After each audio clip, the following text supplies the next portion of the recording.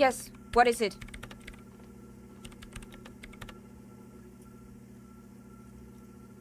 You really like those questions, don't you? I'm conducting scientific research here. You can't throw me out. I'm looking for the location of a 2mm hole in the world. Wait, what? She's looking for a disruption in the radio waves. That's what her personal log said. The lieutenant raises his brows, but doesn't say anything. Yes, that's what led me here. But I suspect it might be something a bit more complicated than that. Exactly. What does it mean? Up to now, it has been impossible to say what it is because it's impossible to measure nothing. What do you think it is? What qualities does nothing have? How do you measure something that... Easy. You measure it by the world around it.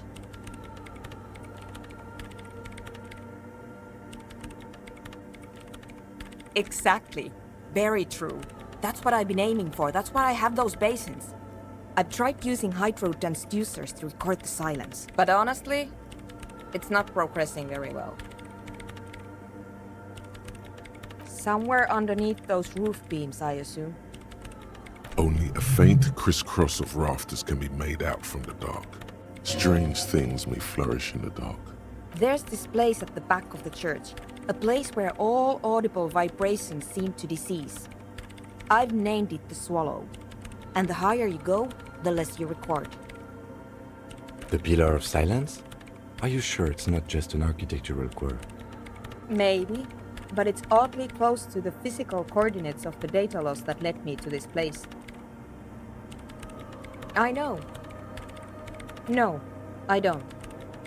She sounds mildly annoyed by this line of questioning. Her hands typing hundreds of commands into the machine. Because it's just trial and error, trying to locate the Swallow, the exact point in space. And I don't have a... You know what? It would be really helpful if you could just stop talking and let me work. Great. Thanks. The Swallow, you mean? Great. Thanks. What? I hate it. I bet she hasn't even heard it.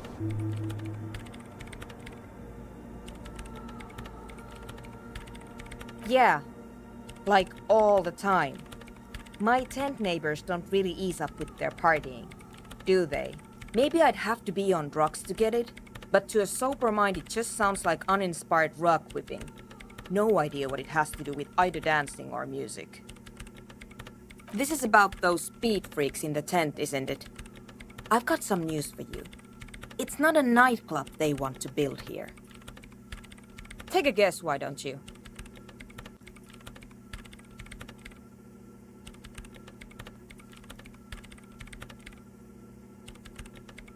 Bingo! That's exactly what they're up to. Ah, wonderful. Now this house of worship is also going to be a drug lab. Always something fascinating happening in tents.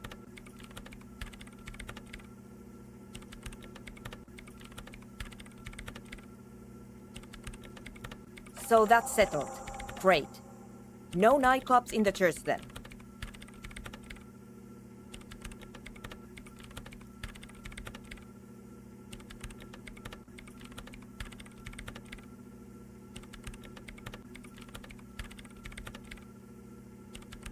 Do I look like someone who has time to... If you want her help, maybe you should help her first. Yes, what is it?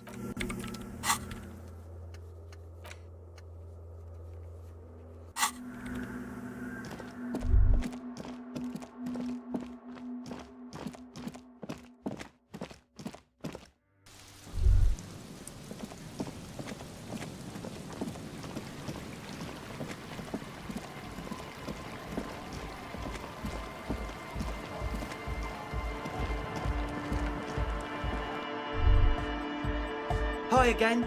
So, yes? What's the deal? A programmer? That's odd. What was she like? What a pity. That's my favourite thing in the world. And she doesn't like it at all. A shame. What can we do now? Do you see a way out of this jam? And into a laser-lit future of dance and unity? Unity! Dance! And you can't just evict her?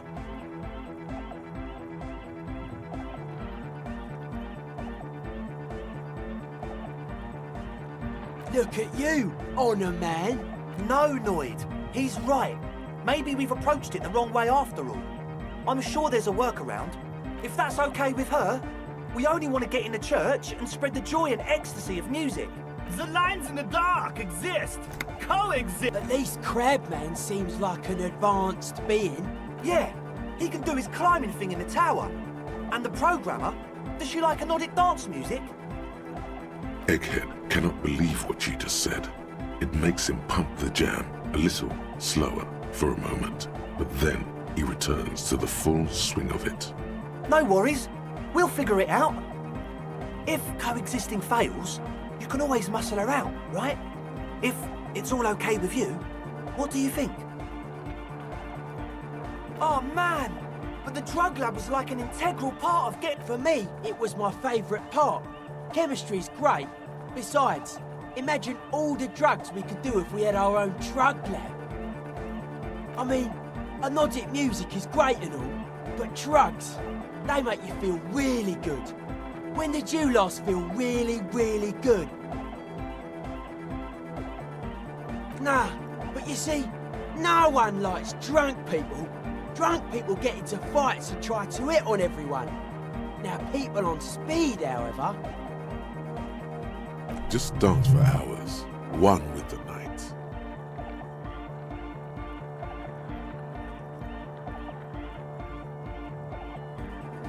Excellent! Good luck, my friend. Goodbye, officer. Huh? I see you here. Huh? I see you here again. Don't think so. Big Bev. There is fear. Besides, The cloud, true, hard, internet, all car. Oh, gotta get the people. Yeah.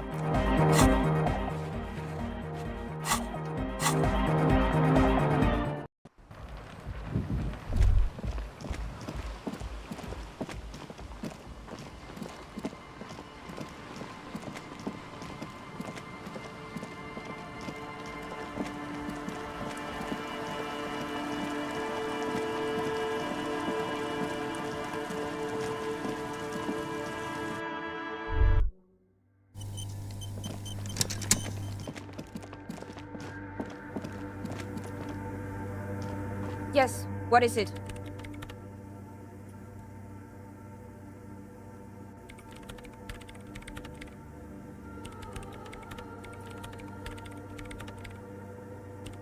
I don't want to make anything work. Yes, anything. Good.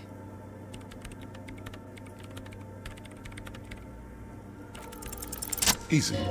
When her research is done, she can move out. What? No, I don't really need any help with the project.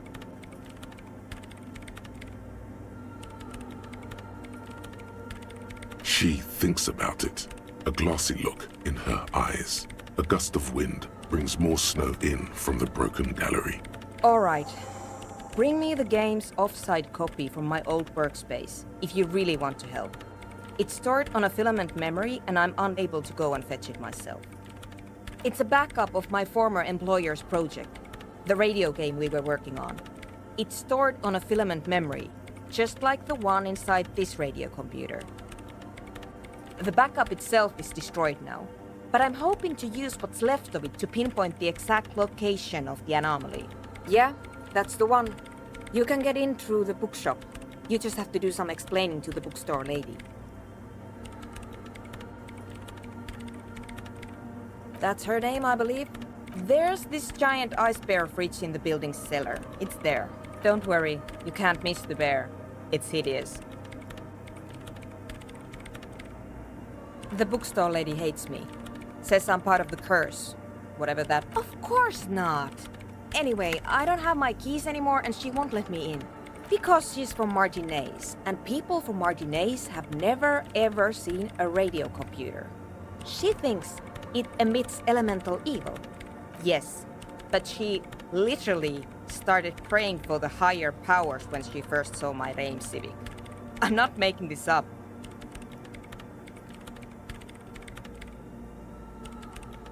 The lieutenant coughs like he's amused. Once I came in one morning, only to find that my terminal was full of those strange trinkets and amulets. So what I need you to do here is go have a talk with her, say that you're a policeman and need to get to the building's basement. Then bring me the offside copy. All right? Thanks. And here's my Kvalsund multitool. You might need it to hack loose some ice. It opens everything. If you get me the offside copy, then you can keep the Kvalsund. It hurts a bit for her to say this. She's not too happy to be parting with the Kvalsund.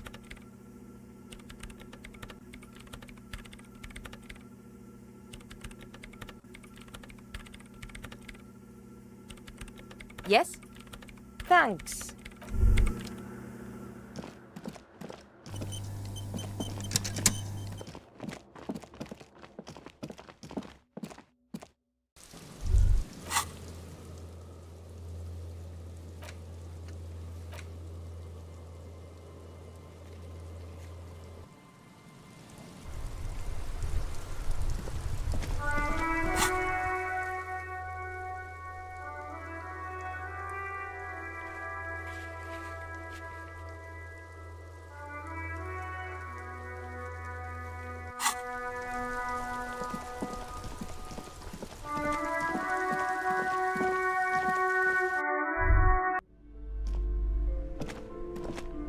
Hello again, esteemed officer, and welcome to Crime, Romance, and Biographies of Famous People.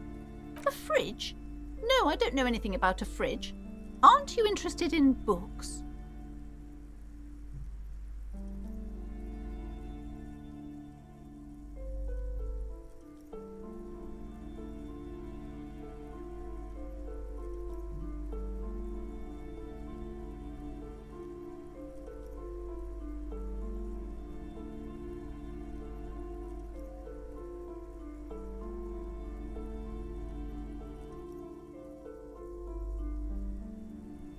For whatever reason, she's lying to you about the fridge.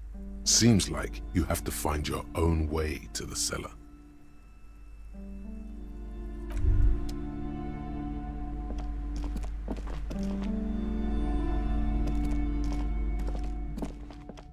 A small mountain of colorful board game boxes. The display rack is brimming with worn paperbacks featuring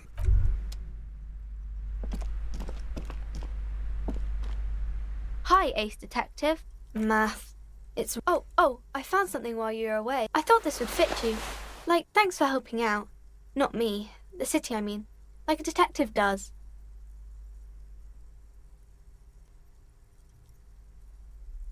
Yes, just like the one... Right, I have to get back to my home.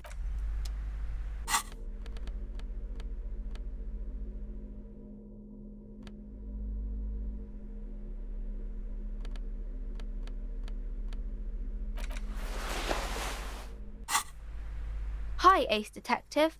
Are you here for more book?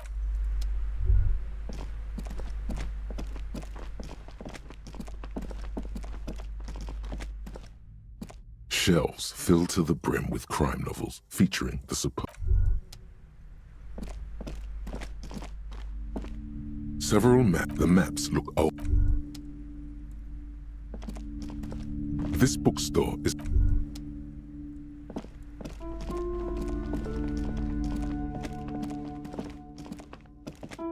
the curtains, tattered with age and covered in dust, hang before you, as if taunting you.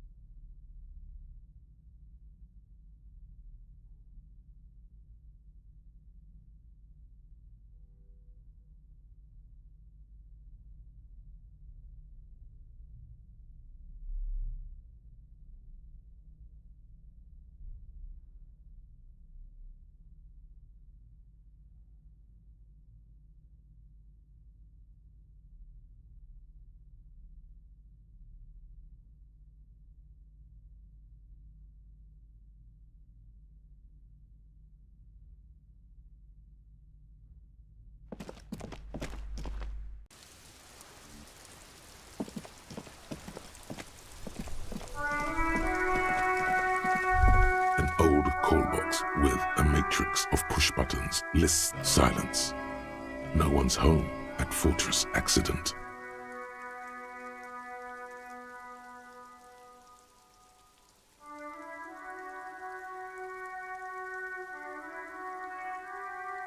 You hear the same waiting room music, but no one picks silence. Nothing happens after you ring the doorbell. Silence. This button. This button looks new. It's...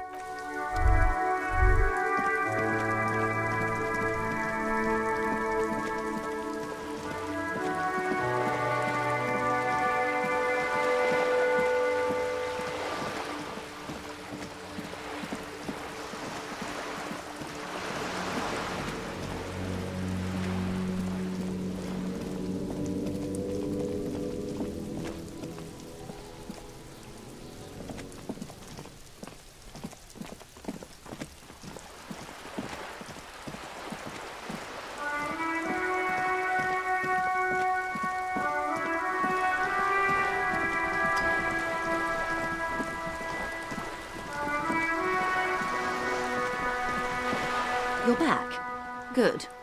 What can I help you with?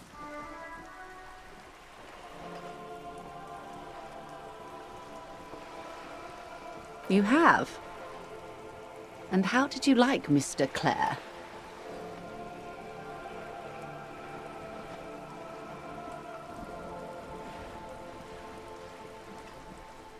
Oh, come on now. He has his uses. How else would he have stayed in power all these years? Or wait, actually, corruption. That's how he's done it. Fantastic. The position of my unusual colleague does not reflect official policy. I hope you understand. Of course. And I don't expect you to share anything he told you with me. I'm not a corrupt verm myself. How could I stop you? Intellectually speaking, it would be quite interesting to hear what she has to say about these things.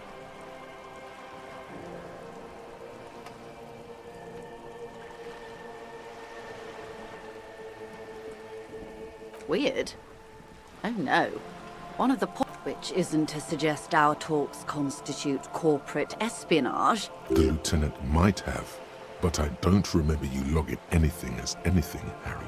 Of course, Detective. Until then, is there anything I can help you with? I love you, Dick. Fast. Observe. She is memorizing your badge number. Pleased to meet you, Lieutenant W. Freighter Dubois. I am glad to see a man of high qualification. What can I help you with, Lieutenant Freighter?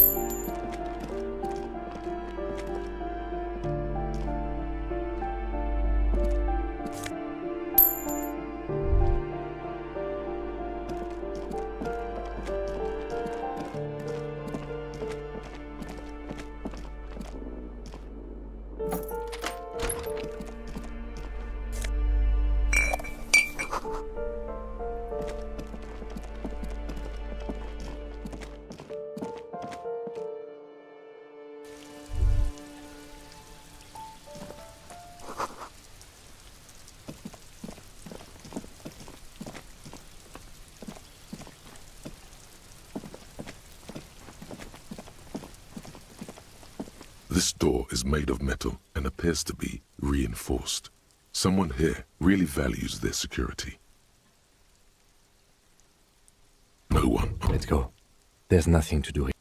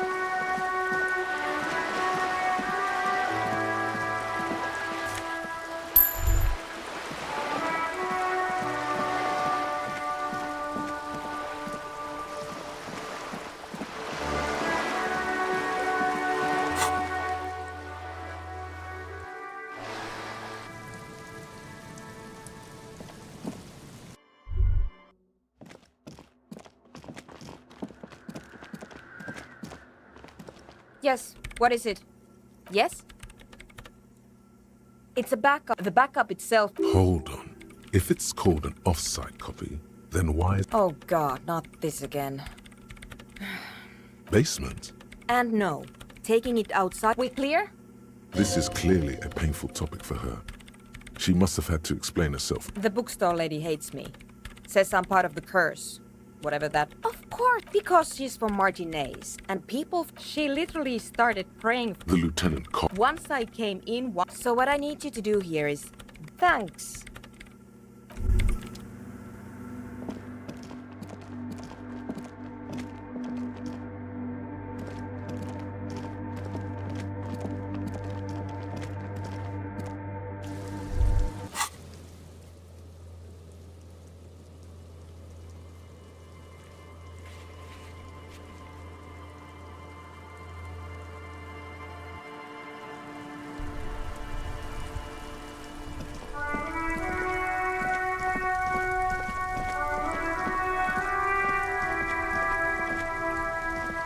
Officer, care to play a game with the lonely old man? Actually, never mind. Would the prick is gone? I can barely believe it. He is trying to retain his jolly facade, but the underlying sadness casts a deep shadow. Yes. In peace. Everything, really. I probably knew him better than... You meant the Teacup? Oh, because of the ceramic armor. Clever. Oh. Host Almighty.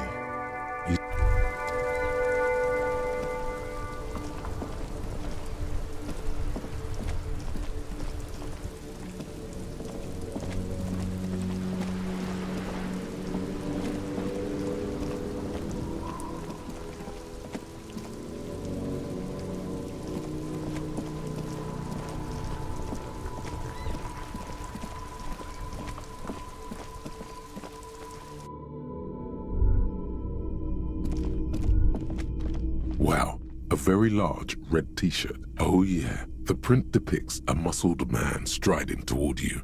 A giant sword in each hand, encircled by burning embers. Hell yeah, man. I don't usually carry printed tees, but this one was just pure A fan? No, I wouldn't go that far. Most people don't think that the man from Yelmdale really existed. But they're wrong. I mean, even if the man from Yelmdale didn't exist before the adventure novels, the stories have made it so that he has. It's simple, really. Okay. You sound skeptical. It's not that complicated. All that's required is a more robust understanding of cause and effect. Besides, I've been to Kotla.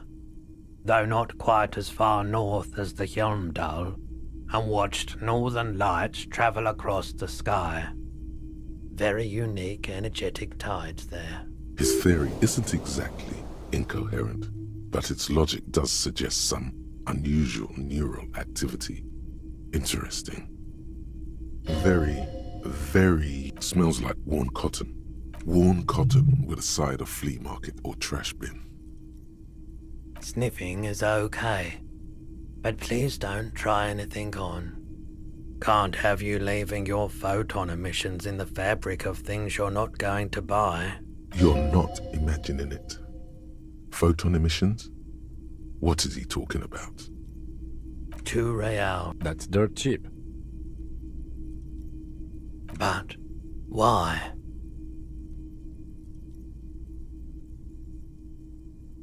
I suppose that makes sense, yes. Please go ahead and take it. Welcome to Hjelmdal.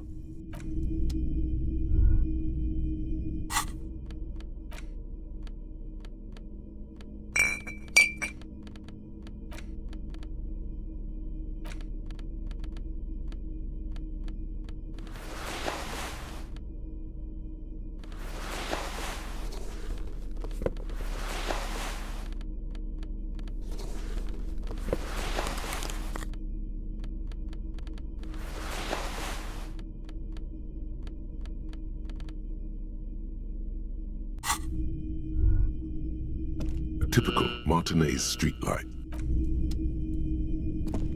All the old boomboxes are there. You see rows of toy soldiers guarding the rest of the trinkets displayed on the table.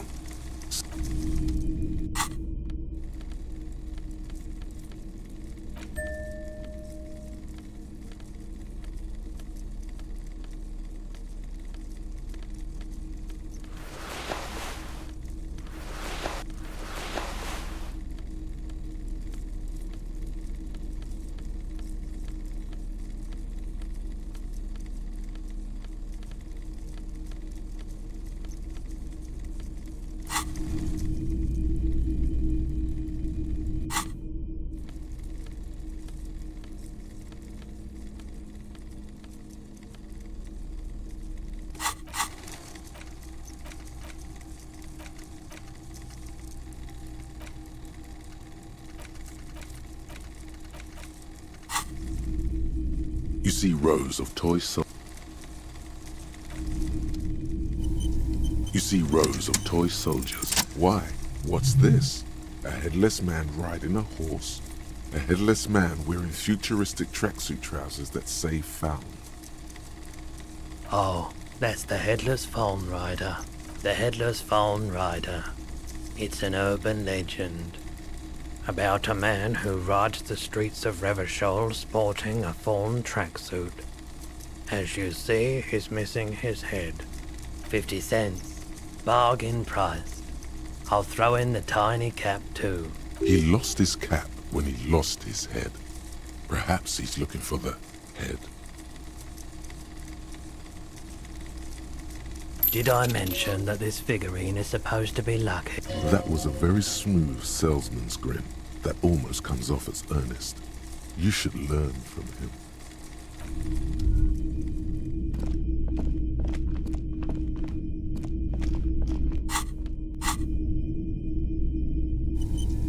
Hello. Let me know. Sure, let me have a look. Oh, no. I don't like those kinds of objects. No sale. Aphotic paths, counter-radiance networks, anti-magnetism. It's darkness. That's all I know. Sell me something lighter. You have absolutely no idea what aphotic paths are, but the tattoos on the man are not that. Anything else you're thinking of selling? Another time, perhaps.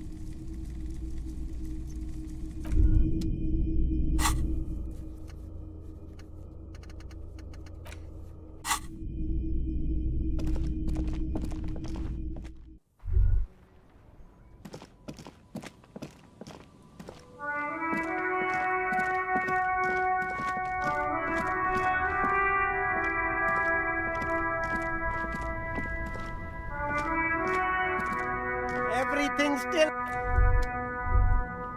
The shine on these sunglasses... Everything still... The speakers below are banged up and worthless. The sneakers triumph over them. You keep coming back!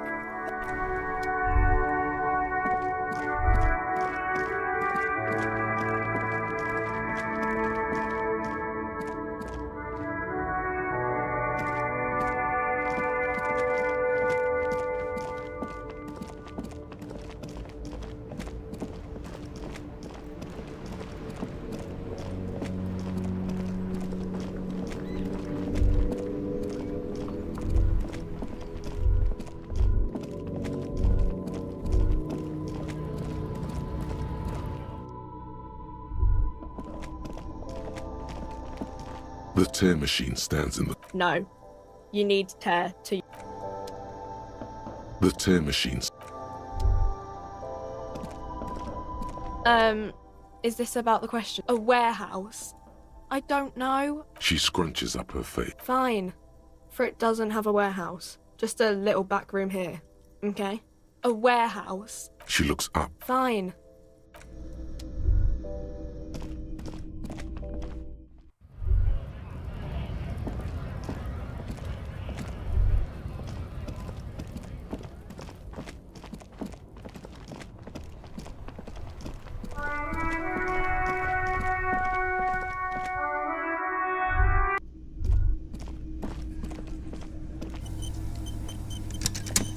Hi, gendarme. Another rendezvous. Hi. So what brings you here? You did? And how did you like him? I told you, he can be very useful. I guess that's the charm of powerful people. A visitor from the first world. He's not like you and me, gendarme. He can always return to his opportunities in Occident, sur la clé. Still, his coming and going brings some life to the village. Or is it just money? I don't know. What about me, gendarme? Oh yes, let's see. He knocked on my door a few days after the lynching. I think he was going through the entire building, asking... let me think. He had an accent. He sounded like one of those mercenaries. He sounded vaguely Oranese. No, not vaguely, scratch that. He sounded... Yes, but he was speaking to someone on his earpiece. Yes, you know those tiny speaker microphones that fancy security guards sometimes wear. Just reporting back whatever I was telling him. Muscular, handsome, strong, like one of those military types. Nothing. That I didn't see anything. Why shouldn't he? What friend? No.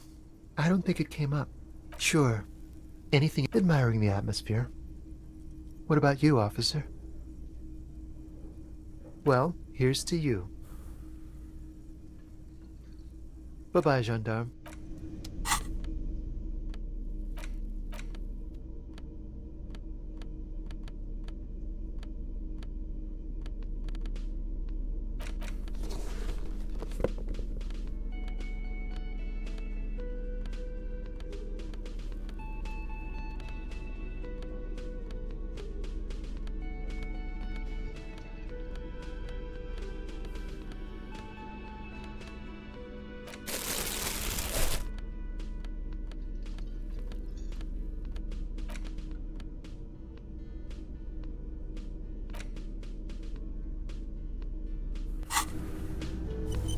Hi again, gendarme.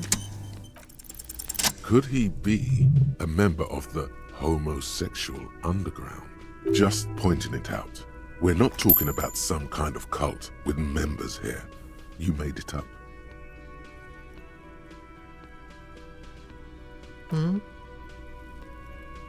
Bye-bye, gendarme.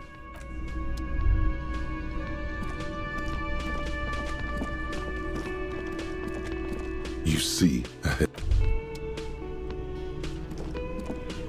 The man ponders his cooking utensil. He looks up at you. Shrugging is an internet. He smiles. It's almost...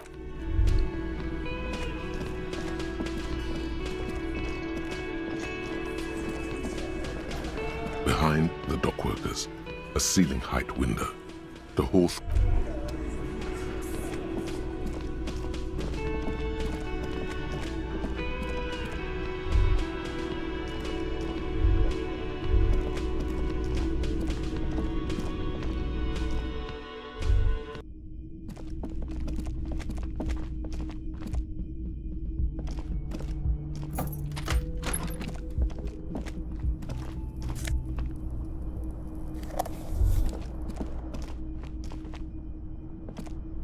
The window stands broke. The morning.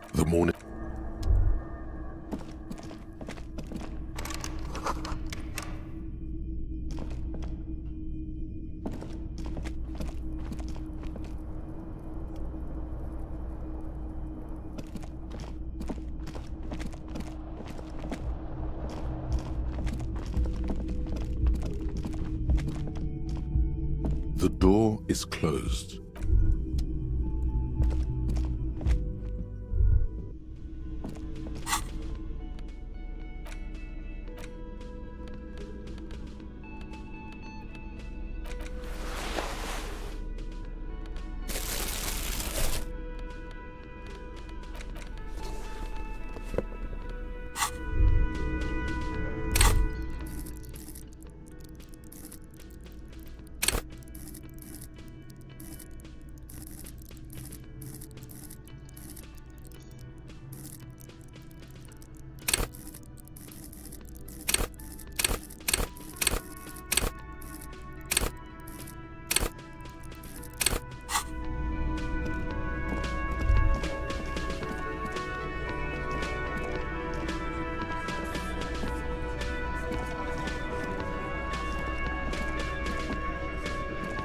Looks like the circus left him, but the clowns are still here.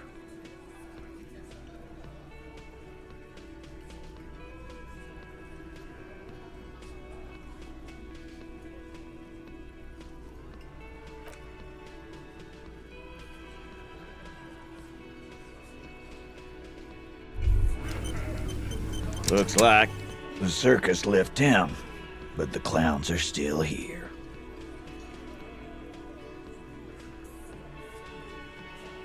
Again. Good one, Titus. About fucking time. A witness? You ain't got shit. The locals would never come to you with... That's just cop tactics, Titus. Next, he's gonna tell you one of us already roll on the others, and he's in witness protection.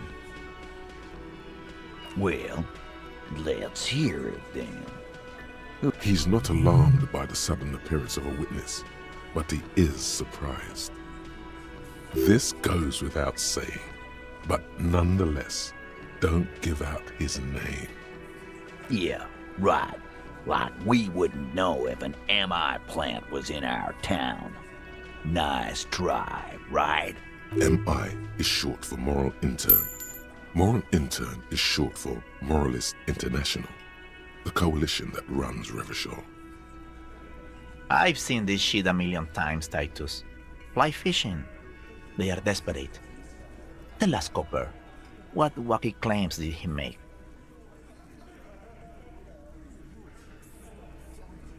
Arab guy? Boss, I think he's trying to save me and Theo. Well, yeah. What is confusing you? Eugene, Theo? It's you assholes that feel the need to go around like a fucking brass band. The Hardy Boys are dead silent. Yeah, it's like they put cowbells on you before they send you to the streets. What's with the cowbells, policeman? They're avoiding having to answer this question. We were drinking, weren't we, guys? I hit the bottle hard. I was drunk as fuck. Right, I'm convinced, Glenn. Nothing off here. Just a regular hanging. Bullseye. Glenn looks around uncomfortably. The lieutenant hit a nerve.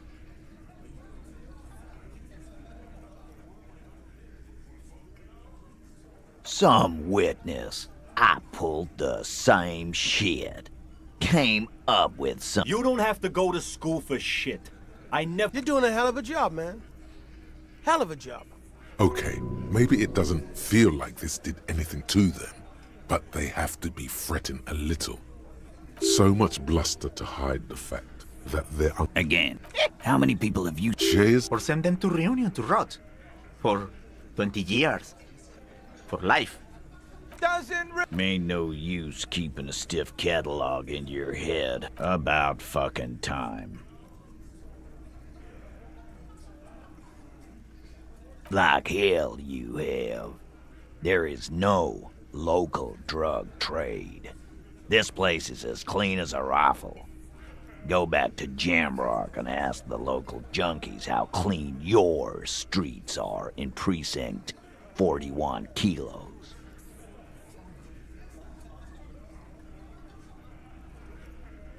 We'll do that. In the meantime, did you know that there's an abandoned lorry at the intersection that was used to move raw ingredients for drugs from Terminal B to Jamrock? The person driving it was present at the hanging. It was one of you. We've connected the footprints. Detective, do you want to deliver the coup de grâce? No, the thunder is his. Leave it to the lieutenant.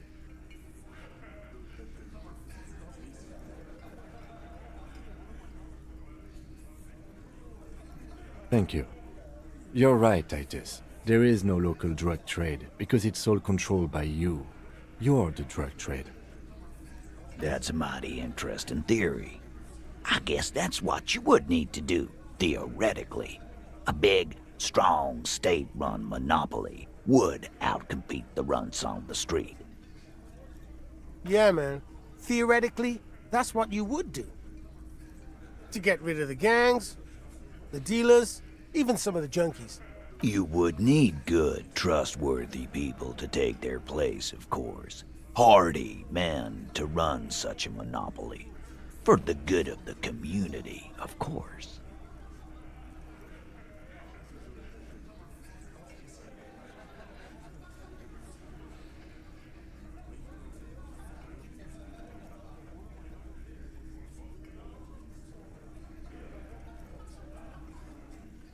Boo fucking who? Yeah, that's... Theoretically, of course. We're just talking politics here. My answer to yours. Not quite yet, Mr. Hardy. There were 8 sets of prints on the crime scene. There are only 7 Hardy boys here. My answer is... fuck off. Mind your own business. There is no 8th Hardy. I run this goddamn scene. Finally, you got something out of him. This could prove useful in the future.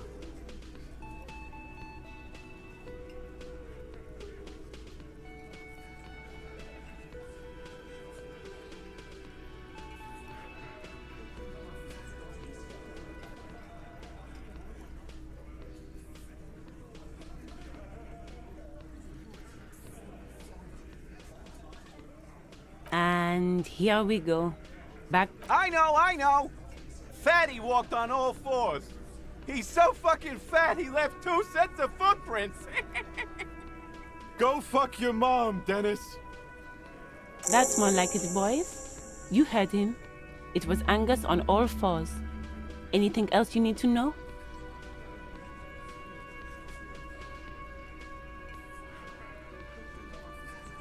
What are you talking about, madman? There's no 8th Heart. Or what? You want to be the 8th... Actually, boss, we've been talking and we think she could maybe... This person Glenn wants to hire, he really respects her. Shut the fuck up, Glenn! I do the talking here. Now what the fuck do you want? It has to be good, if he won't let you pursue it. Looks like the lieutenant thinks so too. So let me get this straight. There is an 8th Hardy boy. It's a she, and you don't like us talking about her?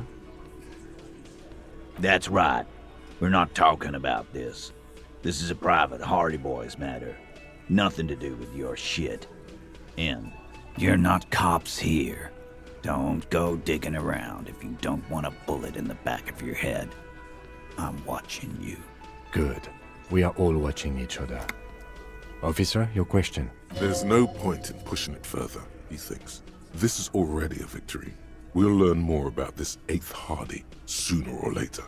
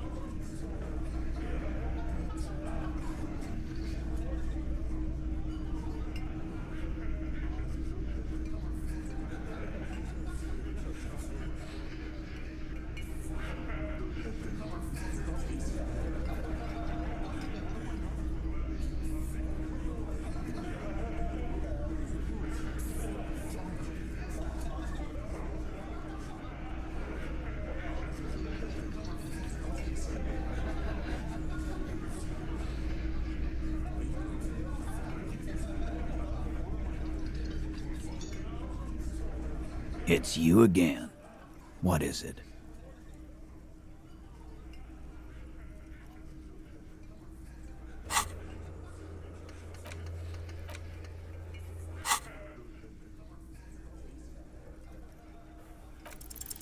Establish authority. Yes.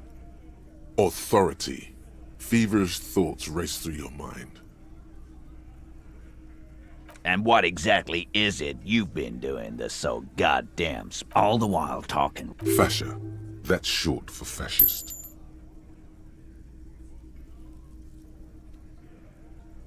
Of course you have. You've been... Callie said they've been trying to set up a race rally, whatever the fuck that means. Trying to get the kips out of Revachol before the economy goes to shit.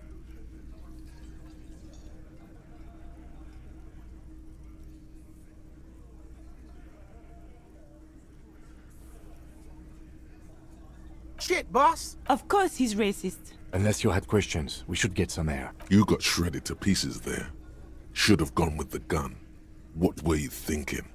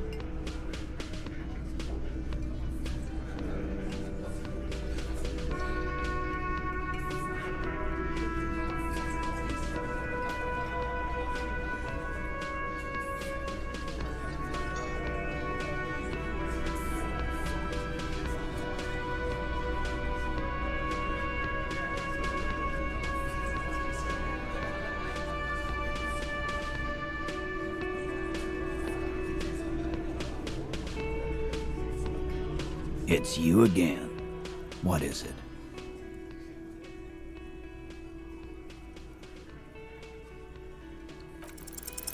As you look around this room full of sweaty men, swearing, drinking, spitting out tobacco, does this look familiar? You believe the place was called Precinct 41. It was also filled with, almost exclusively, men, sitting on desks, talking shit and wasting time. You seen Apricot, old Purdue's daughter? Asks Lieutenant McCoy. Uh-huh, replies Torson. The ass on that one. McCoy shakes his head in appreciation. A bit strange the old man named her Apricot, but, I mean, who am I to judge? Wanna hit the kebab joint? Huh?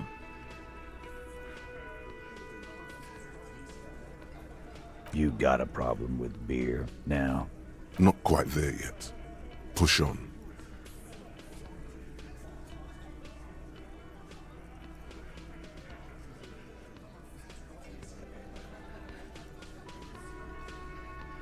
Speak for yourself, buddy.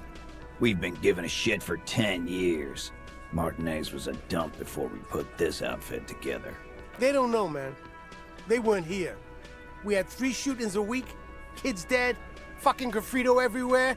You cops haven't shown up since the 30s.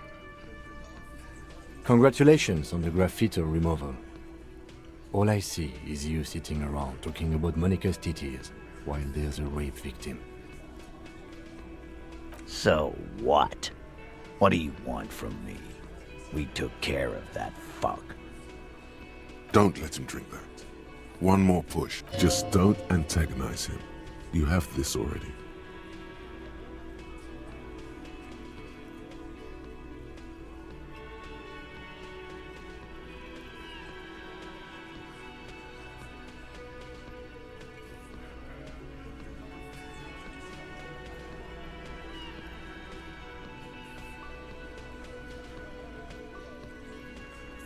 Titus? She stops mid-sentence. That's it. You got him. He's going to give it up, but on his terms. You wanna help her, cop? Fine. I'm gonna let you help her, but you treat her with respect. If you don't, if you question her, harass her, a freight train of pain, buddy. What is her name? Glacia, I'm on due. She's staying here at the Whirling in Rags, a real pretty one. Silvery jumpsuit, blonde. That's I'm on due, with an O-U. Shit. The girl upstairs? That can't be her. She knows you drank so hard you forgot you were a cop. You inexplicably add cool after the victim's name, but no one notices. Your spine is too damn straight. None of these people would ever suspect you've met her. Whatever you do, do not tell him you know her. That would sound off. Calm. Normal. Relationship? There was no fucking relationship. He raped her. That's their relationship. Something is off here. His anger is possessive. Was like that karaoke incident all over again. Or like some of the other girls he was harassing. Okay, enough. He did it before we killed him. He's not gonna do it again. So what does it matter? It would help if we establish a timeline. All right. 2 weeks, maybe? I don't know. I need another beer. Here you go, boss. I know her. How well do you know her? A small twitch in the corner of Kim's mouth. He has a hunch about what knowing means. Well enough, Copper.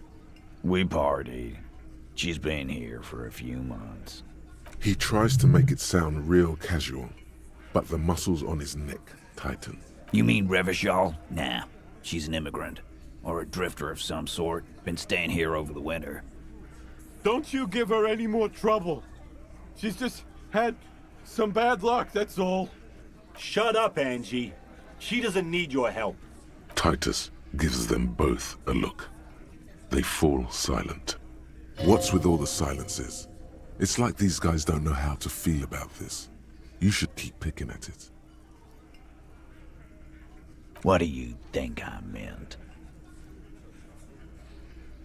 Yes, yes, and no. Got something to say about it?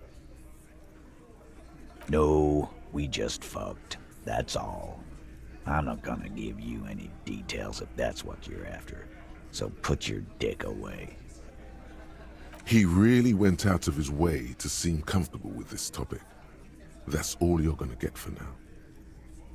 Remember what I said. Freight train of... Again? Seriously? Yeah, what...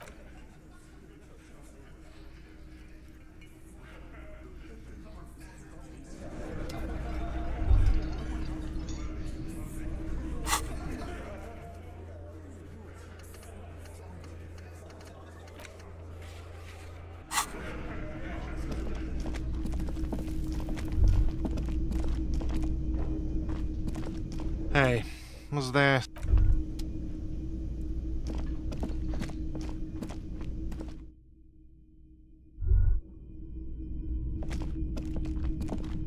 The door is closed. Who is it? This is the police. Can we come in? Come on up. The door is open. Sounds like it's coming from upstairs somewhere. You could snoop around before going up.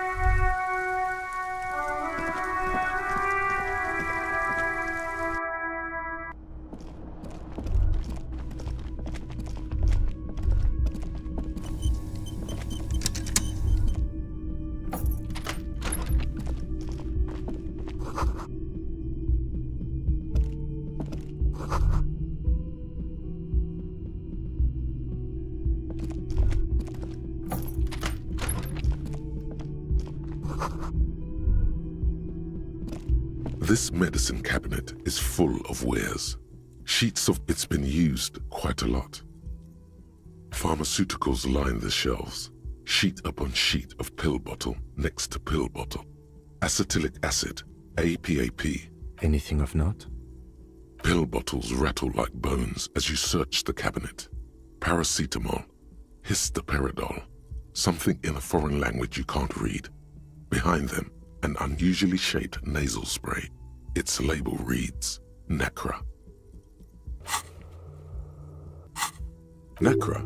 This is used to treat opioid overdoses. Always handy to have around.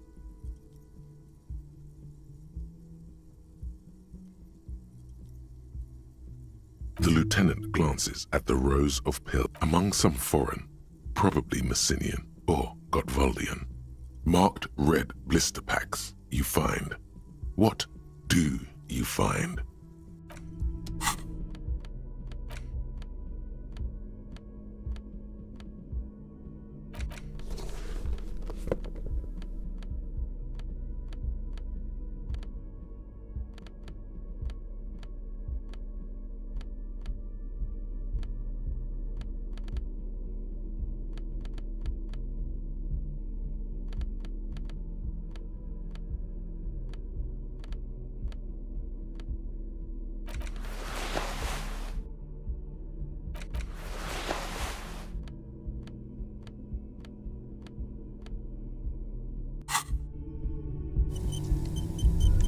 This medicine cabinet is stocked with drugs. A bright orange bottle with Preptide stamped on it, in sunny, happy letters.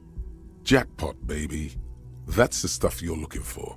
Your palms begin to sweat just holding that little plastic container. It's speed, man.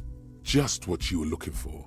They call it dextroamphetamine and talk about psychological disorders. But what we're seeing here is Preptide, a euphemism for pharmaceutical amphetamine. Prescription speed. The fuck are you waiting for? Let's get super fucking preppy.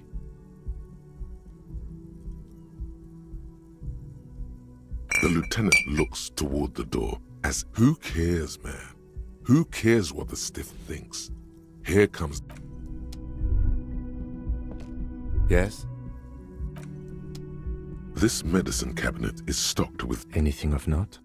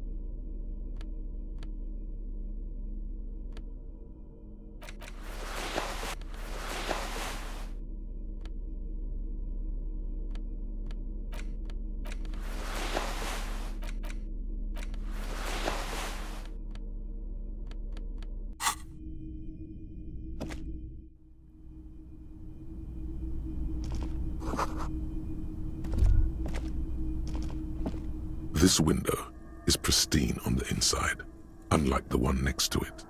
Light from the desk lamp reflects smooth as ice. There are spots of mud and rain following your lead. The lieutenant leans in closer. Looks like it, yes.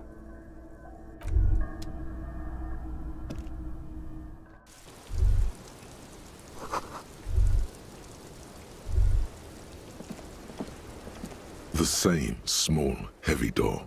No lock in sight. I don't know, Lieutenant Yefreiter. It is not the first closed door we found in this building. There is also your mysterious blue kitchen door. I don't know. The further we get, the more this building seems to be tied to the case. The vigilantes, the cadaver, and a number of people connected to the case are in or around this building. This door is part of it. It's not unimportant. I hate it when that happens. It's barred from the inside. You hear the bar rattle in the brackets.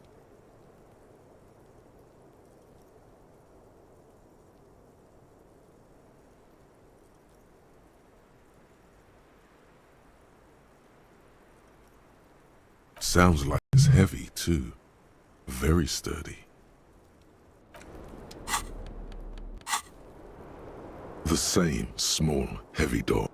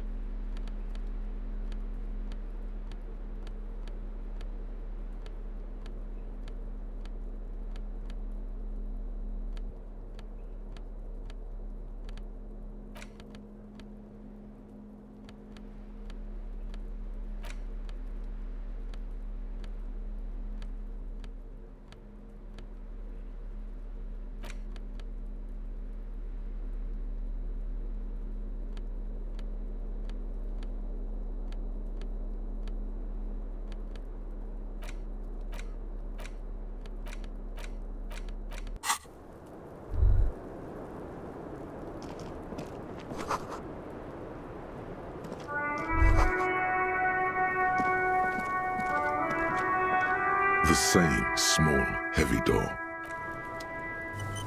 The same small, heavy door. No lock in sight.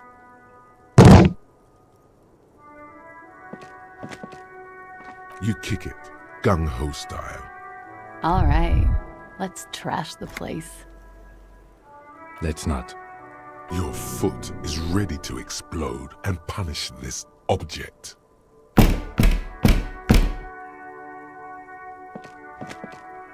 The door receives a thorough disciplining at the cost of your foot. Your foot hurts a lot.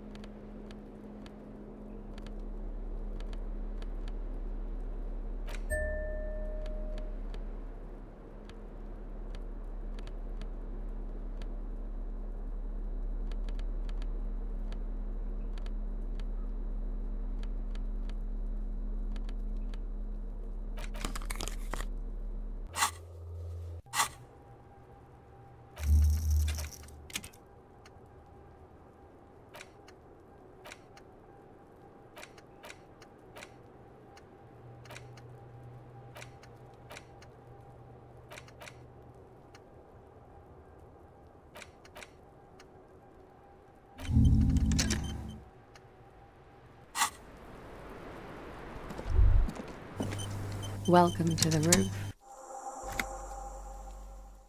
Her hair is still slick from the shower. Below her silvery jumpsuit, an athletic young body, built long and lean. I'm sorry for the mess down there. The cleaning lady hasn't come by in days. I'm beginning to wonder if she ever will.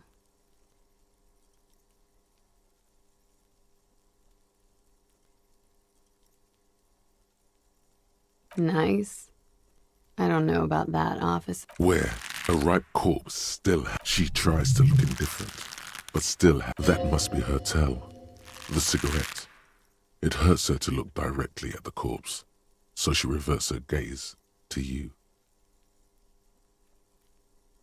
Oh yes, legends of room number 1 have made their way around the building. They say a portal to hell has opened in there. They also say it's why the cleaning lady quit.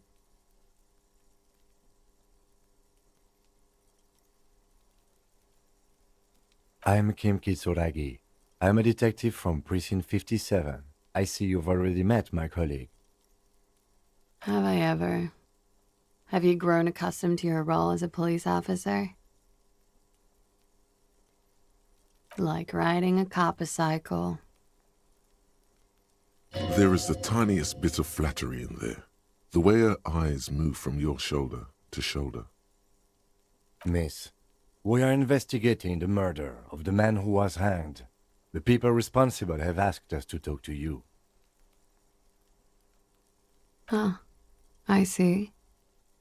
Be careful. Ask something else first.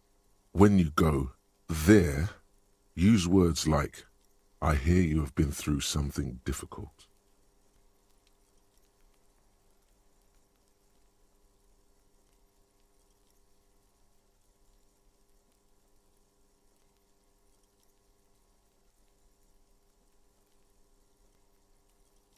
Clausier Amandu.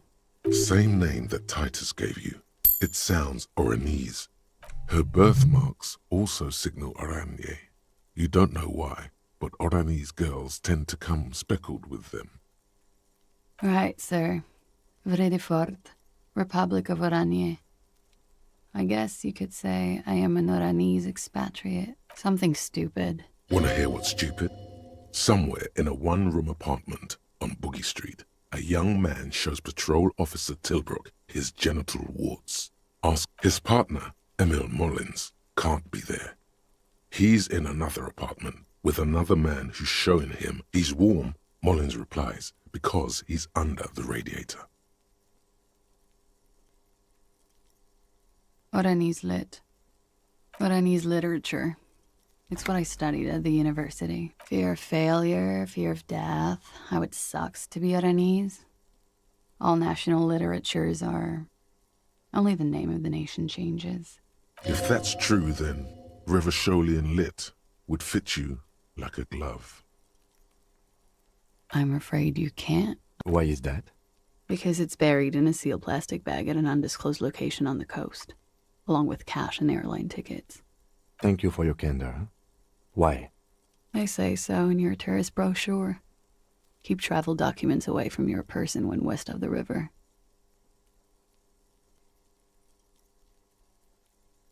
If I were to lie to you, I would come up with a more mainstream name than Clausia Mondu. She seems to be telling the truth, sire. Okie dokie. If any of this made her nervous, it certainly doesn't show in her expression or her movements. Nothing. I do nothing with it. It's not very cool, but what can you do? Nothing cool. I've made more money by just being than I have many things. A roller skating instructor. It's the world's most... Of course she won a beauty pageant. She's very symmetrical.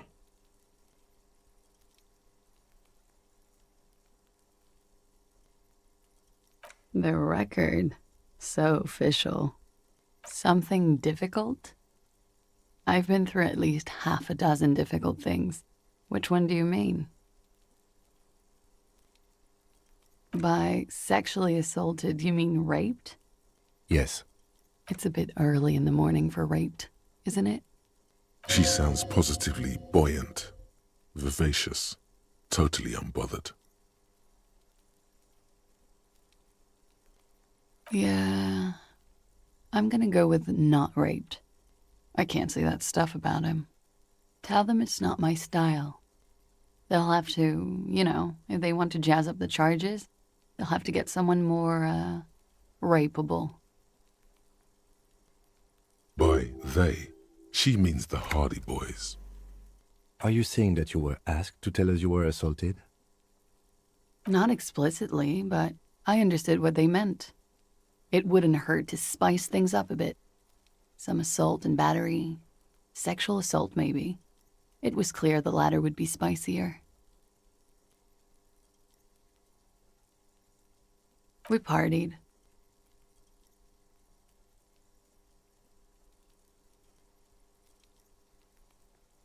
A lot of partying going on. From Titus.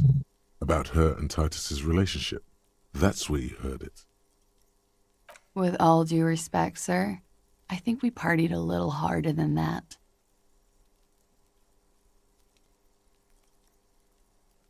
Oh, it is. You're still alive. What did you do when you partied? We drank, sir. A lot. For weeks, basically. We had that effect on each other. We made each other drink harder. That's why I liked him. What else? Stimulants. Speed also has that effect, making you drink harder. And then drinking harder makes you do more speed. I guess you can say that, yes, a bit. Lovers is such an emotional word. But there was something there. We did enough drugs for there to be. How did you two meet? Downstairs, at the bar. He was on some sort of assignment, a military man, as you probably know. Had a cool, scary scar.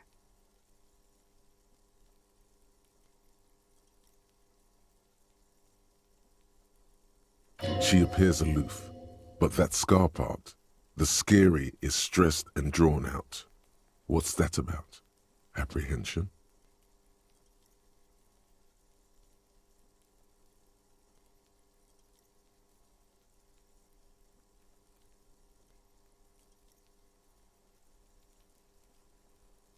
With longing, she misses him.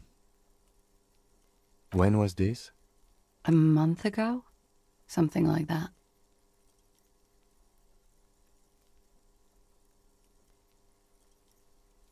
Oh yes. I have multiple viewpoints. From the roof, out of the bathroom window, in my dreams. A bitter cringe. It hurts. You look to the lieutenant. He takes a small step closer. You called us, the RCM. Yes. Jackpot. I made it. And I would appreciate it if you didn't tell everyone. In Martinez, they call it snitching. Reporting crimes is confidential in Revachol, miss.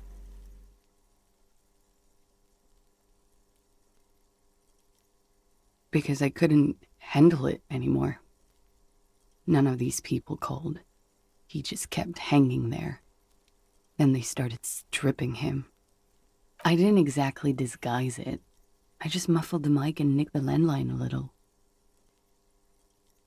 With nail clippers. And I diverted some radio fuzz into it. Into the cold wire.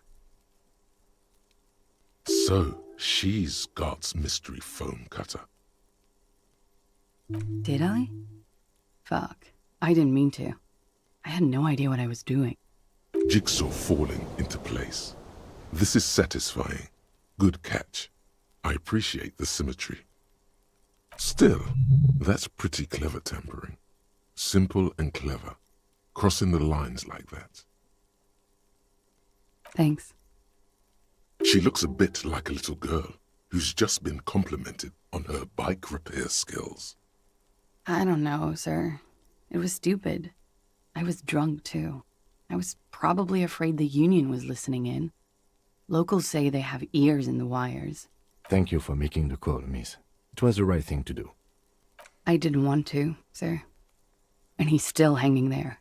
We will move the body to the morgue today, miss. Don't worry.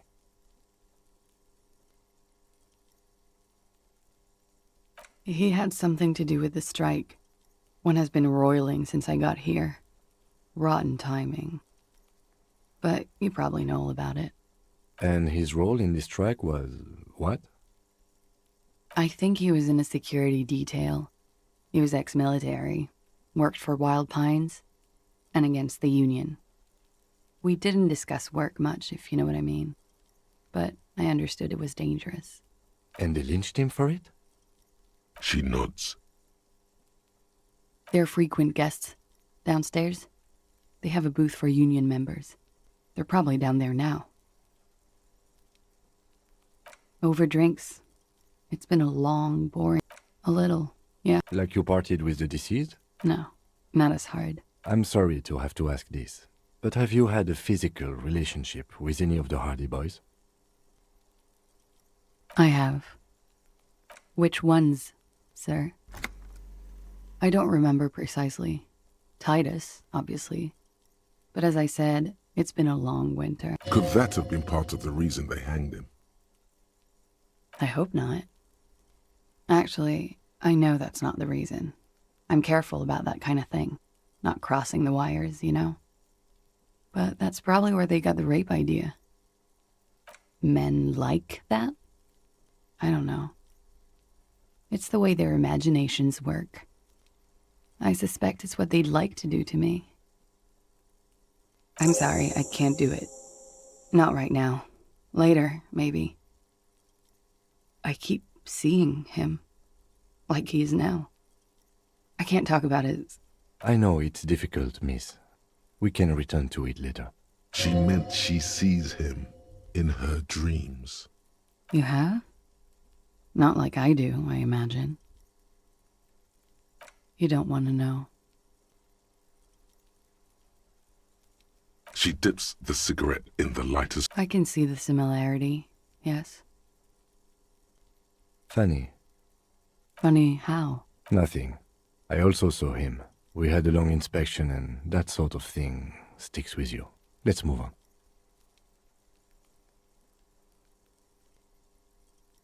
Pretty much. Warming them.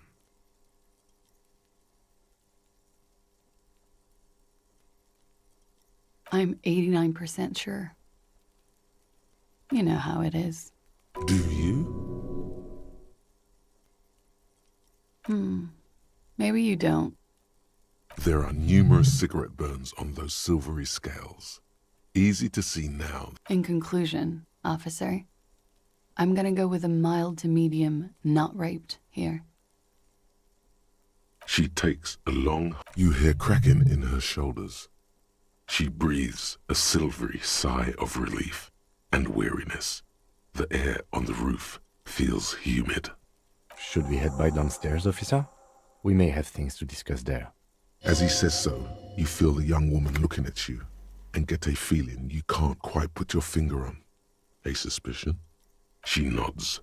Silvery cigarette fumes disappear into her mouth. Not my favorite topic, but okay. How about yeah, it's pretty deluxe.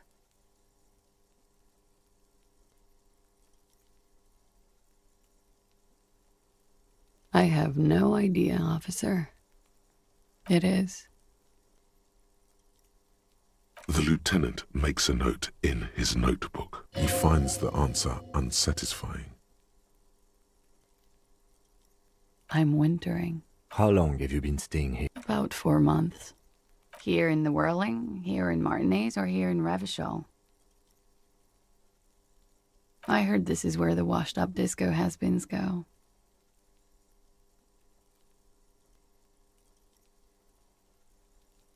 She looks at you and nods. Okay. Watching herself reflected in the bedroom window, tall and sparkling and draped. Yes. You're just one room away. Good. Yes. This means she could have heard something, like what you were doing before you blacked out. You do not need to know that. What you need is to ask normal police questions, like... Get a grip, he thinks. At least do your personal stuff when I'm not here. Why not? I'll be here until 11 p.m., drinking coffee, most likely.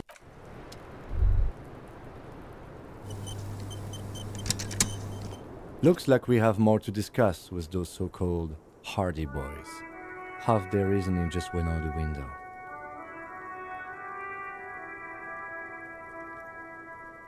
Nothing will make them respect the RCM, but it will disrupt the game they prepared for us. We just stripped off one layer of whatever it is. Her decision to not corroborate their story was definitely not part of the plan.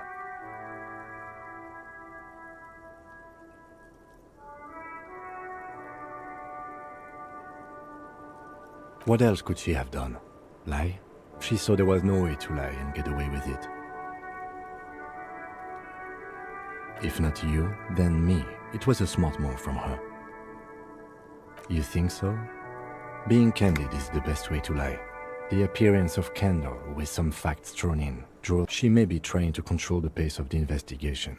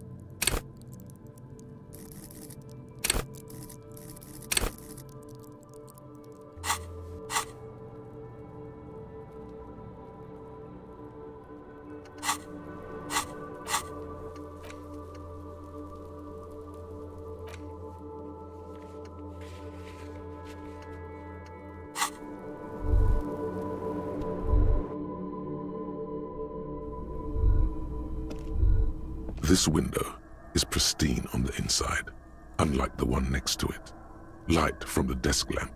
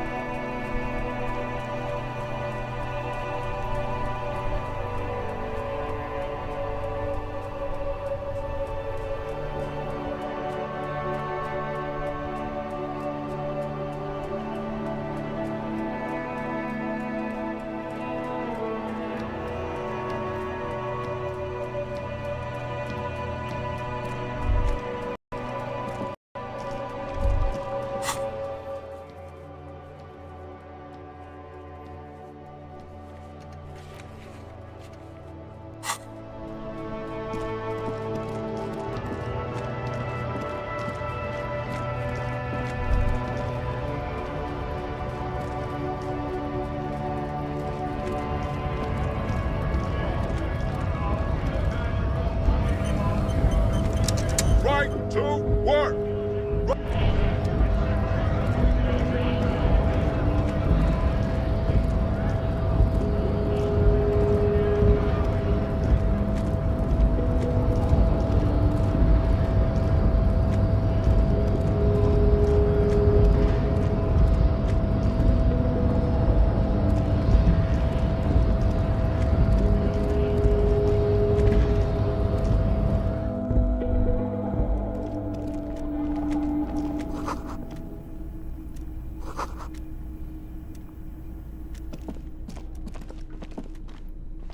File cabinet. Remember, Leo, Everart's shoes.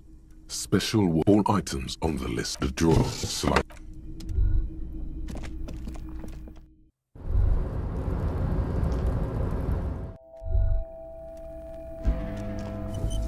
The payphone hangs mutely on the wall.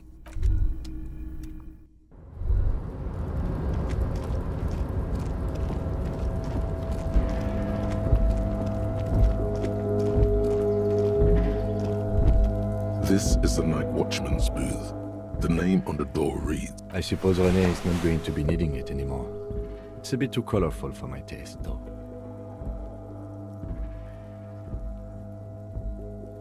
Fantastic. Try not to wear it with other similarly colorful clothes, okay?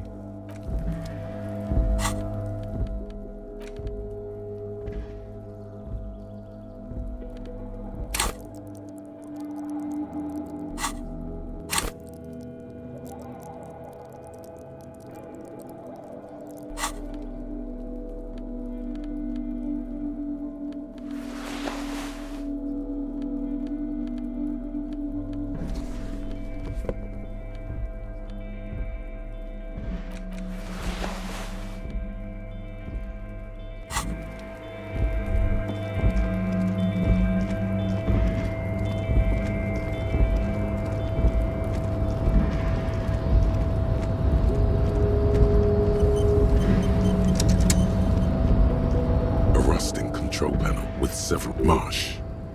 On with a loud grind, the crane shifts overhead, moving a massive metal container through the air.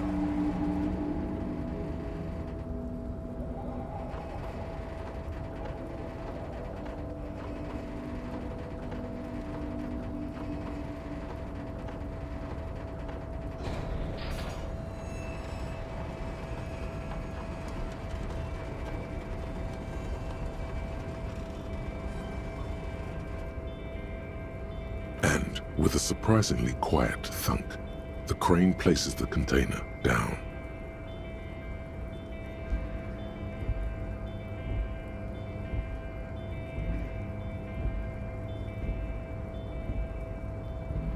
The harbor sleeps as the strike rages in the distance.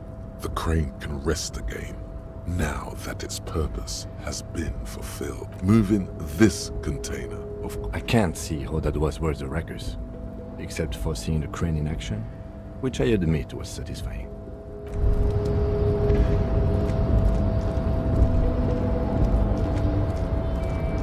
Before you stands a cargo container, just one of many in the yard.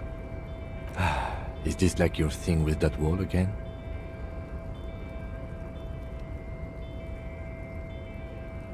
You do? Because I don't. There are a million containers here. Why are you fixating on this one? There may very well be, but we are not here to look for that. We are not here to interact with containers. We are here to get the body down from the tree. You attempt to turn that to your left. The lieutenant considers your actions. No reply. The knock produces a hollow ring of metal. Doesn't sound like there's anything inside the container.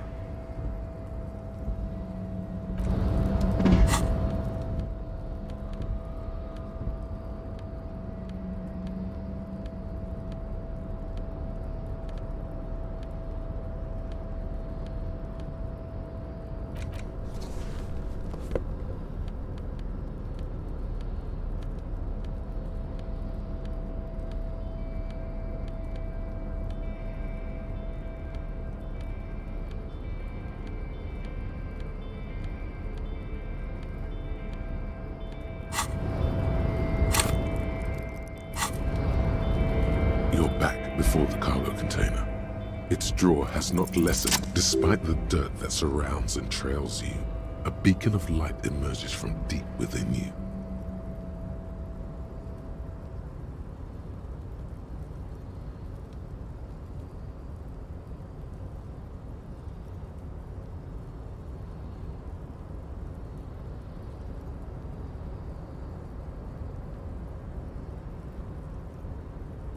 The door stands silent.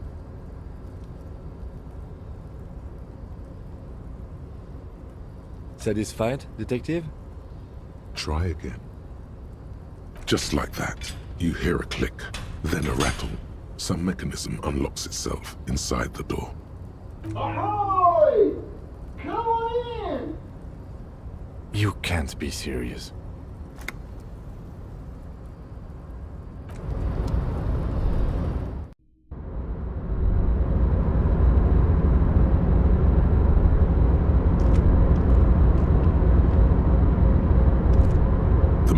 Stands at the far end of the shipping container. The feeling causes all the hairs on your body to stand at attention, like soldiers preparing for review.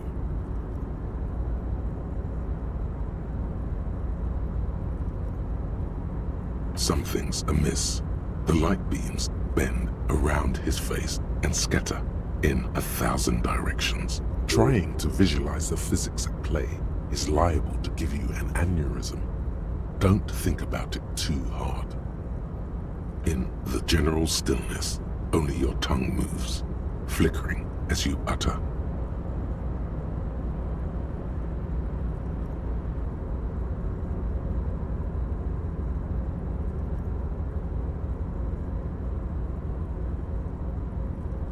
Welcome, welcome. Not too much actually. Just pleasantly surprised to have company today. You can't hear him exactly, yet you're able to understand every word he says. It is very strange. An overwhelming hum covers everything. Voice doesn't escape from him. Now, what can I do for you, gentlemen? Who am I? Oh, I haven't been asked that question for such a long time. I don't meet a lot of people outside my circle these days. Anyhow, my name is Rustam Teodore, investor, license holder, and extremely high net worth individual. And you are? Mr. Teodore, I am Lieutenant Kim Kitsuragi of the RCM, and this is my partner. Pleasure to meet you, Harrier Dubois. I must admit, the name suits you very well.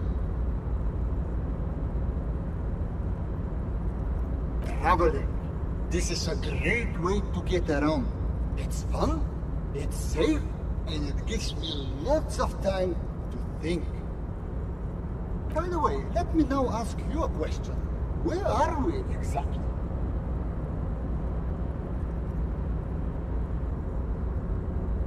Oh, interesting. I've made quite a few real estate places over the years. It's a shame I can't get out and explore myself. One of the downsides of being an extremely high net worth individual is that mobs of low net worth individuals are constantly banding together to ask for money. There simply aren't enough hours a day to hand out all the handouts. It's like feeding seagulls. There are always more, and they never seem to do anything interesting with it, except more seagulls. Spending money is a matter of desire. I'm sure you agree. I don't have the desire for spending it like that. Smart, no? It also provides a means to hide from all the targeted advertising we extremely high net worth individuals are constantly subjected to. Luxury yachts, high-fidelity portable radio systems, bail-proof outerwear, and so on. It just gets a bit middle class after a while.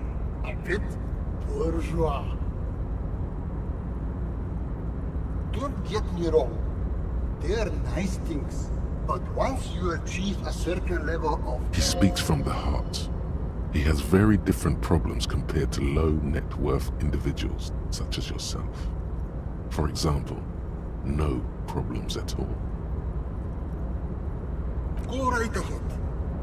Oh Lord, not this again. We have a murder to solve, and yet you go around bothering everyone about money, arguing that you think it's somehow related to the case. And yet, it never seems to get us any closer to solving the case. It's quite alright. I'm used to the question by now. To be blunt, I inherited my fortune from my grandmother, who herself was an extremely high net worth individual back in Graz. All I did was take her fortune and invest it brutally. I got it, but then, once you've reached my position, it's nearly impossible for me not. Some of my lower net worth friends say to me, but doesn't that take all the fun out of it? And I tell them, not really. Sure, and they benefit when I buy things to stimulate the economy. Do you know how many jobs it takes to build and make? Dozens, at least, of every man gets what he earns. And it is truly... Hey, all this talk about money has made you lose the thread. What is going on with the light? What do you mean? Are you talking about my chin? Oh, that's what you mean. Yes, I've heard of this effect, though I've never witnessed it myself, of course. It has something to do... The Weiss-Wiesemann coefficient is a ratio designed to reflect the difference in net worth between individuals. When the coefficient is close to 1, or 100%, it means one person possesses all the net worth among that group of individuals. It's been observed that when the Weiss-Wiesemann coefficient reaches about 0.96, the Weiss-Wiesemann coefficient 0.9998, repeating.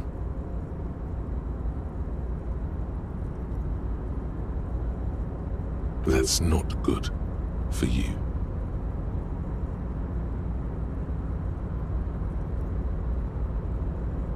Among other things. But calm down. I'm but a lowly single-digit billionaire.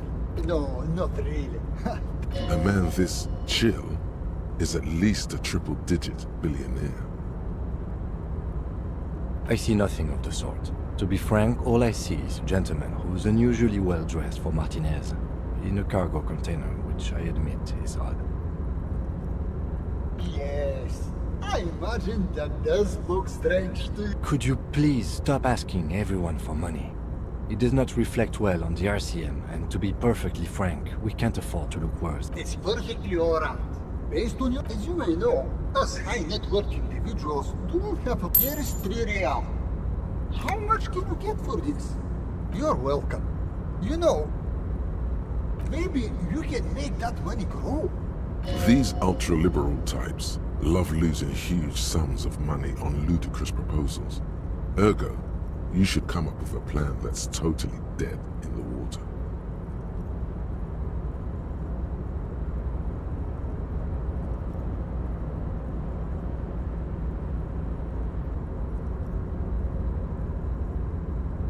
Thanks for stopping by. If you ever have an idea you want to pitch me,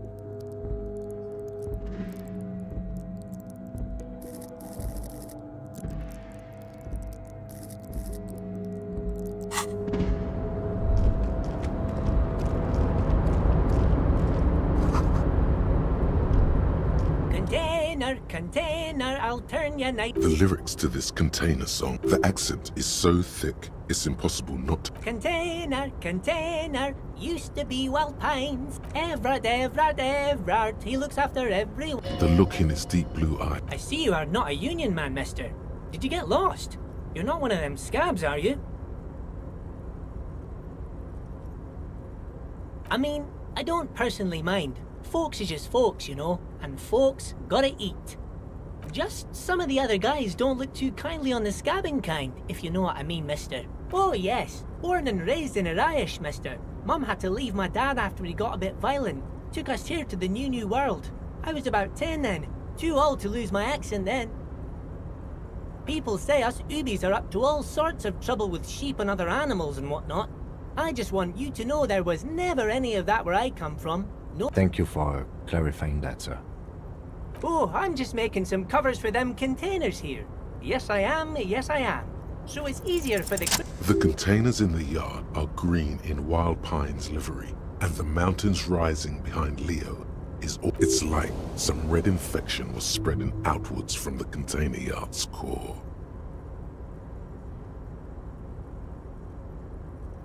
There appear to be cisterns underneath the Union container covers.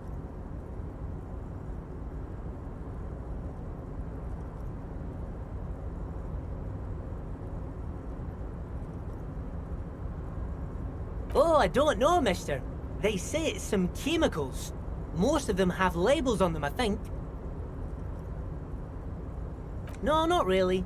Mr. Everett doesn't tell me all the big things. Says I go and tell them to everyone. Yes, they are hiding it from the inside. All the red containers have the Debarders Union logo on them. Oh, no trouble at all, mister. No trouble at all. Oh, most of the guys are down at the gates, keeping the scabs from coming in. We're on a strike. The whole union is. You don't have to work when you're on strike. Ha! So no one is working? Not everyone is down there, of course. Mr. Everard is in his office, where he always is, and Jean-Luc is guarding the gate. But Titus and his boys got into some drunken trouble and Everard sent them on a nice vacation, for a week or so.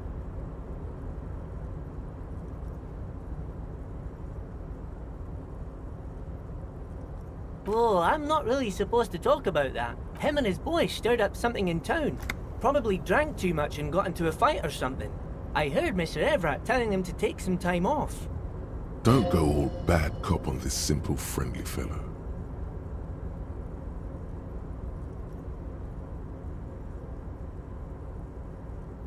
No, I don't think they killed anyone. Let's better talk about something. He probably doesn't know anything anyway. Who in their right mind would tell him? Oh, yes. I leave all kinds of notes for myself. That old head of mine ain't so good at keeping things in no more. I almost forgot about the... Oh, yes. I've been taking special whirling borscht to the men every day since... It's very, very good. Makes a man feel so warm and happy. I feel like I could take on Mr. Ren... Yes. I'm taking it to them. The borscht keeps them happy and in fighting spirits. Makes you all warm inside. Oh, the whirlings cook. He makes it. Them is always talking with Mr. Manana in that weird language and laughing together. He doesn't speak what we... Oh, sure, mister. He didn't actually understand what you meant. Yes. I'm like Mr. Everett's right-hand man. Actually, Miss Beaufort is the right-hand man, but she's a... Who is this, Miss Beaufort? A real pretty lady with a skin like those douce sucre candy bars my missus likes so much. Them are real nice to suckle on once the dinner... But I can't listen to the radio all the time. There's so... Stay on this Miss Beaufort topic. Oh, Lizzie. She is a real sharp tool. Mr. Everett put her through some fancy school and everything. East of the... He respects that word. But she's a real nice girl. For a fraction of... If me missus and me was to have a child, I'd be real happy if she turned out like her. Dr. Lemaitre said so. And she knows about such things. Being a doctor for almost... Law school? Could she be talking about the union fixer? A.K.A. the gardener?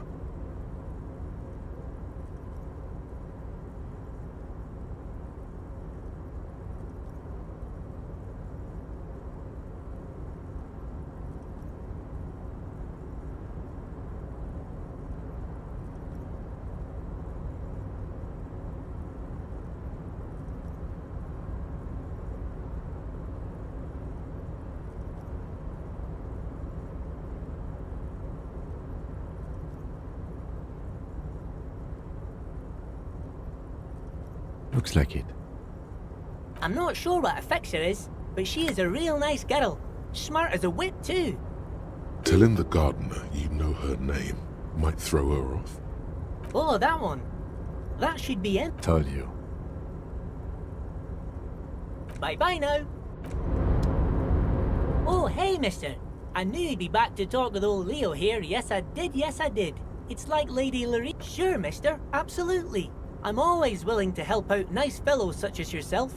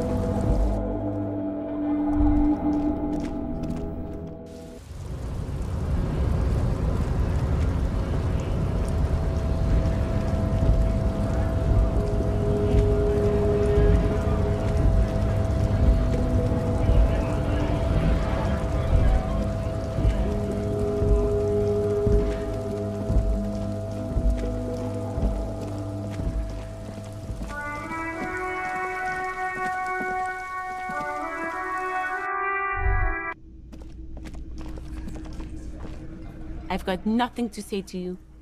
Why are you... I've got nothing to say to you. Why are you wasting your time?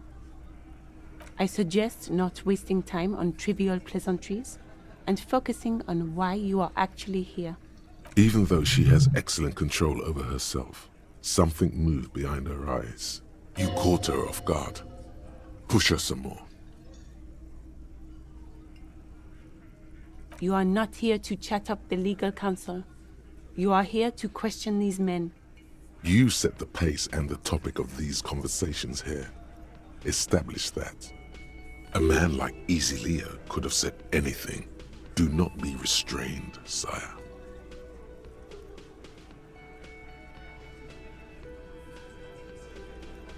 I represent the Union and these men here. Don't make this personal. A very minor victory. I said... Even though you caught her off guard. No. Talk to Titus. I said... Even though you caught her... You are not... You said a man like Easy Leo. I represent the Union. A very minor victory. I said... Even you caught her off... You are not... You said a man like Easy Leo could have... He said no such thing. Calm down, everyone. Let's stay... Dirty tactics, officer. I said... Even though you caught her off... You are not... You said a man like Easy... I am a legal counsel. A very minor... I am not. You could be Liz. You could be anything. You could even be a model. Even a mod? Glenn, I went to law school. I am an attorney.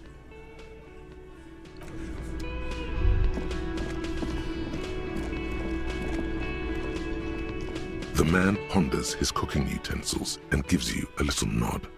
The mention of mañana gets his attention.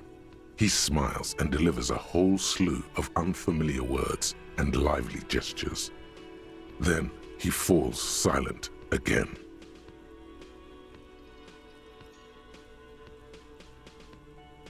They're friends. The man says a couple of sentences in that strange language of his and then seems to wait for you to speak. I'm pretty sure he asked you a question. He doesn't know your language. You can just say something cool in return.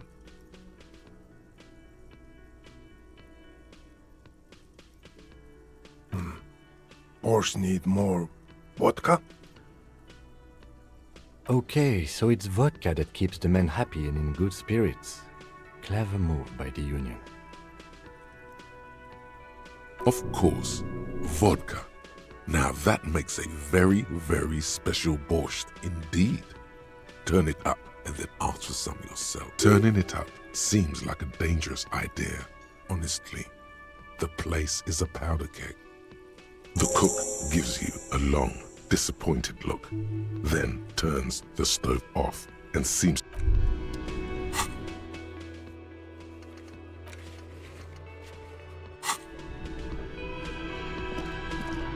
You see a heavy stick. It could be connected to the bar door upstairs.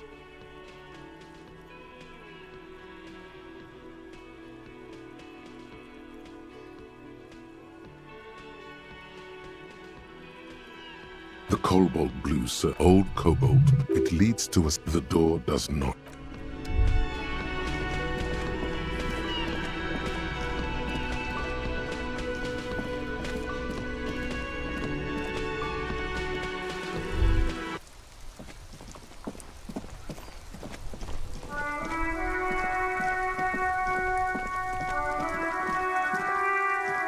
An old call box with silence. No one. Silence. Nothing happened. Silence.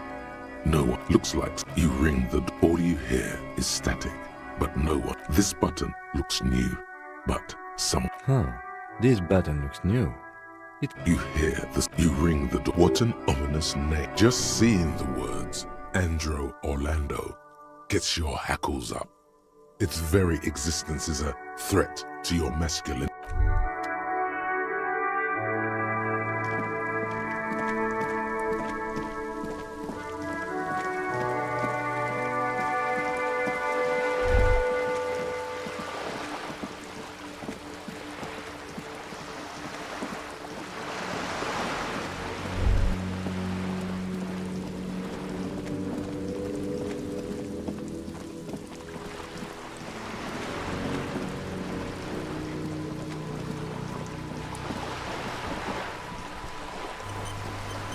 You're back. Good. What can I help you with?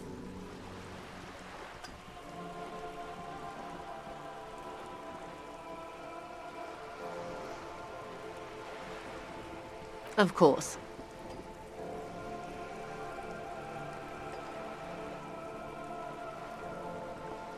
The scabs? You mean that? Yes. They were organized by Wild Pines. The contractors picked them up from Jamrock and drove them over.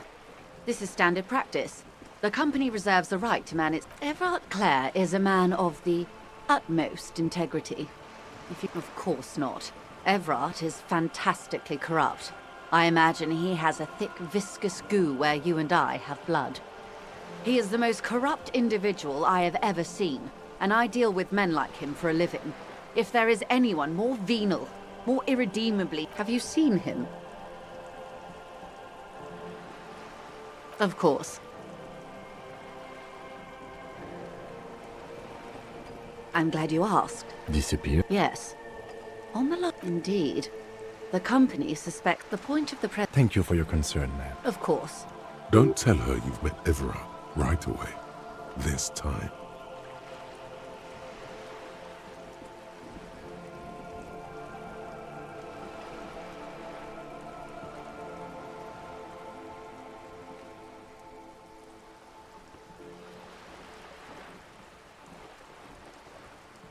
What we do... There was a touch of discomfort there. She wants to merely represent.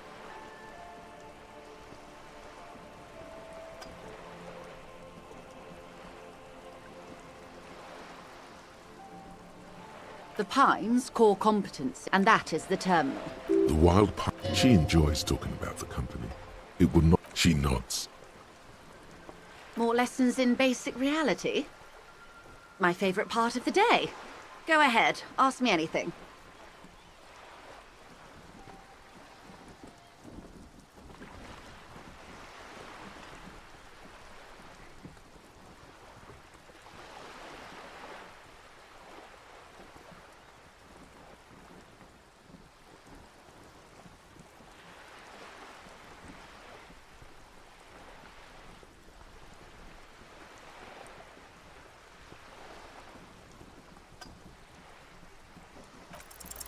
What is all of this? The scent, the sound. What world? The camera of her mind glides over the surface. Great bodies of water. Forests. There is a term of endearment they coined for it. Elysium.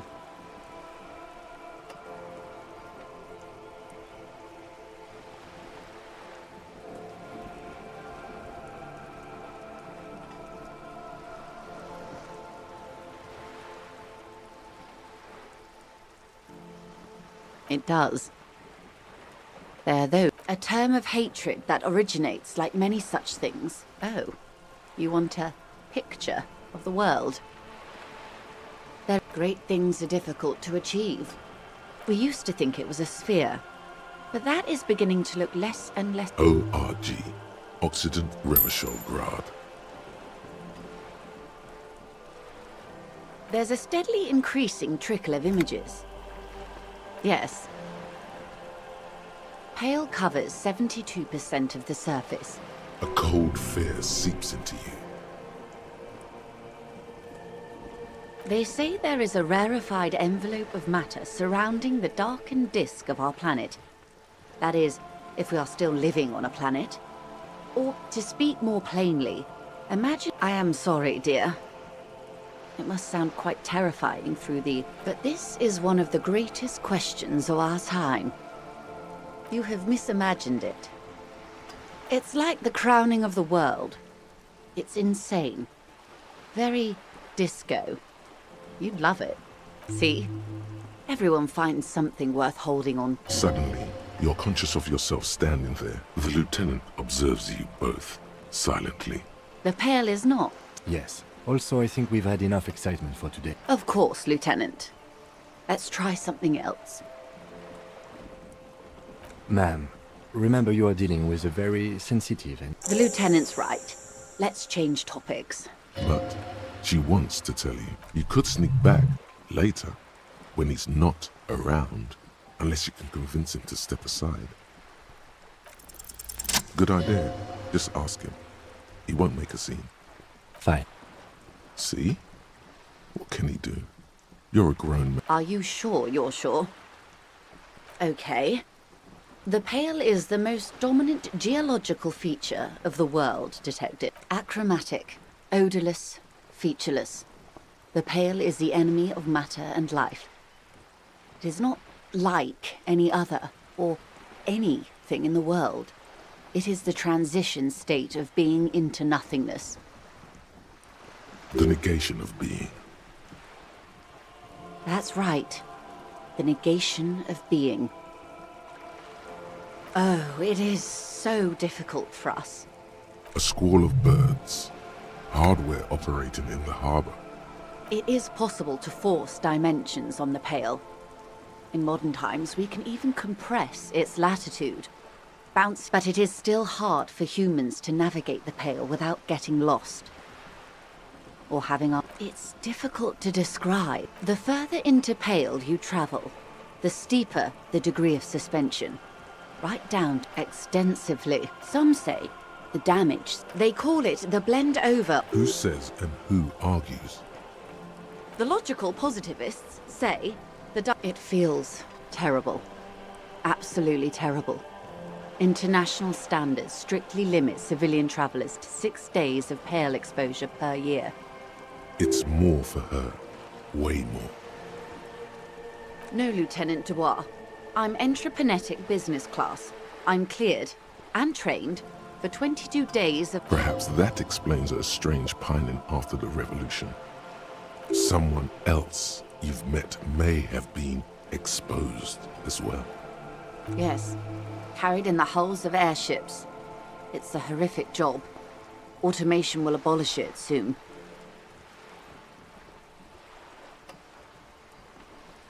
You should ask the Pale driver about this. See what she says. That poor woman must have stories to tell, like you wouldn't imagine. Up to my gills, officer. The Pale outweighs reality 2 to 1. There is more Pale than there is matter, and the ratio is slipping. What do you think, Detective?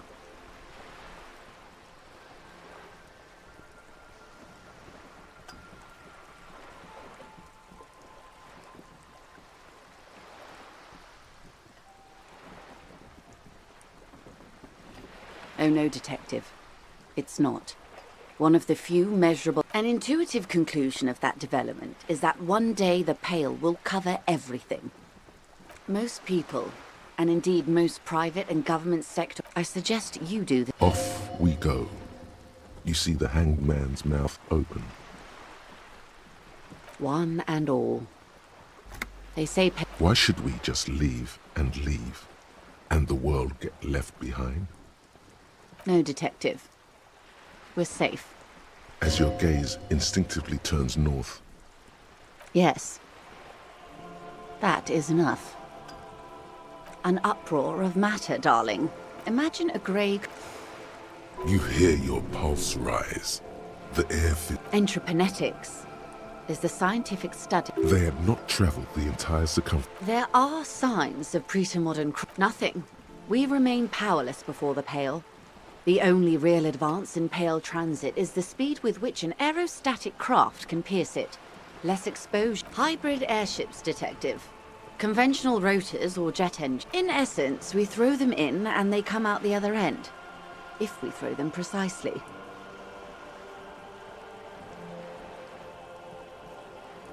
Then they don't. Gone, like a skipping stone beneath the surface. Yes, sweet reality. But before we do, is this the first time you're hearing this? Do you really not remember anything?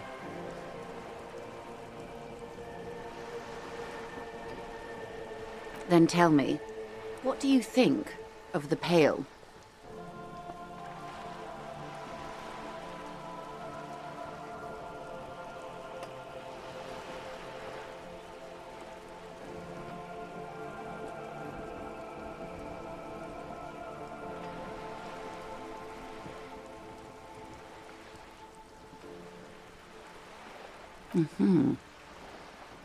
You really didn't know. This does not spell good for the investigation, Detective. If you don't know even this, then...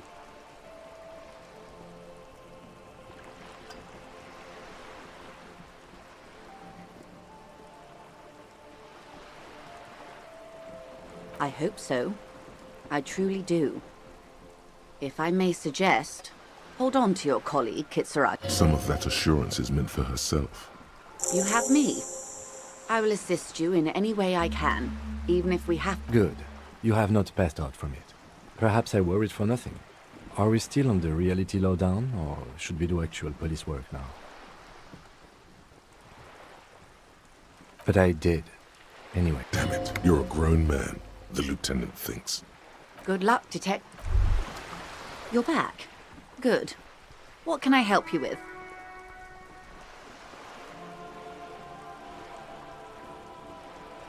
I fear I've told you all. Is there anything else I can help you with?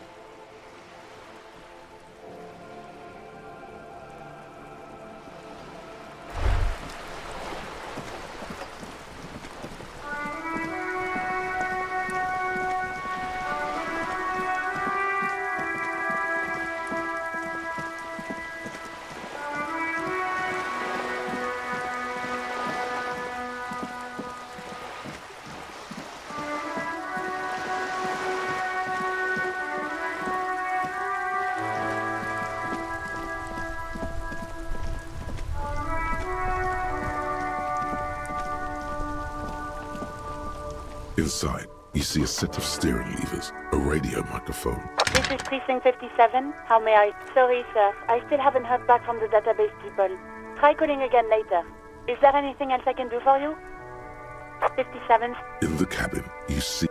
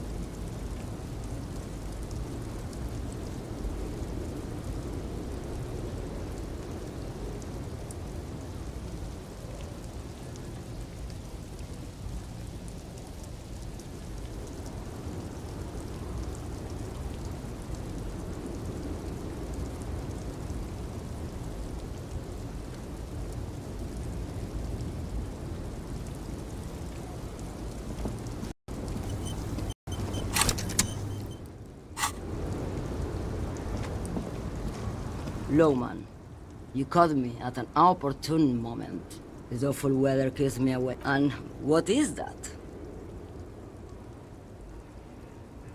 Great. He asked the Pines rep about the bail, and now he's talking to everyone about it. Fine then. Just try not to black out again, and don't contemplate. We don't have time for that.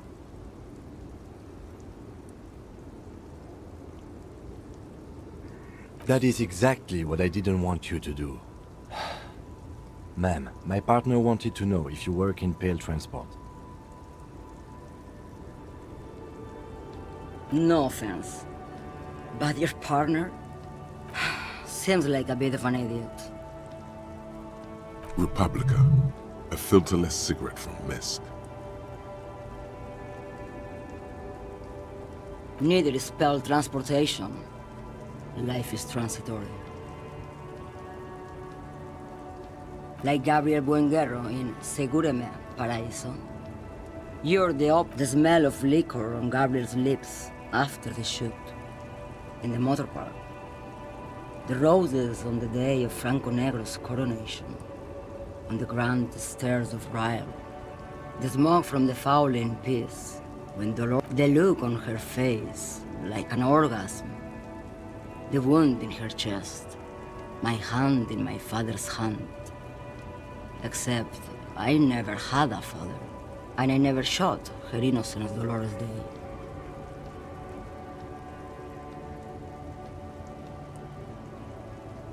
Heroic doses, heroic thought insertion, dithering. The Grad Catalan Magistral. It's more than dangerous. It's sad. When you've seen it all go away like that, rolling off like the sea. And then come back to this? What are we doing here? For thousands of years, Gabriel. It doesn't have to be like this. We can just give up. We can just become like looking into the ocean at night. You cannot see it, but you know it's there. And it's big, bigger than anything. Big in the belly of an airship, behind the cell windows. So you don't look straight into it. No, the same one, a roller. They all are nowadays. Special wheels for connecting to the floor of the hold.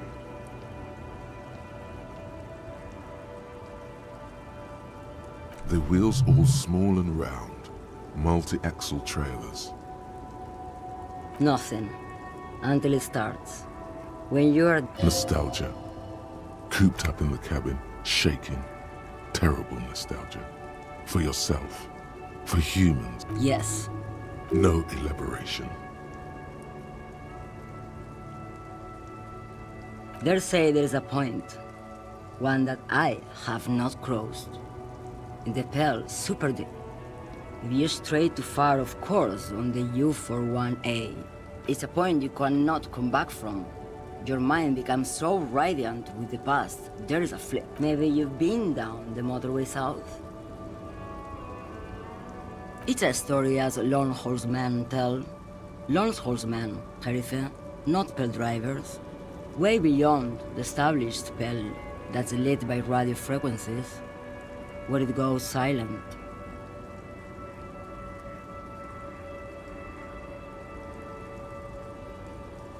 And dark, and the process begins. In the center of this town, there's a ghostly motorway, she sang. They say I've been away on a kind of holiday. No one knows what's up there. I've only felt it in the distance, when I was a child. A child rowing on the lake.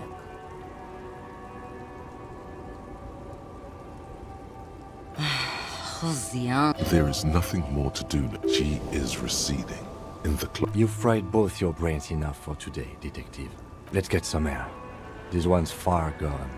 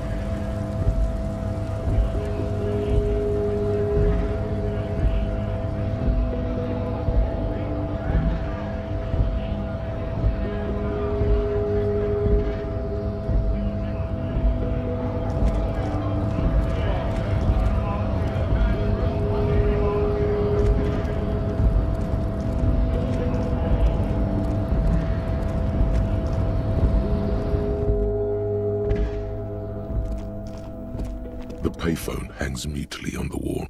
There isn't much more to do here.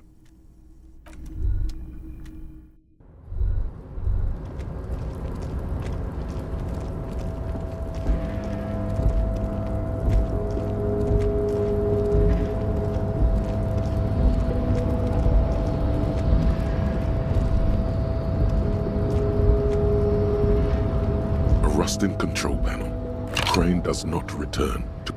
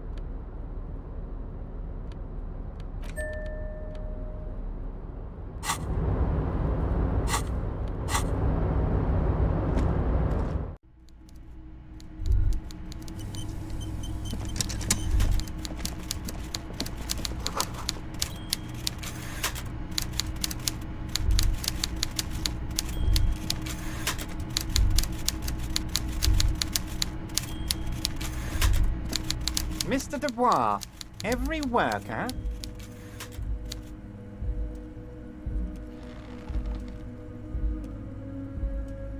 Eh? Why the hell not? Now, how can I help you today?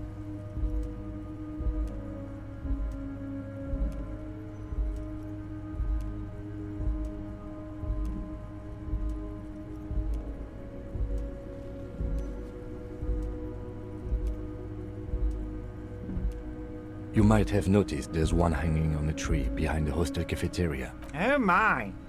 Don't take this question personally, but why would I get involved in this matter? Mr. Clare, the man was hanged with a cargo belt. A steel-reinforced cargo belt. It's safe to assume the Union had something to do with the murder. Besides, getting the body down would benefit all of us. It's a stain on the neighborhood. I can certainly see how having him up there might start affecting some real estate values. But of course, all joking aside, I am going to help you. Jean-Luc, my boy, I'm sending 2 police officers down. They have a dead body in a tree problem they need help with. Namely, they need it to be taken down. And Jean, please take it easy with the race science. That's a yes to getting the body down, no to the race science. You can find Jean-Luc down at the gates. He's the big impressive one. You know, tattoos, muscles, ethnic looking. Can't miss. See you soon, Dubois.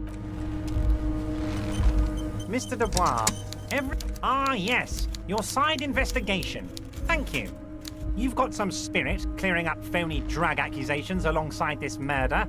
I'll talk to the mayor and see if I can get you the key to the city, Harry. Now let's talk real business. Actually, Rivershell doesn't have a mayor. He refuses to discuss it further. It's probably just a small nuisance to him. Not even a speck of anger in his voice. That's that then. Mega-rich light-bending guy? Oh my god. How did that get in there? Damn it to hell, Harry. I specifically told my guys to check all the containers for mega-rich light-bending guys.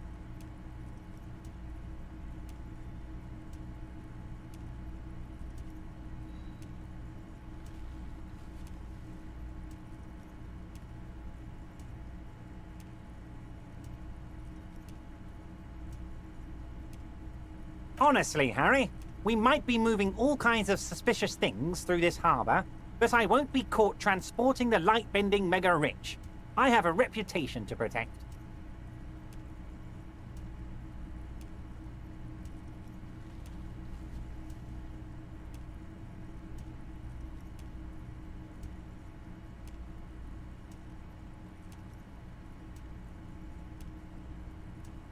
You're a fucking idiot, Harry. I love it. Thank you for sharing this deep, idiotic part of yourself with me. A hallucinating market liberal. Not for 1 second did he believe there's an actual mega-rich person somewhere in his container town. Oh, of course. That's your main thing here. That's why you're in Martinez. I know everything that goes... I mean, it's no secret that the lynching is connected to the strike. So much to talk about. Honestly, it's been weighing on me so heavily. I understand you need to interview me. Harry, had you asked me earlier, I could have used your help in dealing with a certain weasel. It would have really solidified our friendship. Sadly, the moment has passed and the weasel's back in its den. Nothing to do about it now, so get this. I'm just going to give you the information, because I like you, Harry. There's probably more to that. The time has passed, Harry. Were you not listening when I just said that? Pay attention, please. Now, do you want to hear... Yes, that would have been the interesting way to do things. Fantastic. Time for men like me and you to figure out who's killed who and why. Real police work is gonna start happening now. I promise you. By now, I'm sure you've figured out who the dead man was working for. The bad guys. Wild Pines. Sent to scare us. Another violent measure of the top hats against us flatcaps. Harry, this strike is the culmination of many, many mistakes made by the Wild Pines group. They tried to shut the strike down by sending in armed mercenaries. You mean our victim? A security contractor? Can you imagine that? Workers standing in peaceful protest, united in the spirit of fellowship, and they send hired killers to mow us down with machine gun fire?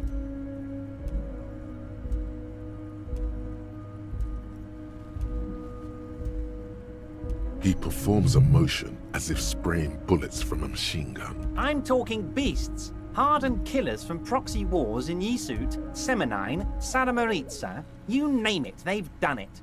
Raping, killing, burning villages, killing little children for the Senorita Pineapple Company, Harry. Everything they did there, they brought over here. They want to turn Revachol into a third world slum. Honestly, the only thing they didn't do is kill the village elephant. Now, I haven't personally witnessed the brutalities out there. I have the luxury of staying in my container, you see. If I need to go somewhere, they just move my container.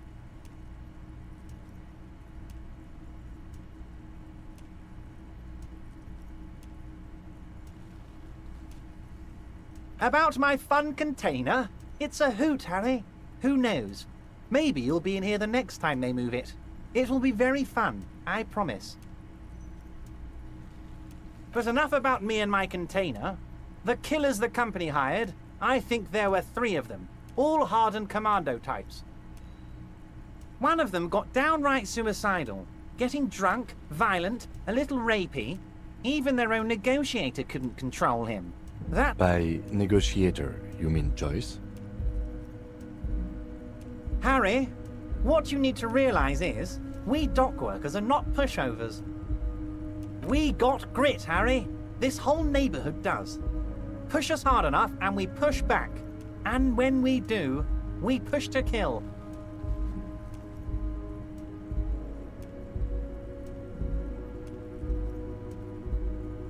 Potentially, Harry, potentially. We got arm wrestling champions, rowing club people, ex-coal miners, tough guys, all ready to spring into action for their home base. There's a militant wing inside the Union. A group of people whose duties don't involve manual labor, but peacekeeping in the neighborhood, making sure everything runs smoothly. That sounds a bit like organized crime. They're like you guys. Idealistic people who want to make sure bad things don't happen. And if they already have, well, punishment must follow. Again, that sounds like organized crime. So these idealists killed our victim? One day Titus Hardy, leader of this peacekeeping faction, comes up to me and says, "Boss, socialist democratic fervor drove us to take it upon ourselves to kill this beast that was burdening the land." He probably worded it differently, but that was the idea. Sure sounded to me like they killed him. I gave them 2 weeks paid leave and told them to lay low to avoid retaliation. Aren't you worried we might arrest them for this? Oh, I'm not at all worried about that. These are not the kind of men who get arrested. They're Martinez boys, tough and gritty. I'd like to see the man who takes them in. Besides, I sent my lawyer girl to look after them. If he's just boasting, then it sure doesn't feel like that to you. He's not worried. He places a lot of faith in that lawyer girl. Perhaps this is a tactical error? Anyway.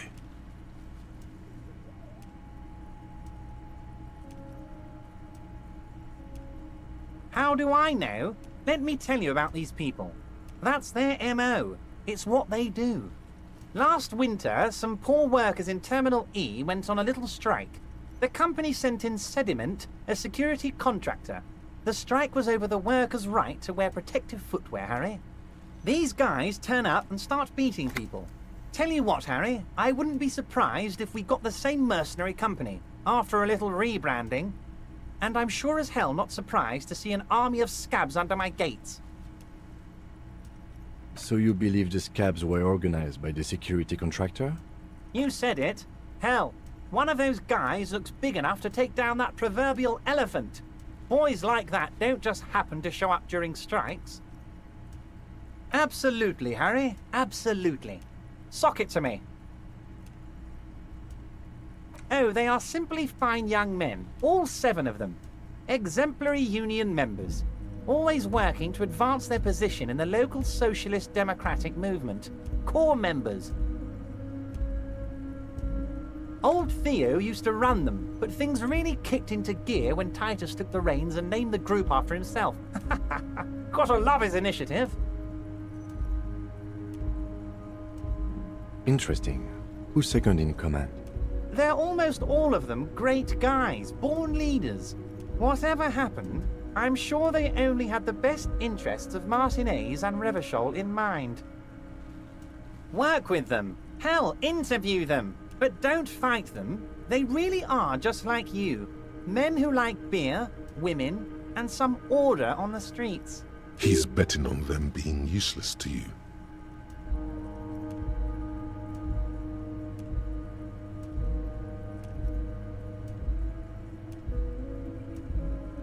But of course, it's the least I can do for my good friend Harry.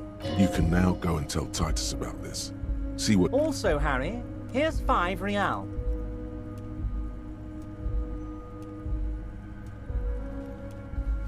Oh, I wasn't offering it to you, just holding it out there.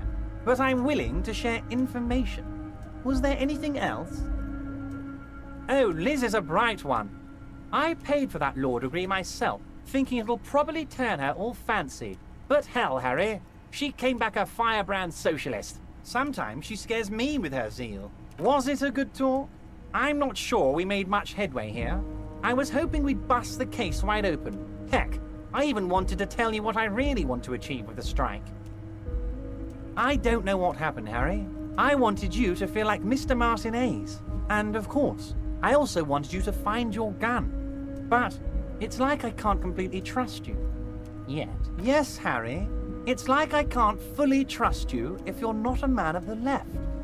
I want to, but I just can't. A man of the left? So you have to be a social democrat?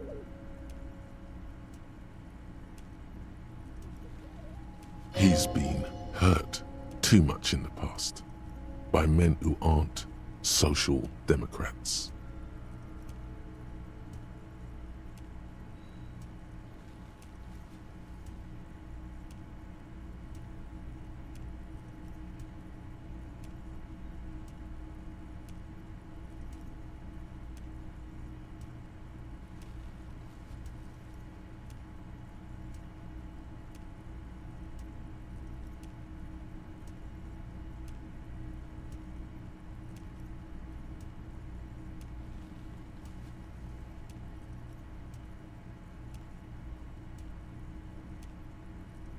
You're saying it, but I don't believe you. You know how it is, company snitches. And what would this entail? Once again, I require nothing unethical or illegal of you. You just need to get 2 little signatures on this piece of paper, and then mail it to my accountant in La Delta. He thinks he can force you into his scheme. You can turn this around on him if you accept. It depends. I don't think what we just got from Mr. Clare was very useful. But he thinks it's your call. As I said, it weighs on me heavily. But once we get really talking, well, I'm gonna hand you the keys to Martinez, and maybe even help you figure out who's behind this killing. He's saying as little as possible, as vaguely as he can. Deliberately. I'm glad you asked, Harry. The Union is going to build a modern youth centre in Martinez. There's a nameless little street on the coast with some old houses around it. Most people have already signed. I just need 2 more signatures. Yes, the little cul-de-sac on the coast, where all the men have drowned, in either the sea or the bottle. A gloomy place, doesn't have that Union attitude. They are just gonna have to deal with the construction noise for 6 months. Is he absolutely sure the tenants won't be thrown out? Am I? Harry, these people, Martin, we're gonna build a youth centre there. He means it. You bring joy to my heart, Harry. Such a pleasure to be. You need to get signatures from Isabel Sadie and Lillian Carter. The cul-de-sac is right past the pawn shop and across the canal. I heard there was some trouble with the water lock, but it should be fixed now.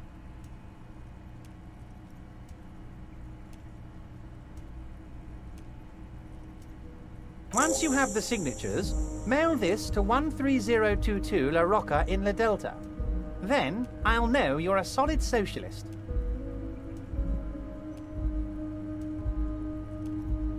Most certainly, Harry. By all means, Harry. What's on your... I don't know what that means, Harry, but I love it. Don't even tell me what was going on. Alcoholic brew, stronger, stopped it...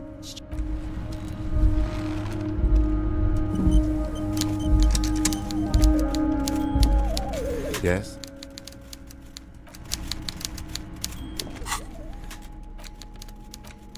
You take the legal documents out of the envelope.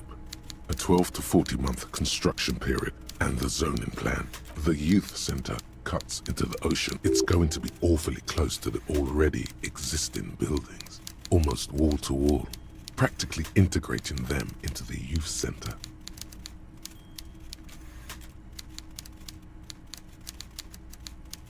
This is either an ominous or cool architect. My money is on cool. Looks like a cubic pyrite. I'm no property lawyer, but it looks fine. I like the print size. They're not selling or leasing anything. It's not a perfect solution, but...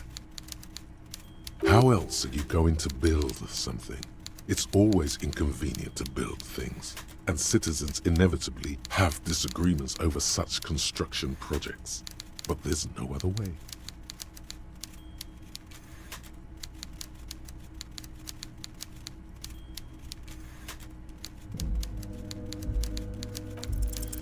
There is no loophole. The simple truth is, the current residents are going to lose their street access, and for the next 12 to 40 months, their lives will be dominated by constant construction noise right next door. Once the construction starts, it'll probably take a few months, a year maybe, for even the most stubborn occupants to... I should have seen it. Everard probably has eyes on us, but we could try to get other people to sign this instead of those listed. Or you could forge their signatures yourself. By the time he finds out, we'll already be gone. The youth center cuts into the ocean like the bow of some great modern ship. Apparently, it's going to cover the youth center cut.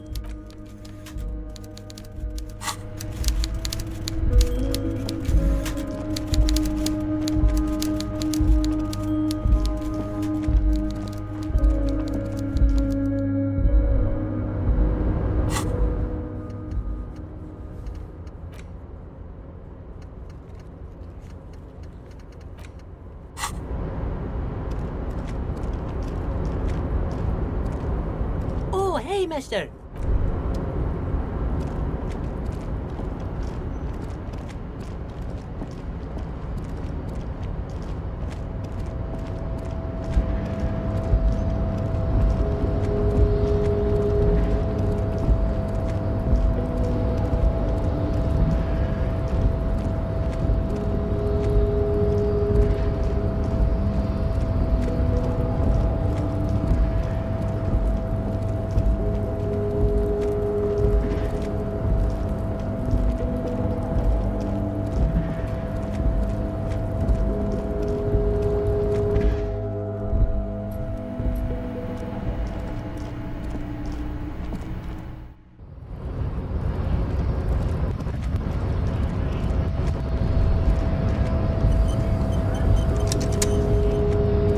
Your descent has only worsened since. So it was.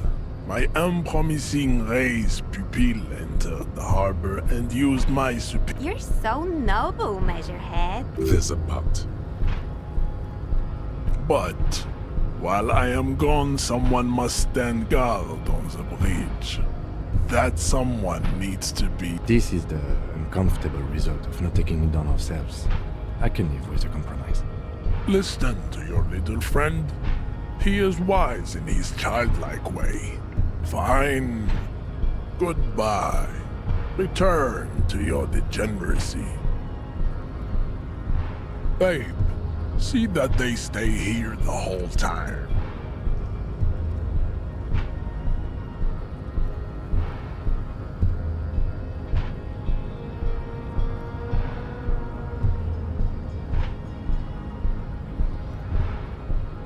The woman's gaze follows Measurehead as he leaves. Look at him. His craniometric perfection. Are you cops or what? Cool. I like men with guns and power. I'm Katya, by the way. You hear that? That sound. Yeah, Jean-Luc must be really tearing it up over there. I wish I... Look at you! RCM rent-a-cops! Guarding that bridge like Everott's lapdogs! Is this where it's at now? The RCM is for sale! Spoken by a mercenary pretending to be a worker.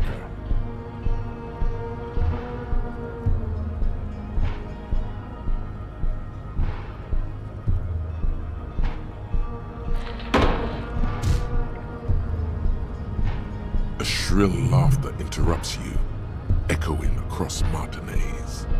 It's Kuno. Then, the man turns to look behind him at the behemoth appearing around the corner, approaching him, walking past him.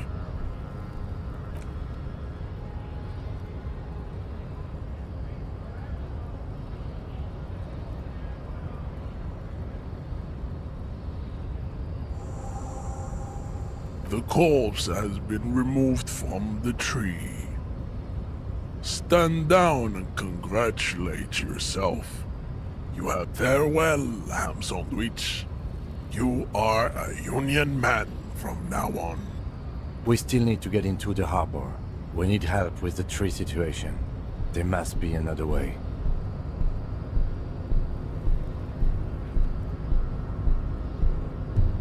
Try the jump, up there on the roof. It'll be worth it, else there is little choice but to figure out a way to deal with the man.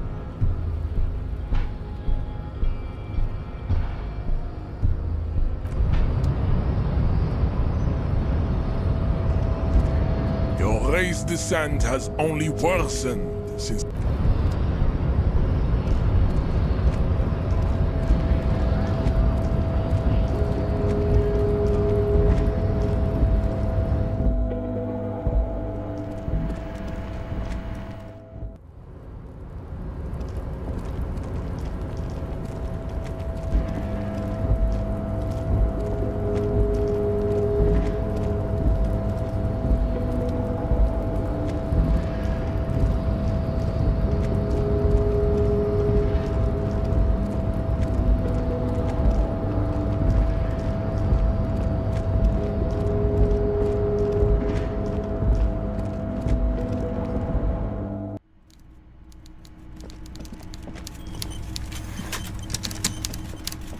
de bois.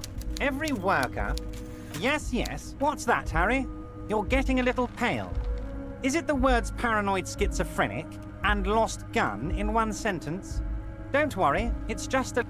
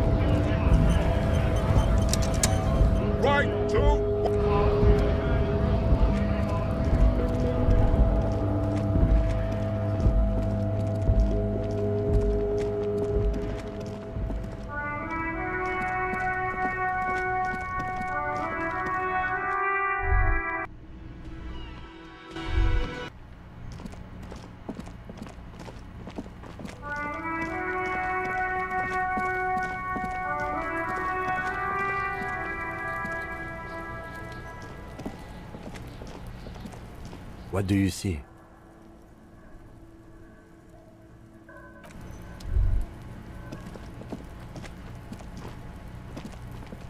You missed a good show before. A kid came by and completely fucked the tree to pieces. He fucked the tree up! Fucked it good! It was porno!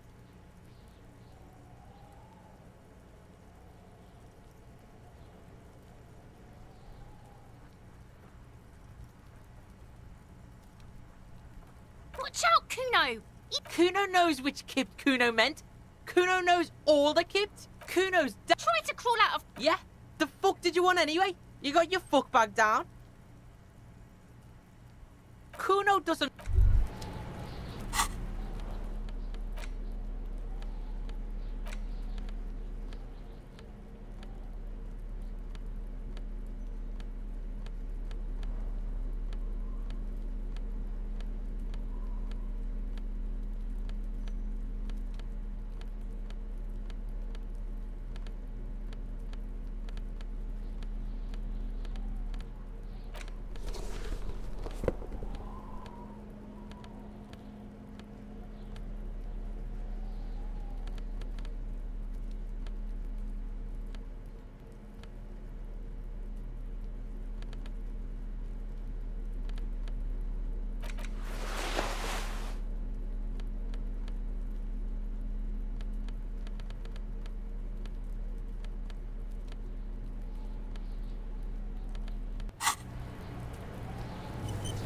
Fuck does Kuno care? He's on your crime scene, bossing you around.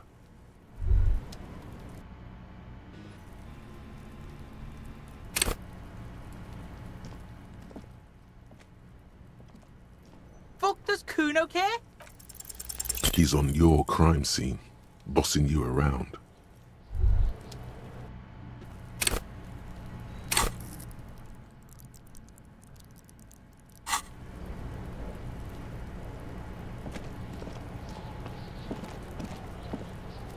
Fuck does Kuno care? He's on your crime scene, boss. Fuck does Kuno care? It's not Kuno. It's Kuno S.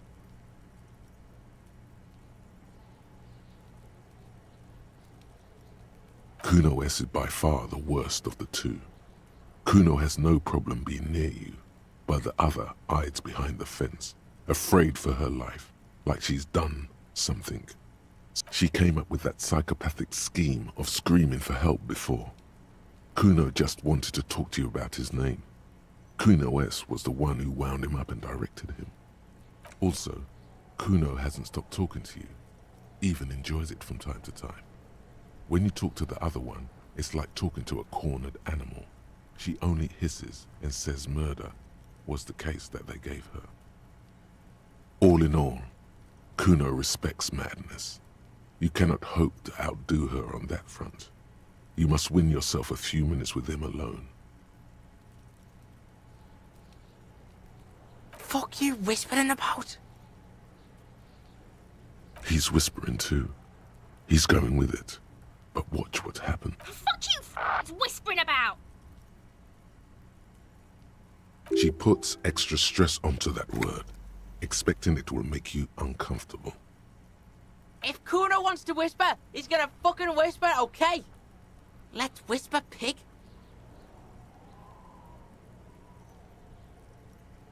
This is it. You've got him. But be careful. You can still fuck this up. Don't make Kuno look bad in this. It's okay. The pig's trying to pit us against each other. Not gonna let him do that. Idiot. You bump. That's it. You let him off the line. Try to fuck my Kuno! Try to fuck my Kuno! A chill comes over you, the wind from the boulevard south, lashing you for trying to separate them, for trying to take the street out of Kuno. You were too pushy last time. Just look. While Kuno has no problem being near you, she came up with that side. Also, all in all, Fuck you whispering about? he's whispering too. He's going with it. Fuck you whispering about! She puts... If Kuno wants to whisper, he's gonna fucking whisper, okay? Let's whisper, pig. This is it. You've got him. But be... She's not fucked up. Wrong move. But he's whispering still. You haven't lost him. Just don't mess up again. Or you will. There are no guarantees. Crazy? You don't know the half of it. She's not crazy. She's insane. Dangerous. She's smoked a man. She's done people in. Probably even pigs. Stop talking to him! Kuno, I'm fucking warning you! You're gonna... She understands what you're trying to do. Yo, see? Did Kuno not tell you? Kuno told you. Kuno talks to whoever he wants. Talk, pig. Kuno's got it under control. You did it. They're separated. He's even turned his back to her, so she can't read his lips.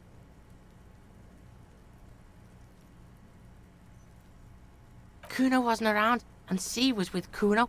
Told you this already.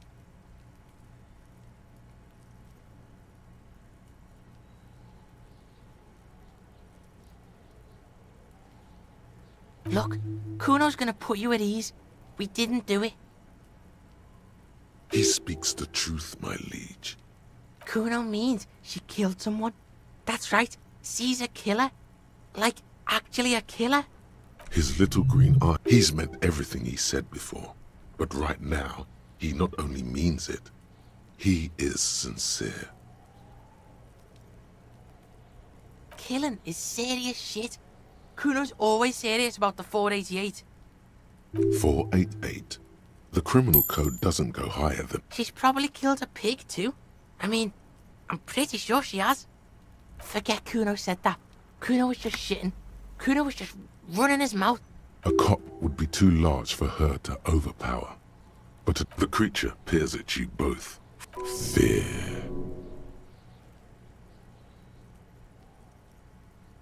Kuno falls silent. He does not look at you when he replies. Kuno, that's it. That's what Kuno is starting to think, yeah. He usually looks you straight in the eye. A little something just crumbled there. Yeah, she's psycho. None of that kiddie psycho. Cat burning shit. She does the real deal. Snuff radio shit. Believe. And he doesn't even want to think about it. This isn't just another boast. Yeah. Yeah.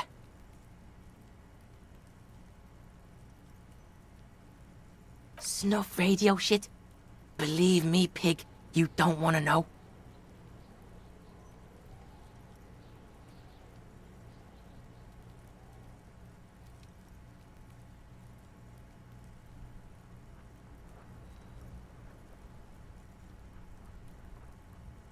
And he doesn't even want to think about it. Fuck knows. She says it. Crazy people. The fucking Nakis. I don't know. Sounds boreal, like something from the tundra and tiger-covered Katla, Isola. Far, far away from here, as far as possible. You mean evil little red-haired people like her? Yes. Surois? Like that man from Helmdall shit? She could be. She could be that Helmdall shit. Revachol does have a small Suroese community, or she climbed into a yakberry crate and was shipped over accident. Fuck no, she's not me sister. She's just a stray who got in, like a mad dog or some shit. Yeah, she was just there. What was that, Kuno? She was in the hallway, dripping wet, by the fucking shoe rack, in the dark. A shoe cupboard just off to the right. Have you been to this place? Yeah, that's the place. She was just balled up near the closet, psycho style. Kuno's got no fucking idea. Her hair was all wet. I think she pissed on the floor too. She was there for 3 days, in the corner, every time Kuno went out. I don't know. Someone left the door open. Kuno comes home and she's sleeping under the desk, under a pile of clothes, like a dog. Kuno's dad doesn't give a shit. Doesn't even see her there, or thinks it's fucking Kuno. Shit's all on Kuno. Kuno S, two of a kind. 'Cause she fucking looks like Kuno. No one knows her name. Kuno told you, this shit was psycho killer. Kuno, He usually looks you straight in the eye. how's Kuno dealing with this? Kuno's dealing with it just fine. He doesn't need you fucking with this, waving your gun, mad dog shit. Kuno remembers what you did there. Kuno's got this shit under control. Listen. C is Kuno's go-to. Kuno's protecting her. You fuck with C, you fuck with Kuno. You threaten her, you wave your gun around her one more time. Try to take it away. This is what it all comes down to. I'm going to kill you. I'll run when you put the cuffs on her, sneak up on you later, and fuck you up. You understand? He may not be able to do it, but he will try. Right now, he believes he will. Alright, now we can do business. Yeah? What do you want? Kuno can hook you up with... Oh, don't hook him up with shit, Kuno! See? Relax. He respects the Kuno. Kuno made him respect the Kuno. You respect the Kuno, you get all kinds of shit. Kuno's gonna get you hooked on illegal narcotics if you run a little errand for the Kuno. Get you hooked, pig. Get his hook in you. Then Kuno gonna get you hooking for more. Cash in big style. Pig, that's right. Kuno's a candy store for pigs now. Get ready to be rewarded.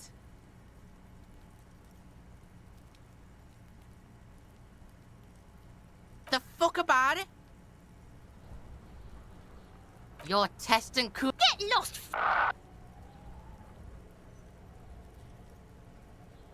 Kuno gets it from his dad. Kuno and his dad are major suppliers. That's where Kuno gets his lightning on. Problem is, Kuno and his dad had a little falling out. Now junkies clawing at Kuno's door. Streets going mad. Kuno's got to throw his dirty popo man at it. Dirty popo man is you. In there is Kuno's violent dad on steroids. Kuno's dad does steroids and speed. Kuno's dad is a fucking monster. He's the most violent man in Revachol. He doesn't give a shit about a single thing. Are you sure you can take on the most violent man in Revachol? In your condition?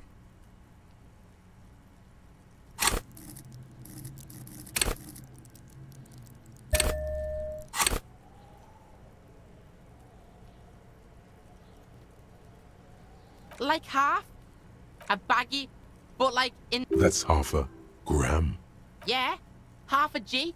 Want it or not? Fuck you talking about half a G? This You can barely see it because there's barely any. Okay, Kuno's listening.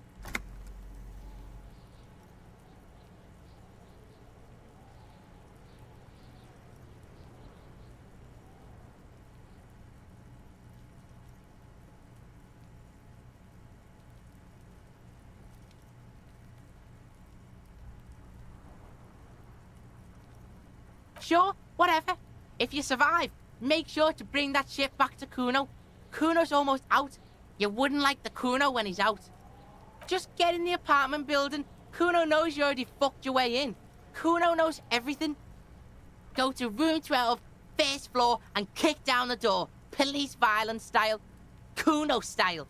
And then it's action time. You look, that's it. Next time Kuno sees you, you better have his shit. What the hell are you signing us up for here?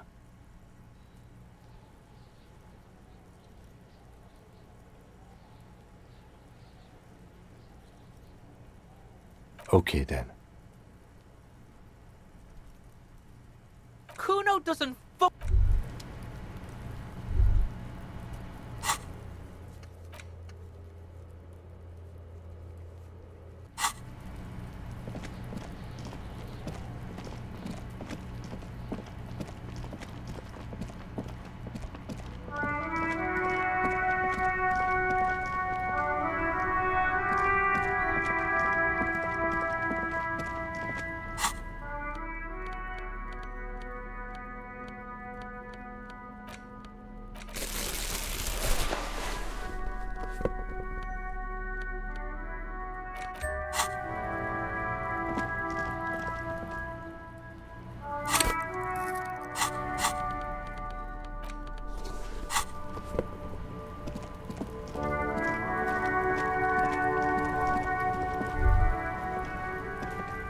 The corpse lies on the ground among the remains of an absolutely demolished pinewood branch.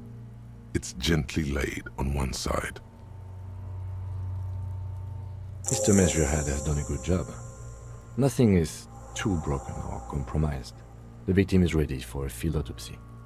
Yes. 1. Investigation of the scene. 2. Initial examination of the victim. 3. Field autopsy. 4. Transportation of the body to the morgue. We are on number 3. The RCM's 4-phase murder scene processing manual. The fuck are they on about? Cop's gonna cut his shit up.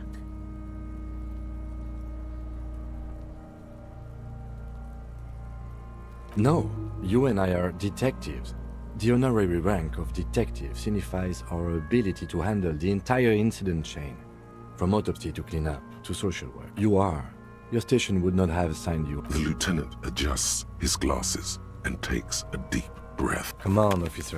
You know what a field autopsy is. You've done 100 of them.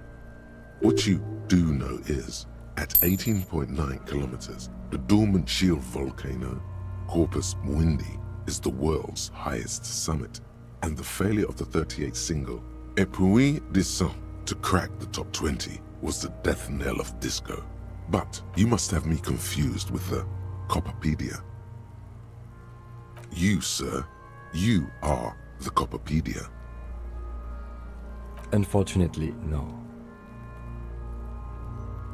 They are better than nothing. Tell you what, I perform the anatomical side of things, while you will... You're being handled. If you resist now, he will turn on his heavy-duty authority mode. You will get your chance to dig in later. That's right. You knew it because you inspected your ledger. The lieutenant is relieved you know the protocol. Yeah, we got this.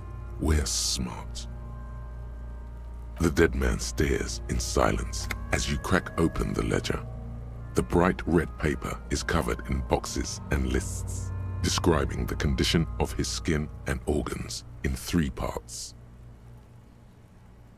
Above those, an 11-field info form needs filling out first. It begins with... That's you.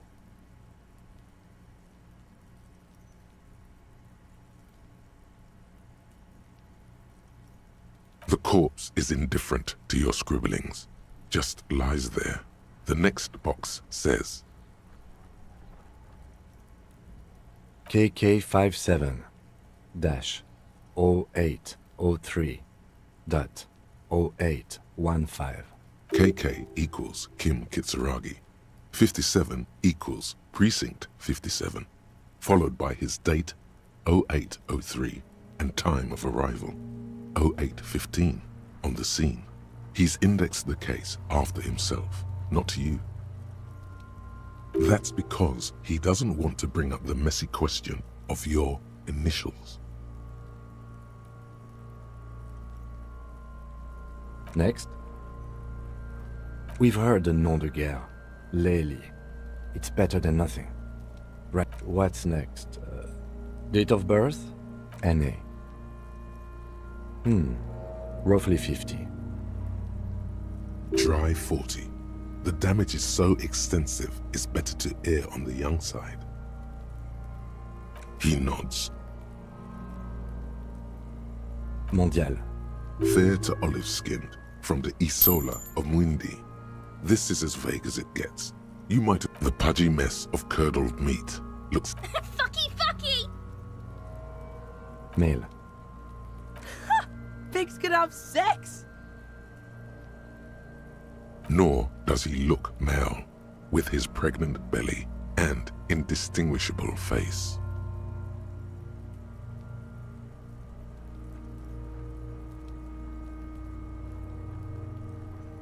We're still going with March 4th, 51.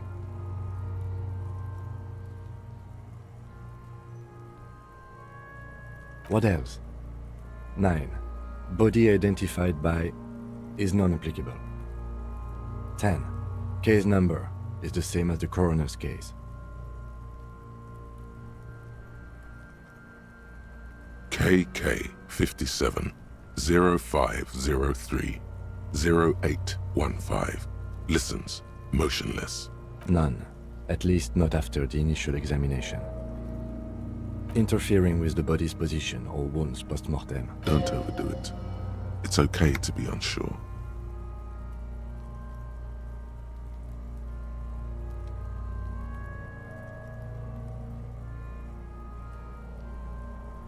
They'd have to have incapacitated and carried him over. This man was more than a match for untrained dog walkers. Your central nervous system recognizes this gesture. It's the stations of the breath. Ecclesiastic, religious in nature, a holdout from pre-DeLorean burial rites. It takes him 2 seconds to perform. Then, somewhere in Jamrock North, a small wood shed behind Rosencrantz Row, Lieutenant Nick Feuerbach puts his hand to the chest of a small corpse, no larger than a monkey. It's raining outside, light drizzle. There is darkness in the shed. Elsewhere yet, an obese female sits in a wicker chair, her silhouette bull-like against the window. Outside, Grand Coudon. The day is turning dim for Sergeant Mac Dawson. And so, all across Jamrock, Coal City, GRIH, 42 deceased persons found today, 42 stations of breath. We should start the post-mortem. The corpse cannot feel Kim's hand on his chest. It no longer meaningfully interacts with its surroundings. A thicket of boxes and lists on red copier paper tries to answer why. Clothes. The deceased wears armored boots and white briefs. The make of the briefs is Babrodine, I think. Let's see. See, it's happening. Babrodine, yes. Inexpensive. Size M. Color white. The disappointment is palpable. The red-haired thing was expecting something more lurid. The rest of the clothes have been removed post-mortem by scavengers in order to get to the victim's ceramic armor. Officers are in search of the missing pieces. Removal of the boots is left for processing. It would be clever of you to omit the boots altogether, sire. If you are to keep them for yourself, as you ought to, you have deserved them more than anyone else. The boot has a serial number. It's E50.100.100. The lines between the plates are in the shape of the alphanumerical. The number is purposefully concealed by the design. Tattoos. The upper torso is covered in a single, continuous tattoo, resembling a national pattern. It reaches from the right shoulder to the heart. The ink is blue and white. The assistant has a color photograph of the markings, to be added to the case files as document A1. The photo is taken on the scene, using a Trigat Mini. The deceased has a belt for airlifting cargo around his neck, tied with a hangman's knot. Color, yellow. Length, 3 meters. There is a buckle on the other end. Well-nourished, athletically built, measuring 1.8 meters. Generally consistent with age 42. Preservation is good. Ambient temperature, below freezing. Body hair is light brown. Distribution is consistent with the age. The deceased had male pattern baldness. Hair is combed back, short. His hair feels wet, soaked with rain, cold to touch. Not that different from a living person. After Lividity is consistent with hanging. The head is congested. Contusions are present on the head, chest, and thighs. Consistent with stones thrown post-mortem. Low velocity. Fucking low velocity? You think Kuno doesn't know what you're talking about? Velocity was fucking max. Talking shit about Kuno's velocity. In addition, there are bite marks on the face, scalp, and chest. Consistent with predation. Ligature mark.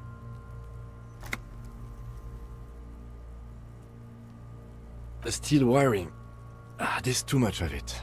We need to remove the belt so we can get to the ligature mark. You got just the right tool for that. The chain cutters.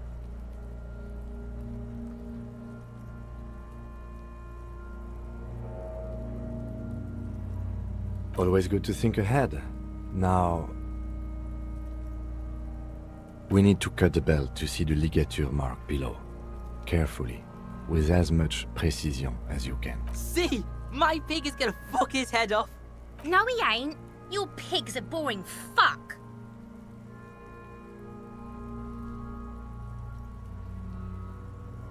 The belt is equally tight around the whole circumference of his neck, swelling over the edges like white bread rising from the east. The knot is the weak spot. The chain cutters fit in there, steady now, like a flower arranger. 2 cuts and it should come loose. You jam the cutters right under the knot. That seems like a smart idea. Yeah, somewhere there. A really, really bad smell is coming from there now.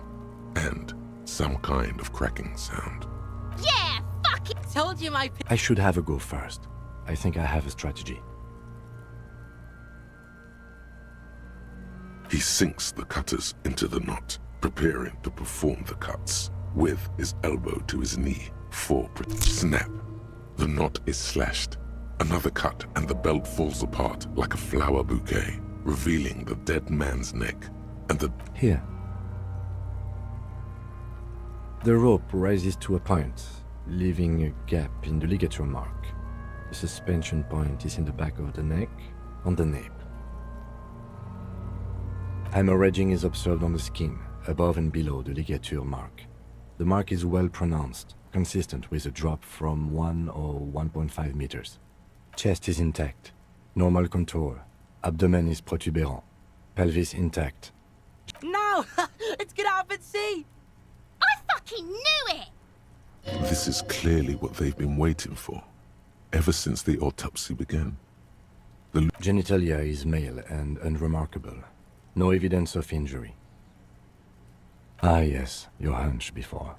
We can have a semen analysis requested from processing, if that's what you meant. Just write down that we The corpse with his pants down does not have an opinion on the subject. All he has is genitals and a deathly odor. Back is symmetrical and intact. Upper and lower extremities are intact, but asymmetrical. There are combat injuries on the right hand, thigh, and hip. Bullets have bitten little pieces out of him. It must have been excruciating, especially the hip. Before you is a temple of pain that knew little tenderness in life. In addition, I see smaller, residual scars, too numerous to count, covering about 30% of his skin. From wounds sustained over 2, maybe more decades, dispersal and accumulation indicates long and active combat duty. Last item, hands. His flesh is cold. Pleased to meet you. Where are you from and what's your name? I'm only fucking with you. I know where you're from. From Cappadocia. And your name is Il Corbo. What can I do you for, Il Corbo de Cappadocia? You get me, Kobo. I feel like you were once, for tenderness and kisses yourself, but then shit went south and now you're ahead of even me on the pain front. We should do this more often. Be close like... Hands are clean. No sign of injury from struggling.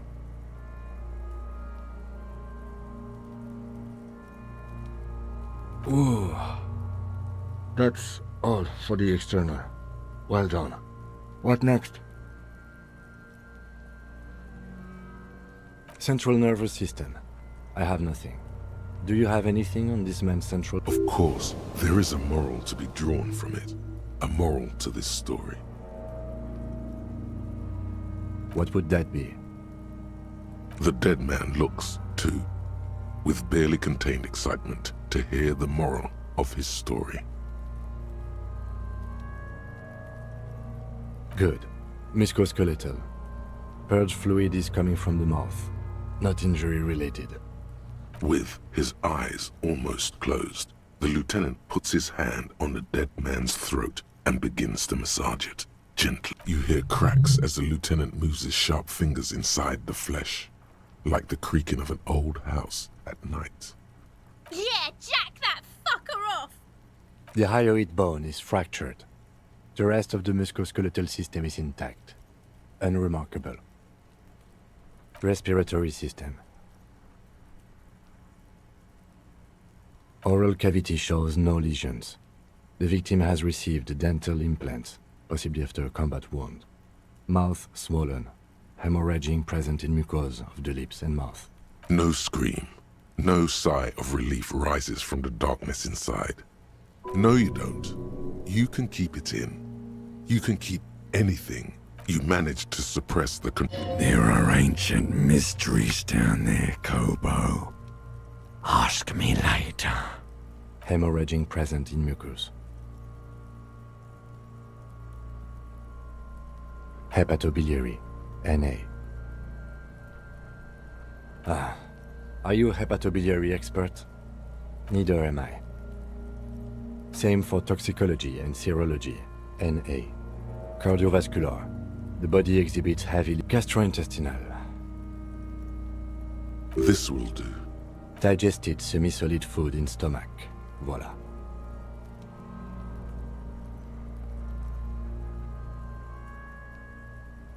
What's next on the list? Let's see. We have bite marks, contusions on the head and chest, and a ligature mark encircling the neck. You'll need 3 feels. Leave a 4th one too.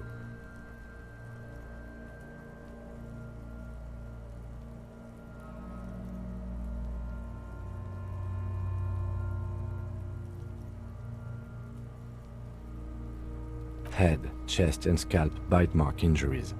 Predation by birds has caused damage to the body. Odontologist does not need to be consulted. And your opinion, officer?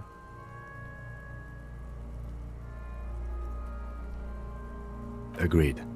Next injury? So, the scalp bleeds from a post-mortem head injury, a stone.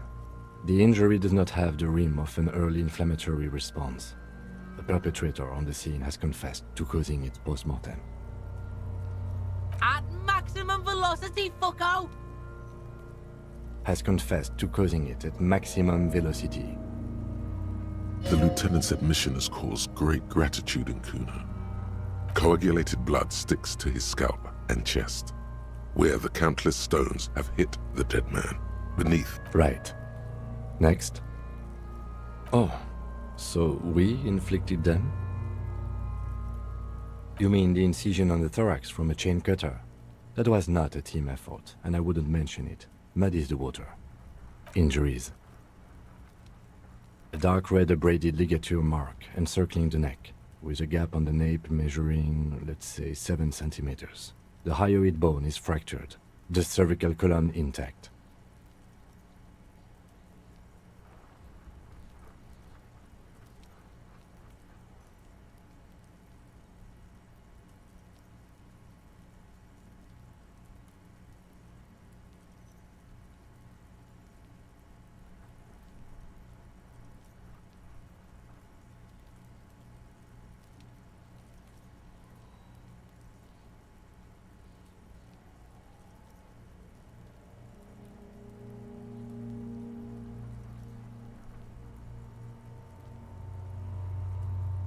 I see hemorrhaging on the skin, above and below the ligature mark.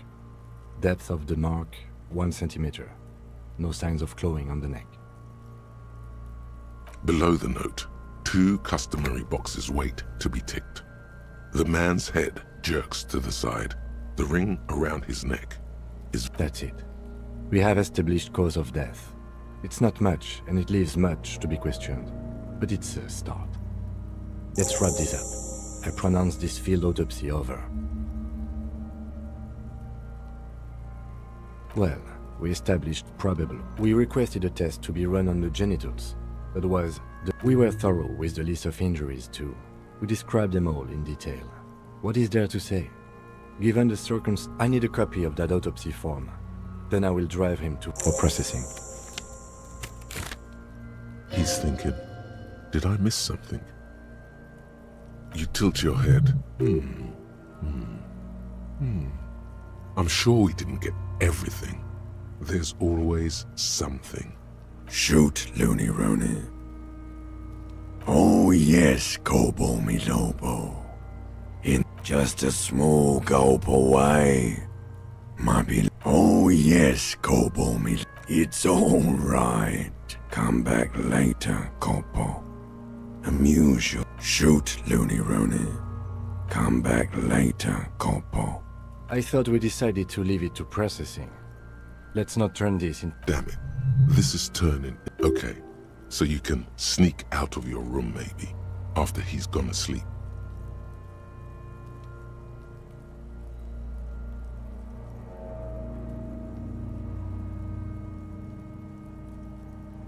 I thought we decided... Damn it. Okay, so you can sneak out of your room maybe, after he's gone to sleep.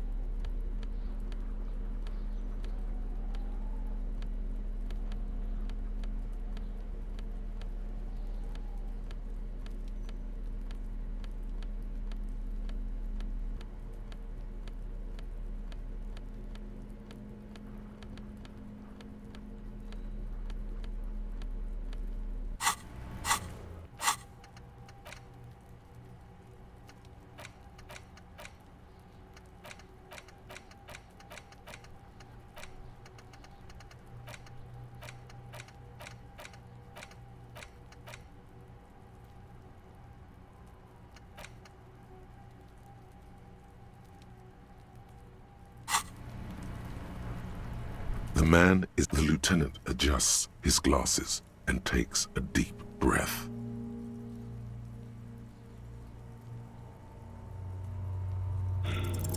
You run your hands over the victim's cold body, his limbs, his fingernails have turned dark. Do you think we missed something? You can't shake the feeling that there are more secrets. Okay, well, we are in livor mortis here.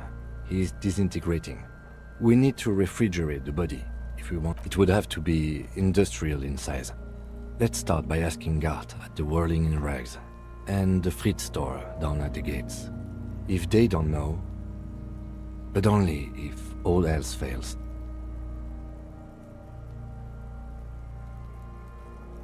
Fuck are you looking at, Beano man? You want a piece of the coon? Only if all else fails. Or remember the buttons on that intercom over there, on the side of the building next to the Whirling? One was for Revachol Ice City. Perhaps it's a clue. Hurry. This is one task we cannot sideline. Soon, you'll be looking for clues in a pile of sludge and bones.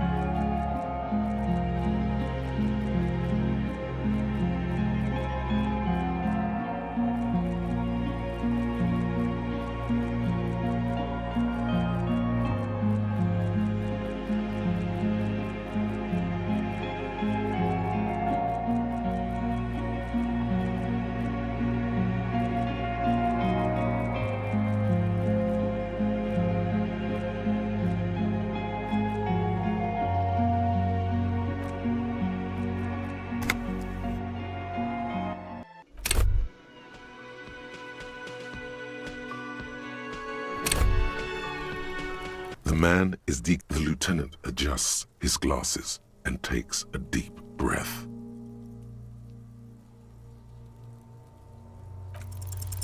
Your arms reach out and your eyes close, as if by their own volition.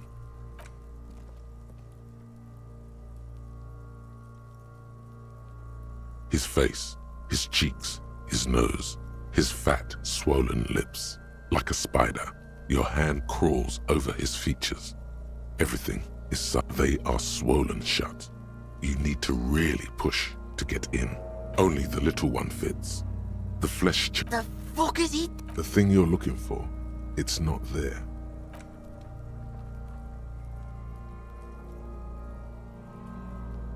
The oral cavity is cold and moist. You're on the right track. A vision of black and dark red death, pried open by your naked hands and studded with teeth. Looks like he's laughing. Death fumes rising from the throat, and there, in the back of his mouth, up you see a hole, barely visible to the human eye. It is swollen shut, almost vanished. No larger than 0.4 centimeters in radius, the edges appear darkened. An abrasion collar. This is what we're after. Abrasion collar.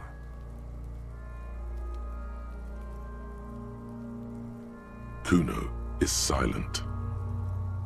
A black trickle of liquid runs into his throat. Your index fits right in there. A tight tunnel of... The fuck is that? Ah, shit, see? Yes, that's what this... The basal ganglia feels clumpy. This man will never sleep again. Never wake. Your fingers slide into the remains of his limbic system. There is no resistance. It's gelatinous. The slug-like structures are damaged too. The tearing extends deep into both hemispheres. The lieutenant answers with the sound of his pen. Fucking cavity, see? Quivering with awe. Your fingers are all the way in now, reaching toward the inside of his skull. The cavity goes further, but your fingers reach toward his skull. His cerebral cortex feels like jelly. Sharp, serrated material. The edges... The pain is barely noticeable under the adrenaline rush.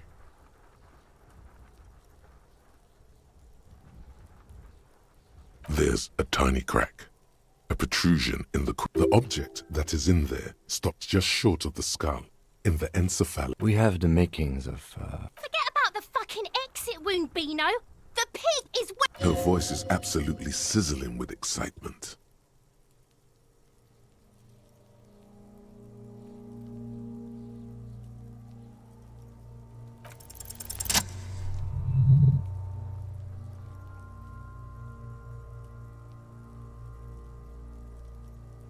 You pick the object between your index and middle finger. Feels sharp, like metal. You press your teeth together. My pig's fucking got it? What? What is it? The inside of the head feels cold and smooth, like a glove. Sweat dripping down your brow. With a plop, your hand emerges from the mouth, covered in blood up to the wrist. Between your fingers, a small flower. A blossom made of lead. Fucking beautiful! A bullet.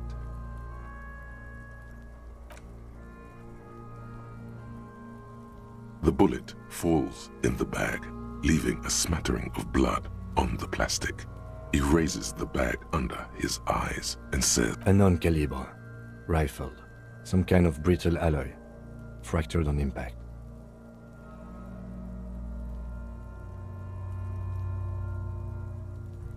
Of course, you've earned it. We need to add an item to the injury list. Injury number 4. Oval entry wound with an abrasion collar. Soft palate, back of mouth. High velocity. Temporary cavity in brain tissue. Small exit wound on the occiput. How does that sound? Opinion, fatal injury.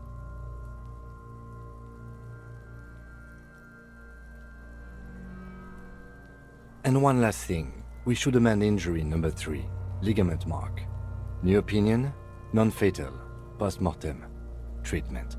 He's proposing the bullet was the real cause of death, and the hanging an attempt to conceal this fact. Yes, and the belt around his neck, the hanging, even dragging him to the yard. All of it was done after this man was already dead.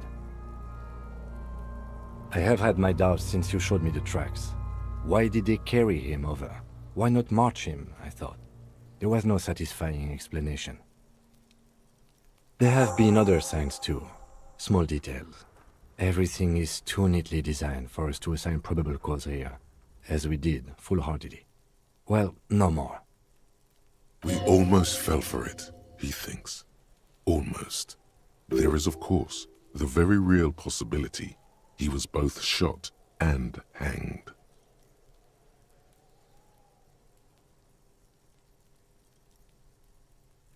That's for us to find out. But this, to hide something. The real killer? The real motivation? What really happened here?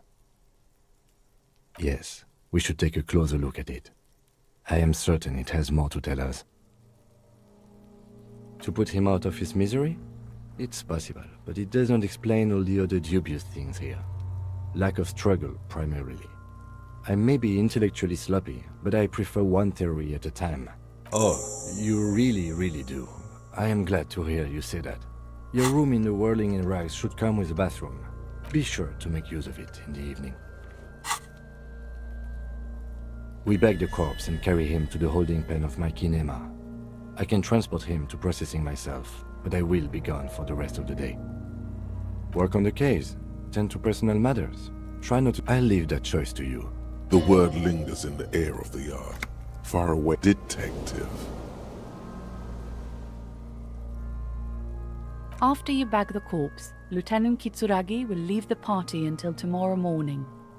You can do side tasks, and even the main case, but it might be more difficult. Plan his exit accordingly.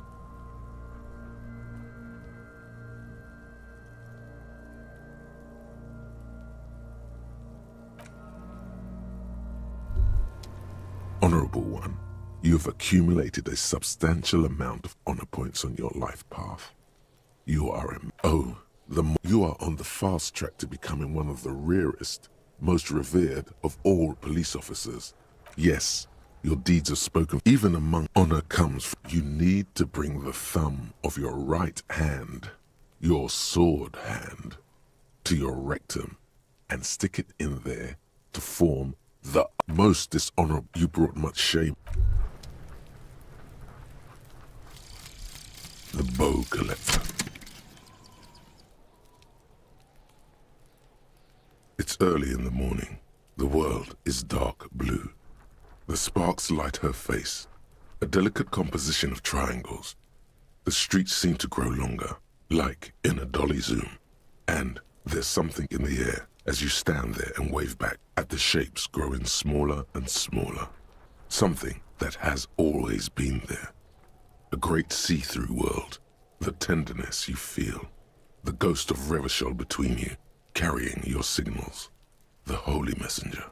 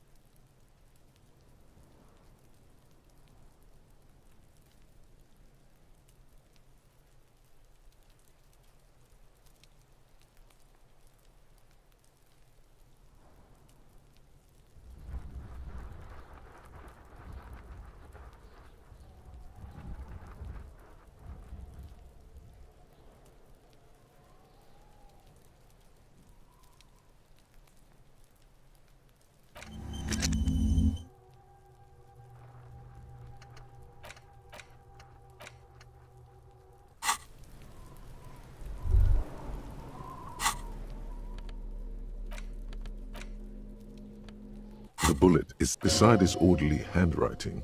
The bullet... What? Well, if I was the bullet, which I'm not, I would say if we find who owns it, we will have, in conclusion, the more... The squashed, you wouldn't ordinarily. The jacket of the bullet is made of a yellowish metal. You can just about make out a few striations. It's quite What can you say about the bullet so far? A jacketed bullet. Okay. It would have been shot from a military-grade breech-loading rifle. Not... We were right. Highly unusual. The people of Revachol haven't carried... Even the RCM uses ordinary unjacketed conical bullets. This is strange. Very strange. I like this, officer. Strange means unique. Unique means incriminating. We need to find the gun that shot it. Something tells you that won't be any time soon. This'll have to be one of those epic tasks that's open for a while.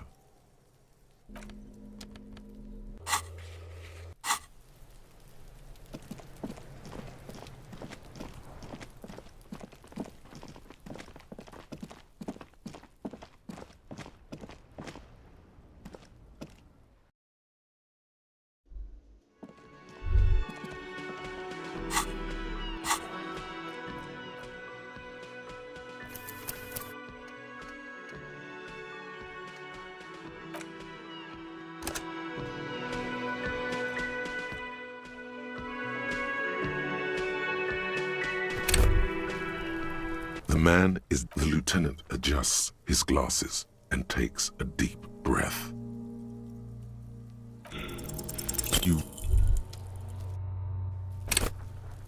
The lieutenant adjusts his glasses and takes a deep breath. Your arms...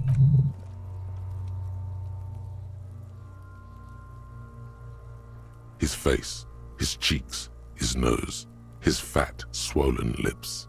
Like a spider, your hand crawls over his features. Everything is silent.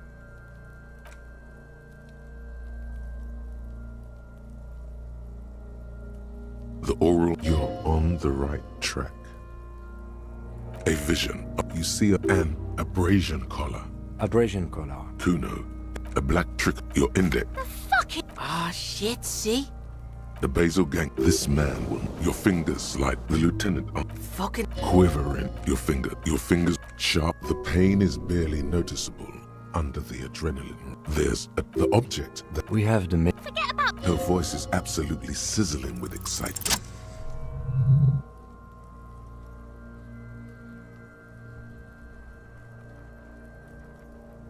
You pick the object between your My what? What? The inside with a plop. Fuck. A bullet. The bullet falls in the bag. A non-caliber rifle, of course. We need to add high velocity. Opinion, fatal, and one last. He's proposing the bullet. Yes, and I have had my There have been. There is, of course, the very real possibility he was both shot and hanged. To hide something, to put him out of his... That's for us to find out. But this, it will... Yes, we should take a closer look at it. I am... Oh, you really do. We bag the corpse and carry... Work on the case. I'll leave that church. After you bag the corpse, Lieutenant Kitsuragi will leave the party until tomorrow morning. You can do side tasks and even the main case, but it might be more difficult. Plan his exit accordingly.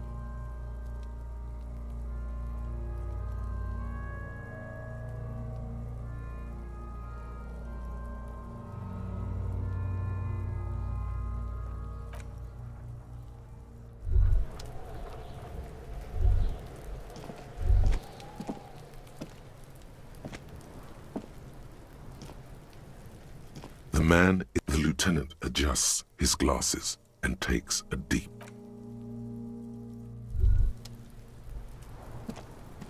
Yes?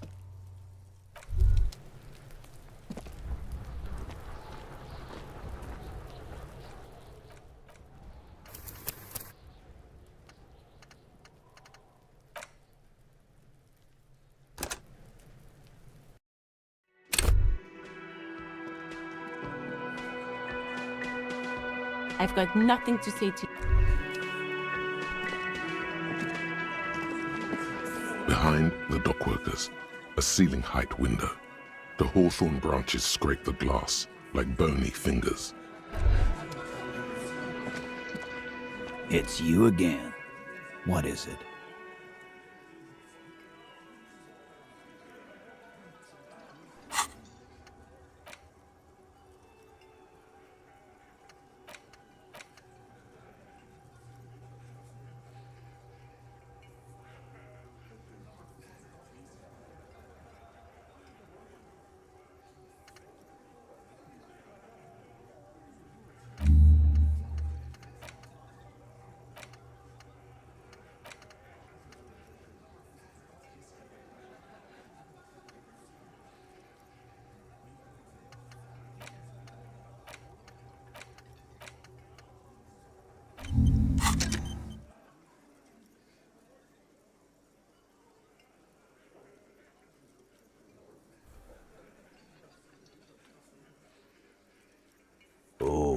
So you went and talked to my mommy, and now she's making me play with you. And what's gonna happen if we don't? You gonna go and tell on us?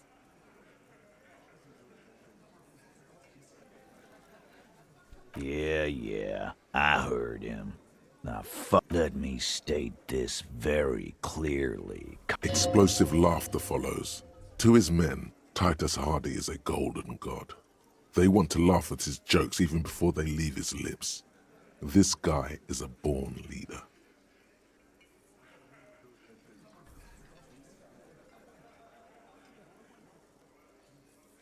But having Everard back you up like that did seem to have some effect. Fuck! I knew that fucking whore couldn't be trusted.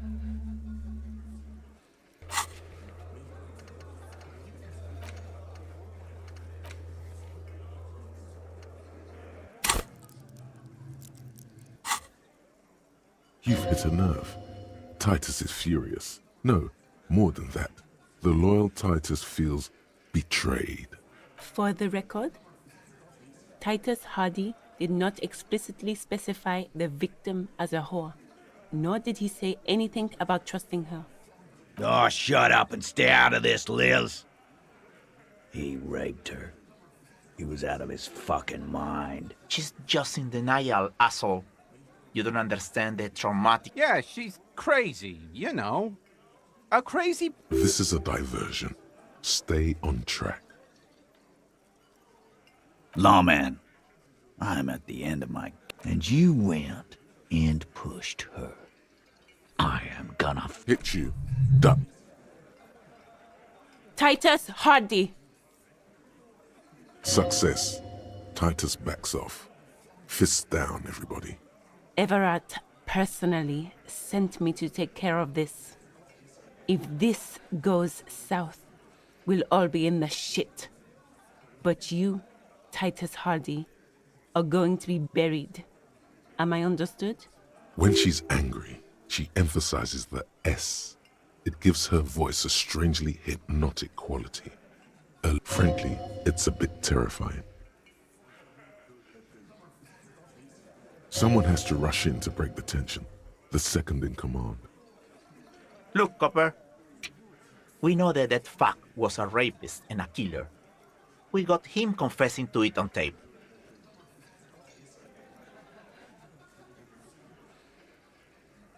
Show it to him, T.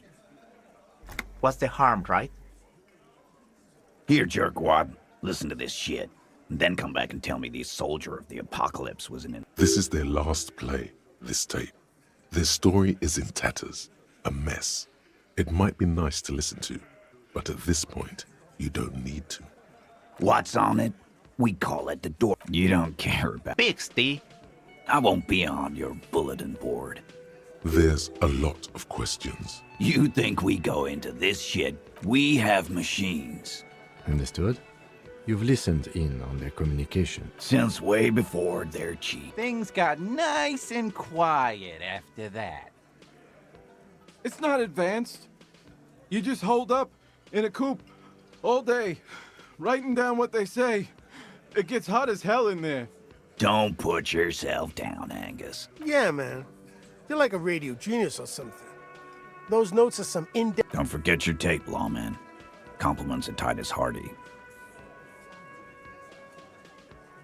You do that. Oh, and keep it. Maybe you'll... Yeah? What about it? You do that. A bullet, you say. Indeed. Mighty. How did it get there? Well, there are so many bullets in the world, and so many heads. I guess it's only logical. At some point, one of them bullets had to end up in one of them heads. It's bound to happen again, you know? Just statistically speaking, of course. Sire, it would be an event most dramatic if you were to produce the bullet and dangle it before their very eyes.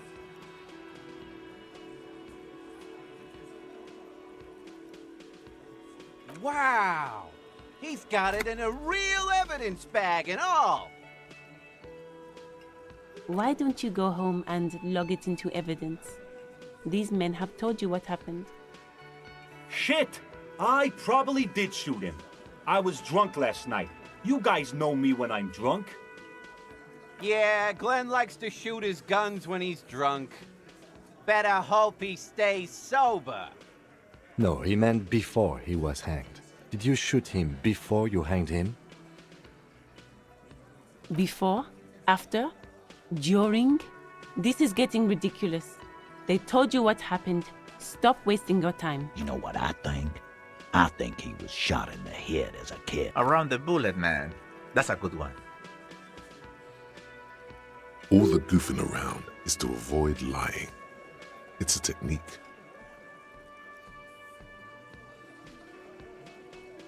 They're only pretending to enjoy this. Beneath the act.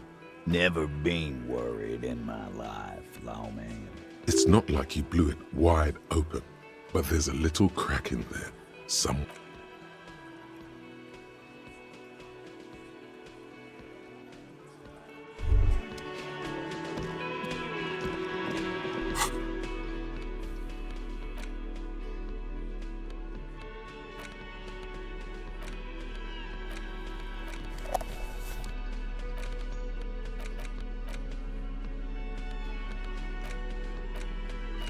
The porter reel is just what you needed. The reels attach to the apparatus with a satis.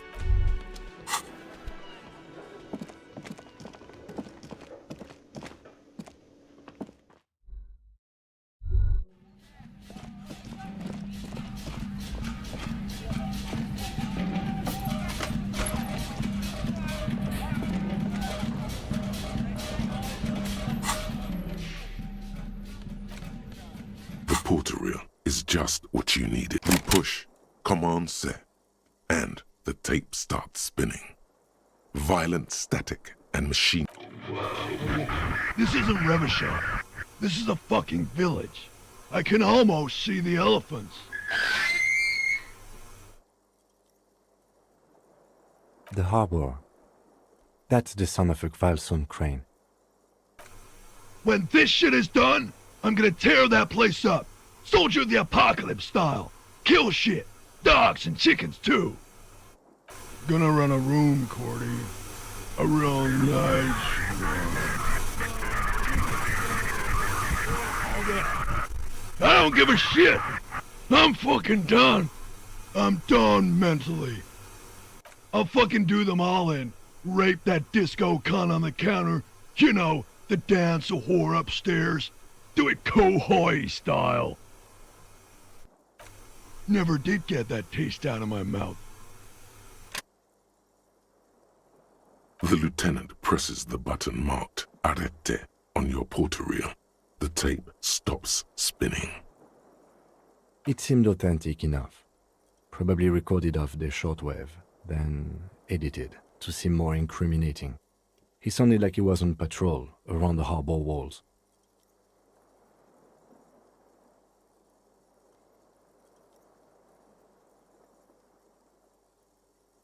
Still. There's more going on here than we know.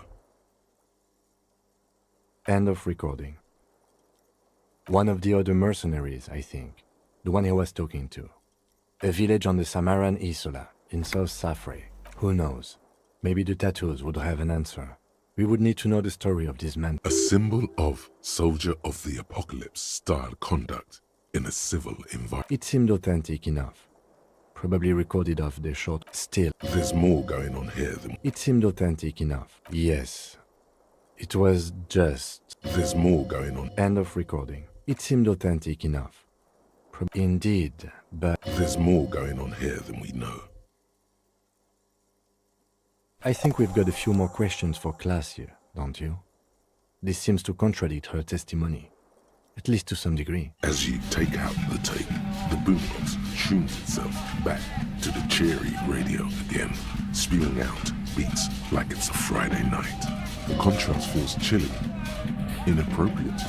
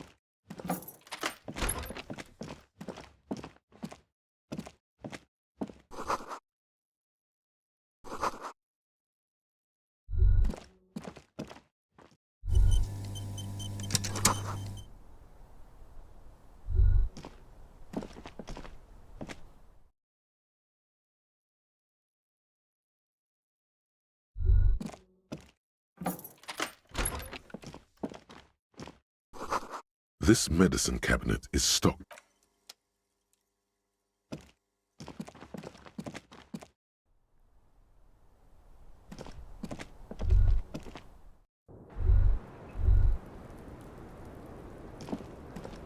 I was just thinking, what a nice day for questions pertaining to a murder investigation.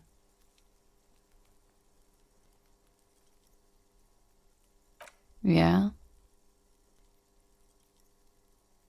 Yeah.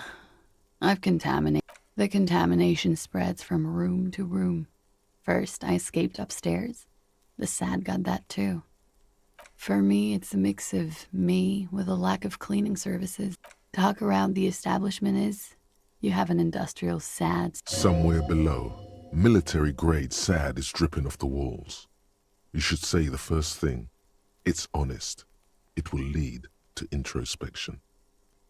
That's where it always comes from, isn't it? From the head and from the past. Sounds like an advanced form of what I've got, with a bit of old love sprinkled on top. Are you sure? Love is terror.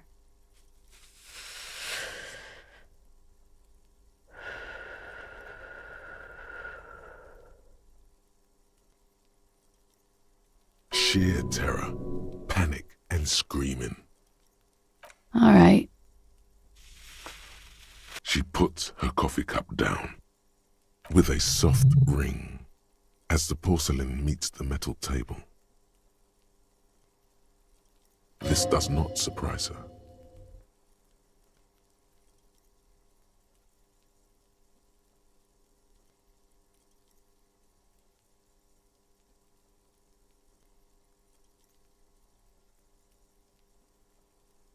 Did he?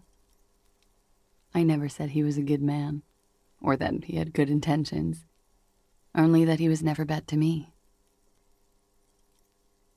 She doesn't care. If anything, she sounds amused.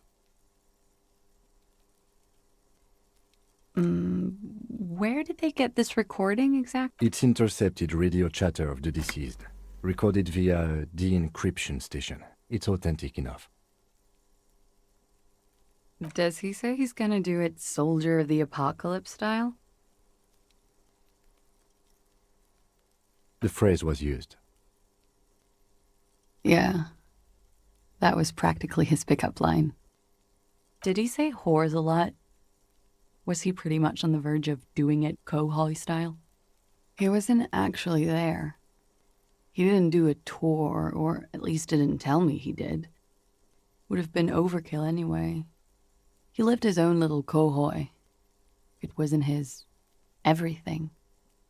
No, I'm pretty sure he did all those things, and then had to internalize them to keep on living, until they just sort of turn into his, She's quite observant about the human character, trained to observe, even.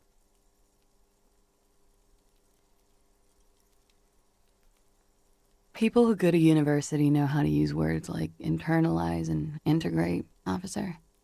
Now, what was that expression? There's more to this.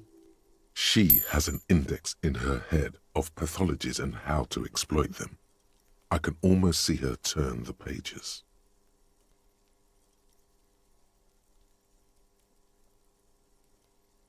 Running joke. I was gonna say running joke. And it sounds like you didn't even get the good bits. Lely's punchlines got way, way funkier than that. He was like the Seminoles conflict, the Kohoi massacre, and the 36 famine in Yezut all rolled into one person, then cast in Orani ceramic armor, which he wore in bed and in the shower. When he said he was done, and done mentally, it didn't sound like a joke. Sounded like a deeply troubled man. Well, maybe I pieced him back together with my magical personality. Afraid of what? That tape the Hardy Boys recorded? Your mother probably never told you this, but girls are evil. Had I the physical robustness and social support, I'd be in Kohoi. I would be tearing it up Soldier of the Apocalypse style. She wouldn't. She doesn't have the full hoy in her. Did he tell you he had actually done any of those things? He and Martinez, I mean? No. We were too busy laying waste to our own nervous systems to direct any of the fury outward. He seemed... There is a small measure of pride in her, that she could quell the rage in such a being. What kind of man was he? Before you... Thank you for clearing that up, miss. Whenever you're ready. I'm interested to hear what Titus Hardy has to say now. She takes a very small sip of her coffee and smiles.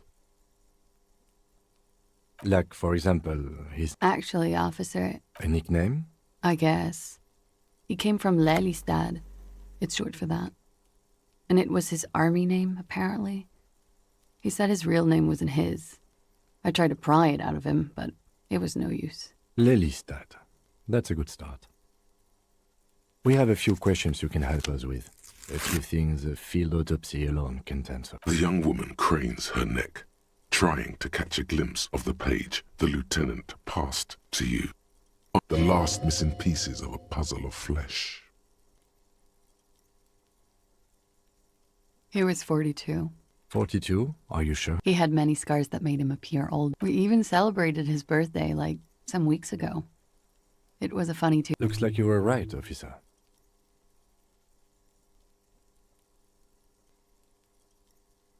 Points are good.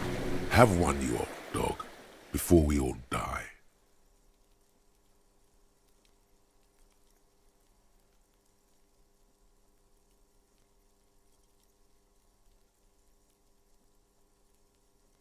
The young woman looks at you, then the lieutenant, then you. She's clearly sensing something. A spike in testosterone levels, perhaps. Blue. Light blue.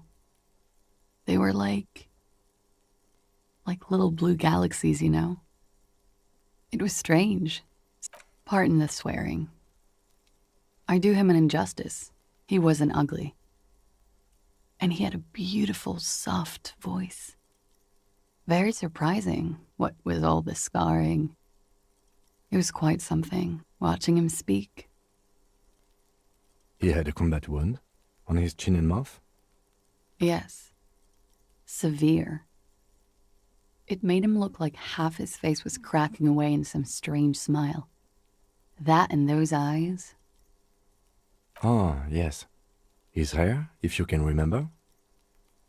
It was light brown, almost blonde. He darkened it with brilliantine, made it oily. Not nice to stroke. I couldn't convince him to leave it alone. Oh, that. It's clear she liked it. Sure, service history. It was mostly how? Imagine him lying in bed. Freakish musculature laid out on the sheets. Scarred, of course. Tattooed. The sheets are dirty for some reason. Is this Orani's lit? Yes. This is the very essence of what he's smoking and drinking, of course. And his chest. And the woman goes like, "What was this, baby?" And he says, "That was too hardcore. Don't ask me about that." So she goes, "Okay, but what's this, baby?" And he's like, "Saw some bat shit there. Killed some loincloths." And so it goes. Star after star. Port after port. Oh, yeah. No, thank you. I've seen enough of him dead. I can tell you what... Go on. He was a blue-eyed boy with thick arms, from a small town. He was also poor, and the government of Orania needed some people killed. So he went to Killer Academy in Vredefort. Then he killed some people in the Seminine Islands. And on other islands, too. All of the islands. After this, he came to Revachol and got killed him. Change of topic, perhaps?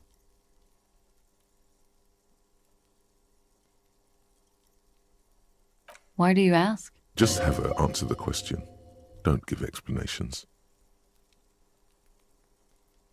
I don't think he enjoyed dying, officer. Everything checks out here. It's all A-OK. Good answer. It very well. What do I mean? I have no idea. I don't. That's not funny, officer. Her voice is like a slash through the air. Her shoulders tense up. The lieutenant blinks. All right, let's see where this is going.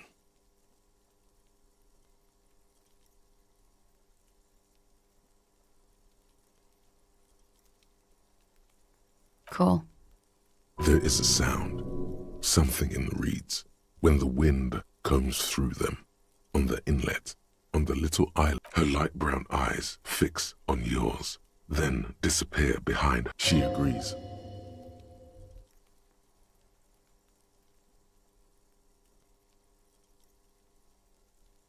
Good for you. What do you think it will tell us?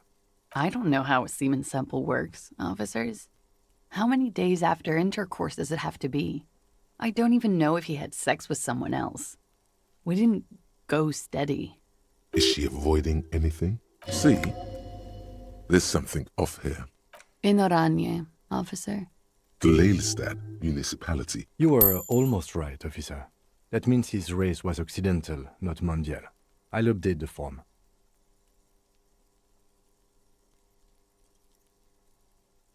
Yes. We were compatriots. Did that bring you together? No. He was too old for that. And from another part of Oranje. No love for Mother Oranje. But wasn't he a soldier? This could be. The young woman is smiling, still, about their bad habits. All right. Coolly, gracefully, she pours herself more coffee.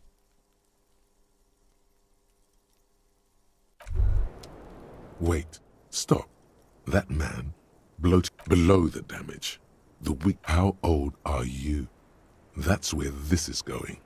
45,000 liters of raw alcohol has left. You could ask either one of them. Huh? How old? 58?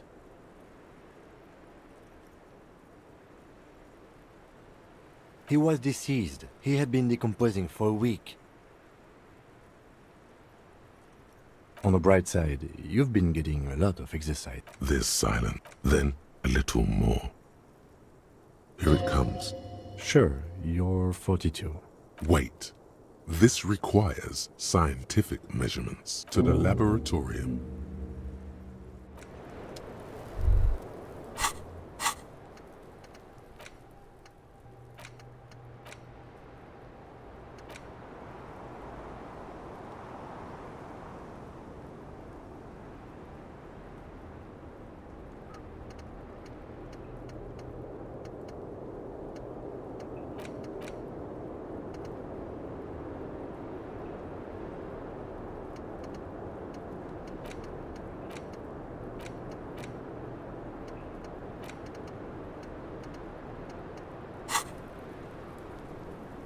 I was just thinking, what a...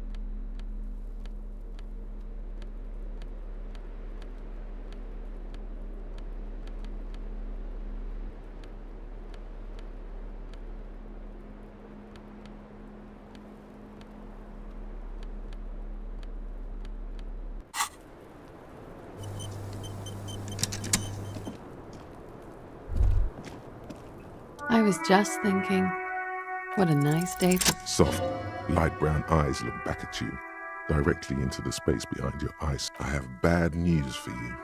You know these guys? Who? Me? Yes, you. He's talking about you, you boring stiff.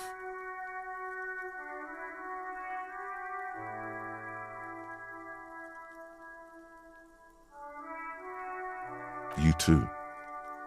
Me? What did I do? I'm merely a master thespian.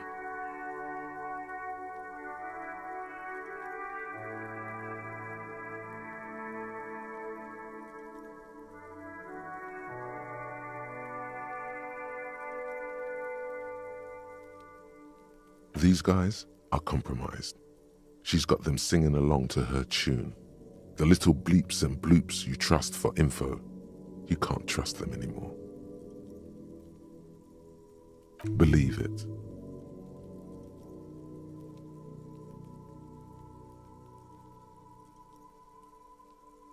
There's no way of knowing all of their bullshit, man. Especially that guy. That guy's the most compromised. No fuck it, really? Quick, glory, truth, I take it back. He's got it pretty bad. But this, she likes you. The crown head is a boring condom. He's jealous. Yes, Mr. Thespian here has been singing paean. She is a lady, most fair and in his defense, to reduce him to such inadequacy, she probably had to employ half-truths more often than outright. That is correct. And omissions too, a little. They're all still of limited use, interpreting things too. But when it comes to assessments of character and factual accuracy, they are not to be trusted. Don't be melodramatic. You can't draw a sound conclusion. She may want to control the information rollout, not to become a suspect. See? It's oddly moderate. Probably how it always does. There's nothing you can do about it. No, it's better to know. Don't worry. It's only been 4 or 5 seconds. You've got this. For a second, her face disappears from your cornea. Still smiling, a tired smile.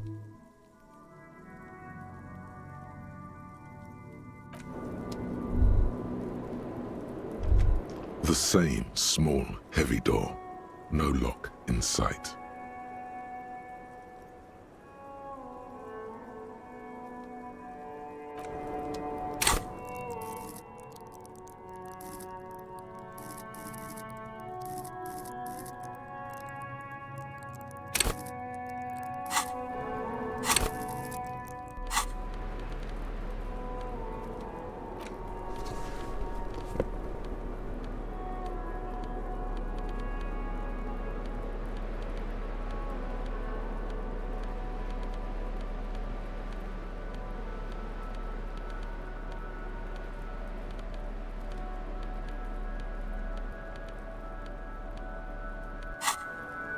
The same small, heavy door.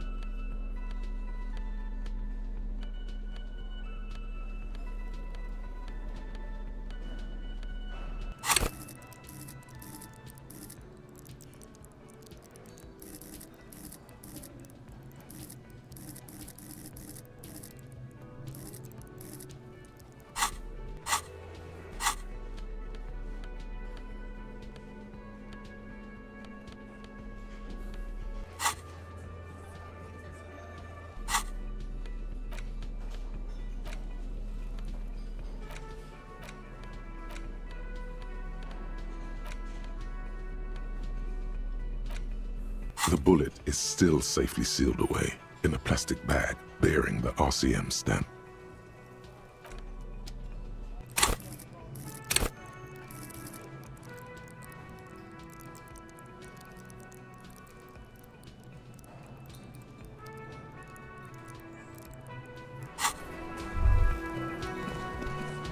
It's you again. What is it?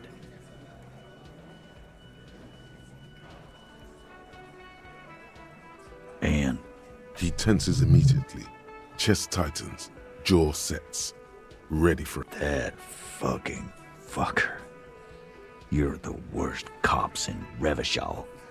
I gave you gold on that tape. That fucker wasn't aimed at you. It was at her.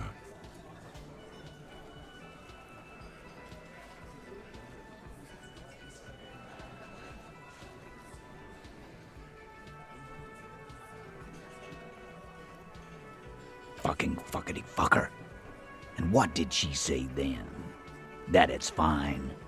People are supposed to be like that? Sounds like he wanted it to change her mind about the hanged man. This is definitely personal.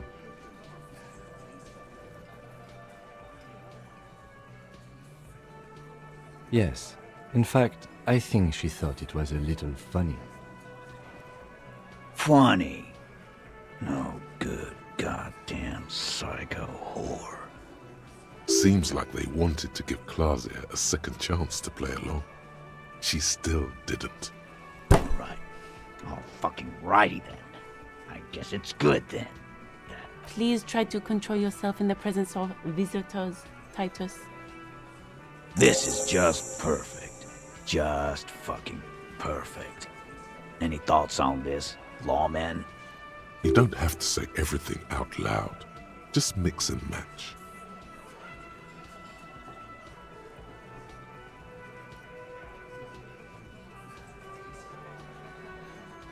I ask for your opinion, not a bedtime story. Tell it to your grandma. But she didn't. She knows she can't lie to us, unlike you. Oh no. He's definitely compromised too. It's his hubris. Fantastic. So now, you remember how to do your job. I'm so sick of this piss. We should get something harder in here. Yeah, guys. Why? Maybe not then. Success. They admitted to unlawful collaboration to derail the investigation.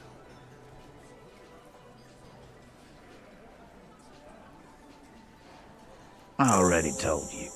We fucking hanged him. There's less gusto in his voice now. His men too are growing increasingly silent. Come on, Titus. We know you didn't hang him. He was shot. I know you're tired. So am I. Why don't... You know what? I am tired. I'm tired of you and the whore upstairs.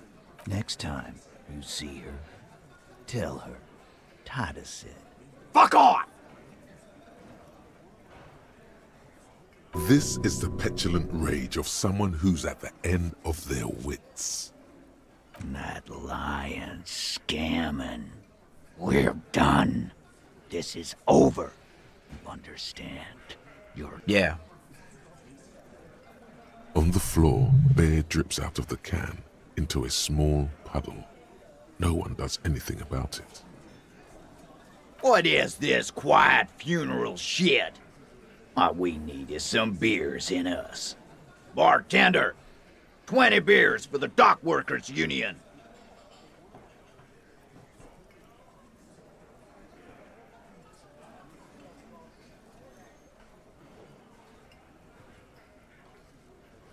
Why do we make it 40, huh? Why do we make it 100 beers? You're not loud enough. 100 beers? Now we're talking. Hoppity hop over here, cafeteria manager.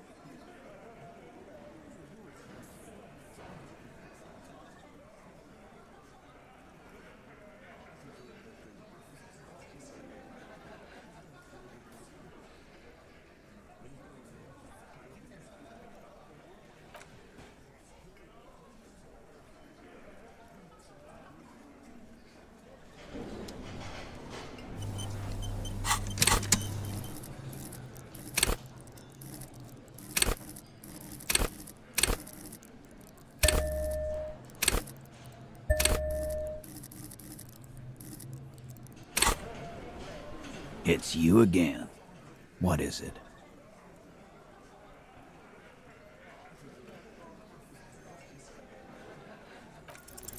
Convince Titus he's being manipulated.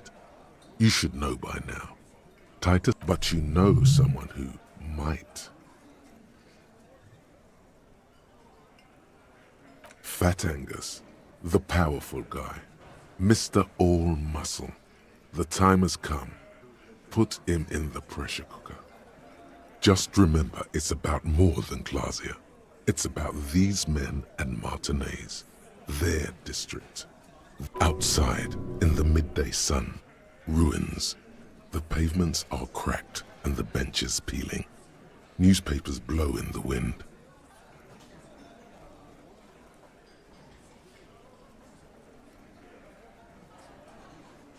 Huh? He'll get it. Go on. Got it. Kill you because they don't like you. All because...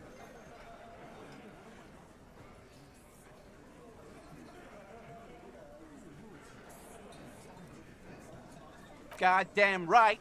Don't come around if you're not from around. Fuck you. I'm not from around. That's not why we... There we go. Don't come to the wild north if you are not white enough.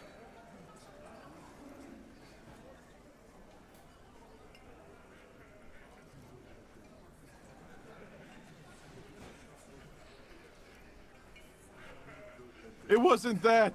It wasn't. We didn't shoot him. That's it. That's the weak one. You flushed him out. Now go in for the...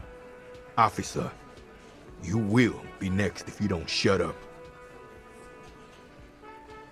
He's onto you. He knows what you're trying to do. Steel yourself. Push on. Just ignore Theo.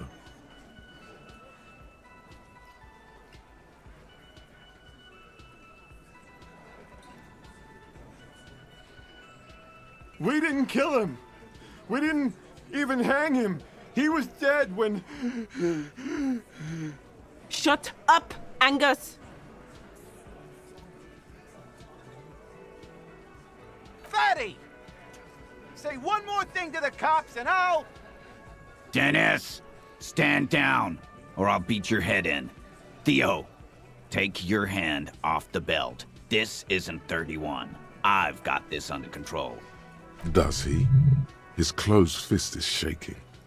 It's you who's in control. Let them have their moment.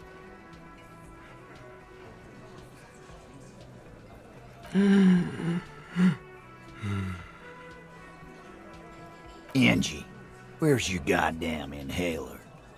You sound like you're dying. I left it home. I can't get it. I'm too fucked.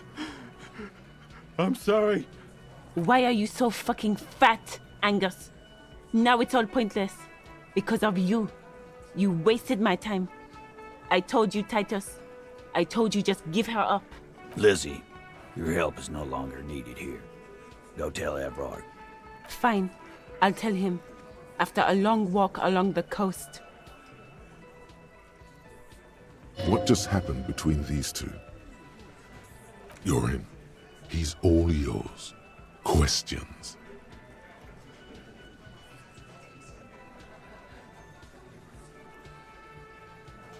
He nods. You hanged the corpse to cover up the real cause of death. The bullet in his head. Another nod. 'Cause the girls asked us to. They were in some shit. Girls plural? There's another girl? 2 of them? Take note of this. Did she kill him? Cop, I have no idea. The girl says she didn't. He doesn't think she did. Or at least... Glacier came down. She seemed really out of it. Drugged up, even more than usual. Bug-eyed and gurning, you know? Not in a fun way. It looked like she'd redosed after something went down. I've seen that look before. She was scared. I knew someone had died. I've done this job for 10 years. I've seen it before. It's the politician in the motel room with the dead hooker scenario. on. Good analogy, boss. You don't get to talk yet, Shanky. You're still on the bench. You keep taking it easy too, Angus. That's okay with the fat man, still wheezing there. He couldn't speak if he wanted to. We went upstairs. Sure as day the Merc was dead. There was a bullet hole through the window. Fucking dirty sheets and bottles everywhere. He means they'd been fucking? Tibbs patched the window, and the corpse we hanged.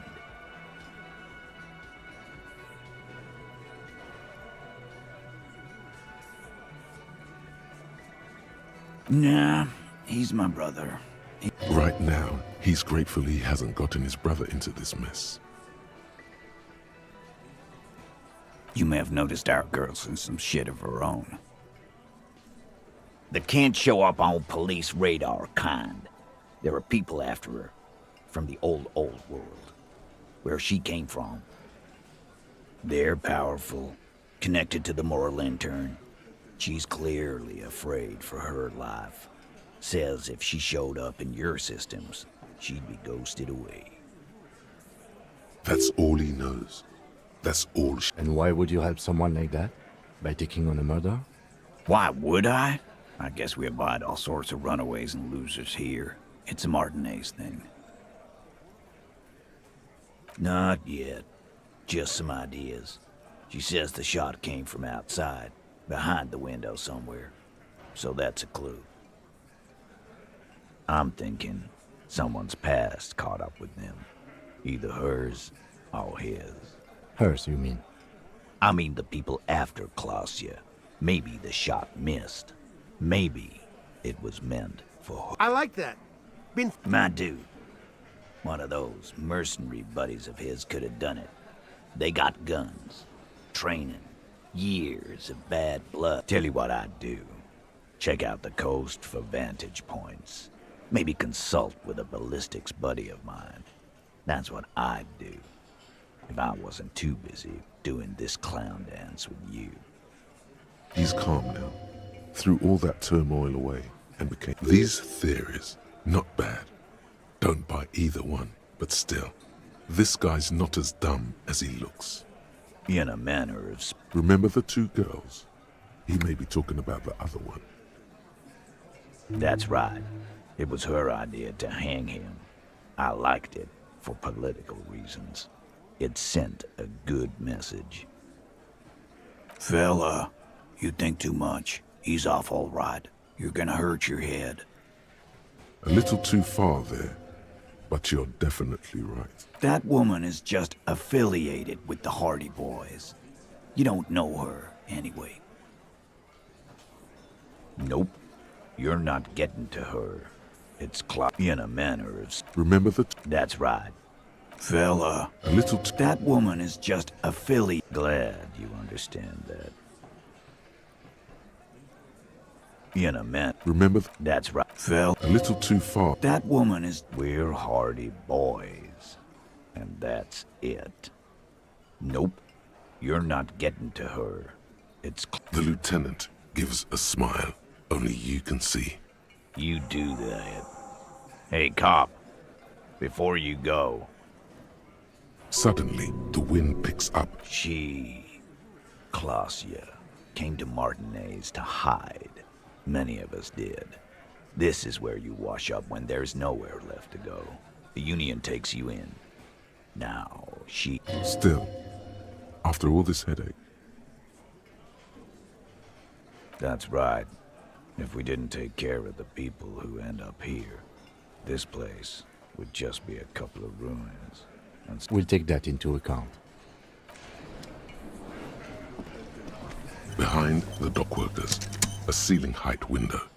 The hawthorn branches scrape the glass like bony fingers.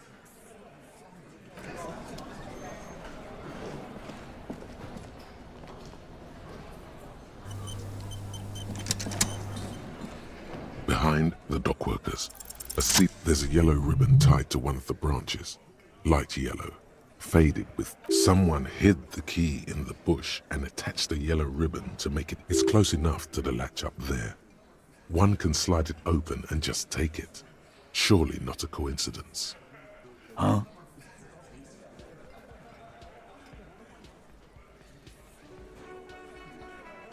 I'm not your janitor. If he says it's there, it's there. I don't know about that. I'm sorry, fucko.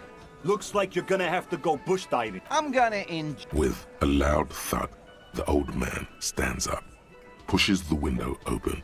Grab the key is brass. Workshop spare is etched into its bow. Come on, man. We were just having some fun. Where's the harm in? I'm tired of listening to your shit.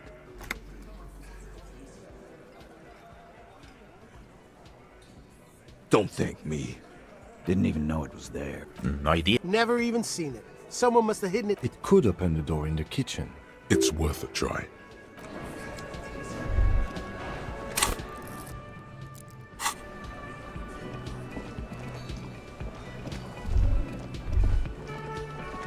You see a heavy steel door. It could be connected to the key fits the dimple lock.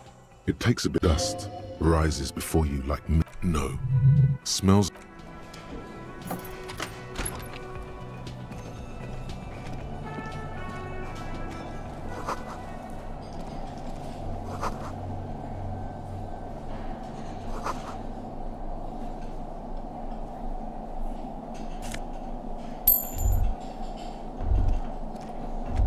Over there, in the corner.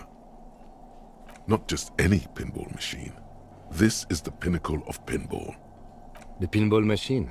Gordy's Goats. A classic. A little. Feels like a lot. Too much to play it again.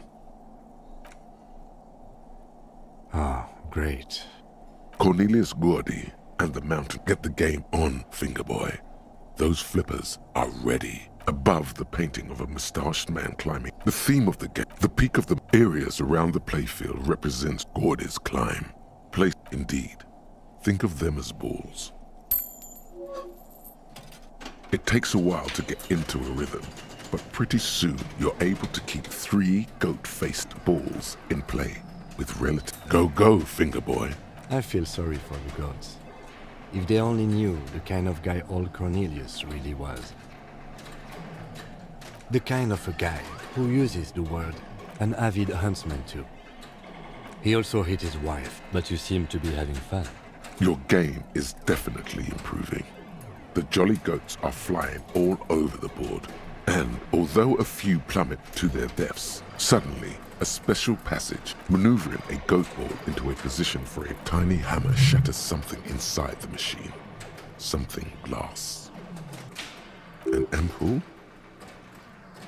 The words "pale rupture" light up on the speaker panel, and the machine starts filling. Congratulations. This is where the game ends. It's a cheap way of getting more money out of the players. A stupid nihilistic finale. There's so much fog, you can barely see anything. This can be navigated.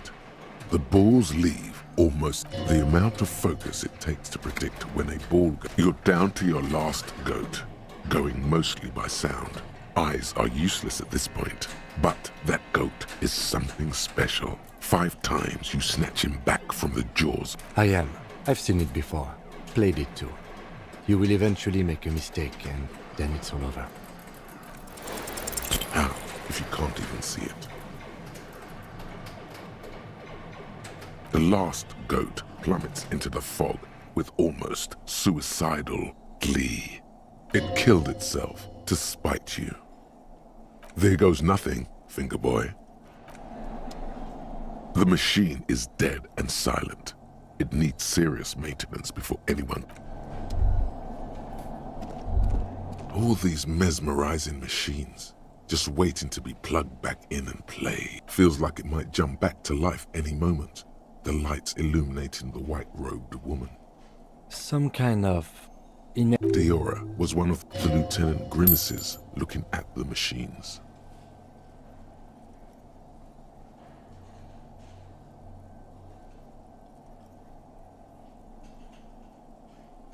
No, I love it. He doesn't. No. You can't fire them up. They are broken. What a dumb name. Royalist Pinball. If they weren't broken, he would kick one of these machines about now. Kim, Pinball, Kitsuragi. Exactly. That's what he's known as.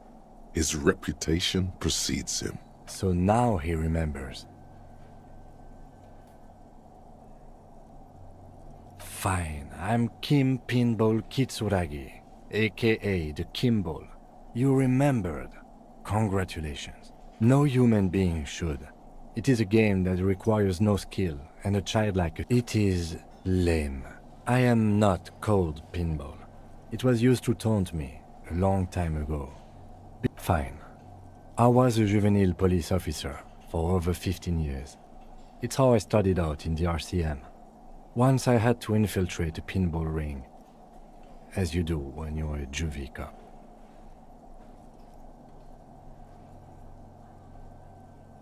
Unbelievably. To do that, I needed to become a pinball champion. I trained for 9 months. The job was successful, and end of story. That time is over now. I was already a 38-year-old man. It was So that's why he doesn't want to talk to Kuno. Trauma and stressor disorder from being a juvie cop. It's best if you handle the juvenile delinquents.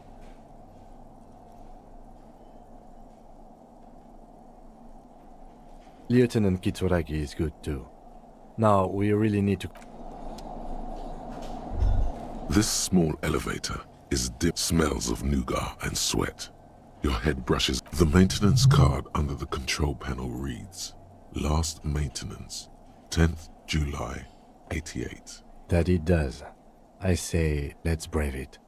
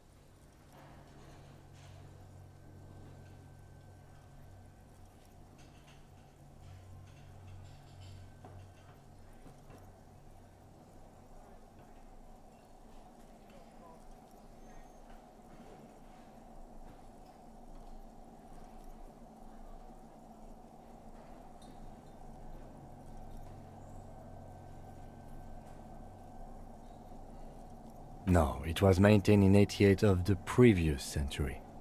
If some form of time travel becomes possible in the future, I doubt its inventors will use it to repair elevators in Martinez. There are large rectangular buttons. Monter, descend. A small steel plaque reads Halter 800. Halter is a cunning... Seems like a small freight elevator for transporting machinery. For that, it's pretty quaint.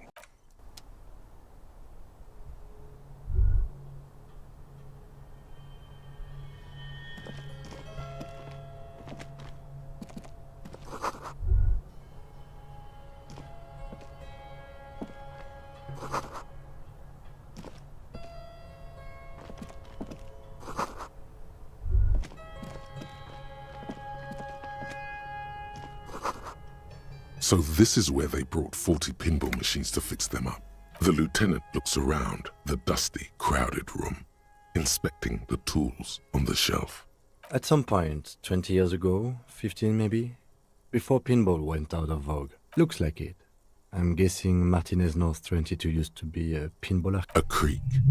Some... Downstairs in the hall, next to the main door. One of them even works. I've seen one of the artists bang away at it.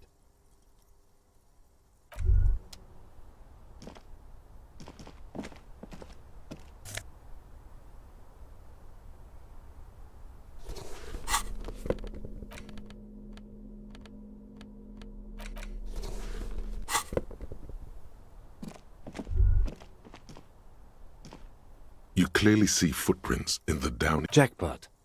These, unlike everything else here, are new.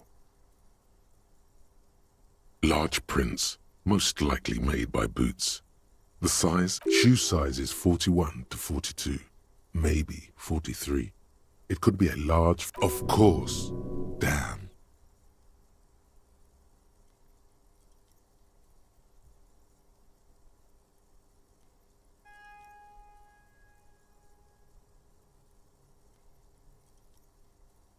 No, these little horizontal lines are different. They look the size looks about the same, actually. They are not the same shoe, but they could be the same person. Everything around you is quiet. The prints crisscross the workshop floor. 3 weeks maximum, from the dust coverage. It could easily have been 1 week too. You know, officer. This is so good it makes him forget the whole Kimball memory. It was a stereo investigation after all. It has now converged with our main investigation, adding a new fact to consider.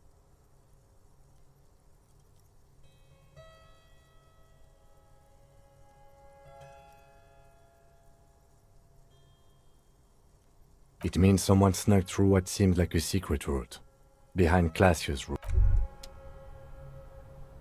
You clearly see... Jackpot.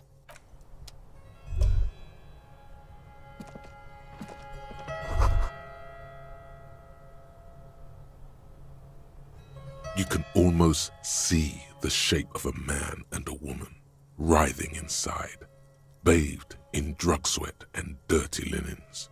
Bottles lie around everywhere. You can barely see through.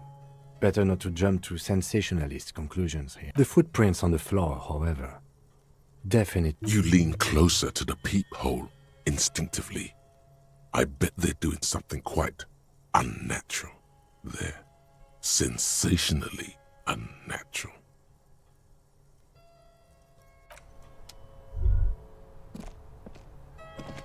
This is the inside of the barred door you've seen before.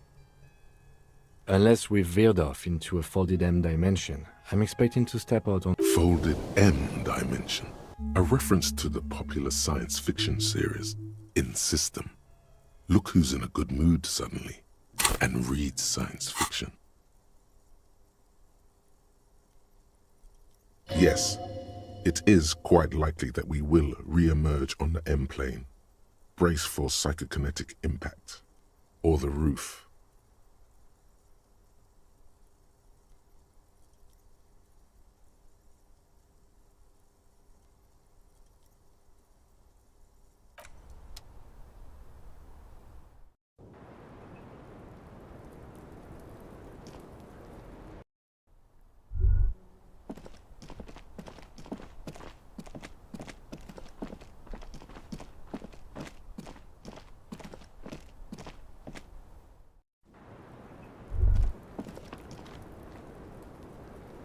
It's always good to see you. Something in her demeanor has changed. I understand. Just like that. No resistance. I knew there was a chance you'd get them to tell you. It's what you do. You're the police. For what it's worth, I'm sorry for wasting your... This is good. Clear the air first, between you two. Then move on to question. No, it's not good. It's the opposite of that. Shush. I can't hear what she's... If you knew we would find out eventually, why did you waste... Because of the Hardys. I couldn't just dispense with them. They were only trying to help me. Out of the You're right. There's more. You answer to the coalition government, and by extension, the moral... Briefly glancing over her shoulder to the sea. As she's done time, a grand expanse of water reaches over the bay and to the horizon. The Pearl, the Muindi Isola, the Occident, and then Oranje. You share a database with them. You send people to their courts. Just business, but bad business for some people in the moral intern. If I show up in your records, officer... What happens if they do? They will kill me, sir. If you file my name, take me in for questioning, well, then I'm fucked. For nothing. This murder didn't have anything to do with me.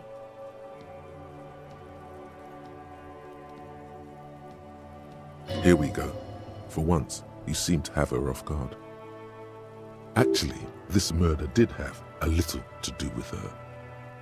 It's not nice, but it's not illegal. Not here in... What exactly? Industrial espionage. I joined a business collective with the intention of betraying them. With a bigger company. The kind you really, really don't fuck with. I took the... I need the names of the companies involved. The job was Lewsdown County Savings Bank. They sound small, but they're part of the Lewscop conglomerate. That was the second job.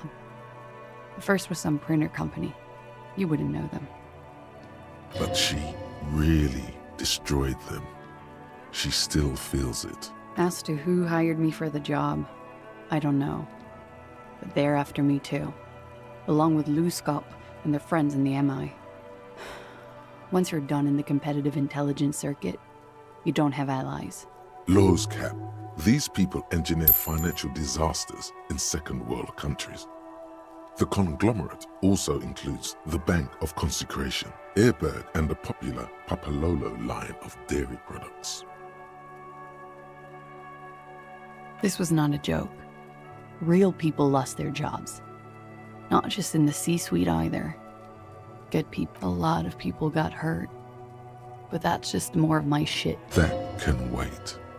Look into her eyes. There's more. One of them killed themselves because of me. How do you deal with anything? It's all just... How do you do it? There you have it. The way of the warrior.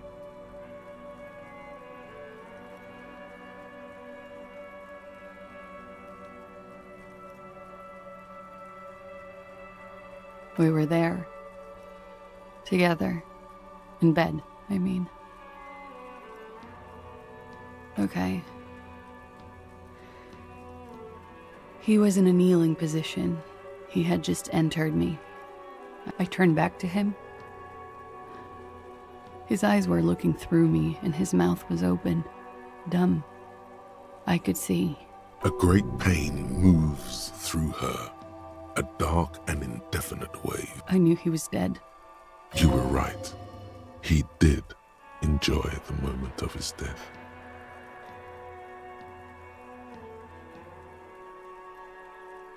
Yes, but... You asked her before if he enjoyed it. She avoided it. How did I not discern it was a lie?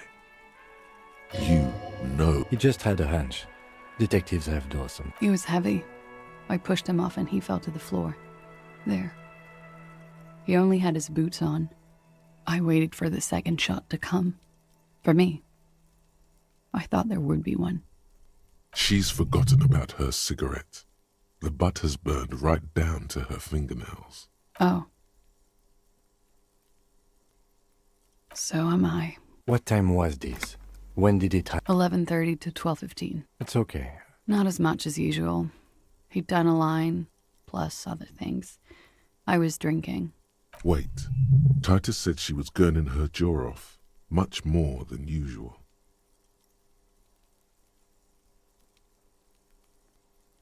Oh, yeah. I did one of his lines, just to clear my head.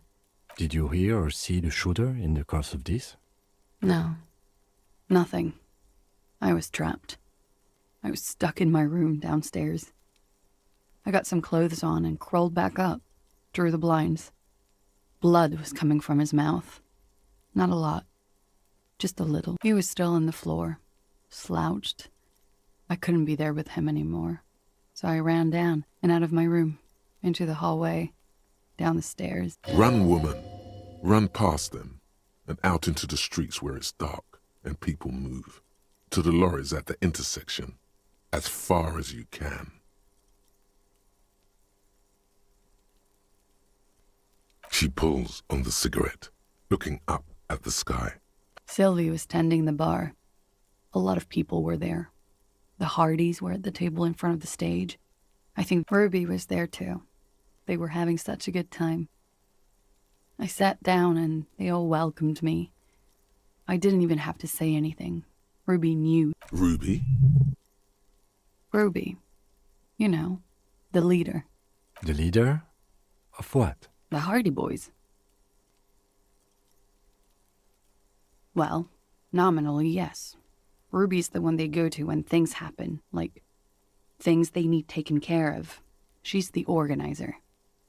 Would you say she is the 8th Hardy Boy? Why not? Does she also party with Ruby, however? No. Still, there is something there. She won't tell you now.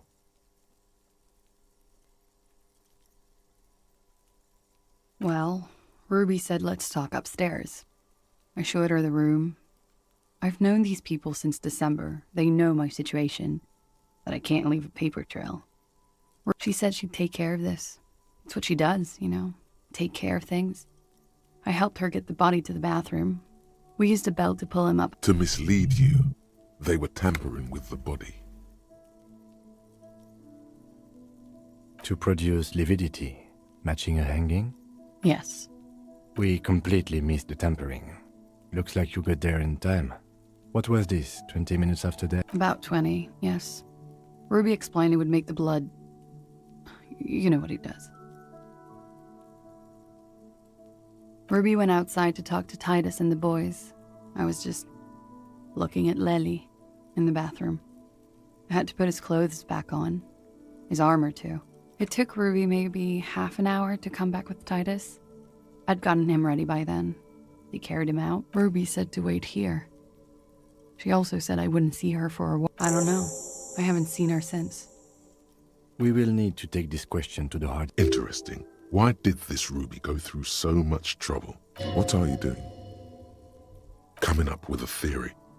She said Ruby knew something was wrong before she said anything.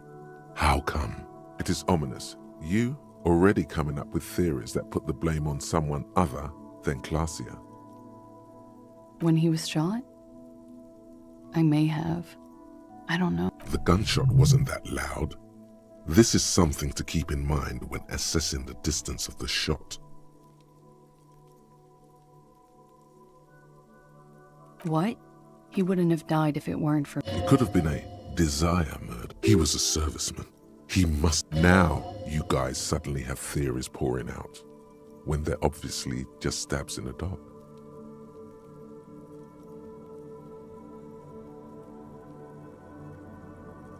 Like what?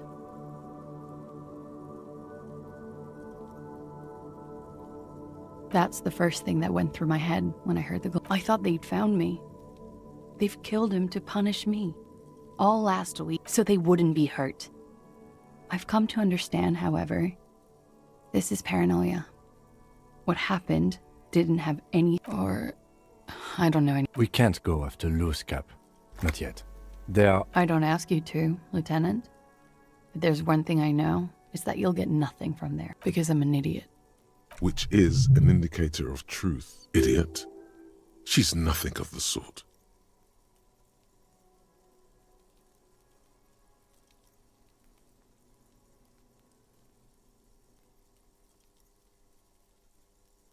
You have to understand, the people around here, no one.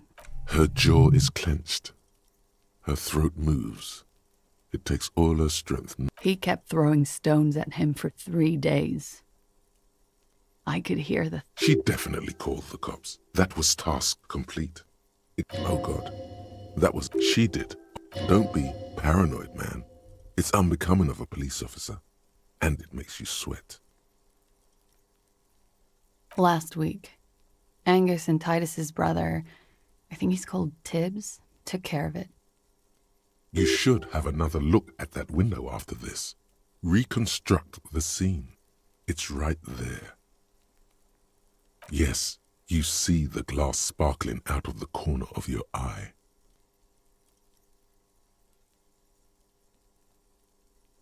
She nods. He's thinking, or should we arrest her? No, that won't be necessary. Just, this guy won't budge. You have to wake Multiface up, forcefully, if you want to continue pushing her.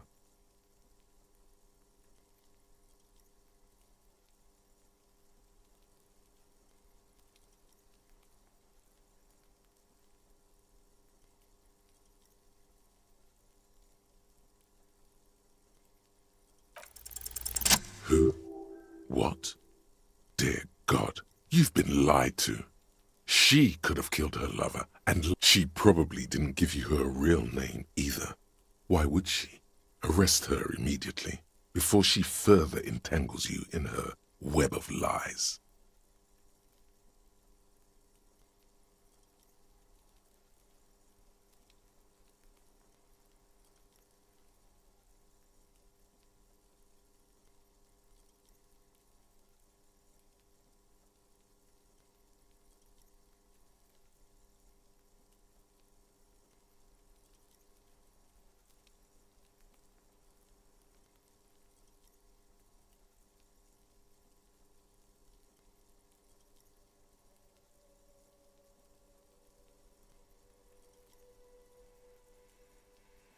Take it easy.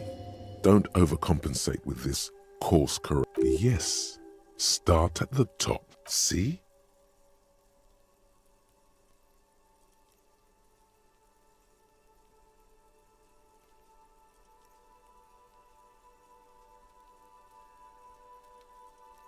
I did. What is this? I called your desk or whatever it is. The numbers are all over town. Call 8-100-2 for emergencies. There was an older woman on the other end. It sounded like she was smoking. She took my complaint. She coughed. That is the emergencies desk. Anyone could know that, sire, by looking around and calling the desk. I don't believe a single word she says. What time did you make the call? Thursday night.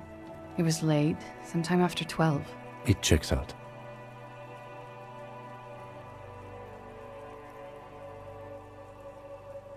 But I know the time of the call too. I know I have not been 100%. You sense a little hesitation there, or maybe even fear. The stress was on the wrong syllable. Welcome to the wake-up club, brother.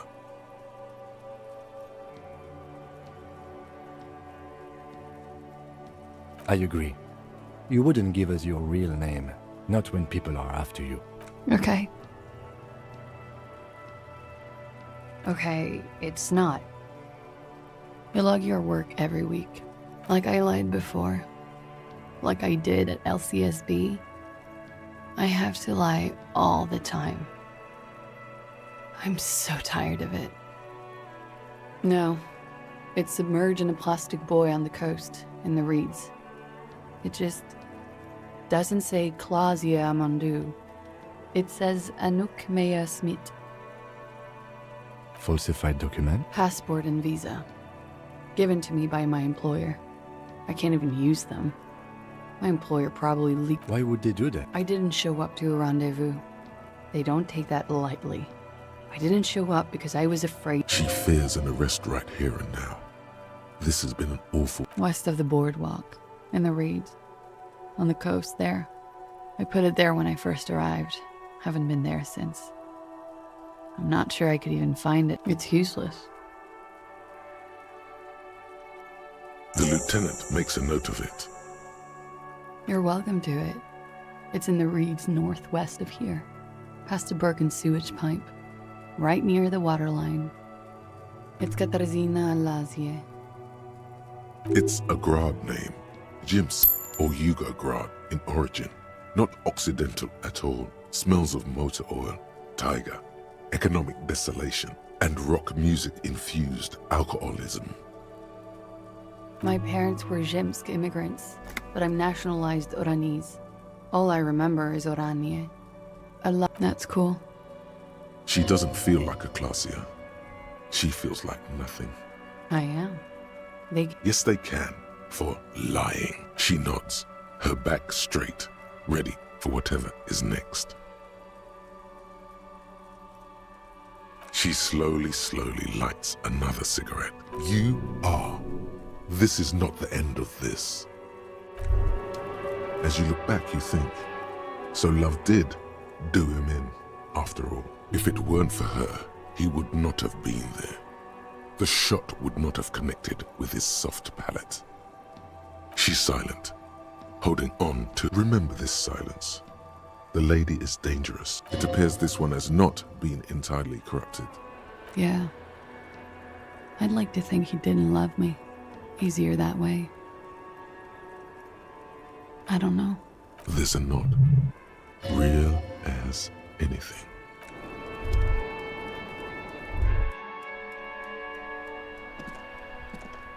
This window is pristine on the inside, unlike the one next to it. Golden light melts away into the blue, glassy darkness of your mind. In it are two neon-lit shapes, a man and a woman on the single bed. Like the witness said, the man is kneeling, the woman is on her back. It's the night of March 4th and a shot has just been. The man looks directly at the woman. The shot's possible directions converge in his mouth, a ray cast from somewhere outside, entering his brain. Ending him. From the roof outside, location A prime. The glass fractures around the bullet hole. Shards face inwards like a corona behind the woman's back.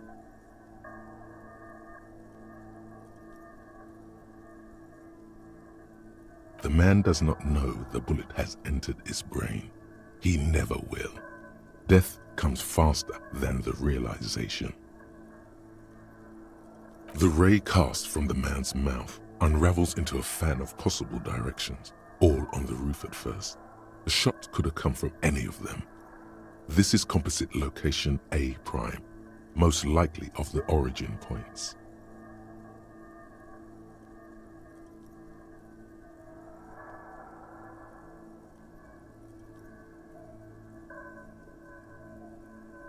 There could have been. Then the rain and slush and wind washed it away. This was more than a week ago. 72%, with a weapon that fires jacketed ammunition, likely a rifle. This is a good short distance, but not too short. The perpetrator aimed with their back against the railing, or possibly kneeling for precision. This would explain why it only took them one shot. The lights were on in here. Outside it was dark. It was like shooting fish in an aquarium, a well-lit aquarium. The victim opened his mouth to let the bullet in. Neither of them would have seen anything outside in the darkness, too busy with their own bodies.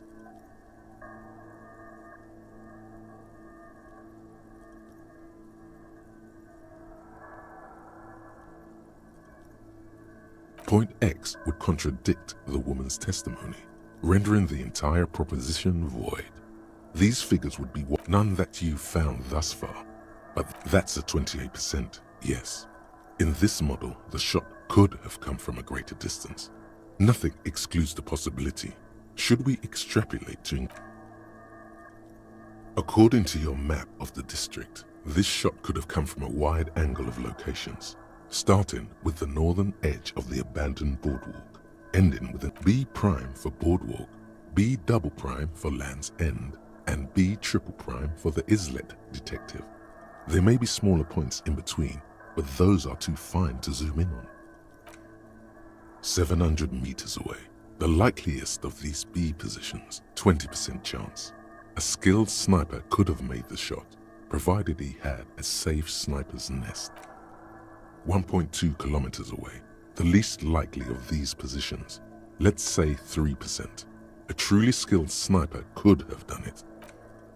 1 kilometer away, a point beyond the docks, on an islet the shot would have been a small miracle, 5% likelihood. There is an extremely narrow field of view from the bay to the window, between Rue de Saint-Ghislain 10 and 33A. From where, precisely? I see you have given this a lot of thought. Are those the locations you've singled out in addition to the roof? And what is the likelihood, in your opinion, that it came from a further distance? Okay, well, we should see if there is gunshot residue or sniper nests if we go down the coast. Rule these spots out one by one. It would be the diligent thing to do. Until then, personally, I'm going with the roof version. It fits the hidden path through the whirling. A simple hypothesis.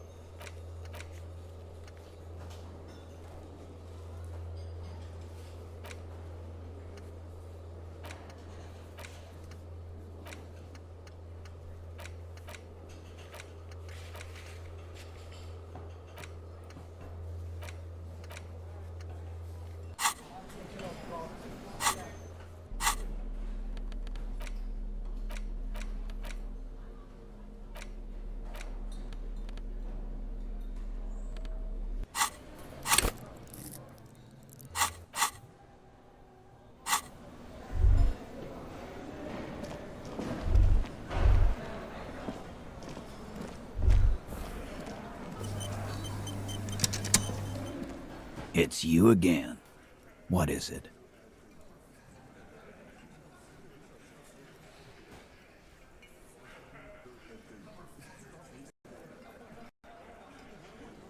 Why?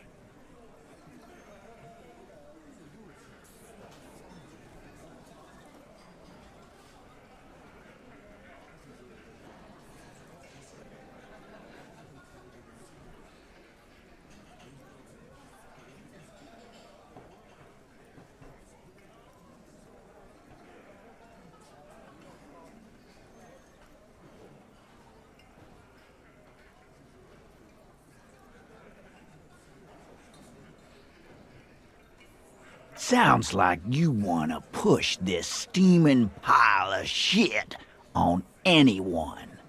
And now you pick Ruby. Well, not on my watch you won't. Ruby's one of us. We're not gonna throw her under your moral intern steamroller. Fuck that shit.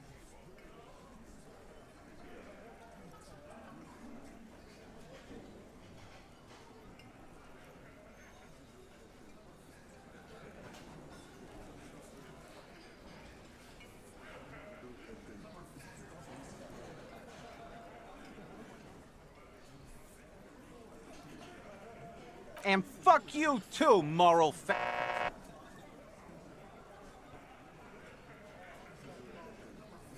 Ruby is missing. If you hide from the police in a murder investigation, you become a suspect. You know how it works, guys. That's nothing. That's just legalese. You don't even have a sound theory. I don't want to be rude, but we're trying to get some R&R here. Think you could fuck off now? I think we'll keep sticking around, Titus. You'll be surprised at how quickly a theory presents itself if you keep looking.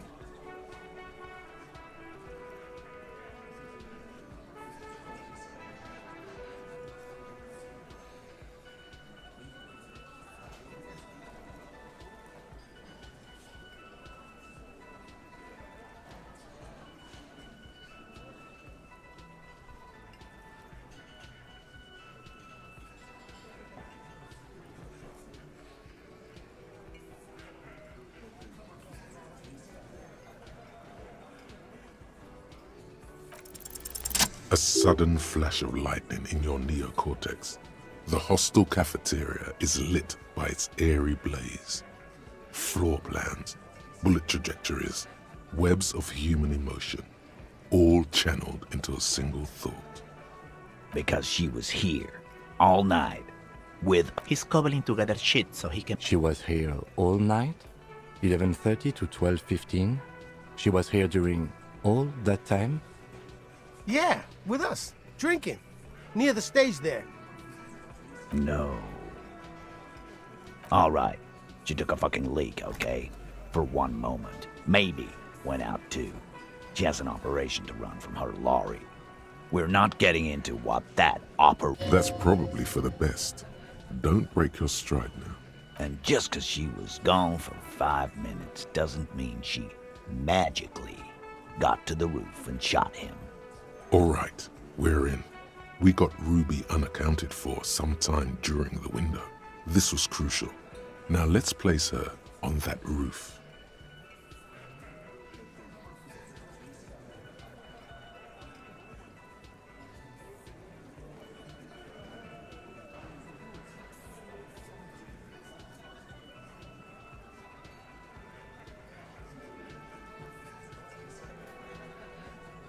Why not? You can't draw a straight line into Clausia's window from any of the surrounding buildings. Not from what I know about Martinez. Maybe from the coast. But like I said, I've been too busy dealing with you idiots. So no, I don't think 72%. There's a percentage and all. Where'd you get it from? Your guy? No, you can't. I know what you did. Those numbers were an ass. Yeah, and they don't put her on the roof. How? People say there was a pinball arcade here. Sometime before the hostel. What was it called, Theo?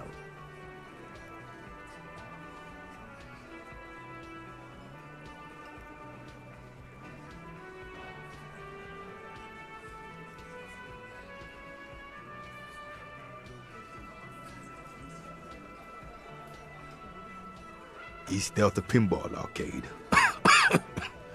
Weird place. Went bankrupt. Weird? How? You're wearing the pinball maker's coat. Was run by a fella called Nerflock something, who wore a yellow dust coat like the one you have on right now. Weird guy. Never liked him.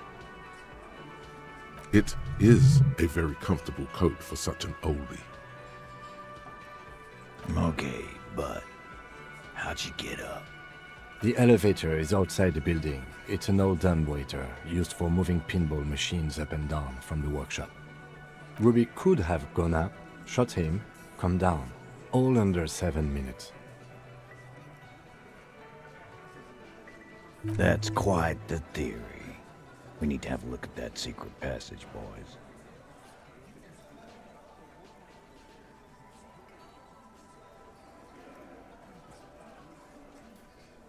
I'm on it, boss. Right when the law clears, me and Angus are going up there. It's a dumbwaiter, not an industrial lift. Just now. You got something else to back this route up? Or is that it?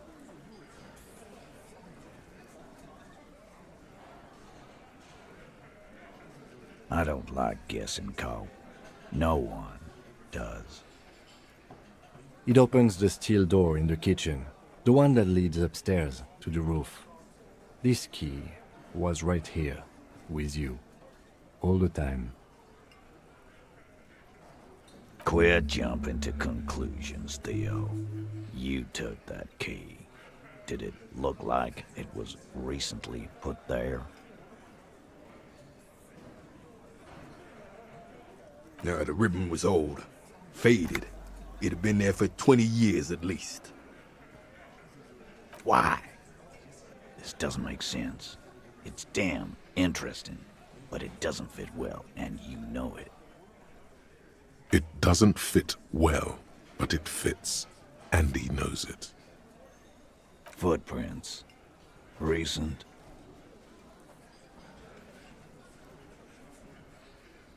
He looks tough, but there is a nervous twitch in his dark green eye. This is all too close to home for him. 43 is pretty large for a girl, don't you think? But then Ruby's what you call a butch girl. She's no daffodil. Yeah, but that's what's so cool about her. It's why we've been thinking... I know what you've been thinking, Glenn. We'll talk about it. Once the murder charges have been cleared. Titus, you're not really saying... He's thinking, all right. Glenn gets silence for an answer. Push forward with this theory.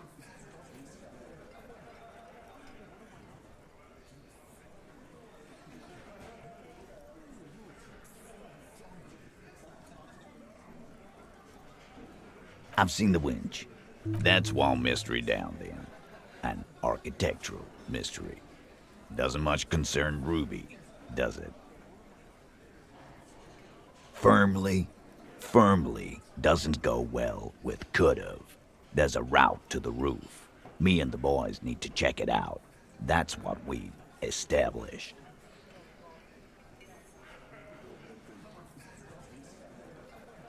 But a route does not put that bullet in his head. A gun does that, and Ruby doesn't carry one. Phase 2. Murder weapon. Get a gun in her hand. If not that, then at least a shadow of a doubt. In the shape of a gun. Just don't contradict yourself. If it doesn't sound like Ruby did it, maybe keep it to yourself.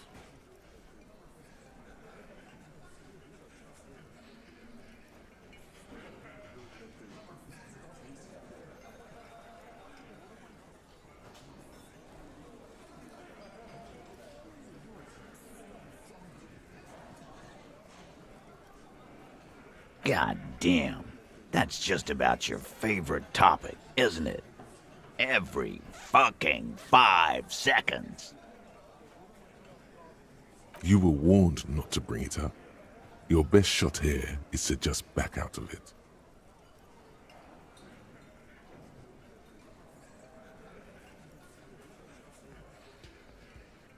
Okay, cop. She's got connections. I could see how she could have access to a gun. That still doesn't mean she did. That's all you needed. Doubt.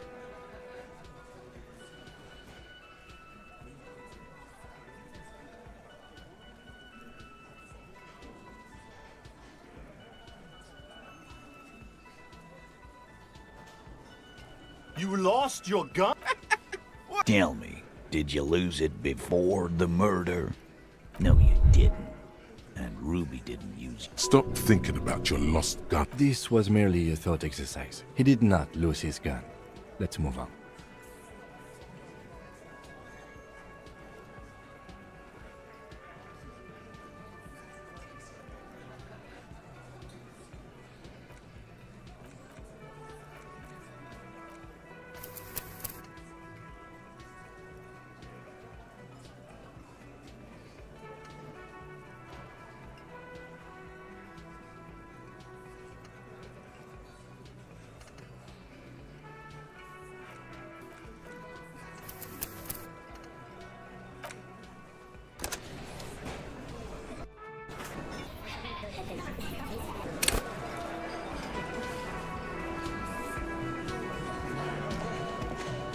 It's you again.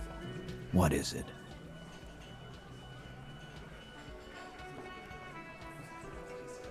Why? You're cuckoo, cop. I'm the only man. Yeah, fuck off!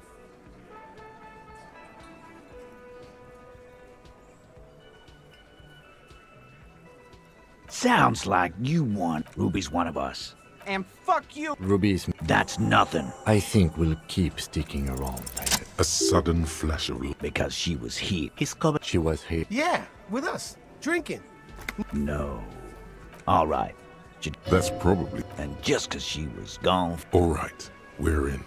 We got Ruby unaccounted for sometime during the window. This was crucial.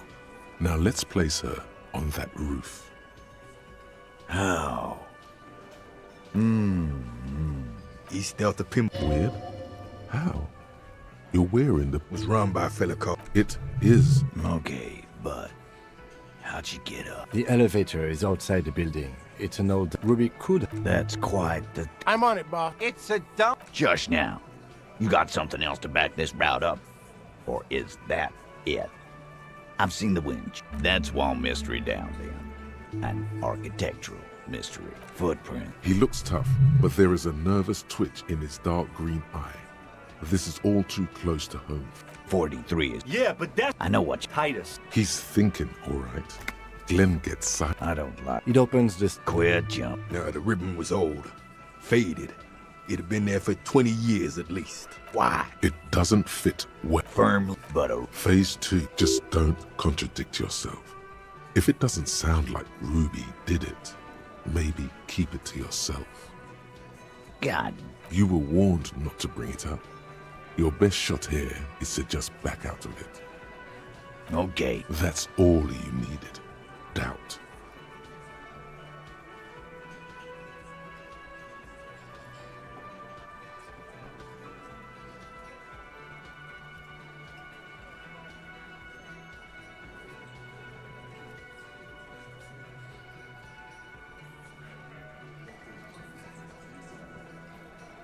Now what the heck? He's trying to woo us. Yeah, but... It does? Yes. Just making sure we are on the same page. It doesn't all fit. We are just sharing info, candidly. All right, Carl. T, we're not seriously considering it, are we? Ruby wouldn't do this. Why was... Phase 3. The big one. Get this and they'll give her to you. Remember, don't piss him off. That never works.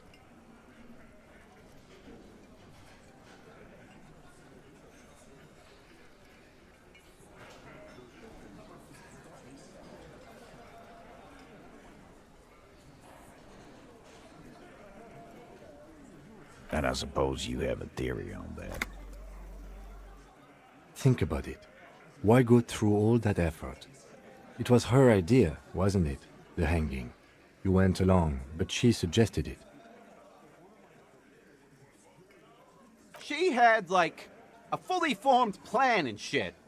Right when she came back downstairs. Really, Shanks? Claudia wanted to talk to another girl, that's all. She was just the first one up there. I could have come up with that plan if I'd have been first. Time for a logics demonstration.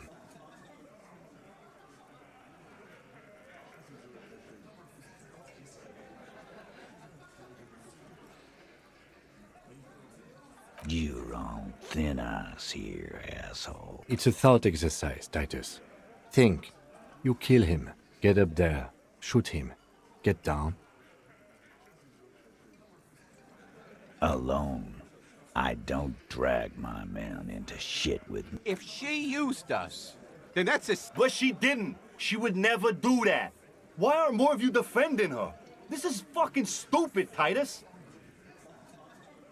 Glenn, I thought the same thing when she skipped town and left us in the... Oh, so he didn't rule her out completely.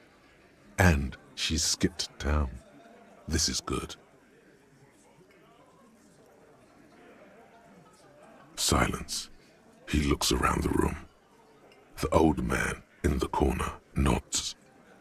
A very small nod. And a trickle of tobacco spit on his lip. Yeah, I see it. There's one more thing I've been wondering about. Ever since you asked me where she is. Add it to your list of suspicions, if you want.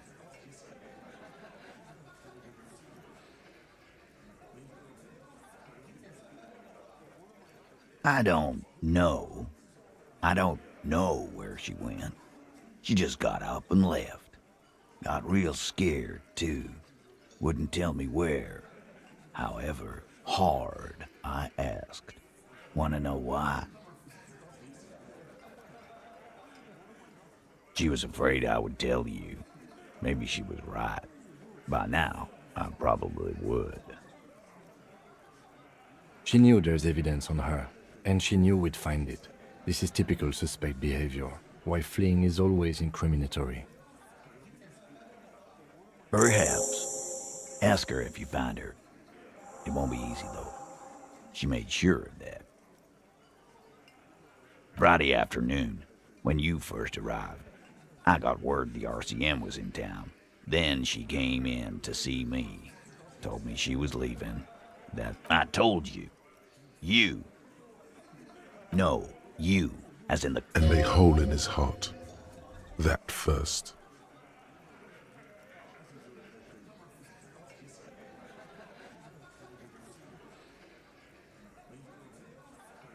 Sure. You know, when I first saw you limping here, I thought she was paranoid or sniffing her own supply. But now I'm not so sure. I told you. Yes, you. And a hole in his heart. Why not? You look about ready to do something pretty crazy because some bird fucked you over. Sure. You know, when I first saw you limp, she said you have a funny taste in clothes. And that you won't until you have something on her. She said she's heard of you from Jamrock, that you're a human can opener, that you play suspects against each other, open them up like cans. Fucking hell. Titus, did he just...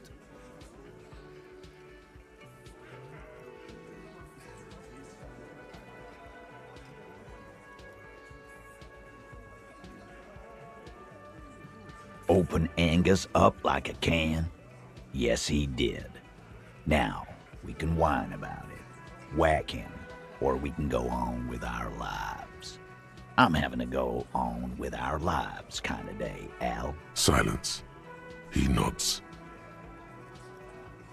Yeah, there was something else. She wouldn't tell me, though. I could see she wanted to. It was burning on her lips. This called Titus. This called me.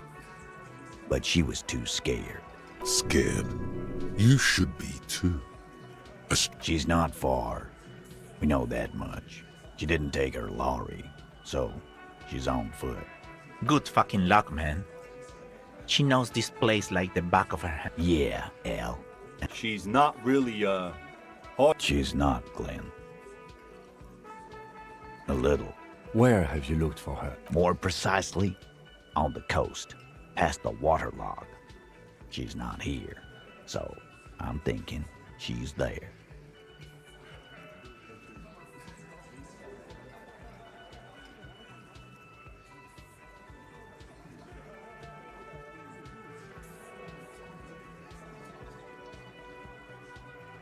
Sure, there's some shithouses there. A cinder block town. Fisherfolk. I hear they have a shack where junkies sometimes crash. We will start there. One more question. What does Ruby look like? Boyish. Hair's red. Dyed. She looks like a lorry man. The what now? She said she's building a pale emitter. What?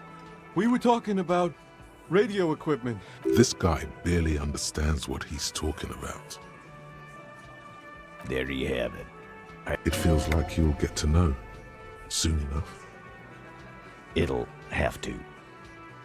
His grip is firm and reassuring, like holding a piece of unpolished granite. Not just granite, tightly packed RCM Sergeant material. When are you gonna get it through your dumb head? I already am. I just wasn't sure you were. And he still isn't. People aren't afraid of good cops in the way Ruby was afraid of you, he thinks, then turns back to his men.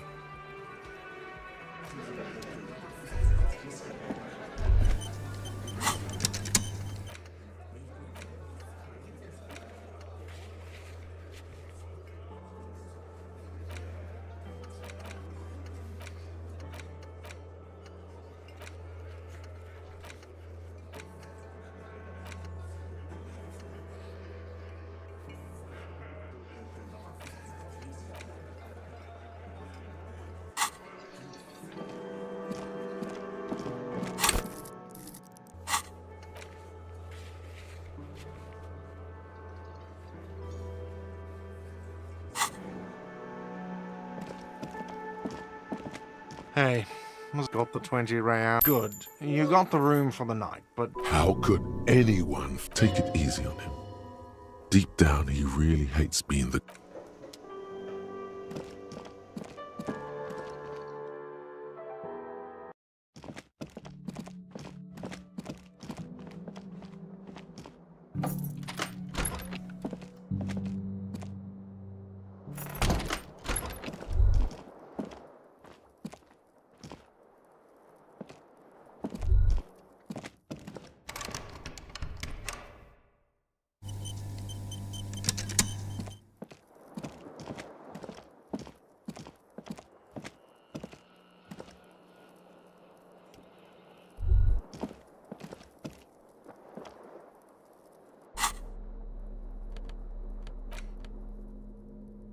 You take the legal documents out of the envelope, a 12 to 40 month construction period, and the zoning plan in the addendum.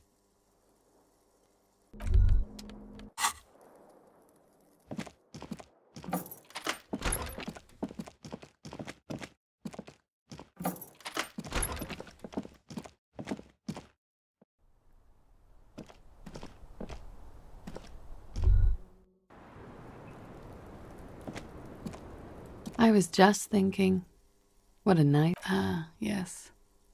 The night before I saw you in the hallway and reminded you you're a police officer.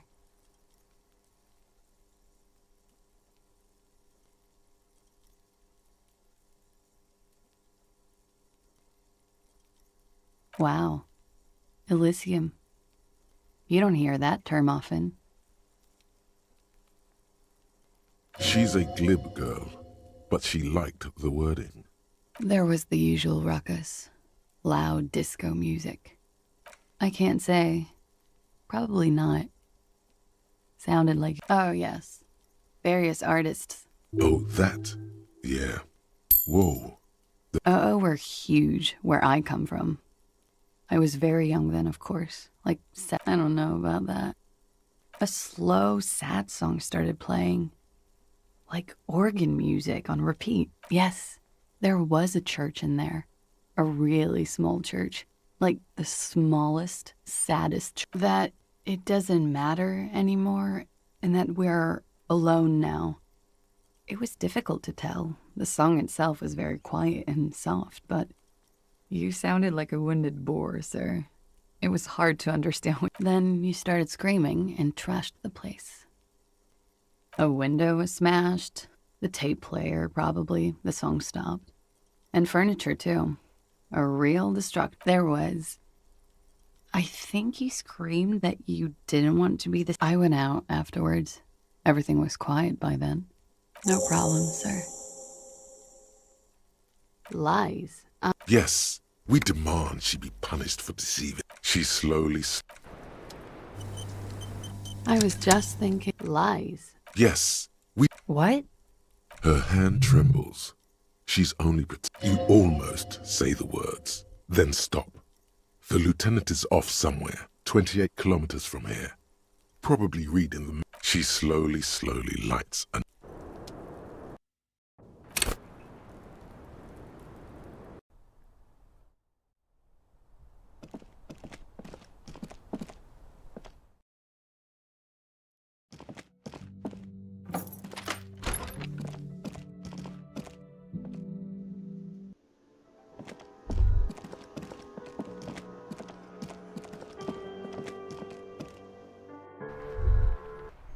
You think you have a pretty hot suspect right now, don't you? Notice how it came together without casting too much suspicion on Clausia. It was nice and Ruby-centric in the end. Anything strike you a bit off about this mishmash?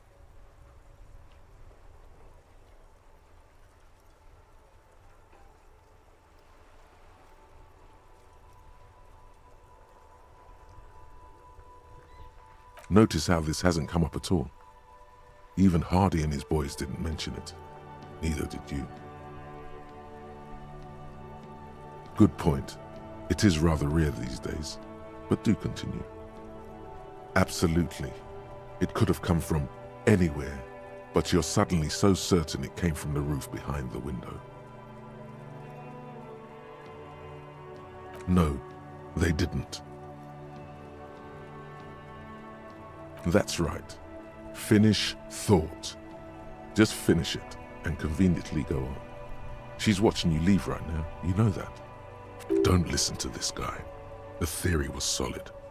He's just jealous. Move on. It's no use harassing her further.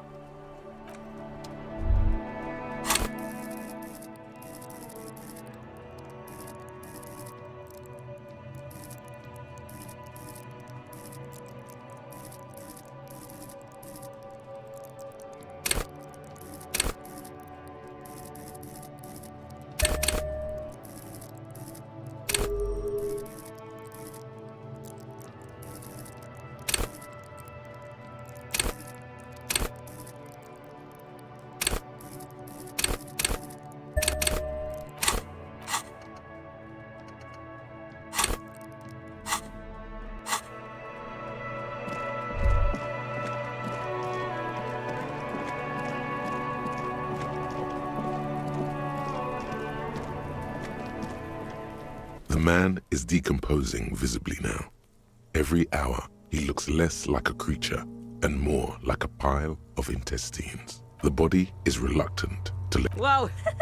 Yeah, fuck it to pieces! It's not completely useless.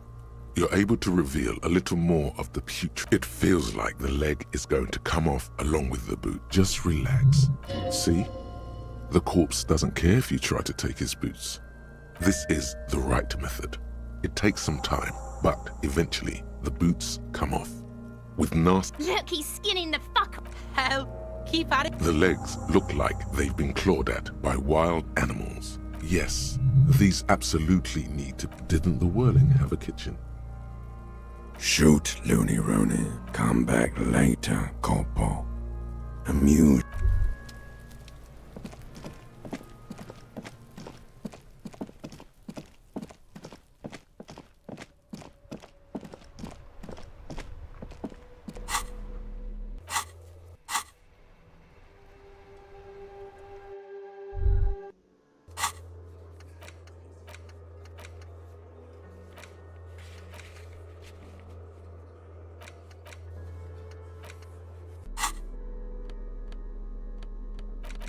The bullet is still safely sealed away in a plastic bag bearing the RCM stamp.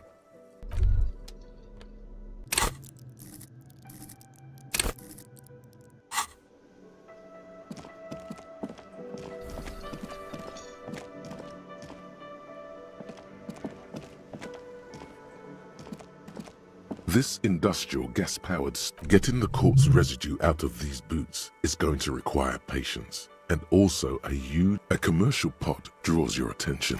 There is a variety of soaps and bleach. This is gonna take it's bad with those boots. Don't be stingy now.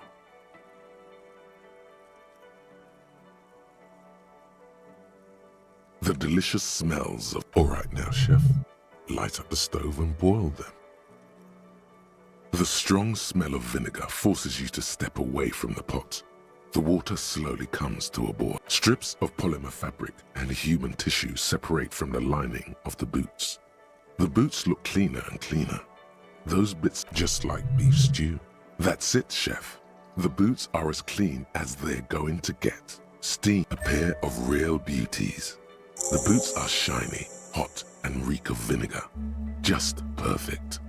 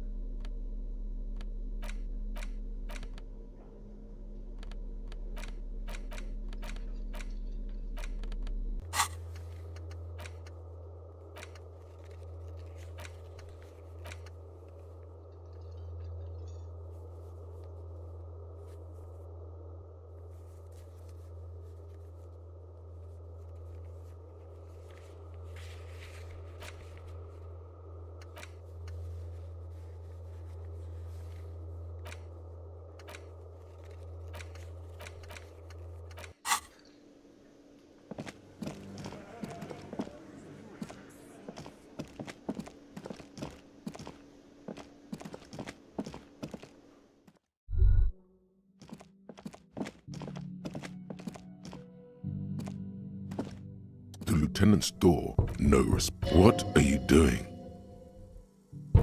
Is he? Doesn't he want to go? Anything to not face the hanged disco man yet.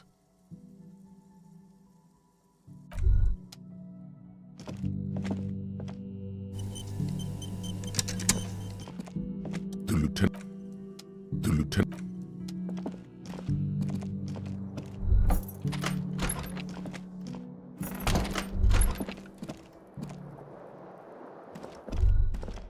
This is not the cleanest bathtub in the world, but it's cleaner than...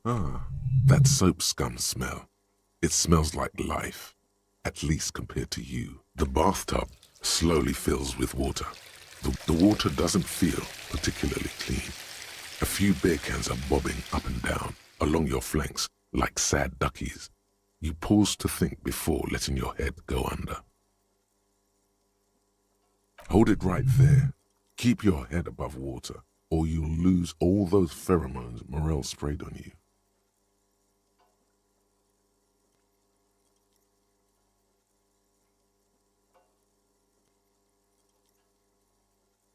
The lukewarm water is comforting, like amniotic fluid. You feel nice and lonely, and so tired.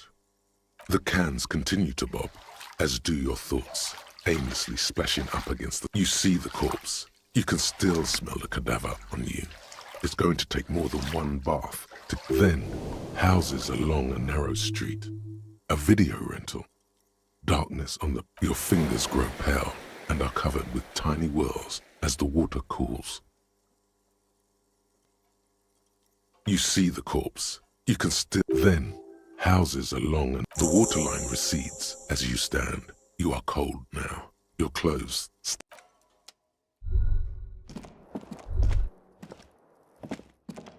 A mirror hangs on the bathroom wall. In it, your face, now without the expression.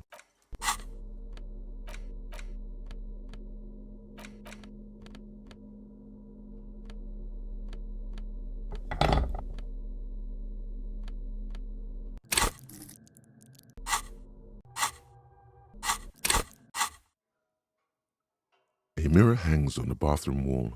In it, your face. The faucet is quite terribly mangled. You handle the chain cutters deftly, applying just enough. Told you that you needed those chain cutters. Everything is connected. Everything has a purpose. The mirror begins to clear slowly without you having to wipe it. A mirror hangs on the bathroom wall. It's barely covered. The bed is still cold from the broken.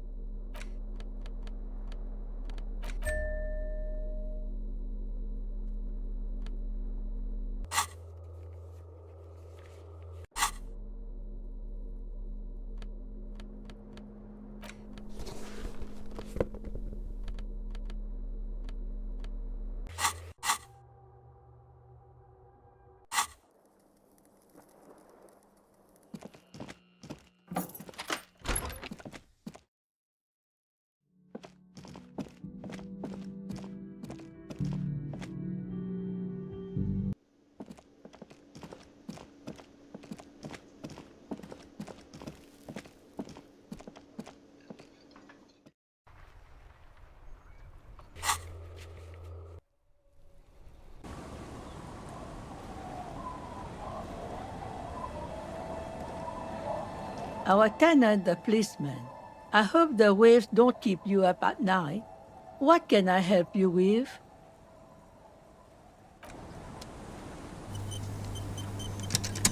Our tenant, the... Nay, I haven't... Because she's blind, which you seem to have forgotten. This is my little cinder block town. She's being evasive. She knows something. No, it's not like that, man. With him, we called you. Right now, you just arrived by yourself, like a raven plucking at the window glass.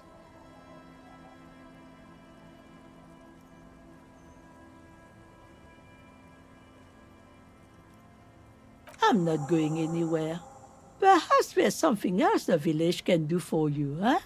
Though we don't have much here. Just garbage. Eh? What's this about? Come now, I can't read all this scribble. Tell me what it says. Huh, I might be half blind, but it looks like part of the village is gonna be a street. The best part, the part... Have you asked Lillian about this? I won't even...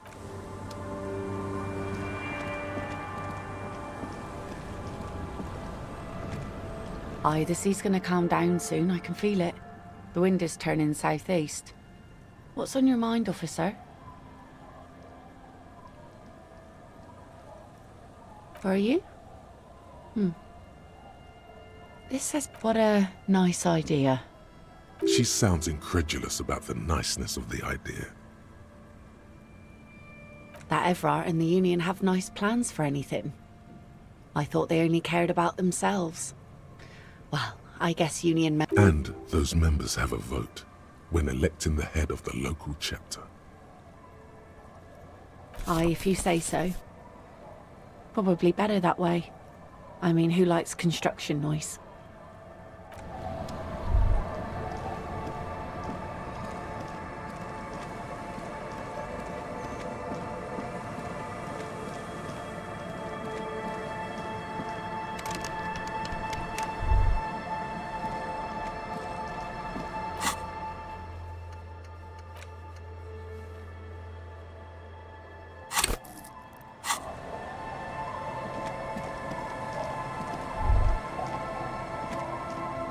It's getting late and a brisk coastal wind still howls. The room feels muffled, like... What is this place to you?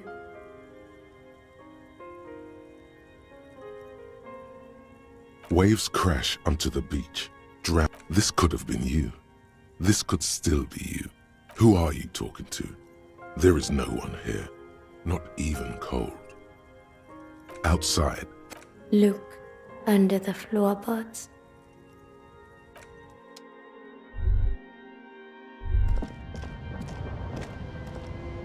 An old mirror.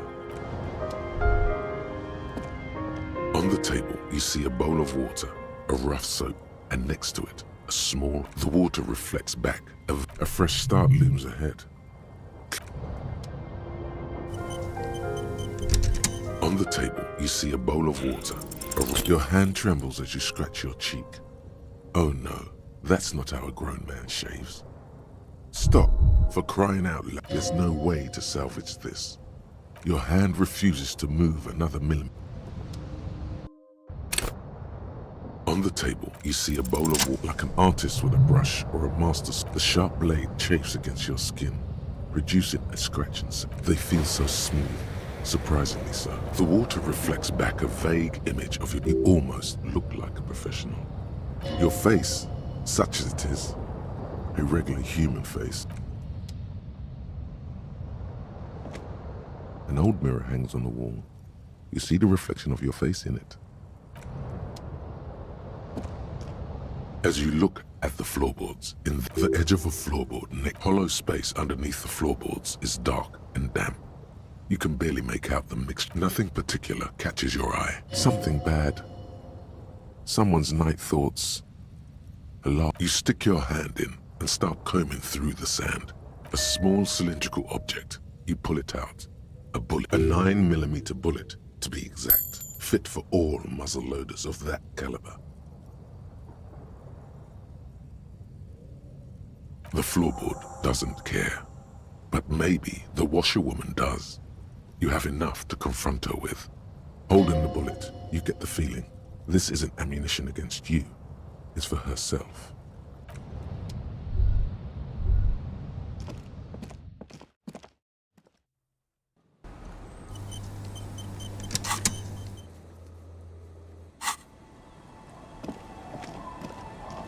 Our tenant, the policeman. I hope... Damn that girl. And without anger, a long and harsh life has taught her not to buckle under pressure. Gone and hid things in there? She's usually a good tenant, and not a stupid one either. Yes, I let my room to that Ruby girl. As I've done before when she's been in trouble. She came last Friday, left on Monday in a hurry. What has she gotten herself into, that girl? She seems genuinely worried about her previous tenant. She's seen her hiding out from trouble before. Yes, early. She probably heard the lieutenant's Kanema drive by, and it woke her up, just like it did you. I cleaned it. No. The truth, sire. She's good company. Knows how to talk to an old woman. At my age, you don't get... This Ruby is an old lady whisperer. She knows how to work the... No, she was mostly silent. She tried not to let it show, but I could tell she hadn't come to fish. She wanted to talk to her, as they usually do, but Not that I know of, though she was into nice music. Although I guess she was pretty handy with the mechanical and technical stuff. How would I know? She's a gruff one. You could ask her about your hunch, that it was a desperate measure. Aye, do tell. Exit from what? No, she's a fighter. She really believes that. I don't know. Further up the coast, she tried to leave quietly, but the hint... It's a peninsula. She might be. You'll never find her, you know. She knows the coast like the back of her hand. You? Only just arrived.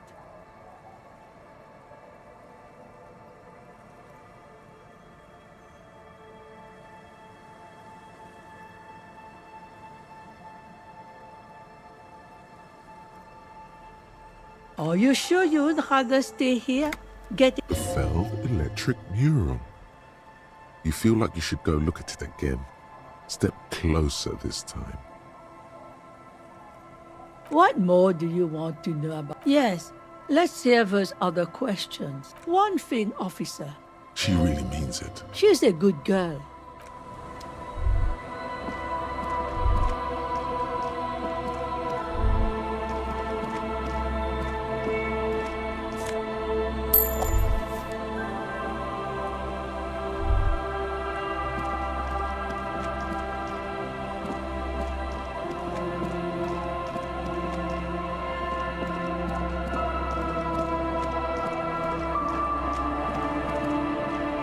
It's getting late and the bed is comforting, if a bit run down. Still, you've earned a rest.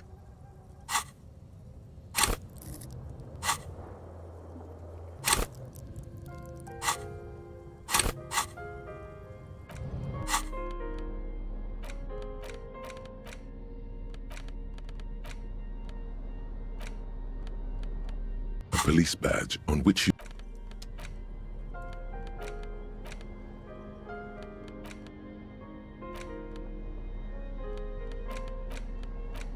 The bullet is still safely sealed away in a plastic bag bearing the RCM stamp.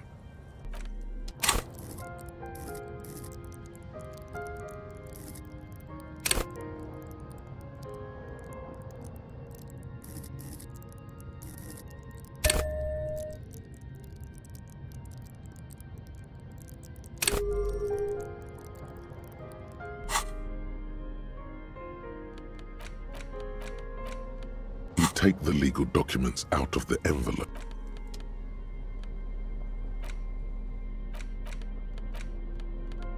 It's the ledger you found. It takes about half an hour to piece one together. This one is relatively easy to reconstruct. Overnight on 1202, a graffito, nay, a mural, appeared. Cause of failure, rent too high. The mural is enormous. 2 silhouettes. True love is possible. Only people call it that thing. And the graffito crew is easy to track down. Only the bell left. The case files do not show you. The crew agrees to clean up after themselves. However, your partner, JV, is against the removal. The 9,000 people subjected to the mural's message, all of Lakeside, Central Jamrock, a staggering 78% of voters choose to keep it. Turns out the opposition were a loud minority. And that love truly is possible in the next world. Did someone ask what you believe in, man with the smelly toilet ledger? What do you want to tackle next? Not much has changed.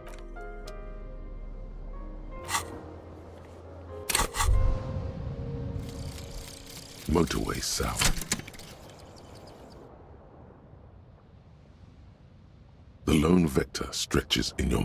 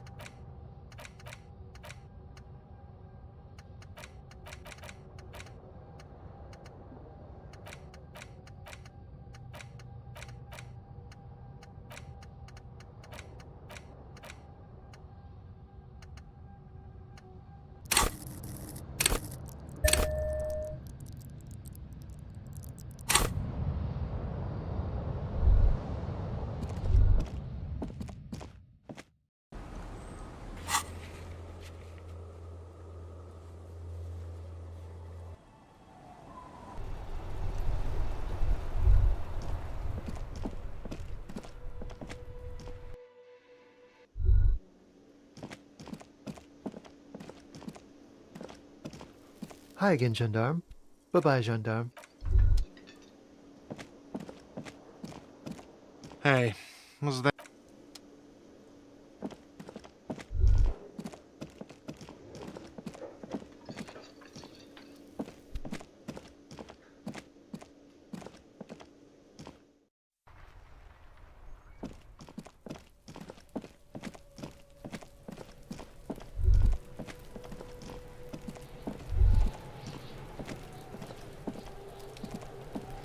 Necromancer pig! Kuno dies.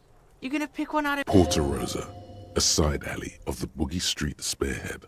A young man in his early 20s approaches patrol officer Emile Mullins. The man shoots him point blank. Bleed, pig.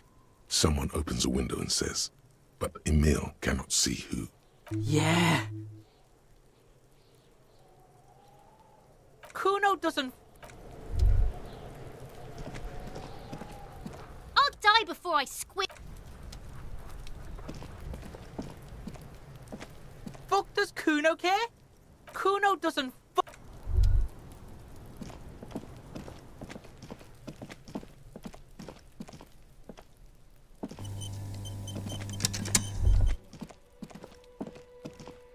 An old call box with a matrix. Silence.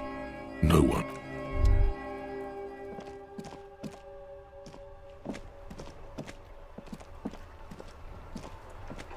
The dented yellow mailbox greets you with its graffito and bullet holes in the front.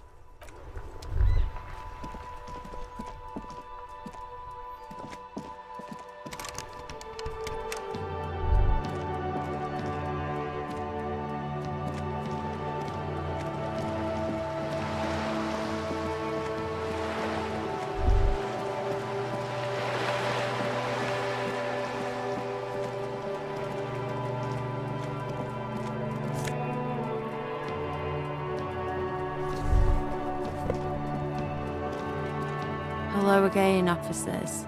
Ooh, not only have you found my address... She does have eyes that seem to be smeared with coal. It doesn't have to do anything at all. Nothing. Does anyone in a city like this? If there's pain about any particular home she's lost, Yes. I keep Shoot, Piggy.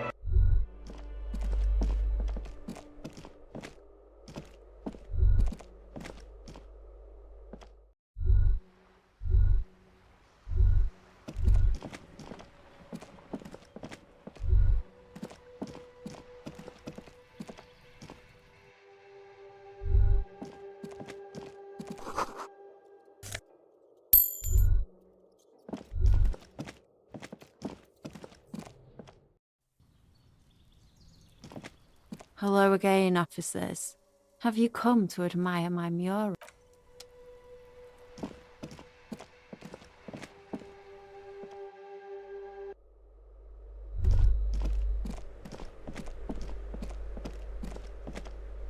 you hear someone walking around inside, rearranging the furniture. A poor communard from the looks of it.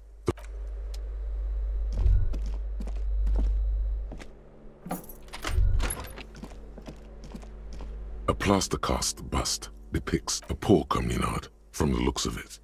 The room is barely bigger than the closet. The bust doesn't reply. The bust doesn't reply.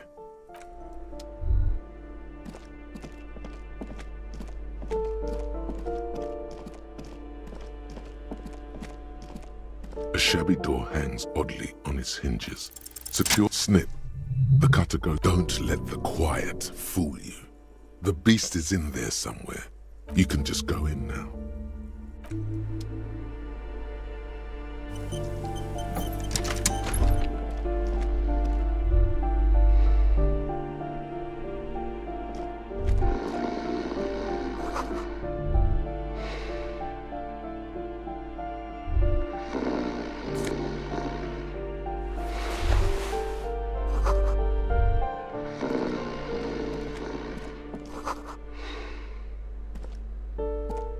phone book lies open on the table, covering. You pocket the bottle as if it were. Blast it before you face the beast. Deruita. You're going to...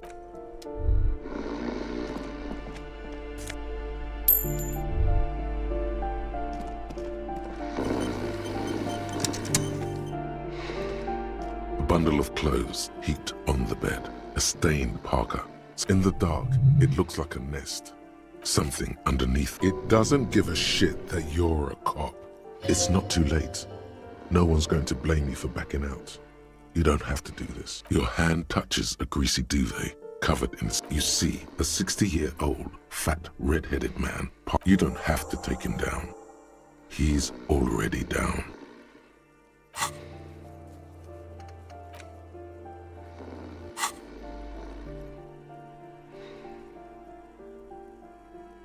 The pile of a coronary artery bypass, a change in a lump of flesh. And look, that next door is a gas company.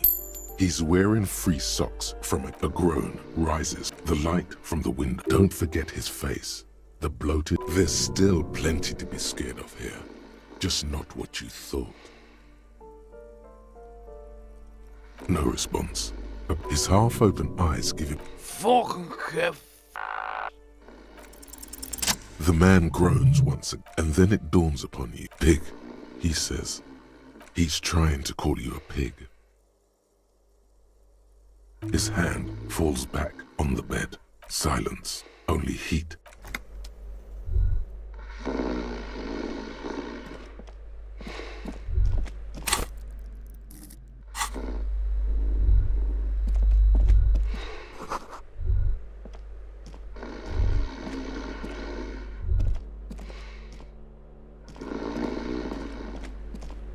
Master Investigator, you just can't keep yourself away from locked and hidden places, can you? Attaboy, the world's secrets were made for you.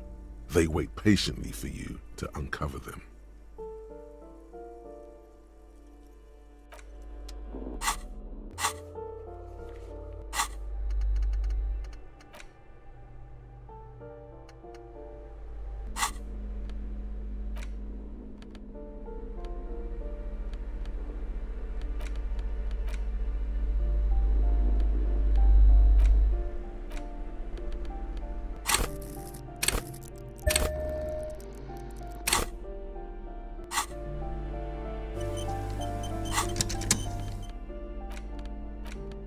The bullet is still safely sealed away in a plastic bag bearing the RCM stamp. You can't remember what happened last week. What makes you think you're going to remember Arcane Fire?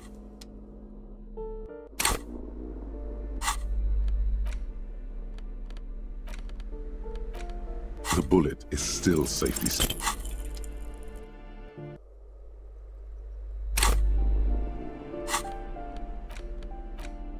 The bullet is still safely.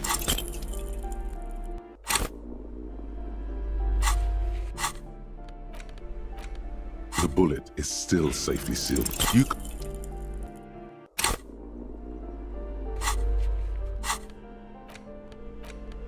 The bullet is still safely sealed away in a plastic bag bearing the RCM stamp.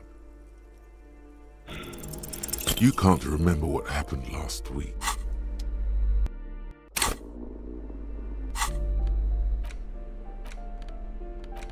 The bullet is still safely sealed. You can't...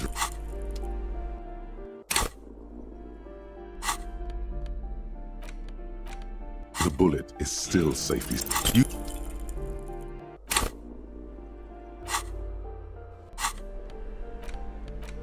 The bullet is still safely sealed. You can't remember...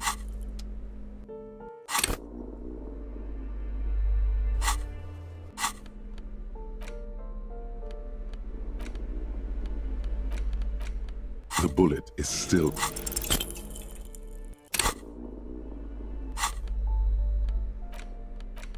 The bullet is still safely... A rifle. Revolutionary period. Your bullet looks to be an old... The 4.46 caliber was widely used with the Belmargrave rifle. A Revacholian, no, but Zeliger, a major... Antiques enthusiasts, guerrilla fighters in distant countries. Back at the station, The lieutenant is standing at a counter, diligently filling out paperwork to hand over to a tired wreck. You should share your findings with him as soon as possible.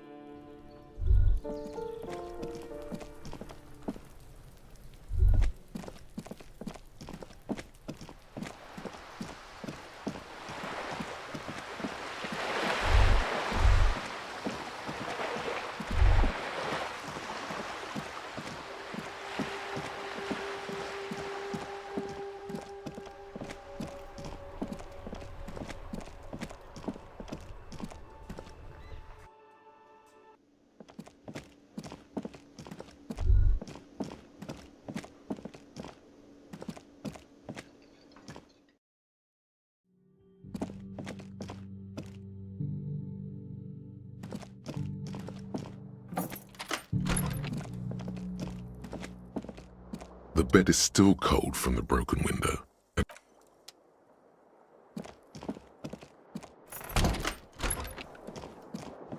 The bed is still cold. The unchanged linens are only getting greasier and greasier. It's easier this time. Drifting off your... This respite. You've earned it, brother.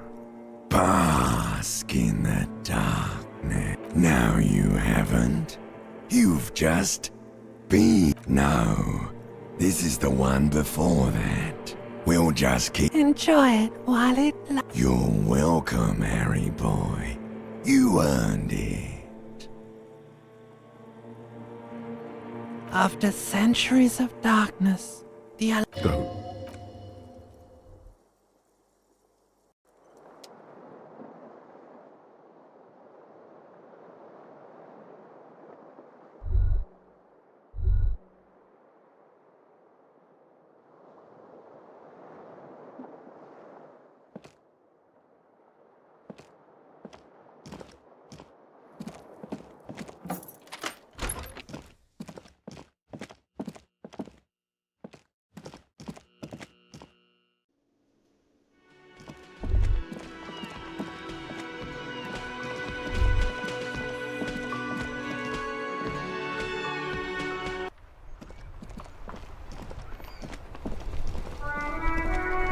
Inside, you see a set of steering levers, a radio microphone. This is Precinct 57.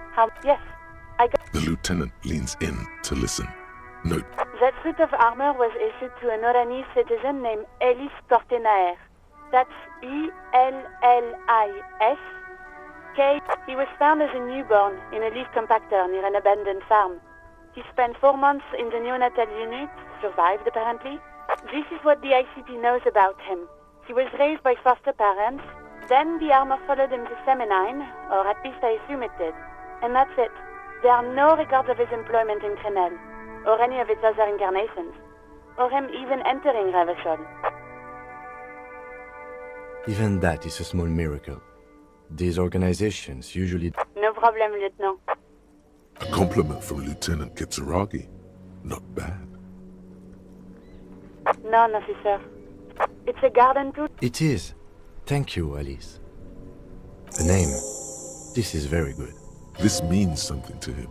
To know that name. Sometimes police work is about human... I'm glad the inquiry was helpful to your investigation, officer. Did you have any other questions? 57th, over and... In the cabin, you see a...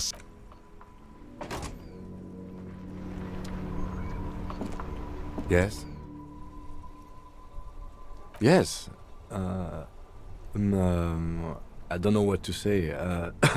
Perhaps, I'm not really sure about this turn of events. I think the damage. Either way, good on you.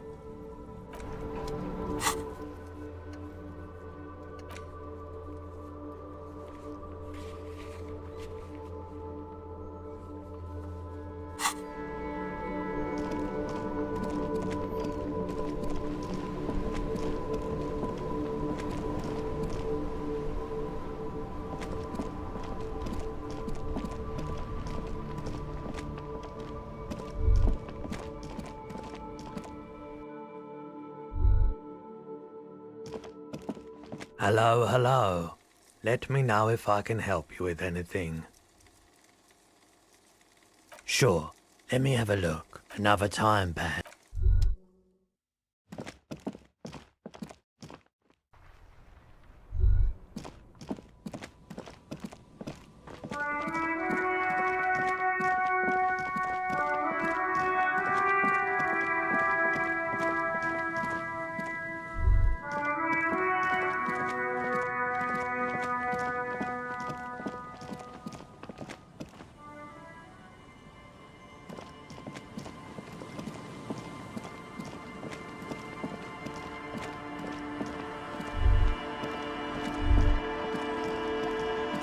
Yes?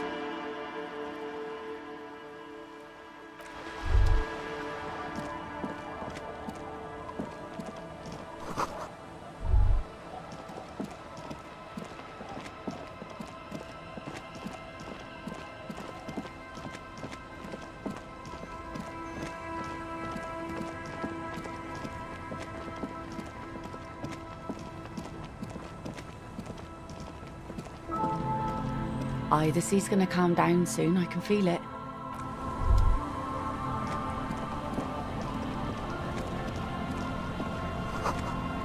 I'll just keep the Corda Lacey in the channel, if that's okay.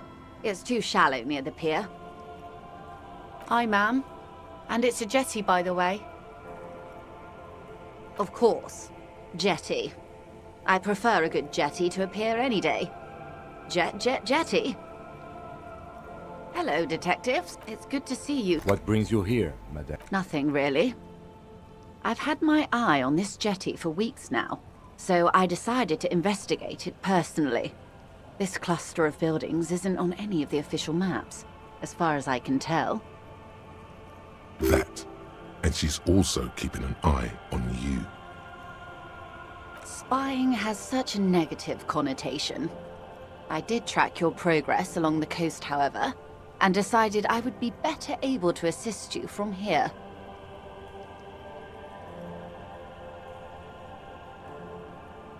What is this?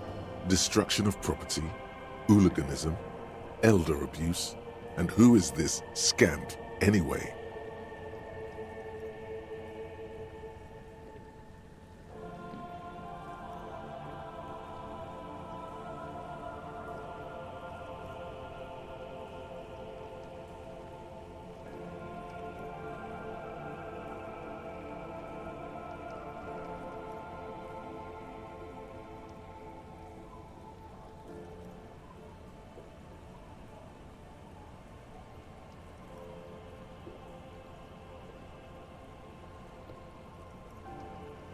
No need.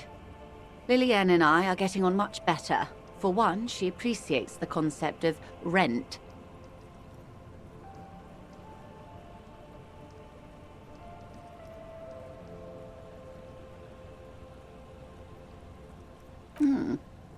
How do I like it? Water drips down eaves of Eternite, the smell of salt and dog shit. It's pornographically poor. The street has no name, all the men are dead or missing. And is that the carcass of a motor carriage over there? Fortunately for you, madame, the RCM is on the scene. All right, politics time. Let's react. Real men, real politics, real thoughts in your head.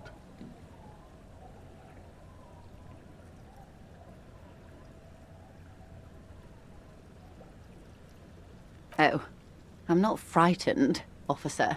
I'd never... Above you, there forms a quilt of altar. Their cloud shadows slide over the ruins of Revachol West. Wherever they pass, the temperature drops slightly, but perceptibly. Have I told you how they discovered this place?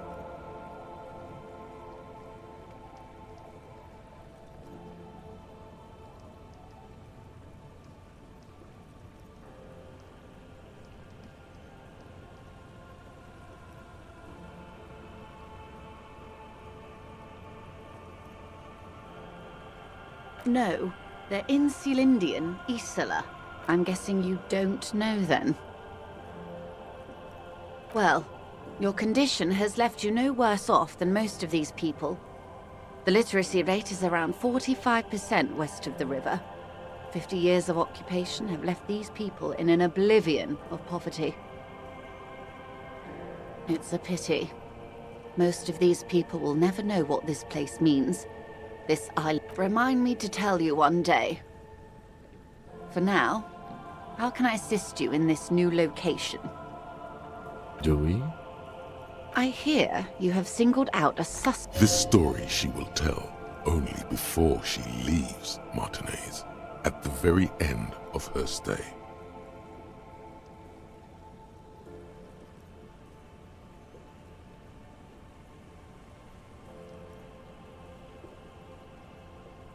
Maybe there is something else I can assist you with, while you're hot in pursuit?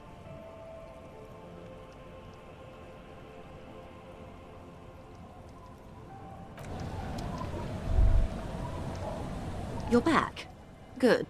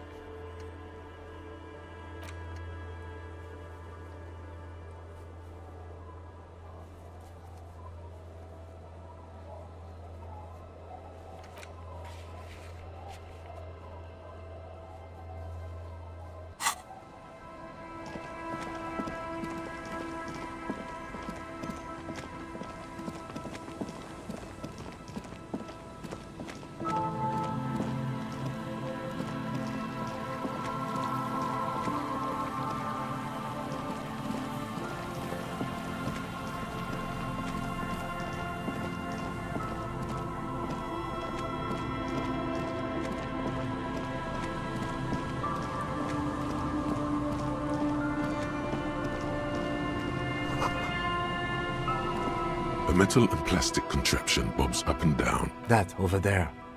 Must be the boy Klaas you told us about. The one... You lift the boy out of the water without much effort. It's not tight. The number 11 has been written on the yellow plastic. Simple construction. Very unsafe. There's something in there, splashing around. It smells like you would expect it to. A shot glass's worth of seawater pours out. Some algae, and nothing else. Well, damn.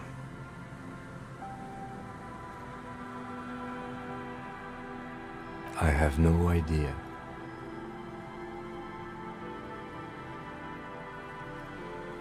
Or think we do. This is a small loose end, either way. Not important, I hope.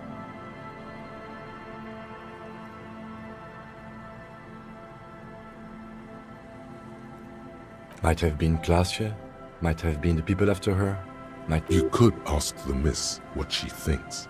Later, if you have the time. Though you doubt she'll tell you much at this point. We still got here too late. There's nothing of use here anymore.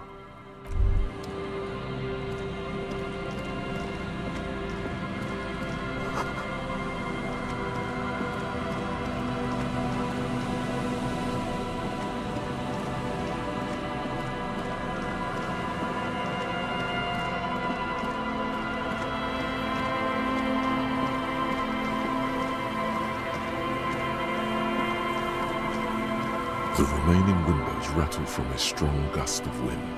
They're covered in a thick layer of grime. They must have been like this for 40 years. Dripping water falls. There's rust and corrosion on the bars. No. I won't even try. I had a partner once. They called him Eyes, because he had to show me things. It's that bad. This partner of his, Eyes, things didn't end well. It saddens him to say his name. Don't even ask. He wouldn't. Well enough, actually. It's odd how that works. I'm no sharpshooter, but...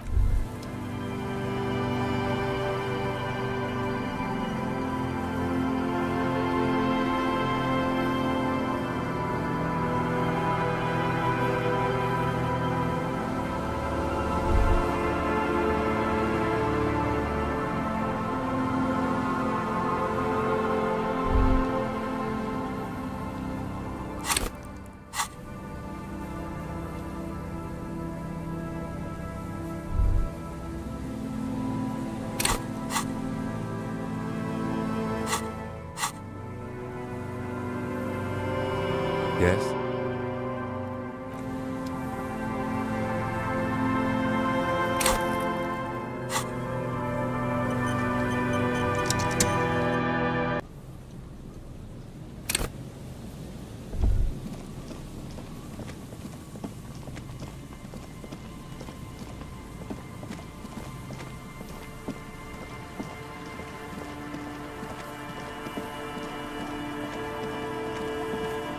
Winter, slow to let go of Revachol, flecks some more wet snow from above. The snow falls lazily, making the beach sand paler still, mixing with the rust-colored sewage runoff. It has been a cold year. All things waiting for spring will have to wait. Looking up at the sky, melted snow dripping from your hat. The sky is full of great the melting snow seeps through your thin cloak. More winding coastlines lined with abandoned buildings. The waters turn black. Coal city in the shadow. No more. The coal was supplied below the old mines, where the Philippian children under 14, they go underground, looking after rubies. 2 kilometers up the mausoleum. How can it be pure if it's magenta? Few patira return. All around her, white snow. The canal you crossed to get here, and someone is scraping like all monuments. A fenced-off yard. There's a truck belonging to a legit clean white light coming from the windows of a clean, the abandoned church. A serpentine strip of the remains of a camp on a jagged piece of rock. A tent, old dishes and cutlery, long since abandoned. A hermit crab scuttles among the debris, looking for a new ship. Further out, the lights burn bright on Resurrection. Then there's Ozon. But the snow falls. The Bay of Revachol, vast, and at the raised motorway, 881, separating, was once a park. The pox is completely. Heavy drug users do a line of motor garages around you.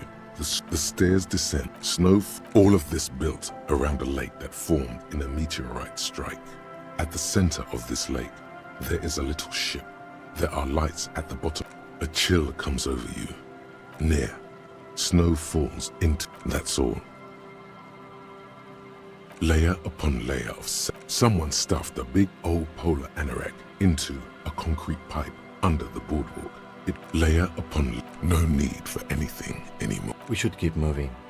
Who knows when the snow will let up.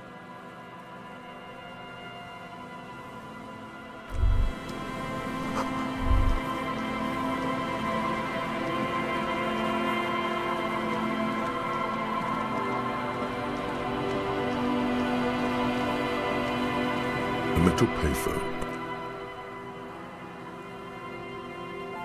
You hear the tone. The machine is inoperable. Calling.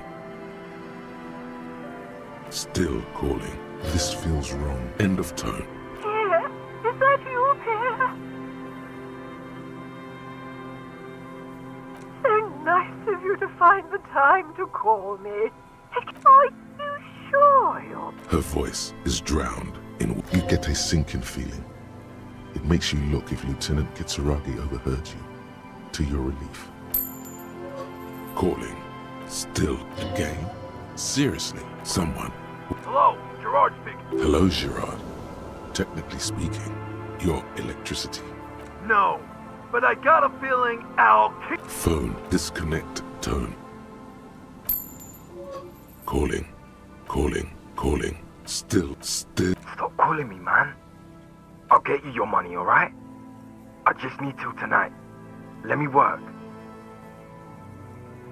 Tethys. Hey! You're not Tethys. Screw you, and don't ever call here again.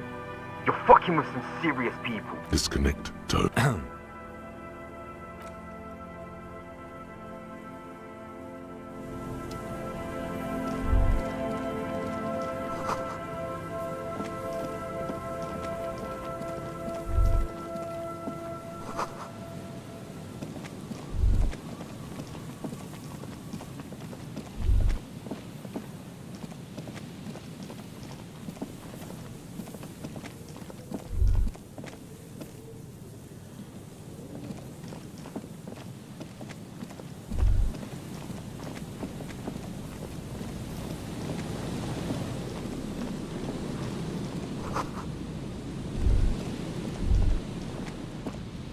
There's some tear.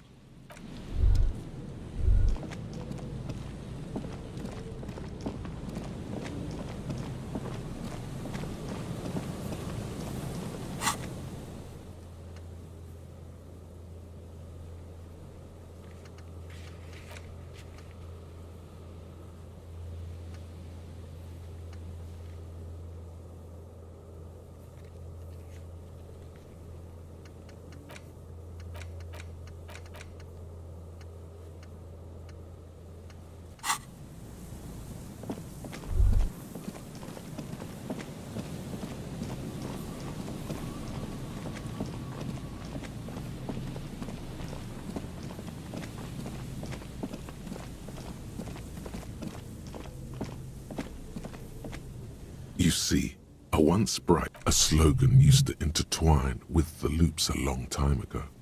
Now, only a shadow of peeled Looks like tomorrow never came. Above the mural, a collapsed roof, broken windows set in walls that are cracking and will soon also fall. Felled electrical, you only know them as there's something in the wind. Sometimes... In there? She could. Or she could be in the identical room over there, or... Why single out this one building?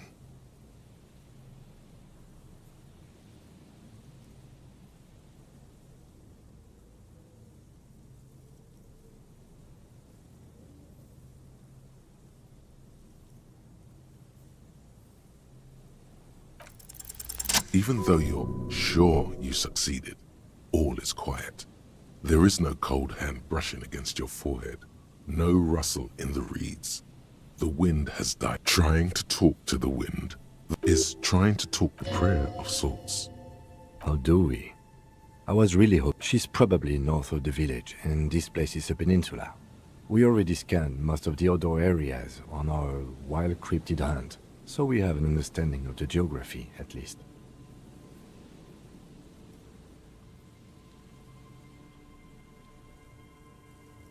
And then there's the church. We've already searched that and can... Anyway, we do it the old-fashioned way, sector by sector.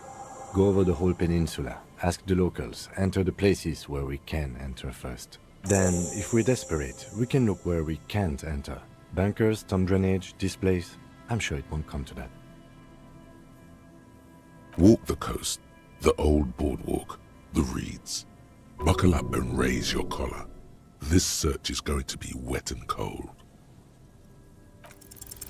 Suddenly, there's a sigh, carried on the molecules around you, moving in through the collapsed roof, flowing down a concrete staircase to the basement. She's down there. Okay. Why?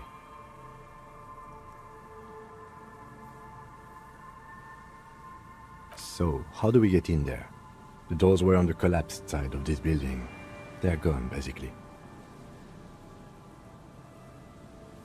Because I hope you didn't mean to climb that ladder. It's not...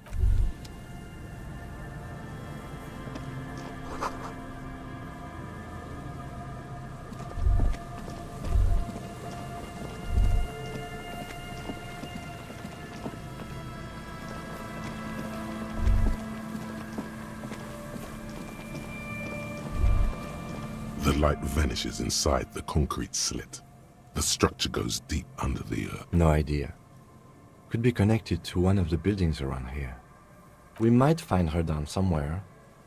There's an old storm drain system beneath Martinez that's mostly collapsed. In conclusion, she could be under any building. I hope not.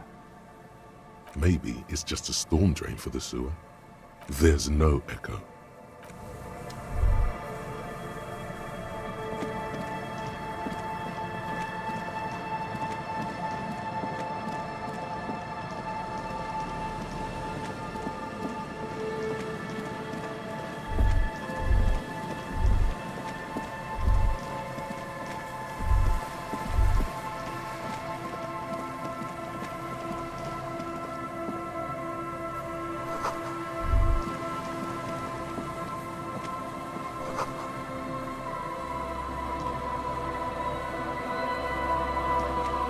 An old door, worn by elements, guards the depot.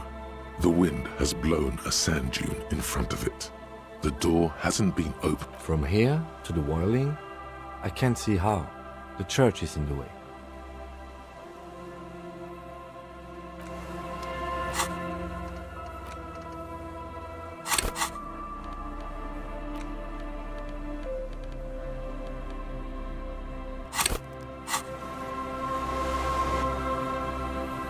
An old door, worn by elements, guards the depot. The wind has blown a sand dune in front of it. The door hasn't been opened in a long while. You see a handle. You rattle the handle a bit, then push on the door with... We don't get in there. Frankly, you're just going to have to... No. We've absolutely gotten into everywhere thus far. That's what we do. Relax. No one's hiding in there. If we can't open it, others can't either. And at least you can think about opening it. About doors in general. They are, after all, fundamental to your life. Perhaps something useful will come from this. An old door worn by...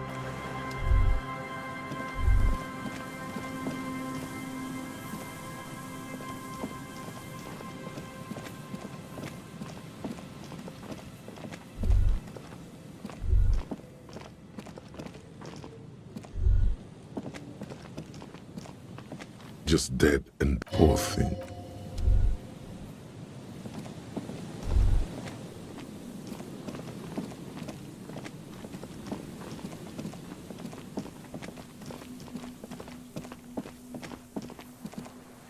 Is there something here that would indicate a sniper used this place as a nest for taking the shot? Just some urban detritus? I don't see it, Lieutenant W. Freitor. I don't see a person take a shot here and hit something there, in the whirling in rags.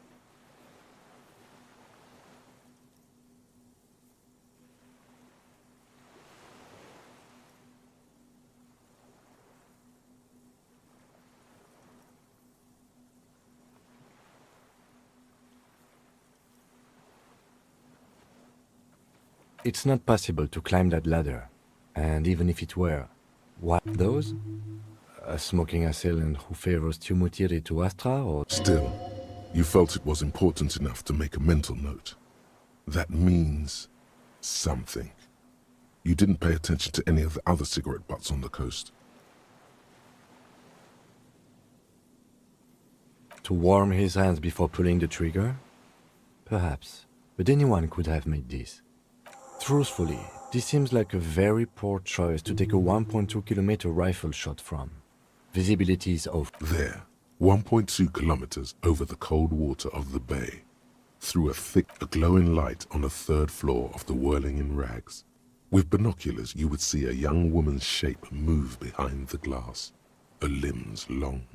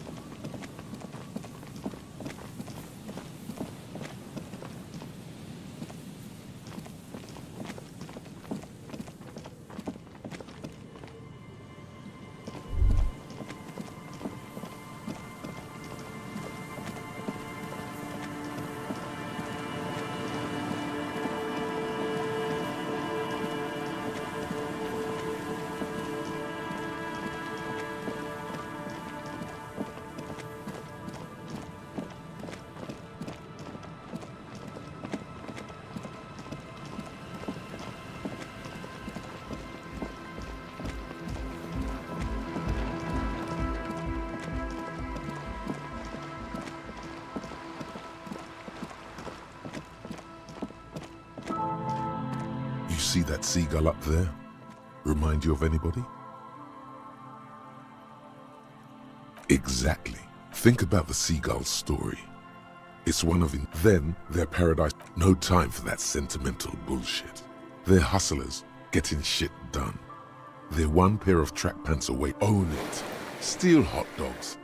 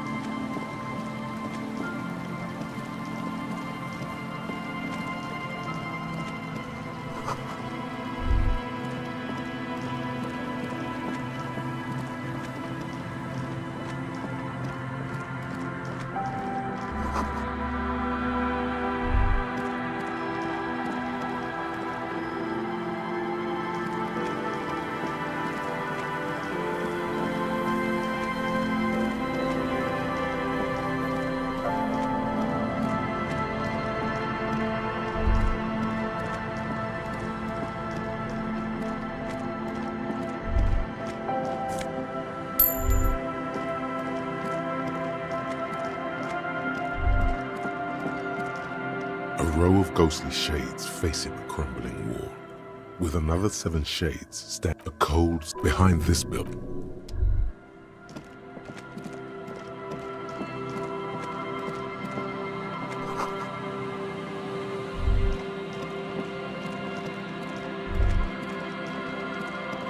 A row of ghostly shades facing a crumbling wall, with another 7 shades a cold behind this building, the other one once filled with engineers.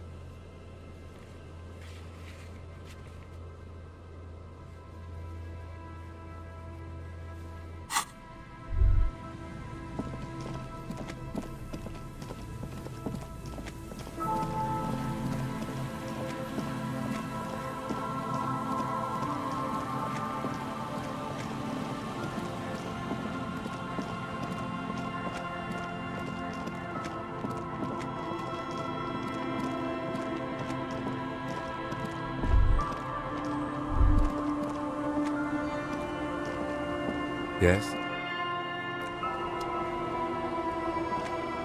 The scruffy-haired little boy kicks. What bad? I don't think questioning 4-year-olds.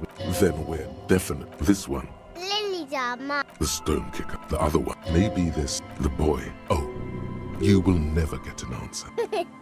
You're stupid. Okay.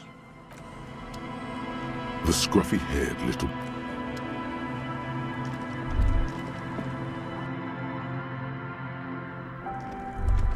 Hello, mister.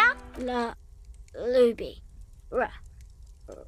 My mum tells me I'm a big girl, but she doesn't know that I can't say Earl. Or sometimes I can, but then Kids. My mum tells Kids. Bye!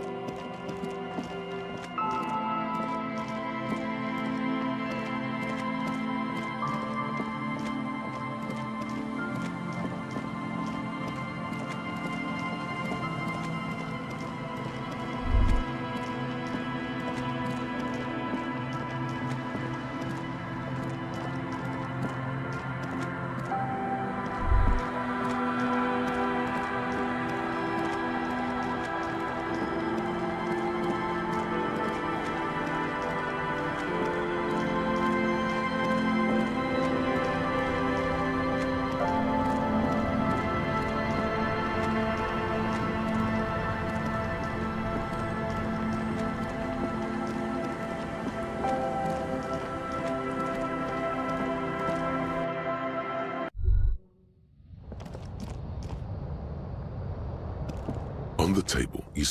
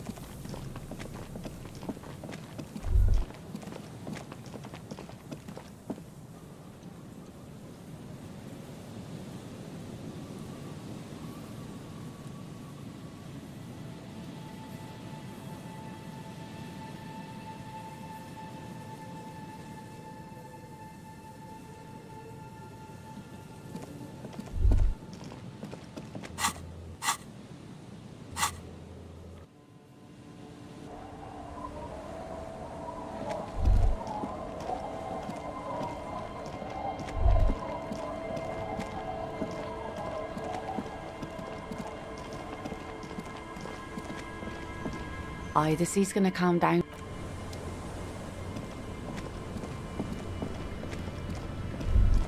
You're back. Good. What can I help you with?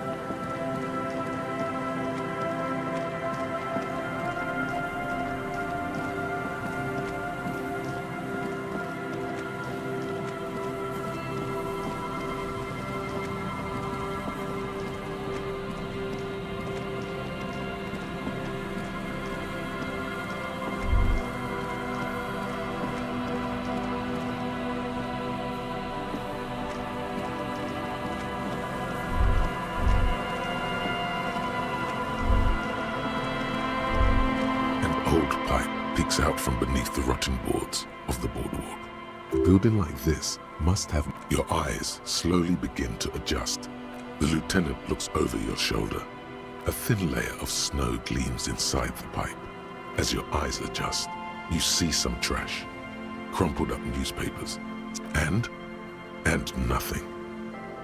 Given that this isn't a martial arts thriller, it's highly... However, the pipe suggests there may be an entrance to the basement around... He means the pipe must be coming from... The lieutenant's face lights up. He doesn't usually notice these little things. And it's right here, a maintenance door. Oh yeah, big boy time. This needs you to put your back into it.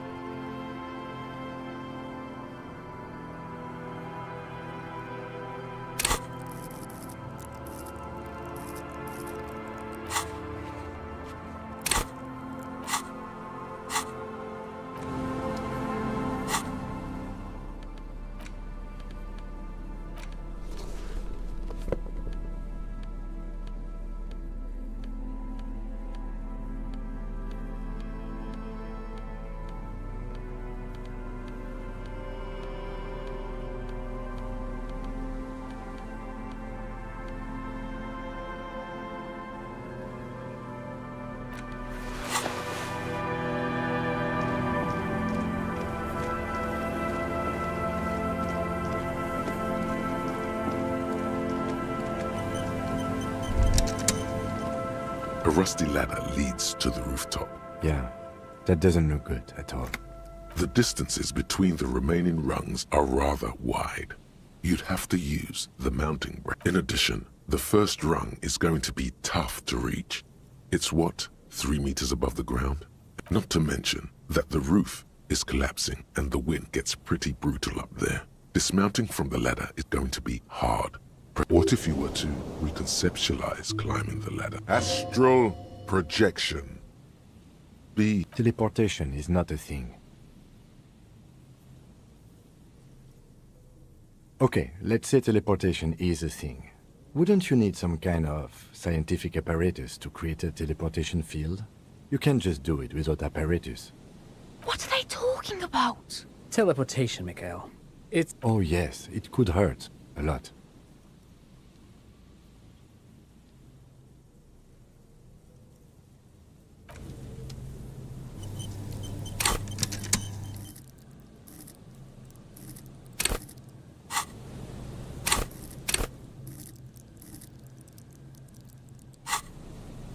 The rusty ladder leads to the rooftop. On second thought, because you're just standing there squeezing your buttocks and nothing is happening, the lieutenant looks at you.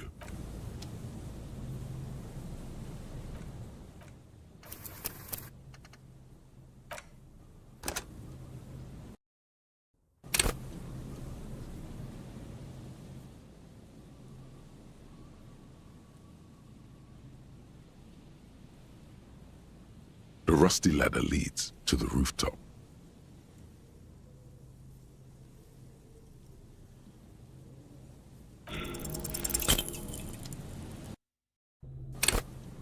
The rusty ladder leads to the rooftop.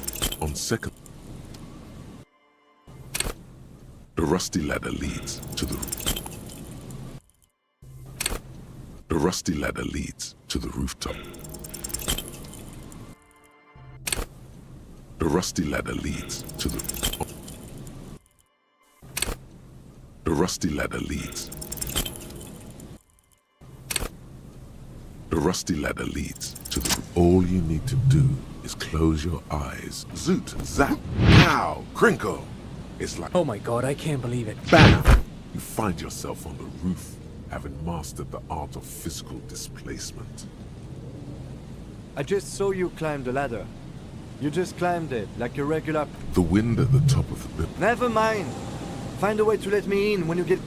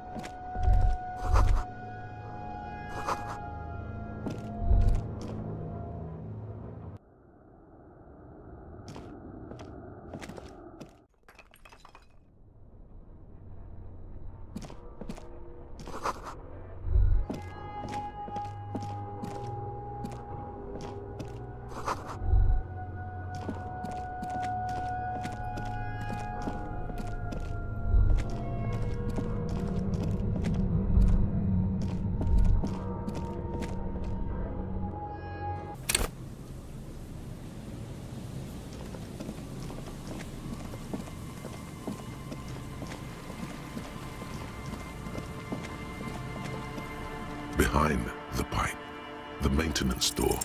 The metal doors are heavy, and the flaking rust hurts your palms. Good work. Shall we?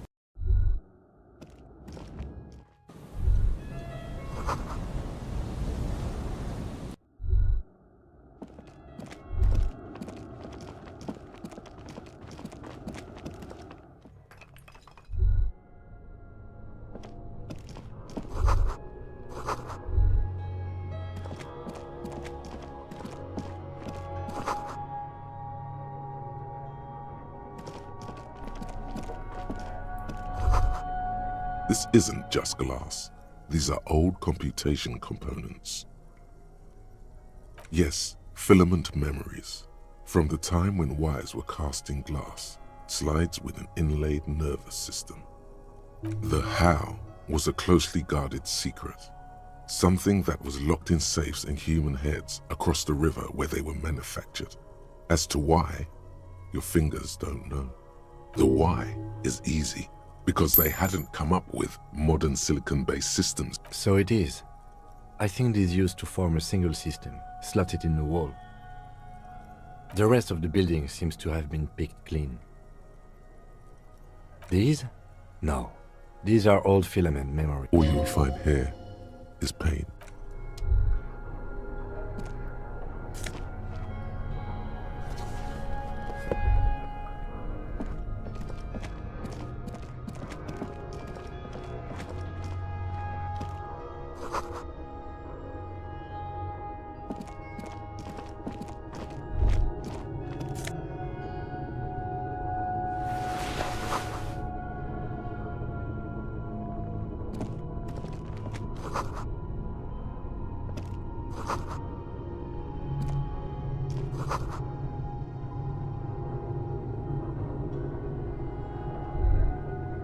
A mustachioed and mutton-chopped man, amid years' worth of... Someone crouches, heels digging into wet sand.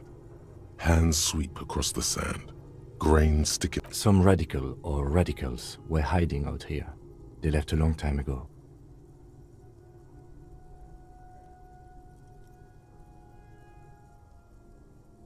Millions of depictions of Mazov have been produced. They're not all connected. Besides, that looked like some student. The youths always go for half a century. I think the purpose of this bunker was what most people think of as history, as a tendency to... You mean like Ruby? No, I think we've stumbled on a piece...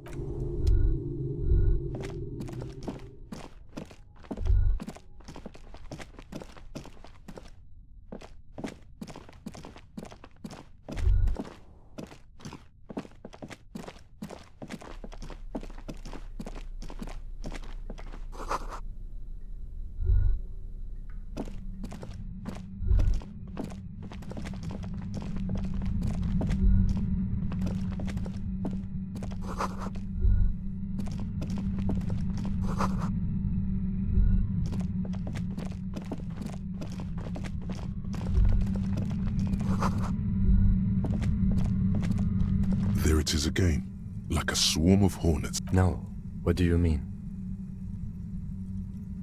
I don't feel it, but we should still be careful. There were footprints. No. It's not a quib. The situation is dangerous. Looks like our suspect. If she's in here, we need to plan our next step carefully. Once we detain a credible suspect, who knows what the Union and the Wild Pines will do. We'll set in motion events. You will upset the balance of power in Martinet. Keep calm. Go over the whole situation in detail.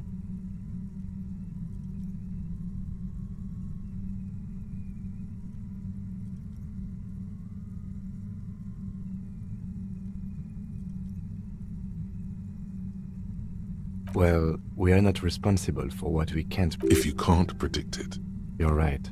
However corrupt he may be, nothing... In this case, we can't afford to be squeaky clean. Okay, why not? Whatever goes down might also affect her. The Union is watching her closely now. Not closely enough, you suspect, but still, good idea to visit her once more. I think I see a cavern. Maybe more cellars? I think we've been careful enough. We still have the element of surprise. I wouldn't be so sure. You haven't exactly been sneaking. Or maybe not. Either way, once we go deeper, there will be no turning back.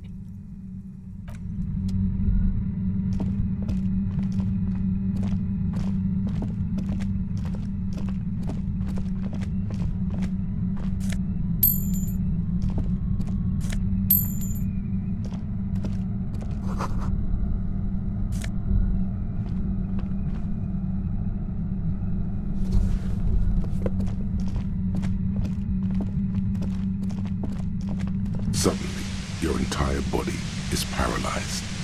Aggressive white noise fills your skull. A strange pain, like you've never felt before. Through the static, you hear a woman's voice.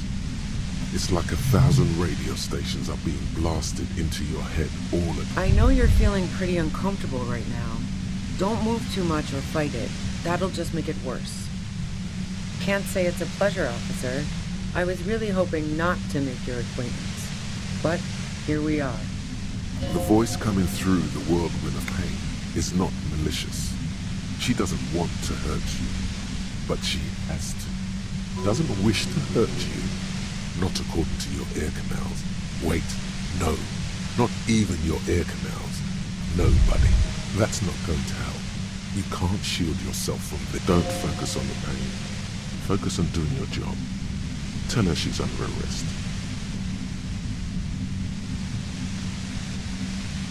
Really now? You're overwhelmed with a new surge of violent static. It feels like a blood vessel exploded in your brain. No, I'm not going to fucking kill you. I'm using a pale latitude compressor. You and your partner have been caught in its field. The explosion of static you're hearing, blasted from that pale emitter that Angus mentioned. That boy's really gotta learn to keep his... A pale latitude compressor is used to sort of make the pale more manageable. Where the signals are relayed across a series of repeater stations fixed to buoys. Sounds like she knew someone who used to man one of those stations. But she won't tell you about her. Boy, you're one empathetic police officer to have guessed even that right now.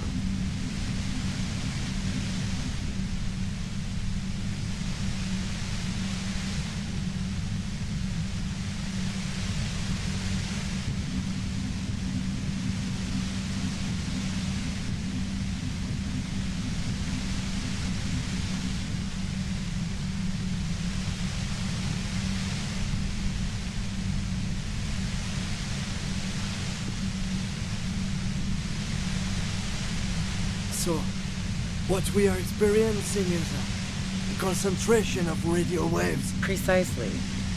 This isn't at the upper limit is the large prime number generator station. It's used specifically for pale latitude compression. That's why you may be hearing some numbers. But you might also hear, or think you're hearing, local radio chatter. She's been holed up in here for a while with no one to talk to.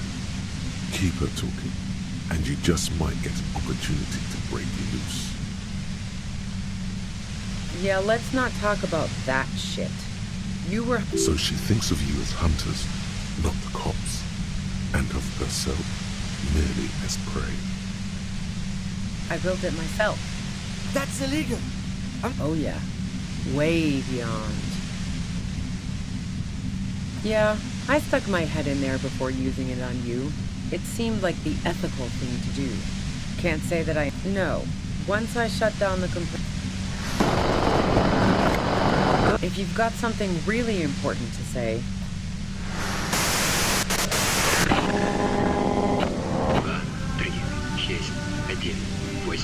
Turn this...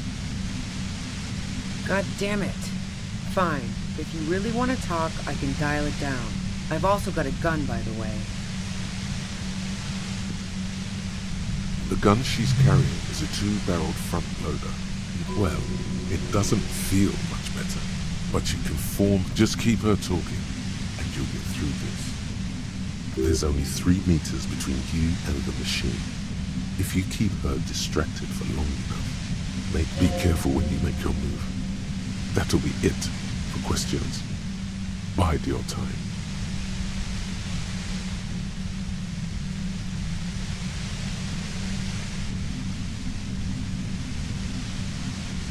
I heard you in the passages, and I've been preparing for quite a while.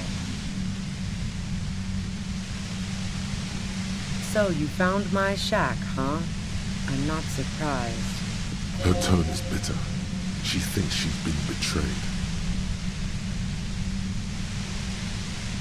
So nice. That's one knife I didn't want to find to my back.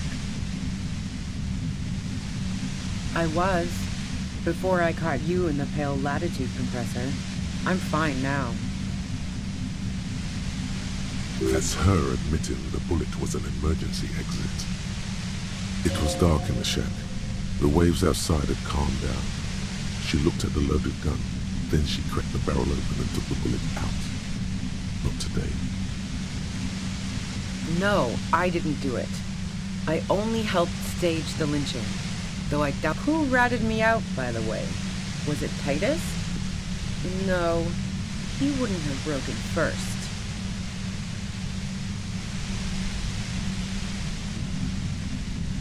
Oh, I knew the kitten had claws, but not like this. But she couldn't have known I was on the coast. How did you find me? Titus and his boys, man. They told us you were on the coast. Even now, Kim is a paragon of professionalism. He is trying to make a clean cut of telling her she was betrayed. Well, fuck. Those guys liked me, I know it. If this is what happens to people whom people like... A dull despair is creeping into her voice. How the fuck do the rest of you get by?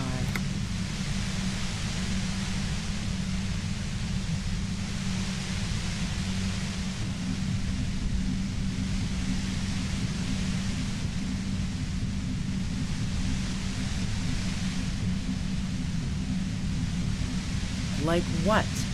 I already told you. A strong moral compass. She still wants the opportunity to make a case for herself.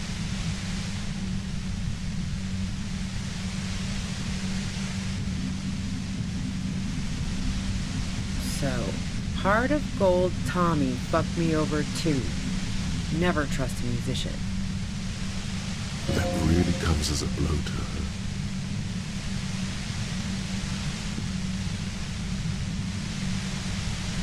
Okay, great.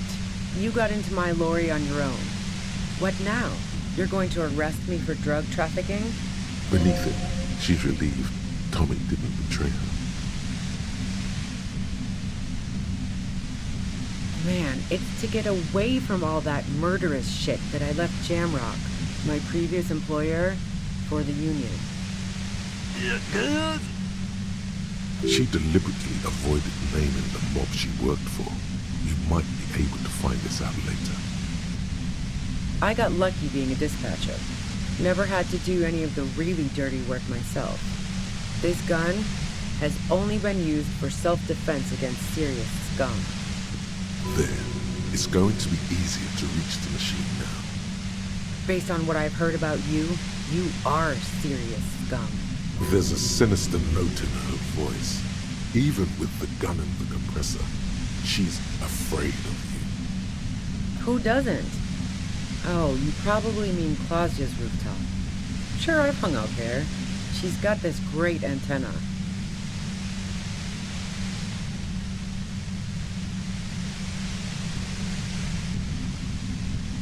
The view's pretty bomb, too. But you might say the antenna was the main attraction there, yeah. It's very powerful. I used it to tune into RC... Yes, I'm sure. In fact, the shot couldn't have possibly... No one mentioned hearing any shots. And a rifle like the one used would have been loud. I didn't like him. Hardened mercenaries aren't particularly... Yeah, sure. And I didn't like Wild Pine... She didn't hate him, okay? I'm listening. Man, I was with the boys the whole night. I hope they at least bothered to impress that upon me. Yeah, and I'm sure they also made some funny remarks about it. They all can't do either without some power of mind over bladder. And anyway, wow. Now I'm curious. Please, explain. Don't know it, but also... Evaluating your competence. The shot couldn't have come from the roof. Or we... She has a point. That didn't go super well. You've got to lace... Yeah? More questions before doing anything.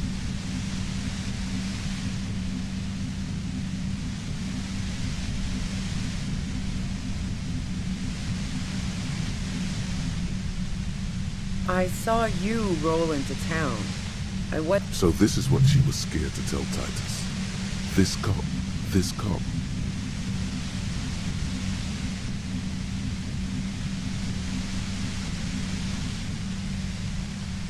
That strange, distant fear is getting... Yes, you. Everyone says you're his peon, his human can opener. Through the sudden sharp pain in your head, you hear the lieutenant mumble something to himself. Fucking hell. And why me? You hear it's especially bad suddenly. Felt like a vein exploded.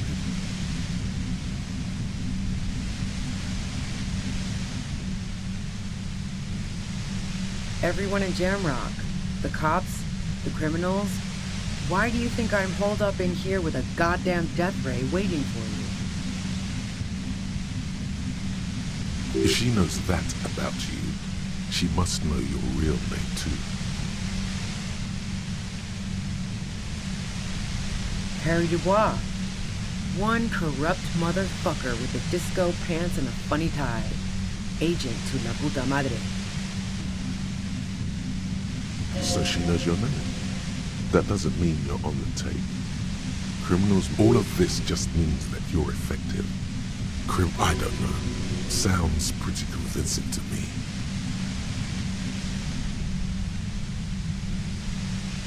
Is that a joke or a threat? I'm guessing both. Yeah, sure. She doesn't. I'm sure La Puta Madre himself will explain it all to you soon enough. You've been to my lorry. You think the biggest player in Jamrock appreciates competition? And now I have Harry Can Opener in my lair. Fucking Titus.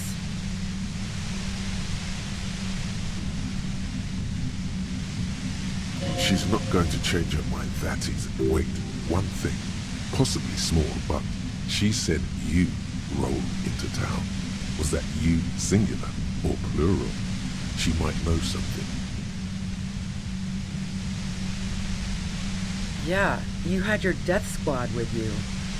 What happened to them anyway? Well, it wasn't this scrawny dude. You had 2 guys and a lady. The guys looked pretty buff. Lady wasn't bad either.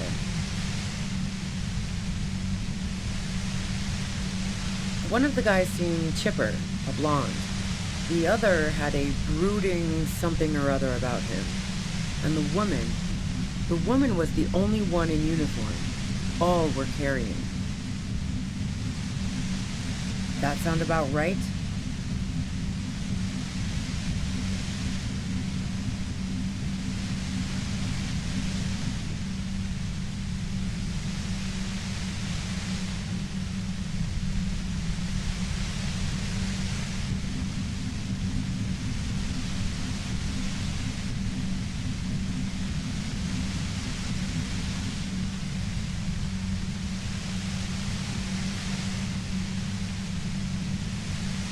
No idea who these people are. Satellite Officer Viclair looks out of the window grimly, then puts his coffee down and turns to Patrol Officer Miller. We could either take a room here. Let's go home, Jean. Nothing's going to happen today, she responds quietly. Jean takes his blonde wig off. Call Heidelstein. He can give us a ride.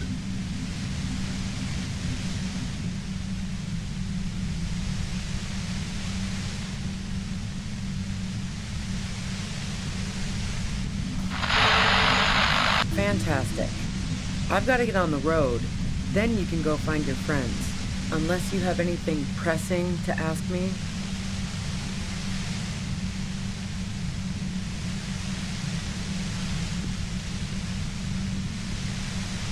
She eyes you. It's okay. All right, don't kill yourself over it. I wish she sits down with a drink, trying to steady her nerves. So I grab a seat next to her. No, I really didn't. She's not that easy to read. I just assumed she asked me to come upstairs. You made it look like he'd been hanged. What? No. Fake it. She looks shaken. Yeah, in cold blood. It really surprised me. She asked me to help her drag him into the shower, so she... Glacia knew exactly what she was doing. You can't remain calm under pressure otherwise. Yeah. I wasn't sure whether to admire... As I keep telling you cops, we didn't hear any... But even if this is true, weren't you worried, didn't you? War? The thought crossed my mind. She doesn't want to talk about this, but not because she has something to hide. Fuck it. I'm not responsible for these people after what they did to me.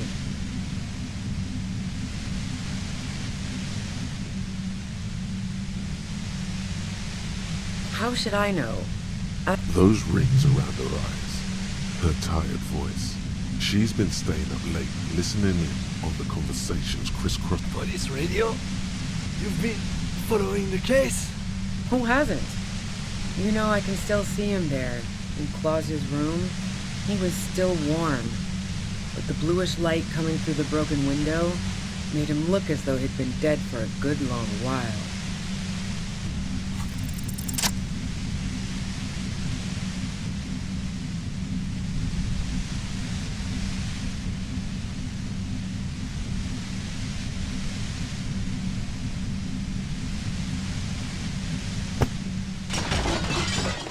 Did it.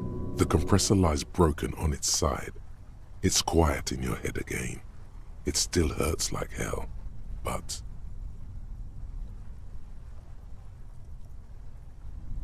She looks at the machine, assessing the damage. Her hand trembles.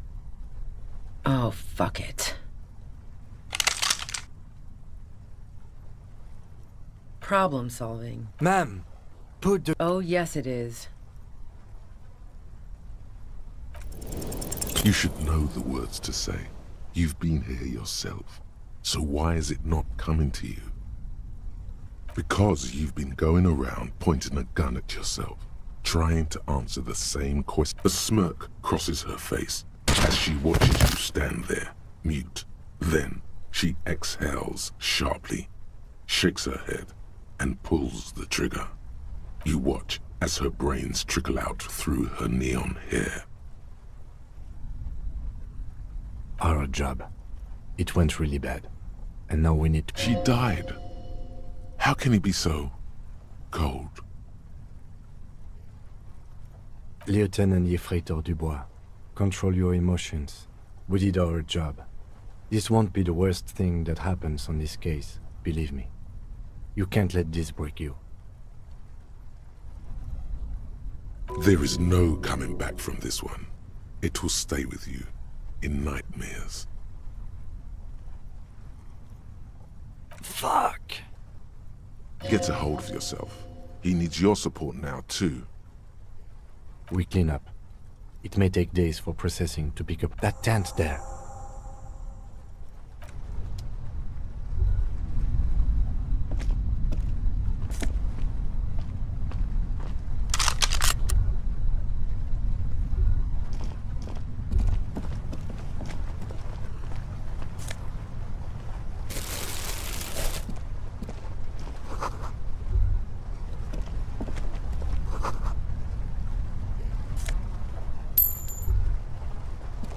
Plain red tent stands by dispassionately. You see a rolled up... We should put her in the sleeping bag, so the rats don't get to her. The lieutenant nods.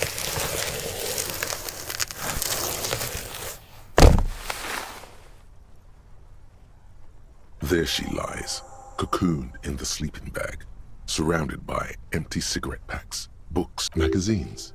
You should look through them. Assorted soft covers, mostly pulp horror. See anything?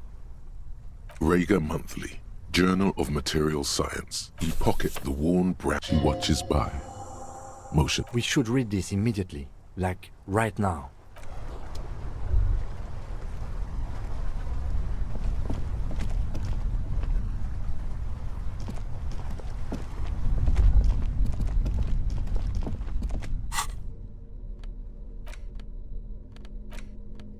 A thick journal.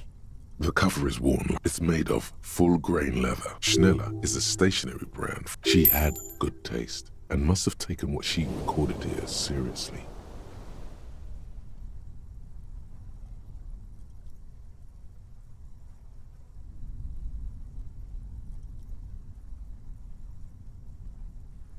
The journal falls open. About the large cursive of someone who writes perhaps too confidently. Many phrases and even paragraphs have been crossed out. It's a mix of logistical notes, diagrams, and personal reflections. We could learn a lot from this. Hard to tell exactly. It's mostly noted. There could be useful information about local operations in those notes. Professionalism, esoteric radio technology, short, wry observations of staff issues. Always tough on the leadership. The first entry is from August 2nd of last year. It reads nothing on March 4th. March 5th, though, well, that's bound to come back and bite me in the ass. I'm bad. She is referring to betraying. That name isn't mentioned as far as you can tell. Small wonder. Would you talk about La Puta Madre in your journal? You do see an M, though. La Puta Madre. M is mentioned on March 9th and March 15th.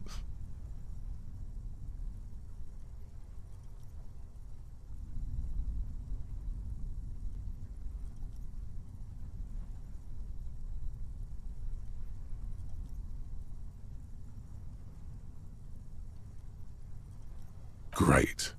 M's peon is coming to town, no doubt to investigate the lynching. But also, I feel it in my gut to finally put a bullet. Then again, isn't that what I've been doing ever since the call? Did M call her personally? Things played out just as she had feared. Except it's in you to do something like this. Kill her. Physically, at least. You could pull the trigger if you had to. Is it? Can you be sure? What if you are secretly being manipulated by La Puta Madre as you pursue this investigation? What if he wiped your memory on purpose? On purpose? That's pretty far-fetched. Been holed up here for 3 days now. I'm used to being alone and all, but I don't know when I'll be able to leave, or if I'll be ratted out. They will. Did M feel truly betrayed by me? I was feeling threatened. He'd have to know if he threatened people, they'd take measures to protect themselves. Even I know that. The entry ends abruptly. The most recent, even when I leave here, if I leave here alive, what's my next move? Staging a lynching is a crime, even. I don't think she killed the mercenary. This whole thing was a detour, and don't get emotional.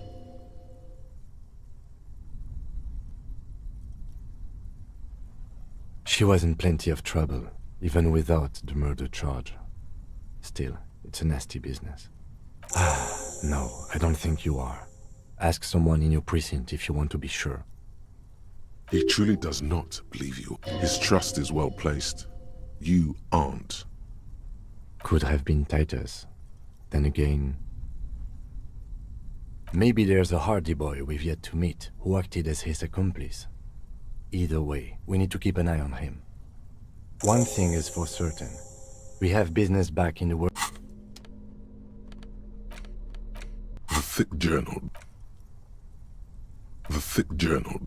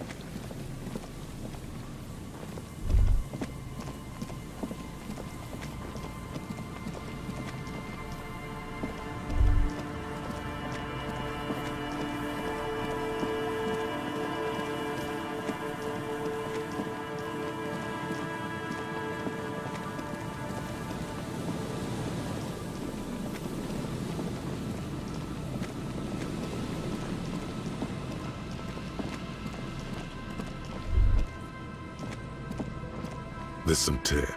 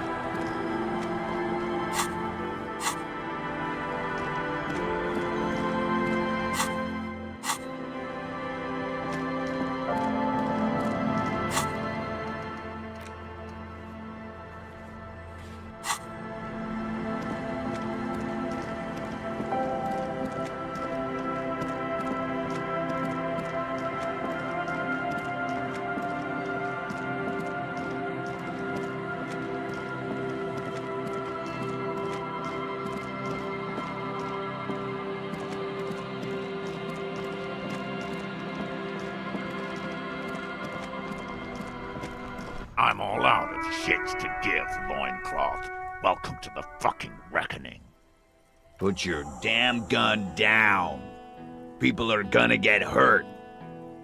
Shut up! You're not gonna talk yourself out of this, loincloth shit fuck. This is the mercenary at the gates. His chest rises and falls under the ceramic breastplate. His fingers reach for the butt of his sidearm. This is a misunderstanding. Nothing irreversible has happened yet. The Kipt is merciful, willing to spare us if we just forget about our murdered and humiliated commander. I think we should just kill everyone, Courty. You are all drunk. Come to your senses. You won't gun down 7 people in the middle of the street. This isn't a frontier town or a jungle outpost. Easy, Lizzie. Let me handle it. I know guys like ladies. He is facing peaceful. Nest in your abdominal cavity like a little wild mouse. The masked man's words are barely intelligible, but you can hear them. Fuck, there's the third one. How did we miss something like this?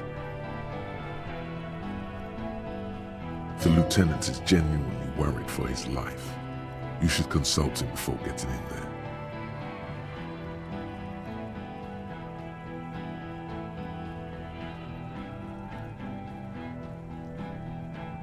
The Mercenary Tribunal.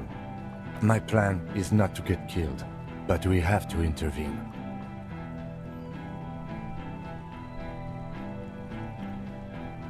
If this turns into a firefight, we should take him out first. A sound strategy.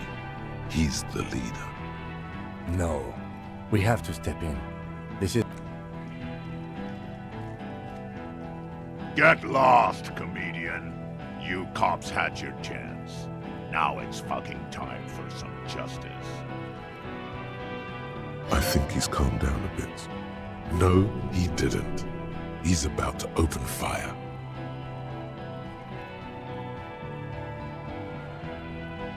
You can't think that— Pig fuck!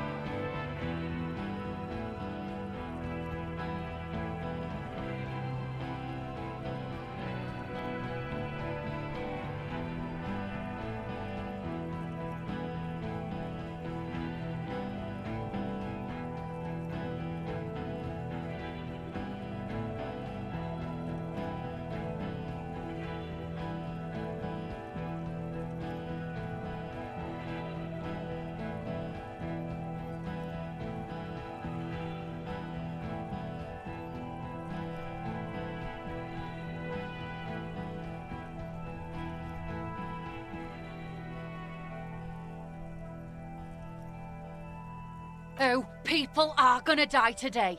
We're not leaving it like this. These tribals hung him up for everyone to see. No one is going to kill anyone. Let's just put the guns down and talk like civilized human beings. With a wordless gurgle, the killer loads his long rifle. The leader gives a small nod to the helmeted man. You feel your fists contract as you stand there.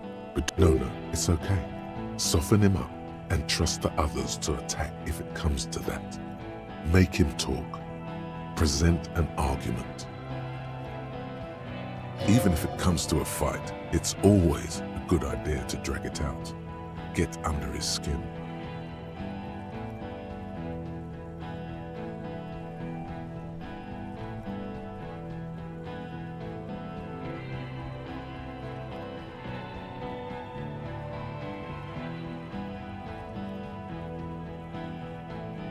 I don't know about this getting under his skin. He'll only get under yours. I'm barely keeping you together here. This is it.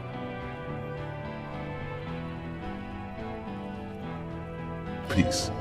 Always peace. It has worked thus far. Start with the first idea you have. Move down from that. Please. Yeah? Who did that?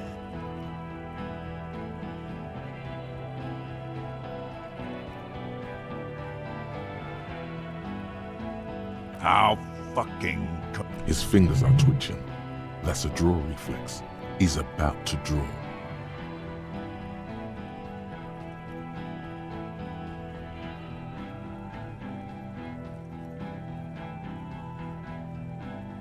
You think I'm fucking stupid, cop? What if I just shot one of your pals here, right now, huh?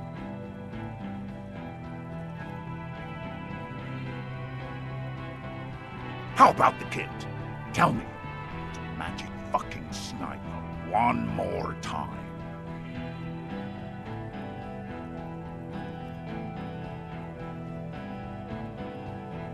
Listen, please. This cop and this drumhead court marshal won't decide who... He's gonna do it. He's gonna shoot her.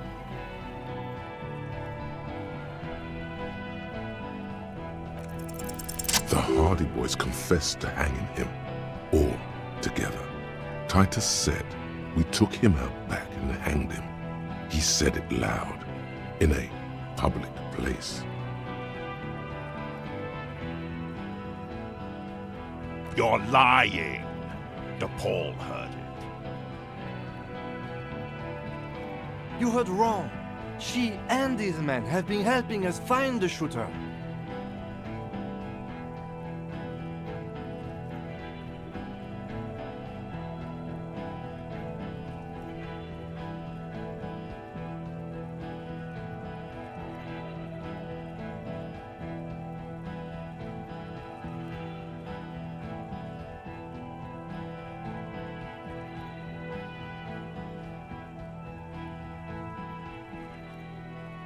Fucking liars. The shot rings in your ears. A low, tinny ring. The young woman stands and looks behind her. The shot has flown over her head, crashing a small pane of the glass window behind her. I missed. I know what I heard, Corty. They said they killed him. They said it was a good way to end a Sunday night. That doesn't sound good.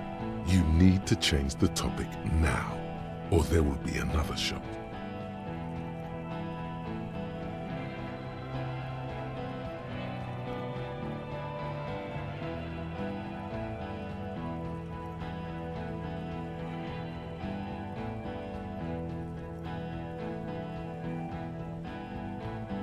Rude. Rude is the killer. Rude the killer. Who... All of you cunts inside out.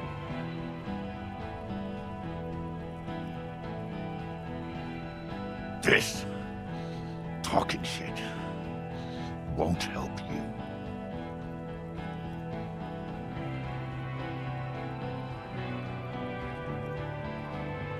Easy. Easy now.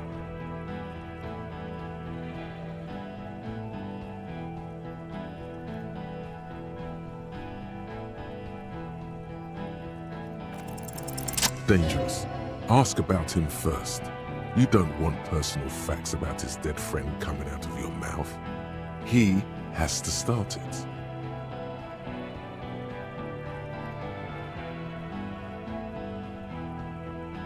Yeah, I don't fucking act so well.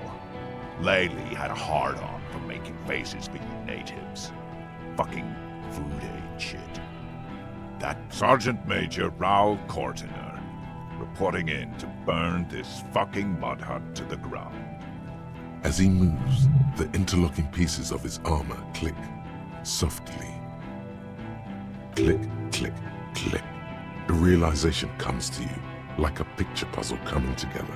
His name is Raoul Cortiner. The dead man's name is Elise Cortiner. He's brothers with the deceased. No, probably foster brothers. Elise was put into a foster home, remember? For killing, maiming, and humiliating our commanding officer, you're all sentenced to death by lead.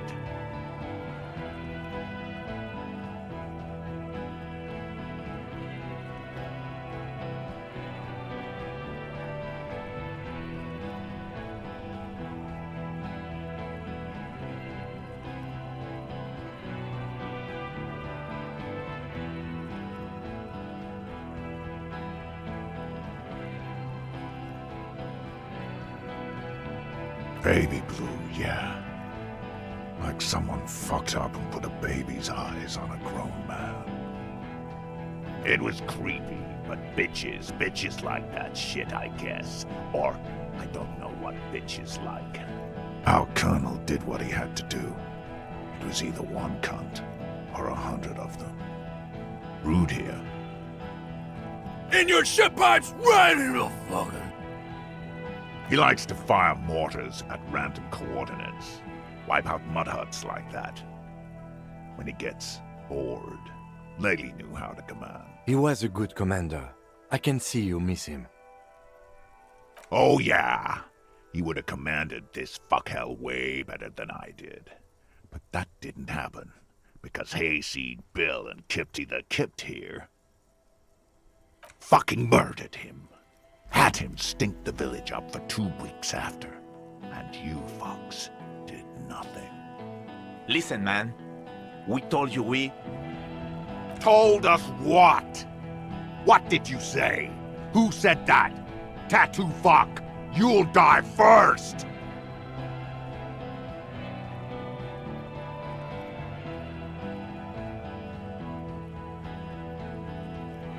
He sways from left to right, inspecting you.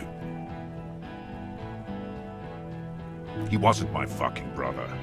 We just grew up on the same farm and got beat into place by the same sick fuck. Beaten by a foster parent or someone on the farm?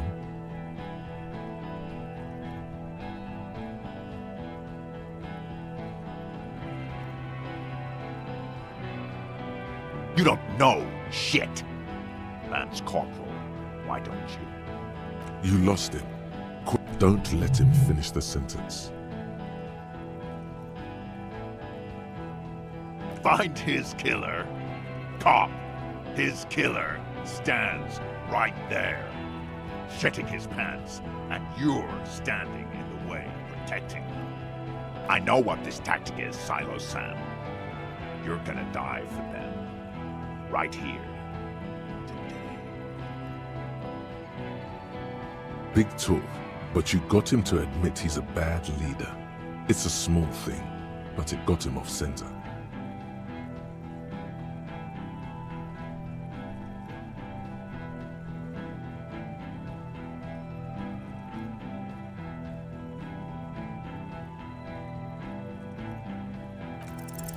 All right, here we go. This is an illegal tribunal. Krenner would never sanction this. Who's the commanding officer? Really? None of this looks like it's going to do it. You only have time for one argument. Choose wisely.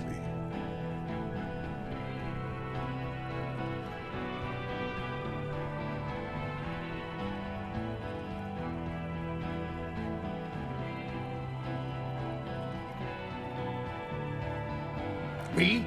I fucking told you. I'm a Crenel Major with 15 years of live combat experience. When my colonel gets hanged by clay monkeys, I lead the platoon on a retaliation strike. Nah, I just have the biggest gun. Technically, the other man has the biggest gun, but we're beyond that now. You're right. But you see, I want it to end in bloodshed. Okay, it's not much, but he's thinking about something else, and his hand is off the gun. This did something.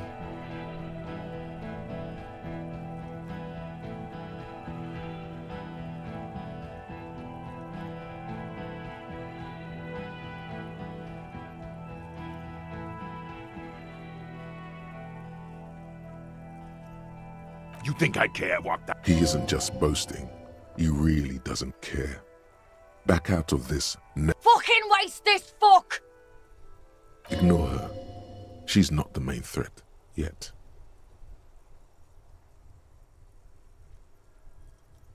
Yes. So what?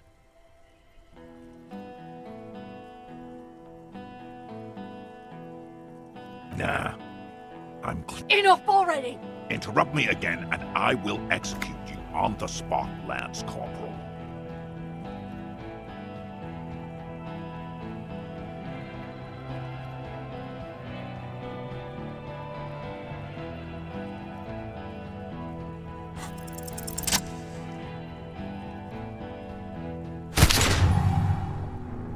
A plume of smoke and fire erupts from the gun, and your hand goes numb from the explosion.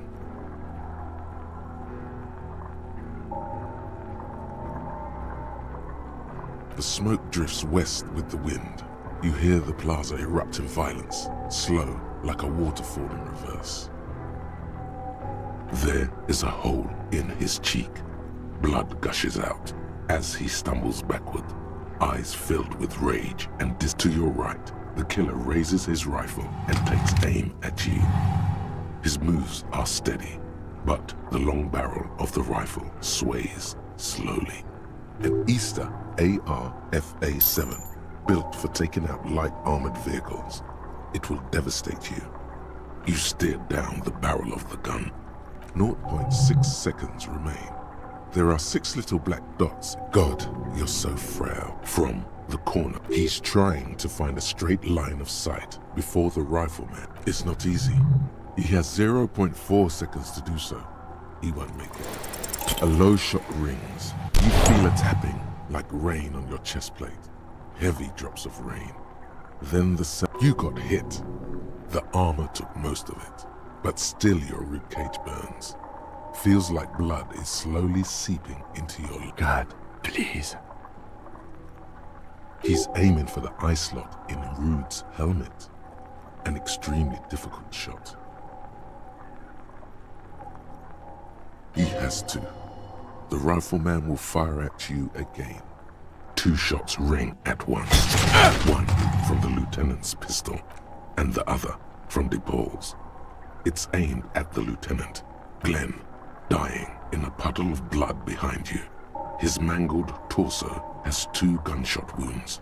Blood gushes out of them like, oh God, watch out. You see 2 crazed eyes stare at you through all the smoke and the panic. With blood gushing from his face, the man raises his pistol at you. Then the look of vengeance, framed in blood, lips shaking. This is the last thing he'll do on Earth. Here it comes. Death.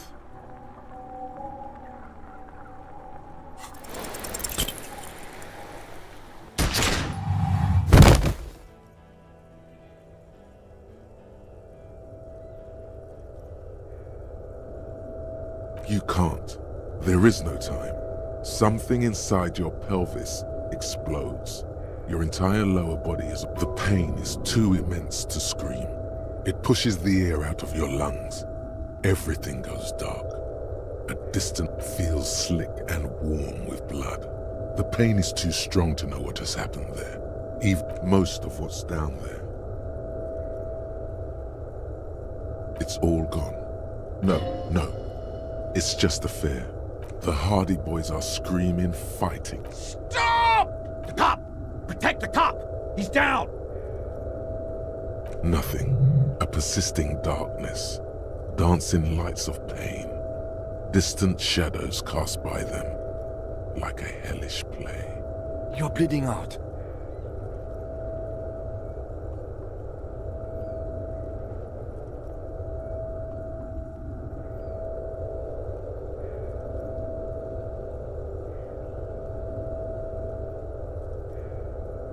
Yes, keep talking. Stay awake. Look at me. But you can't. It's so hard. Your eyelids grow heavy, and the sounds ever more distant. A slender white shadow towering. Someone stands there, raising her pistol at him. The lieutenant does not see it. He's pushing down on your wound with both hands. Scream immediately. He's gonna die. No, you scream. Behind you, from your bloody lips. Your eyes are full of fear. There is no room for hesitation. The lieutenant turns around and fires, his body falling on yours in the course of the motion. You hear a faint scream, a woman's.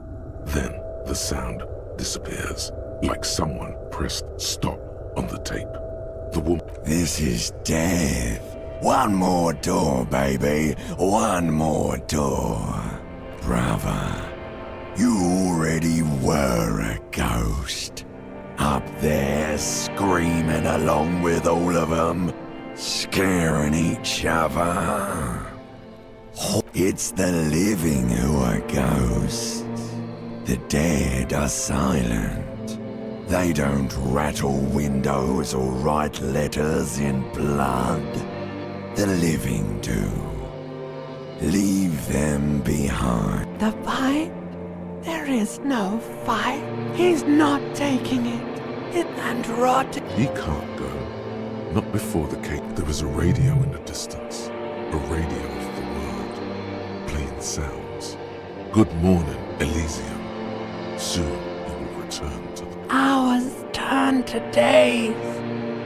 The engine of a caprice in the... No, it was him. He is the infernal engine. Can't...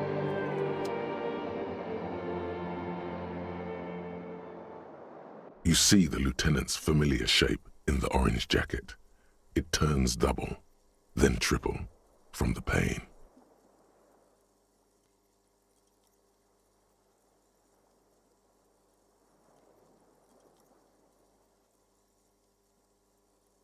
Sunrise, Parabellum.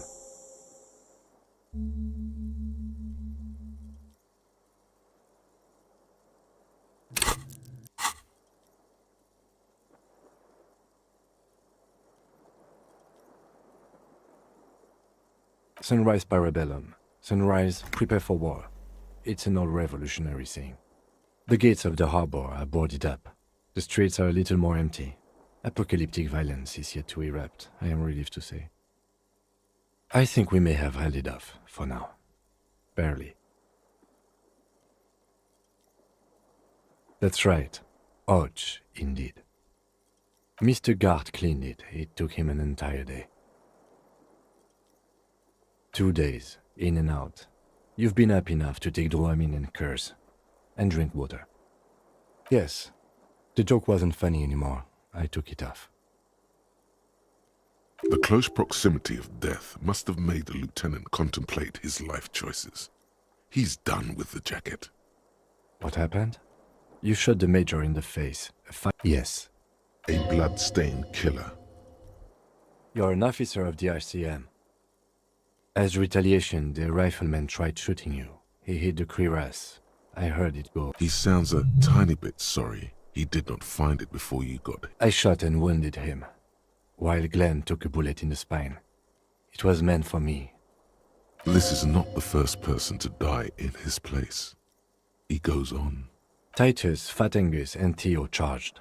Angus and Theo did not make it. They both died before they made it to intensive care. Titus survives. So do Alain and the musician. I forget his name. Yes, he's still alive too. You were bleeding out. You said something, I don't know what. And you warned me. I was able to disarm Officer De Paul before she got the jump on me. Thank you. I killed her. And that's what happened.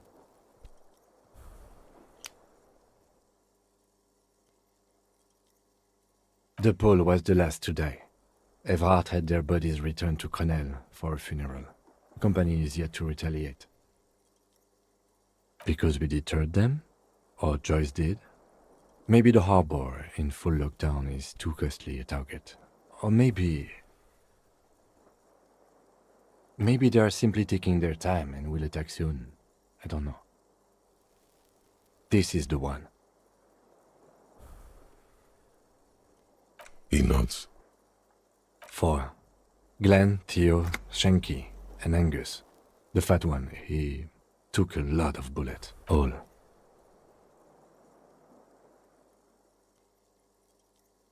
Yes, officer. 7 people are dead. It's not a success. +1. Ruby. But what's done is done. The violence is cordoned off. The Hornets did not get into the beehive. The worst scenario has not materialized. Yet. And we are still alive. Both of us. He did not expect you both to survive once you stepped between those two armies. His smoking, his hunched back. You have it worse, but he took a real beating. That cigarette has reasonably bad. You were shot in the left quadriceps. That's your thigh. It appears the bruising in your shoulder is negligible. The armor took the brunt of the fire. We will see.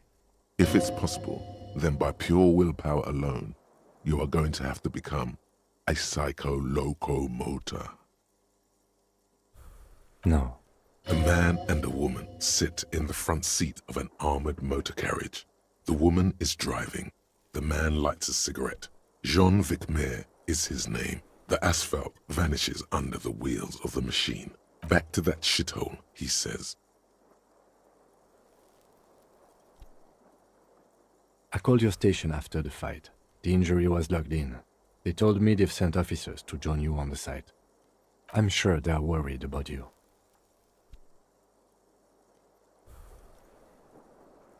I did. No need. Not very. I have a concussion from that woman beating me with the butt of her gun. Things would be worse if you didn't warn me. Thank you. I did not see her coming. Stupid of me. Good. You'll need to be. Whatever that is.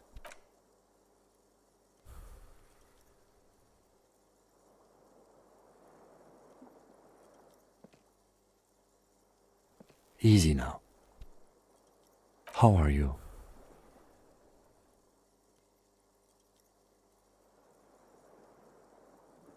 Your disco days should have been done quite a while back, Lieutenant Efrater.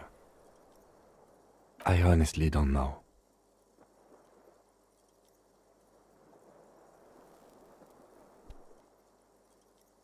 We can't talk to Everhart.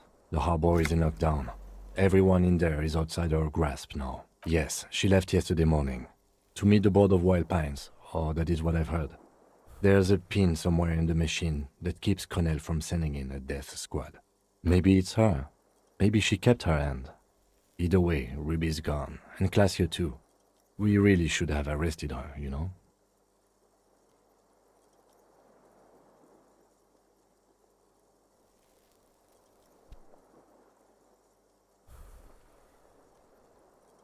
I don't know.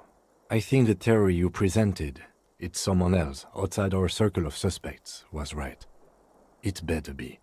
Everyone within the circle is either dead or gone. Honestly, I think our investigation has not produced a single credible suspect.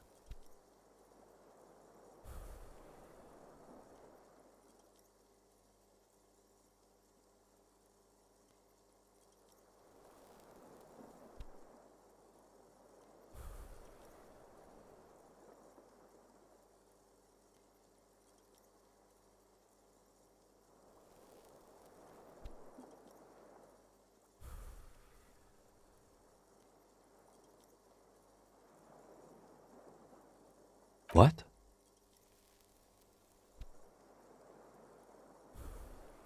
Every piece of garbage in the city is not... He's wrong. Okay.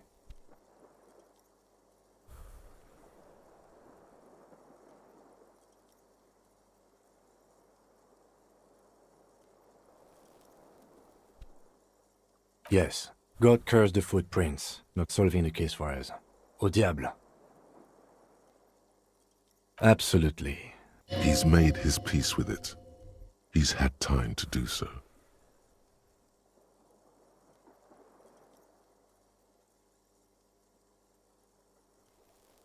It's extremely easy. There are thousands lying around from the war, all completely unusable. It's precisely how easy it is that makes that bullet useless.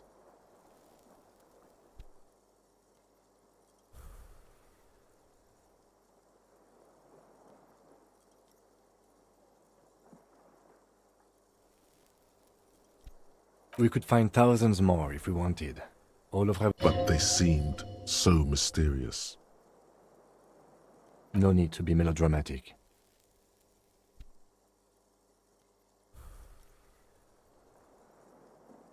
Don't be narcissistic. Half the cops in Revachol West are his peonies. Even if you are... That does make some sense. We should go upstairs, rethink the ballistics in situ. I agree. See? There's that. You can do ballistics. I don't know. That's been there for years. He does not know it's morning outside, you think. He arches his brow. The ceiling fan patiently spins overhead.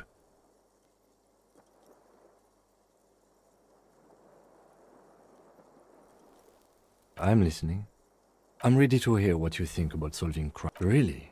Because to me... He sounds surprised. That concussion must be making him dizzy. No. Are you ready to limp? Good. A gust of wind blows in from the bay. The duraluminum box around you vibrates imperceptibly. A familiar... Why not?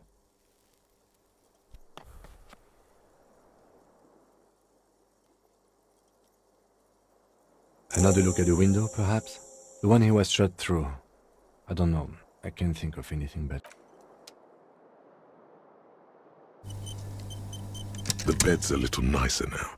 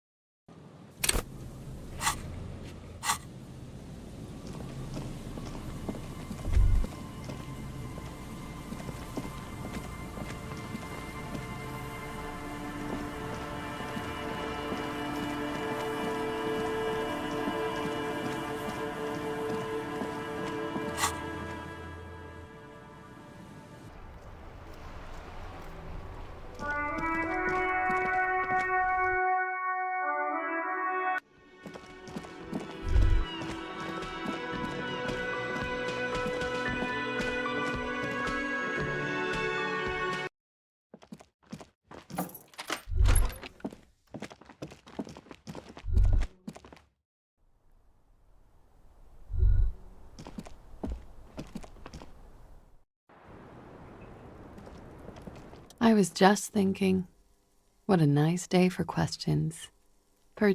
Oh. Did you take the doctor? No, of course not.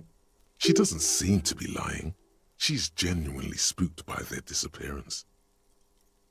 They couldn't know where I put it. I'm absolutely sure. You mentioned seawater?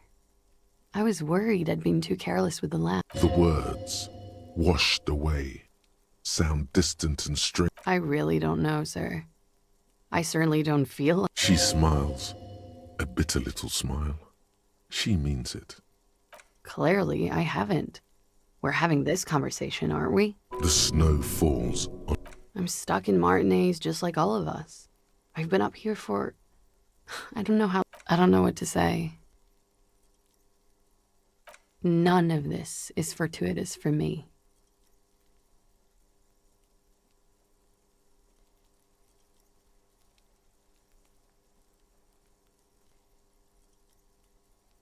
For my sins, of course.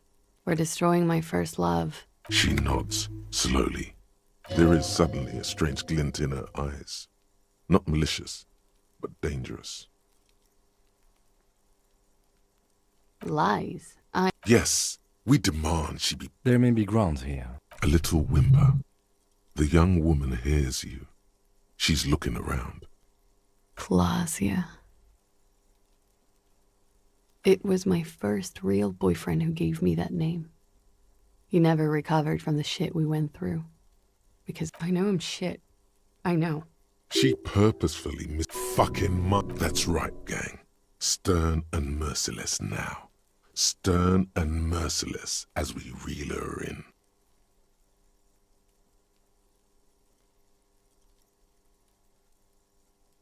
The lieutenant produces a pair of handcuffs. Please no. Fragile, I think I know who did it. Who shot Lely. She knows something. She's silent for a second, gearing up for this. Ruby. Okay, arrest the liar now.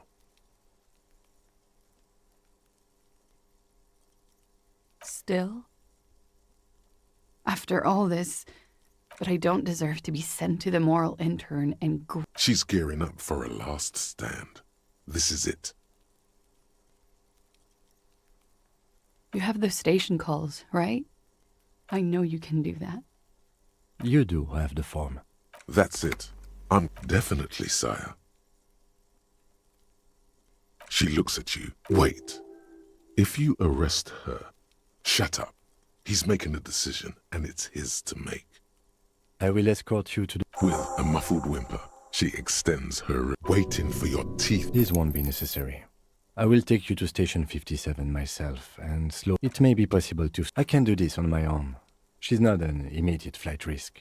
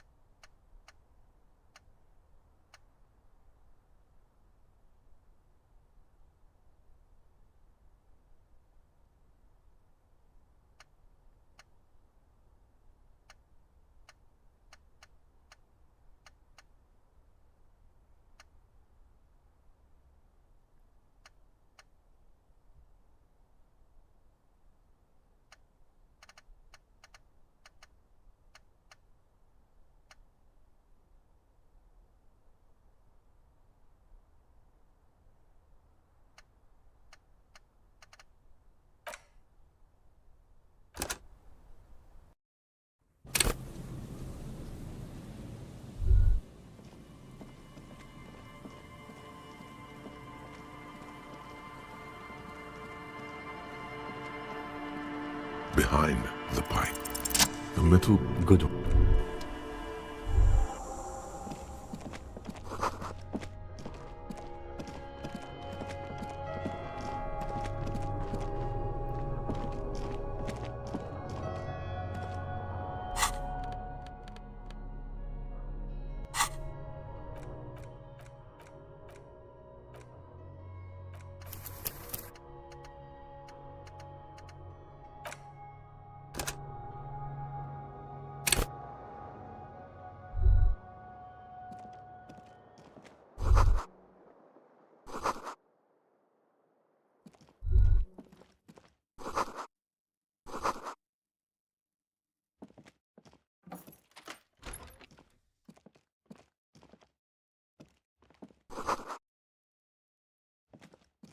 These papers bear the stamp of the RCM. I had Garth open the door to your room. You were running a low bacterial fever the first night.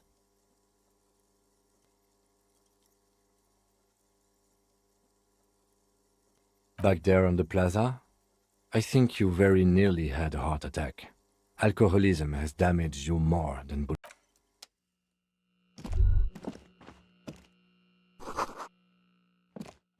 I am sure neither of us feels solid enough to keep loitering.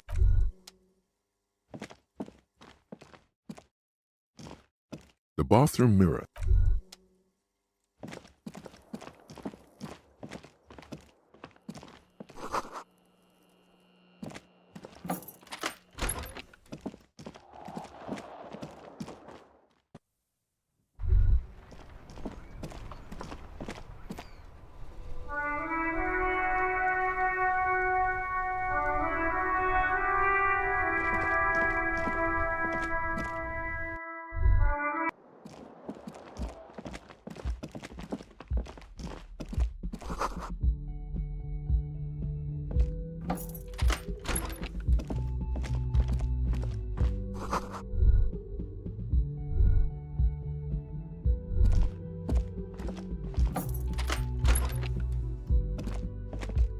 The medicine cabinet is a pity.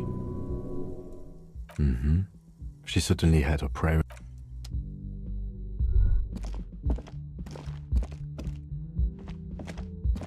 Next to the stack of bills, you see a note.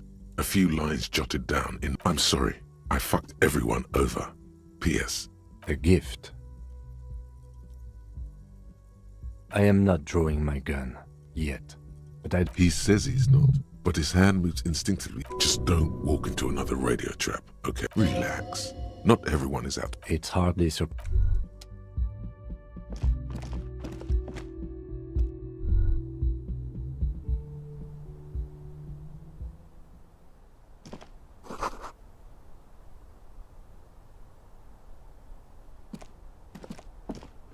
You see the same two neon-lit shapes, a man and a woman, only now a red thread bisects the room, pointing from the antenna outside to the cupboard on the wall.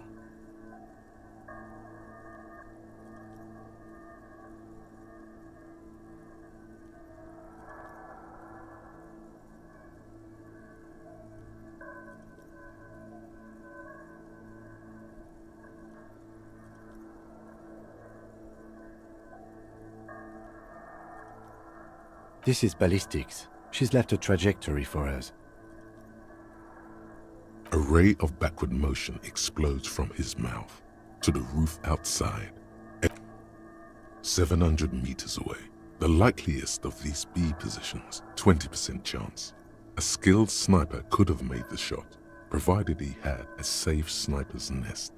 Even with the light on inside, we're talking military training. At that distance, the perpetrator would have had to take... This would explain why no one heard the gunshot. The bullet came from far away.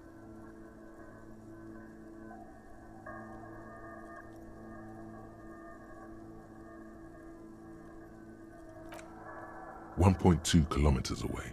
The least light indeed. There was no evidence of a sniper's nest in that location. The distance is too great, and water vapor would have made the shot almost impossible. It suggests the bullet came from the extreme upper quadrant of possible angles, from a point beyond the roof. B triple prime, the island in the bay.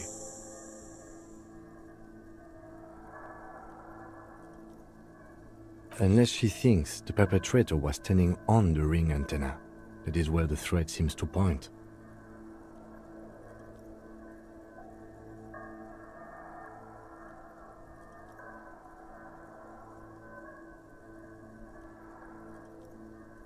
She was there that night. She would have known precisely where the bullet hole was. She had a long time to... It also looks like there may be more to her skill set than we know.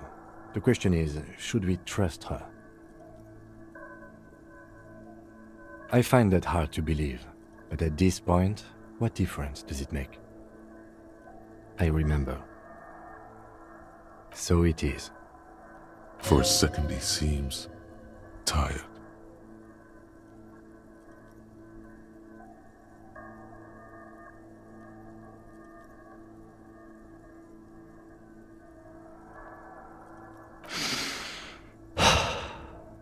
He is trying to justify it to himself. The lead is flimsy. You might as well go around Martinez looking under every rock and talking to every person. But what else is there? I understand. He will. He has it in him. Not a lot, no. Okay, let's go to the fucking island. How do we get there? Joyce Messier had a sloop, but she's gone. Ah, yes, of course. The village. Let's go.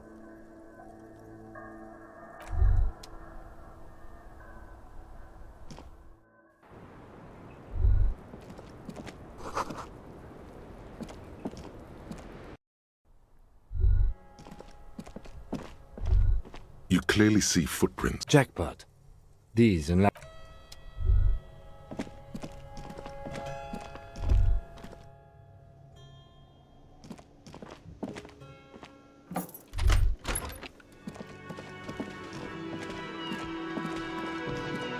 Oh, you're up. It's good to see you back on your feet. Did you like your room? I cleaned it for you. Really cool, man. Yeah. Entitlement. Everybody likes that. Everybody likes an entitled person who doesn't know how to say thank you. You know, I was about to congratulate you on your great aim, but seeing as you're already so special, I'm not going to. Someone has to be pedagogical around here.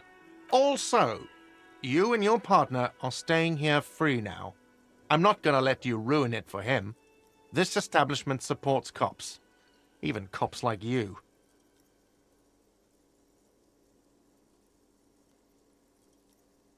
He thinks it weak to renege on the courtesy he already decided to pay you.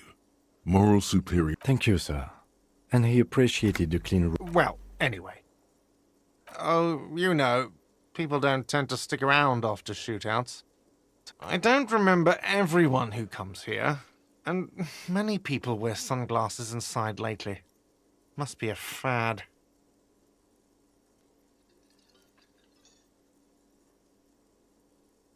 Yeah, I was, yeah. That's because I'm a badass. It really took courage. Don't pick at him. He nods back at you. Just two badass men nodding. Make that three. The lieutenant is nodding too. Hands crossed. No problem. They'll come back. They always do.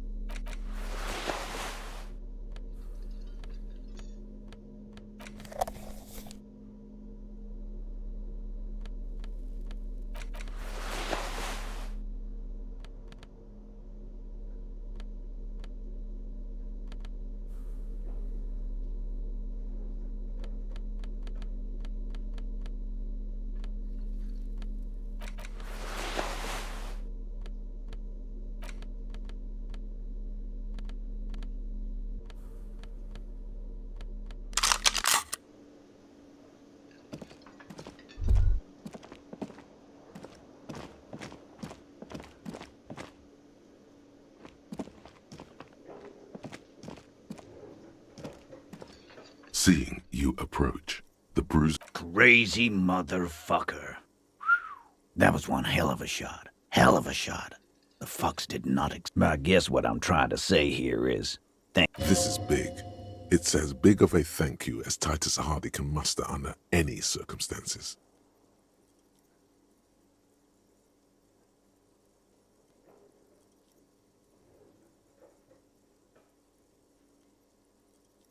Well, cheers anyway, Copper. Theo was old. I think he'd be pretty happy with the way he... But Angus... he was just a stupid kid. Didn't realize the mess he... Here it comes. The last one is the worst one. He only deals with it by drinking copious amounts of 8% beer. And Glenn was my friend. Best I've ever had. I'd love that crazy homo like my own brother. We're all fucked without him. But what do? This job is shit. Dennis, that poor little rat is dead too. I always thought he'd run. He didn't like him. That only makes it worse.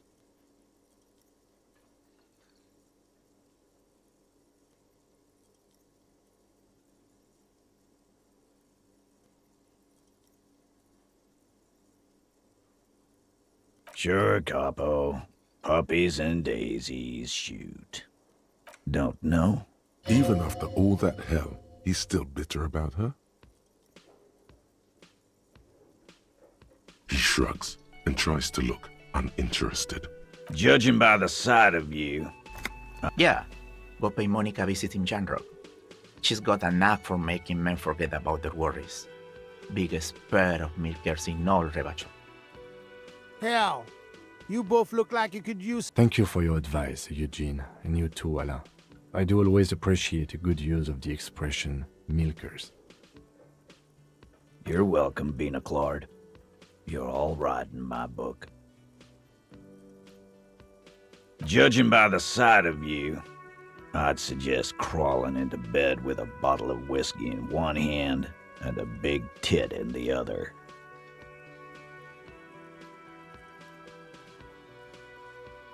Yeah, go... Hell! Thank you for your... You're welcome, Bina Claude. You're all right in my book.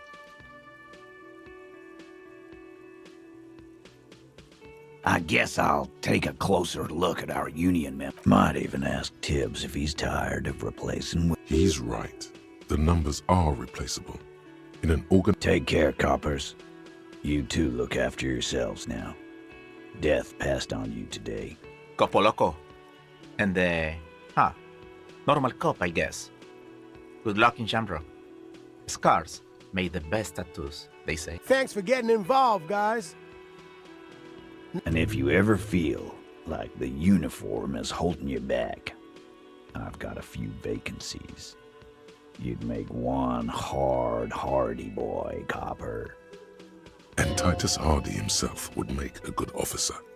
That man was born to lead. I will, Capo. That's a promise.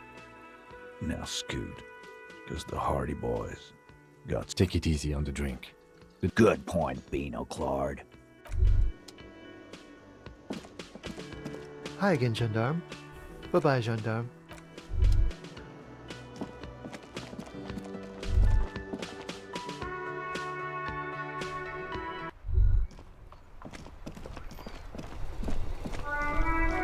The graffito has been painted over the traces of the fight that took place here.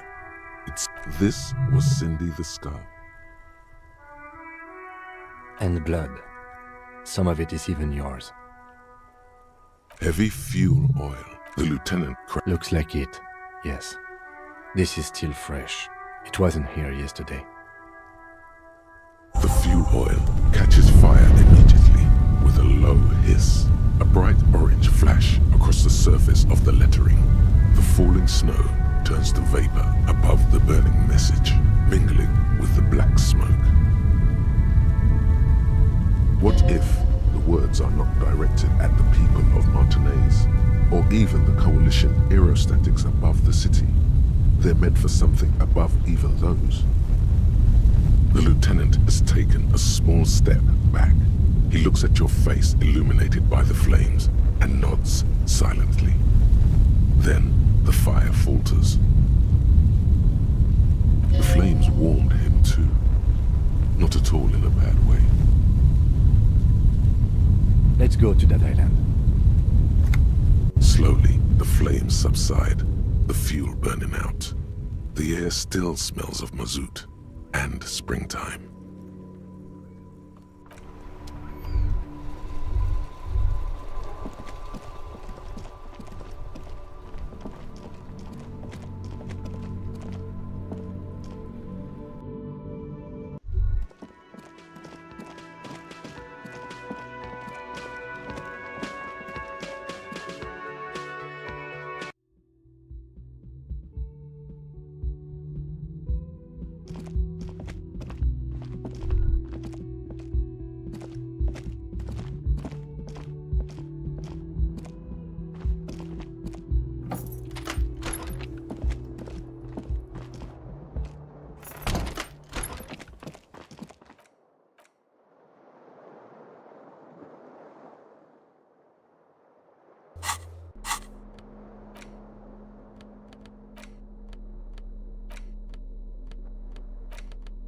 Take the legal documents out of the envelope.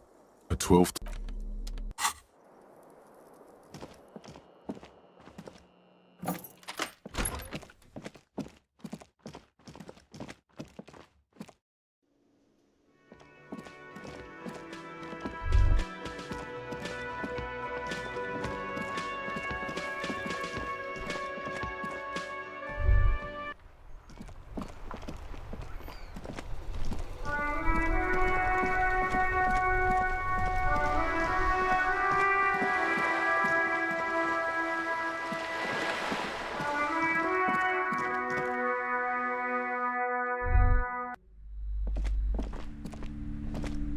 Hi, Ace Detective.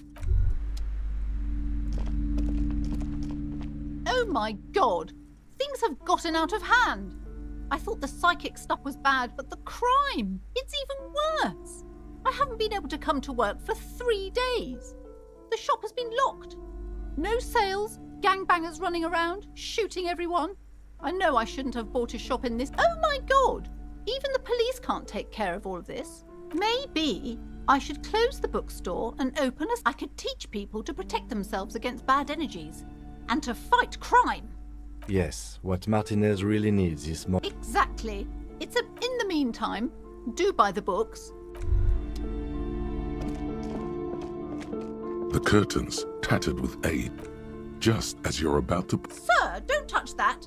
Parapsychologically speaking, we're done if you decide... She looks away, mumbling. Why is everyone always messing with the curtains? Why can't they just buy books like normal people? Everybody suddenly needs something from there. Leave... Okay, so what's in there has a will, and it wants you to... No, it's just a storeroom for the employees, I told you. Now please... Why? It's not like anyone was... I am sorry, I don't mean to be so impolite, just... The curtains do seem frail suddenly. You do? My god, even more reasons not to mess with the curtains. No! Please just talk to me or... Talking is always good. Go see what she lies. Rip them open. There is something mysterious about the curtains, tattered with age and covered in dust, hang before you. It's always nice to see you here. I already told you. It's just a story. Just let it go. She's so tense, it's a miracle she hasn't snapped in half yet. No! Okay, fine. It's just because this place is cursed, just like everyone said. They don't call it the doomed commercial area for nothing. Are you happy now, officer? Happy that you've ruined everything? Host of hosts, she prays. Guard me and my honest business venture from the curse that lurks behind the curtains. Take it easy. You've broken her resistance. Pushing her further will gain nothing.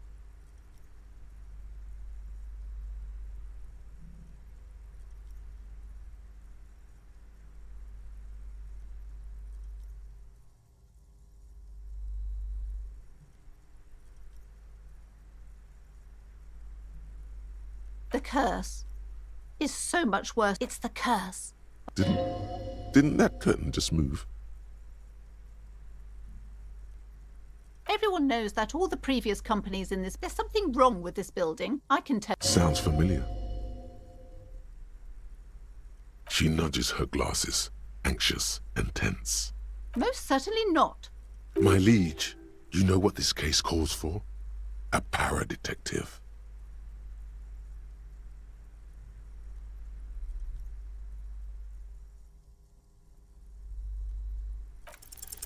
Slither up to her, you silver-tongued... Are you sure? Don't think I haven't seen charlatans before. I'm not sure I can trust your claims. Honestly. The lieutenant keeps his usual... Go ahead then. Rock her world, he thinks. I'll compose some notes. How do you... Here we go.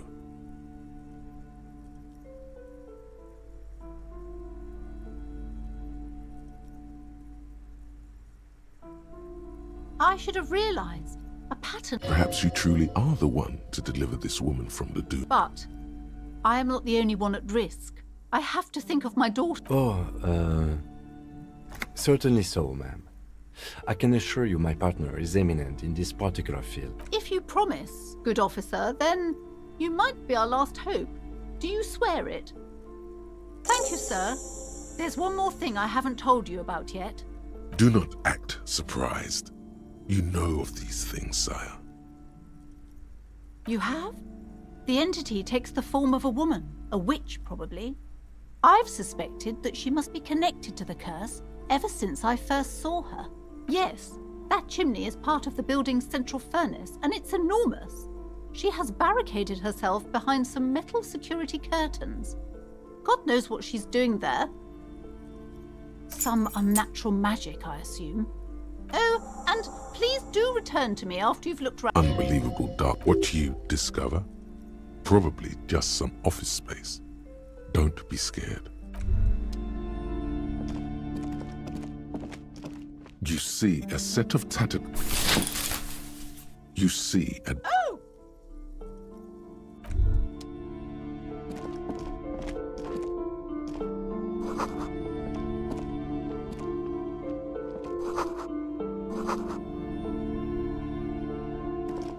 A heavy door with a missing handle stands before you, covered in dozens, if not hundreds, of Seminese trinkets and charms. After exerting some force, you feel the tiny hairs on the back. An uneasy knot forms in the pit of your stomach.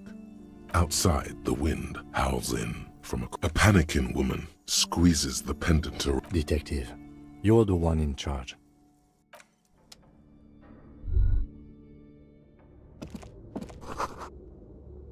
What is this place? No, it's a gym. Though it looks like no one's been here in ages. I doubt the electricity still works. Good thing some specks of dust, an eerie feeling rises in your chest. Yes, because it's closed. No need to look for a surprise.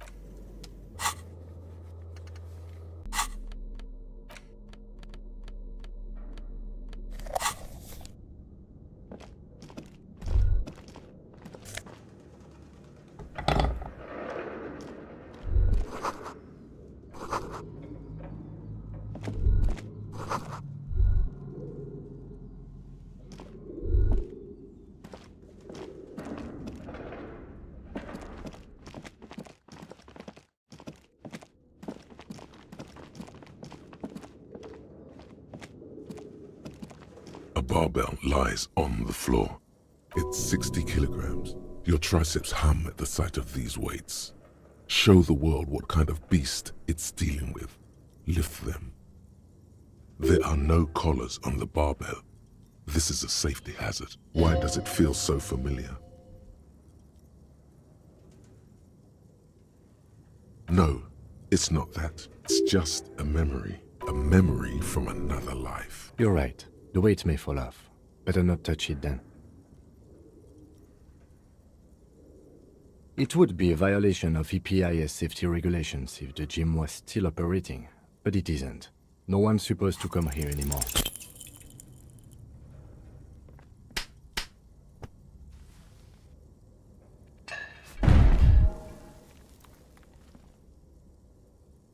You manage to hoist it off the ground, but the barbell feels wobbly and dangerous. See? See? This place is cursed.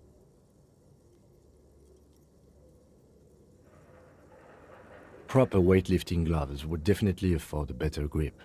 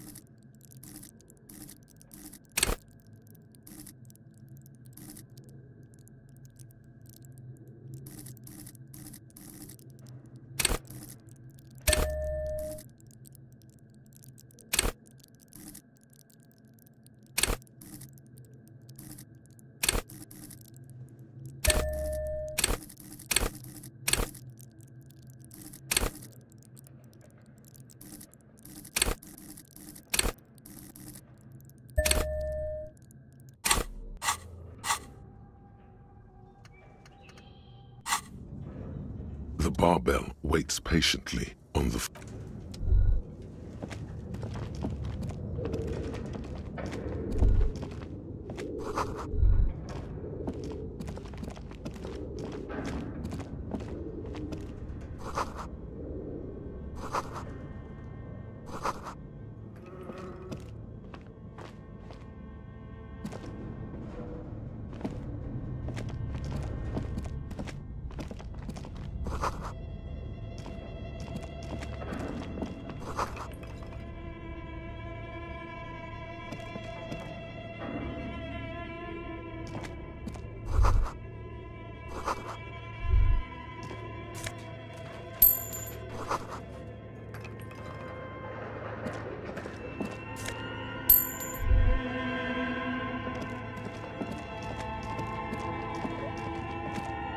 A dusty radio computer sleeps on its wired frame. Another radio computer. Just sitting here without anyone inside. What he means is that these things cost money. This is the Ream Civic radio computer. Model... It's your call. You're in... The machine lights up like some prehistoric animal stirring. It's empty, like a beehive. This is where the memory should go. Nothing. Something's missing. Nothing. Something's missing. Nothing happens.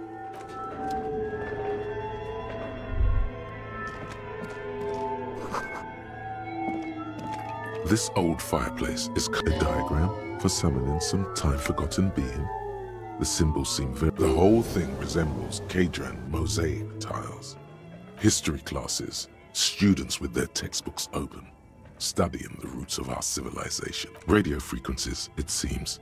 UKV 123.6, unclear. It looks like a cardiovascular system split into veins and capillaries. Very advanced. You think so? The web is comprised of radio stations, all lead back to one red heart, titled the Game Master Frequency. A note says, this one can listen in on any station it wants.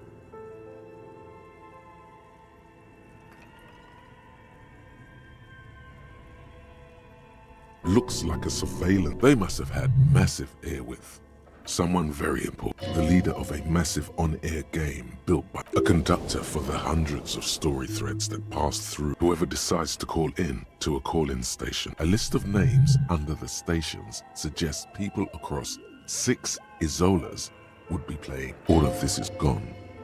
There's no way a little basement studio working. My God. It's as if the less money they had, the more ambitious their project became. The schedule. I know doom when I see it. The company was running out of funding.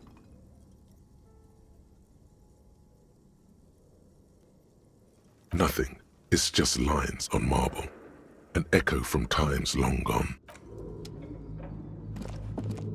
Your flashlight slides over an old green... Some of the writing. These lithe, pointy-eared creatures appear to be different, translucent Welkins, with organs shining under their skin. Who are all those creatures? You should adopt one of those Welkins. One of the Welkins, towering. It's Vara Hamira, the Haldor, the Twarg, the humans, and even headless men.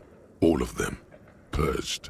Imagine a world filled only... An inordinate amount of time has gone into drawing these little Welkin creatures. Some people really like building a world, I think, even if it's just for a game. Political commentary. That one has a great beard, too. This looks like concept art for a project. It's not really. Just look at those details. So much effort. And for what? All the photo collage depicts barren, icy landscapes wrapped in perpetual night. You see permafrost and glacial land. Entire oceans have been... You see primitive oil rigs built into glaciers. Boreal Dvorg. Yurts under the snow. Great mammoth-like beasts of burden. A pinned postcard reads, the heat deaths. This is a monthly. It looks a bit. Everyone is constantly teetering on the edge of the abyss. Mini-Me stands for a mini-meeting. It's part of a bigger framework for managing work. As time goes on, the numbers in the box... Looks like they didn't make it. A note in the bottom left corner of the handwriting is only partly the full text outside.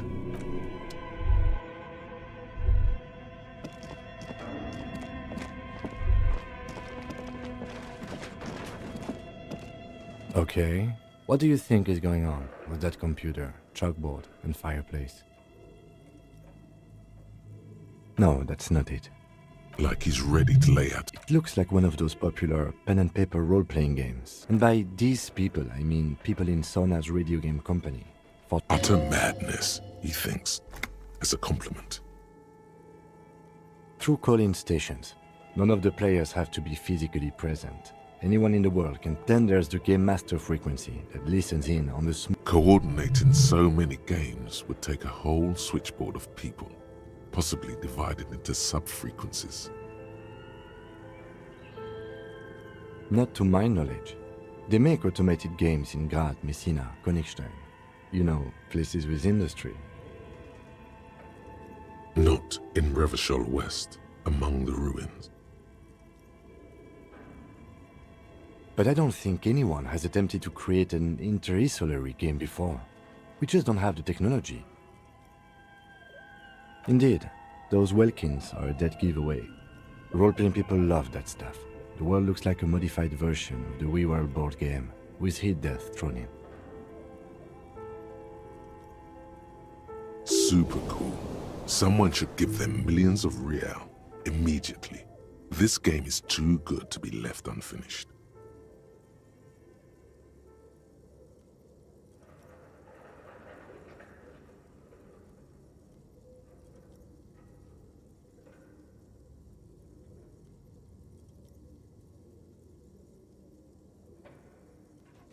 No idea. They stopped filling out the schedule on the chalkboard. Indeed, it's ambitious and untethered from reality, but...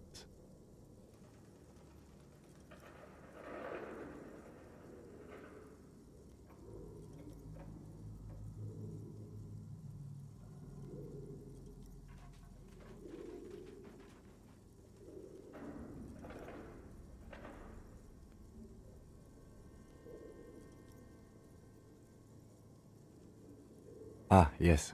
The doom of bad business Okay.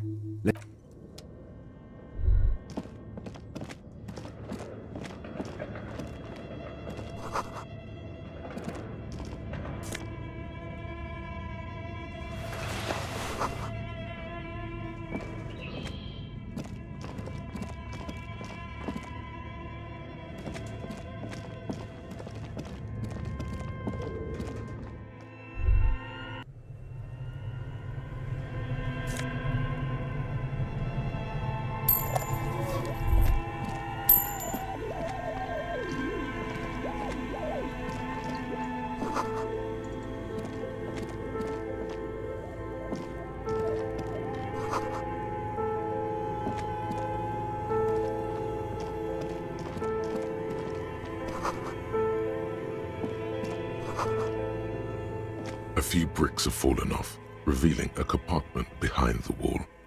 There is, yes. And there also appears to be something inside the hole. Interesting. Your hand reaches deep into darkness and spiderwebs, rummaging around. Are these any good? Most of them are rusty and inoperable, like the rest. But one, take it. You're a police officer. That's a rare sight. Seems to no longer be functional, but still a beautiful thing in its own way. It's the same type of weapon, yes, a breech loader. But it's not the same gun. This one's been out of order for years. I'm afraid our search for the real murder weapon must continue.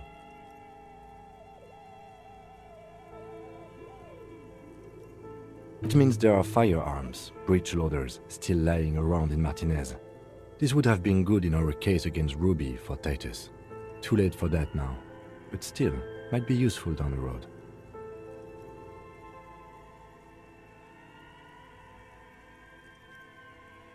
He likes this find.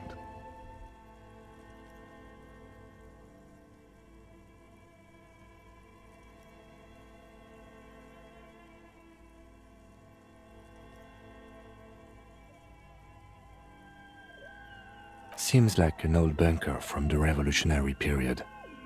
Look at all the... A few bricks of... Seems like an old bunker from the revolutionary period. Look at all those rifles. Must be an old weapons cache.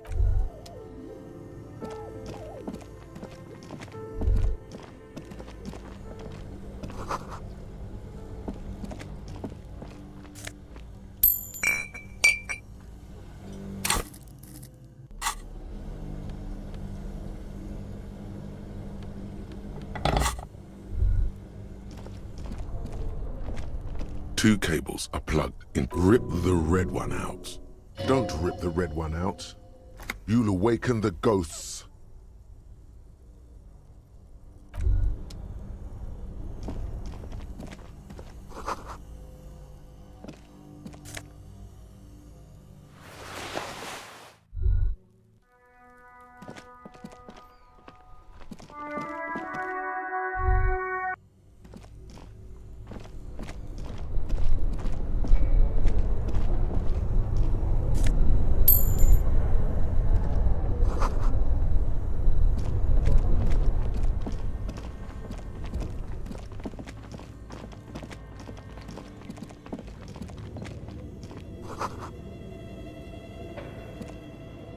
Thick layer of coal. Looks like this furnace has a face, and it's a face of agony. Looks like it. Looks like an old central furnace used to heat the building. No one has used it in ages. No signs of any recent fire. It's dark and grimy here. In the darkness you can hear. The echo is so prominent. What are you doing?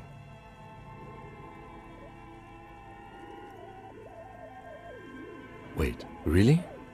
I should investigate, see if someone's upstairs.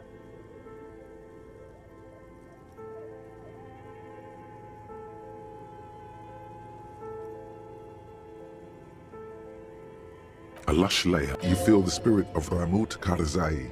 Yes, the lieutenant seems relieved as well. You're right. Always had. Then what was the chatter you heard?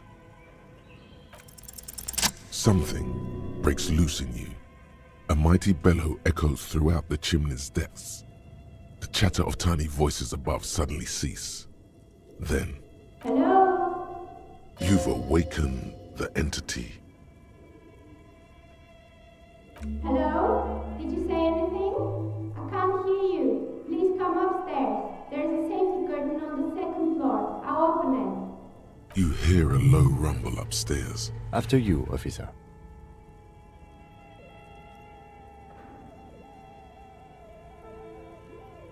A hollow ring echoes through the furnace. Your toe hurts.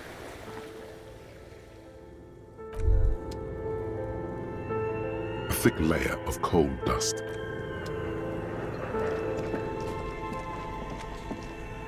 You see a terrifying... This ice bear is... The bear looks oddly... This must be the giant... A gust of freezing cold air rushes to greet you. The lieutenant takes a peek inside.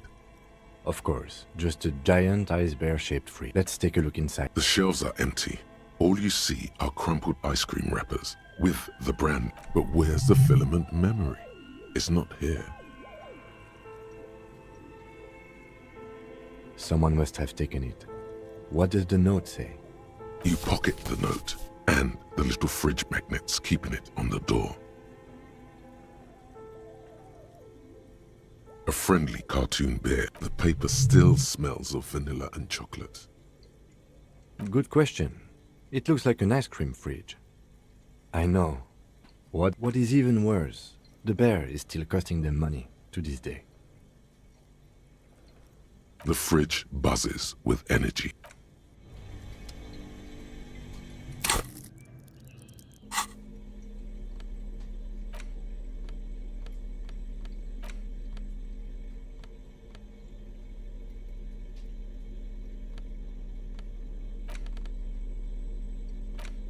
The note is written with a blue... Does it say anything interesting?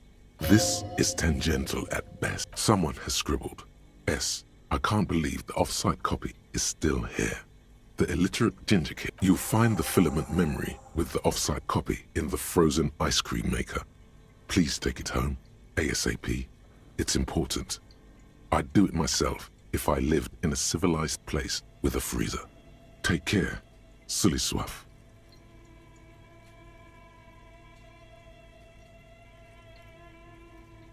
Sulislav. Wasn't he one of Miss Lucan and Kilda's co-workers? I remember... Really? You don't have a single guess? Oh, I'm sure that child would love to get his hands on a filament memory. Even if he doesn't know what to do with it, he'd probably try to pawn it for speed, based on our encounter. I don't know. I assume it's some... Didn't you see one right next to the breaker box?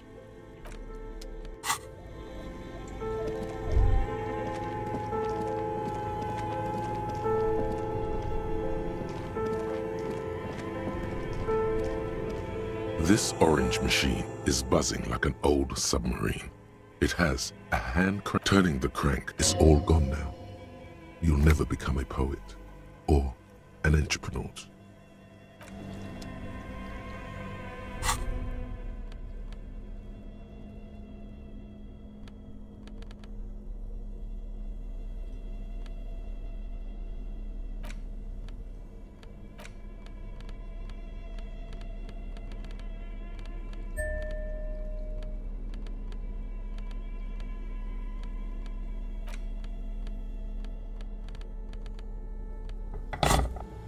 This orange machine is buzzing like an old submarine. It has a... This orange machine is buzzing like an old submarine. Ice squeaks beneath your cover. Unplugging the ice cream maker will allow it to defrost. 2 cables are plugged and electric sizzle. The room is slightly quieter now. Only the black cake, something close to you, dies with a soft electric... Very smart. Opening the lid should be much easier after the ice cream maker has defrosted.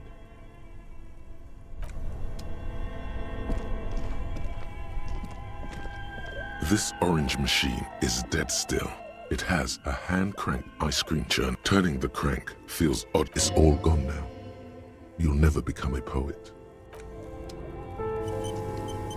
This orange machine is dead. Ice groans and howls. Darkness lies inside, but you can faintly make out an object. You gently lift the cube from its... We should take it back to Miss Lucan and Kilda as soon as possible.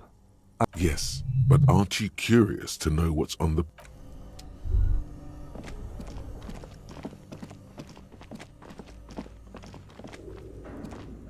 The bear's eyes are dead and empty.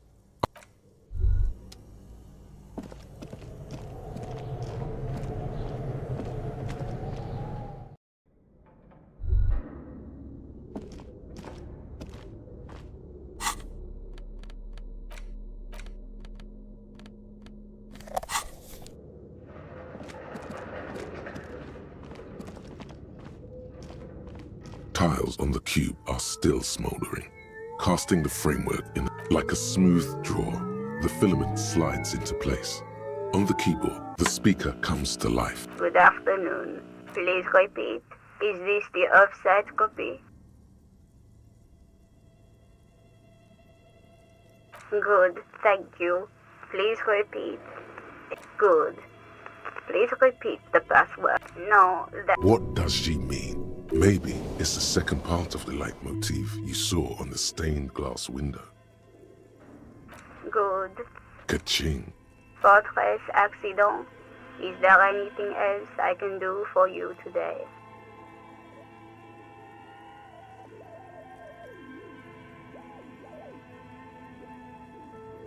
Thank you. Tiles on the cube are still. The speaker comes to life. Good afternoon.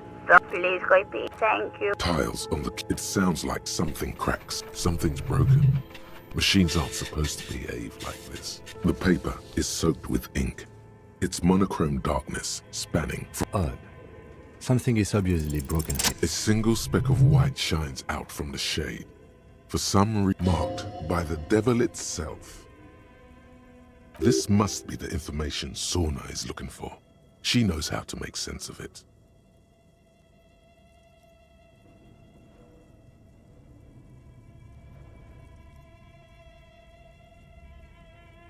Tiles tiles on the cube are still smoldering. It sounds like something cracked. Something's broken. Machines aren't supposed to behave like this. The paper is soaked with ink. Its tiles on the cube are still smoldering. The filament slides out of its glowing nest. Like a smooth draw, the filament slides into place. On the keyboard, the speaker comes to life. Good afternoon. Please repeat. Is this the production schedule? Good, thank you. Please, good. Please repeat the password. No. A hint system is not part of the protocol for repeater stations. I am contraction. I'm afraid we are not doing that. Unless... Now, can you please repeat the received? Don't worry. Fortress accident. Thank you. Tiles on the cube are the filament slides.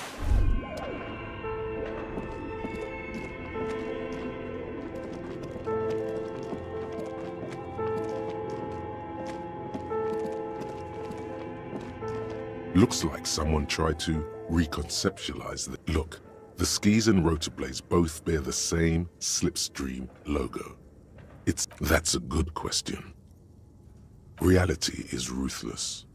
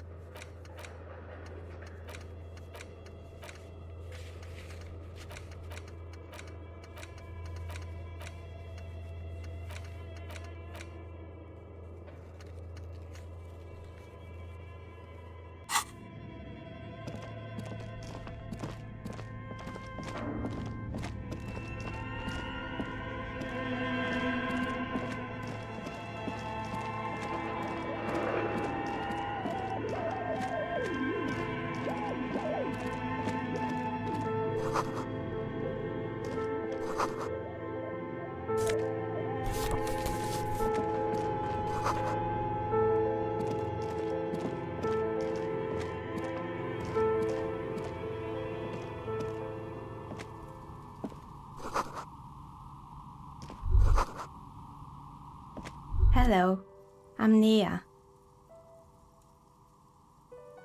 Did you try knocking on my window? I must have missed you. So what kind of dye are you looking? Could this be the malicious entity? She's got a direct view to the backyard. You should interrogate her about the lynching.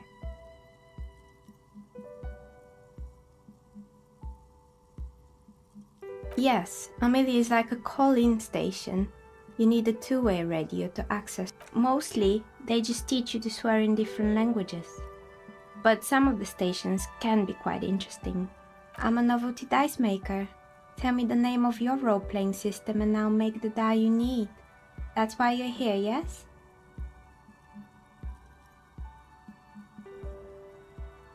Role-playing games?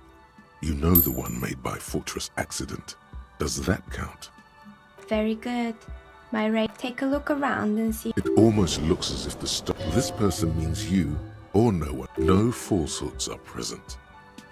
How did I become one? Some of my friends were roleplay. Not especially. I like working with rare materials and a steady pay. And roleplayers as customers? They're nice people. Some of those nice people have big bucks to spend on novelty items. She's thankful for the security they provide her. Of course. Tell me what you have in mind.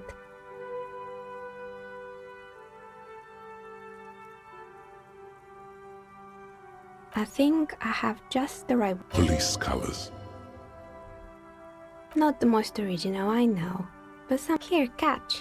A beautiful woman tossing you a gift. Whatever you do, don't overthink it. Mr. Smooth Moves. You snatch the dice out of the air with one hand, just like you're in a movie. Oh, what are the odds? The red one is made of bloodstone with a lapis lazuli. She winked back at you. Can you believe? You definitely need luck in Martinez. Was there anything else? Nothing really. Who cares about it? The lieutenant looks. Your window looks direct. I'm sorry, detective, but as you know, I usually have my headphones on when I'm working. It shuts out most of the daily ruckus behind my window. It's an odd profession, making dice for people. I might have, but in this case, all I would have seen is... It's light here, but dark in the yard at night. It's really hard to make anything out in the yard when it's dark outside. Besides, I rarely get up to look out the window when I'm in the zone. Well, there's always something going on in the Whirling's backyard. During daytime, there are usually those kids. And she's heard of the murder, but did not. She's not sorry to disappoint you. Informing on someone. But I never saw anyone during that. She nods. Anything else, officer? Of course. Tell me what you have in mind. A star that fell from the first. Yes, you. Pieces of lodestone were used. That's a stone for 10 real, and I can get these ready in 8 hours. Great. See you in 8 hours then. I'm sorry. I'm a bit overloaded just now, so I can. I'm sorry. I'm a bit overloaded just now, so I can only produce 1 die per customer. We're inside the chimney of an old central furnace. But when I arrived here, all the other rooms were taken, so I had... Plaisance was right. There's an entity living in the chimney. You should ask her about the curse. Creative. When she arrived here, there was no room anywhere. I've heard the stories, but I don't think those stories are true. It's just capitalism. We only hear about Plaisance, the bookshop lady. I've heard that her business is doing rather well. Have the energy spared her somehow?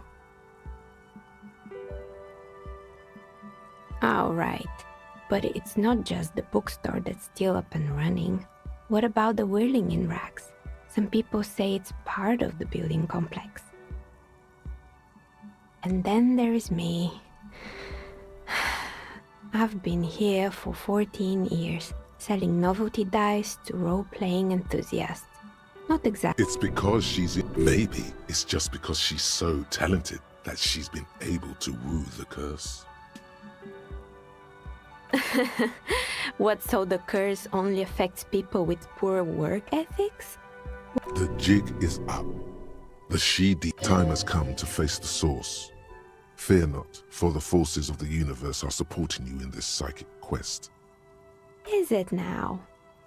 Well, if you ever find a way to explain all those inconsistencies in the curse, let me know.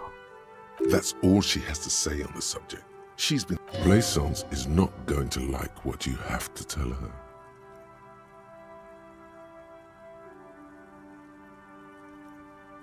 More or less. Oh, rats scuttle in the dark rooms under their back. Good. I hope it clarified things.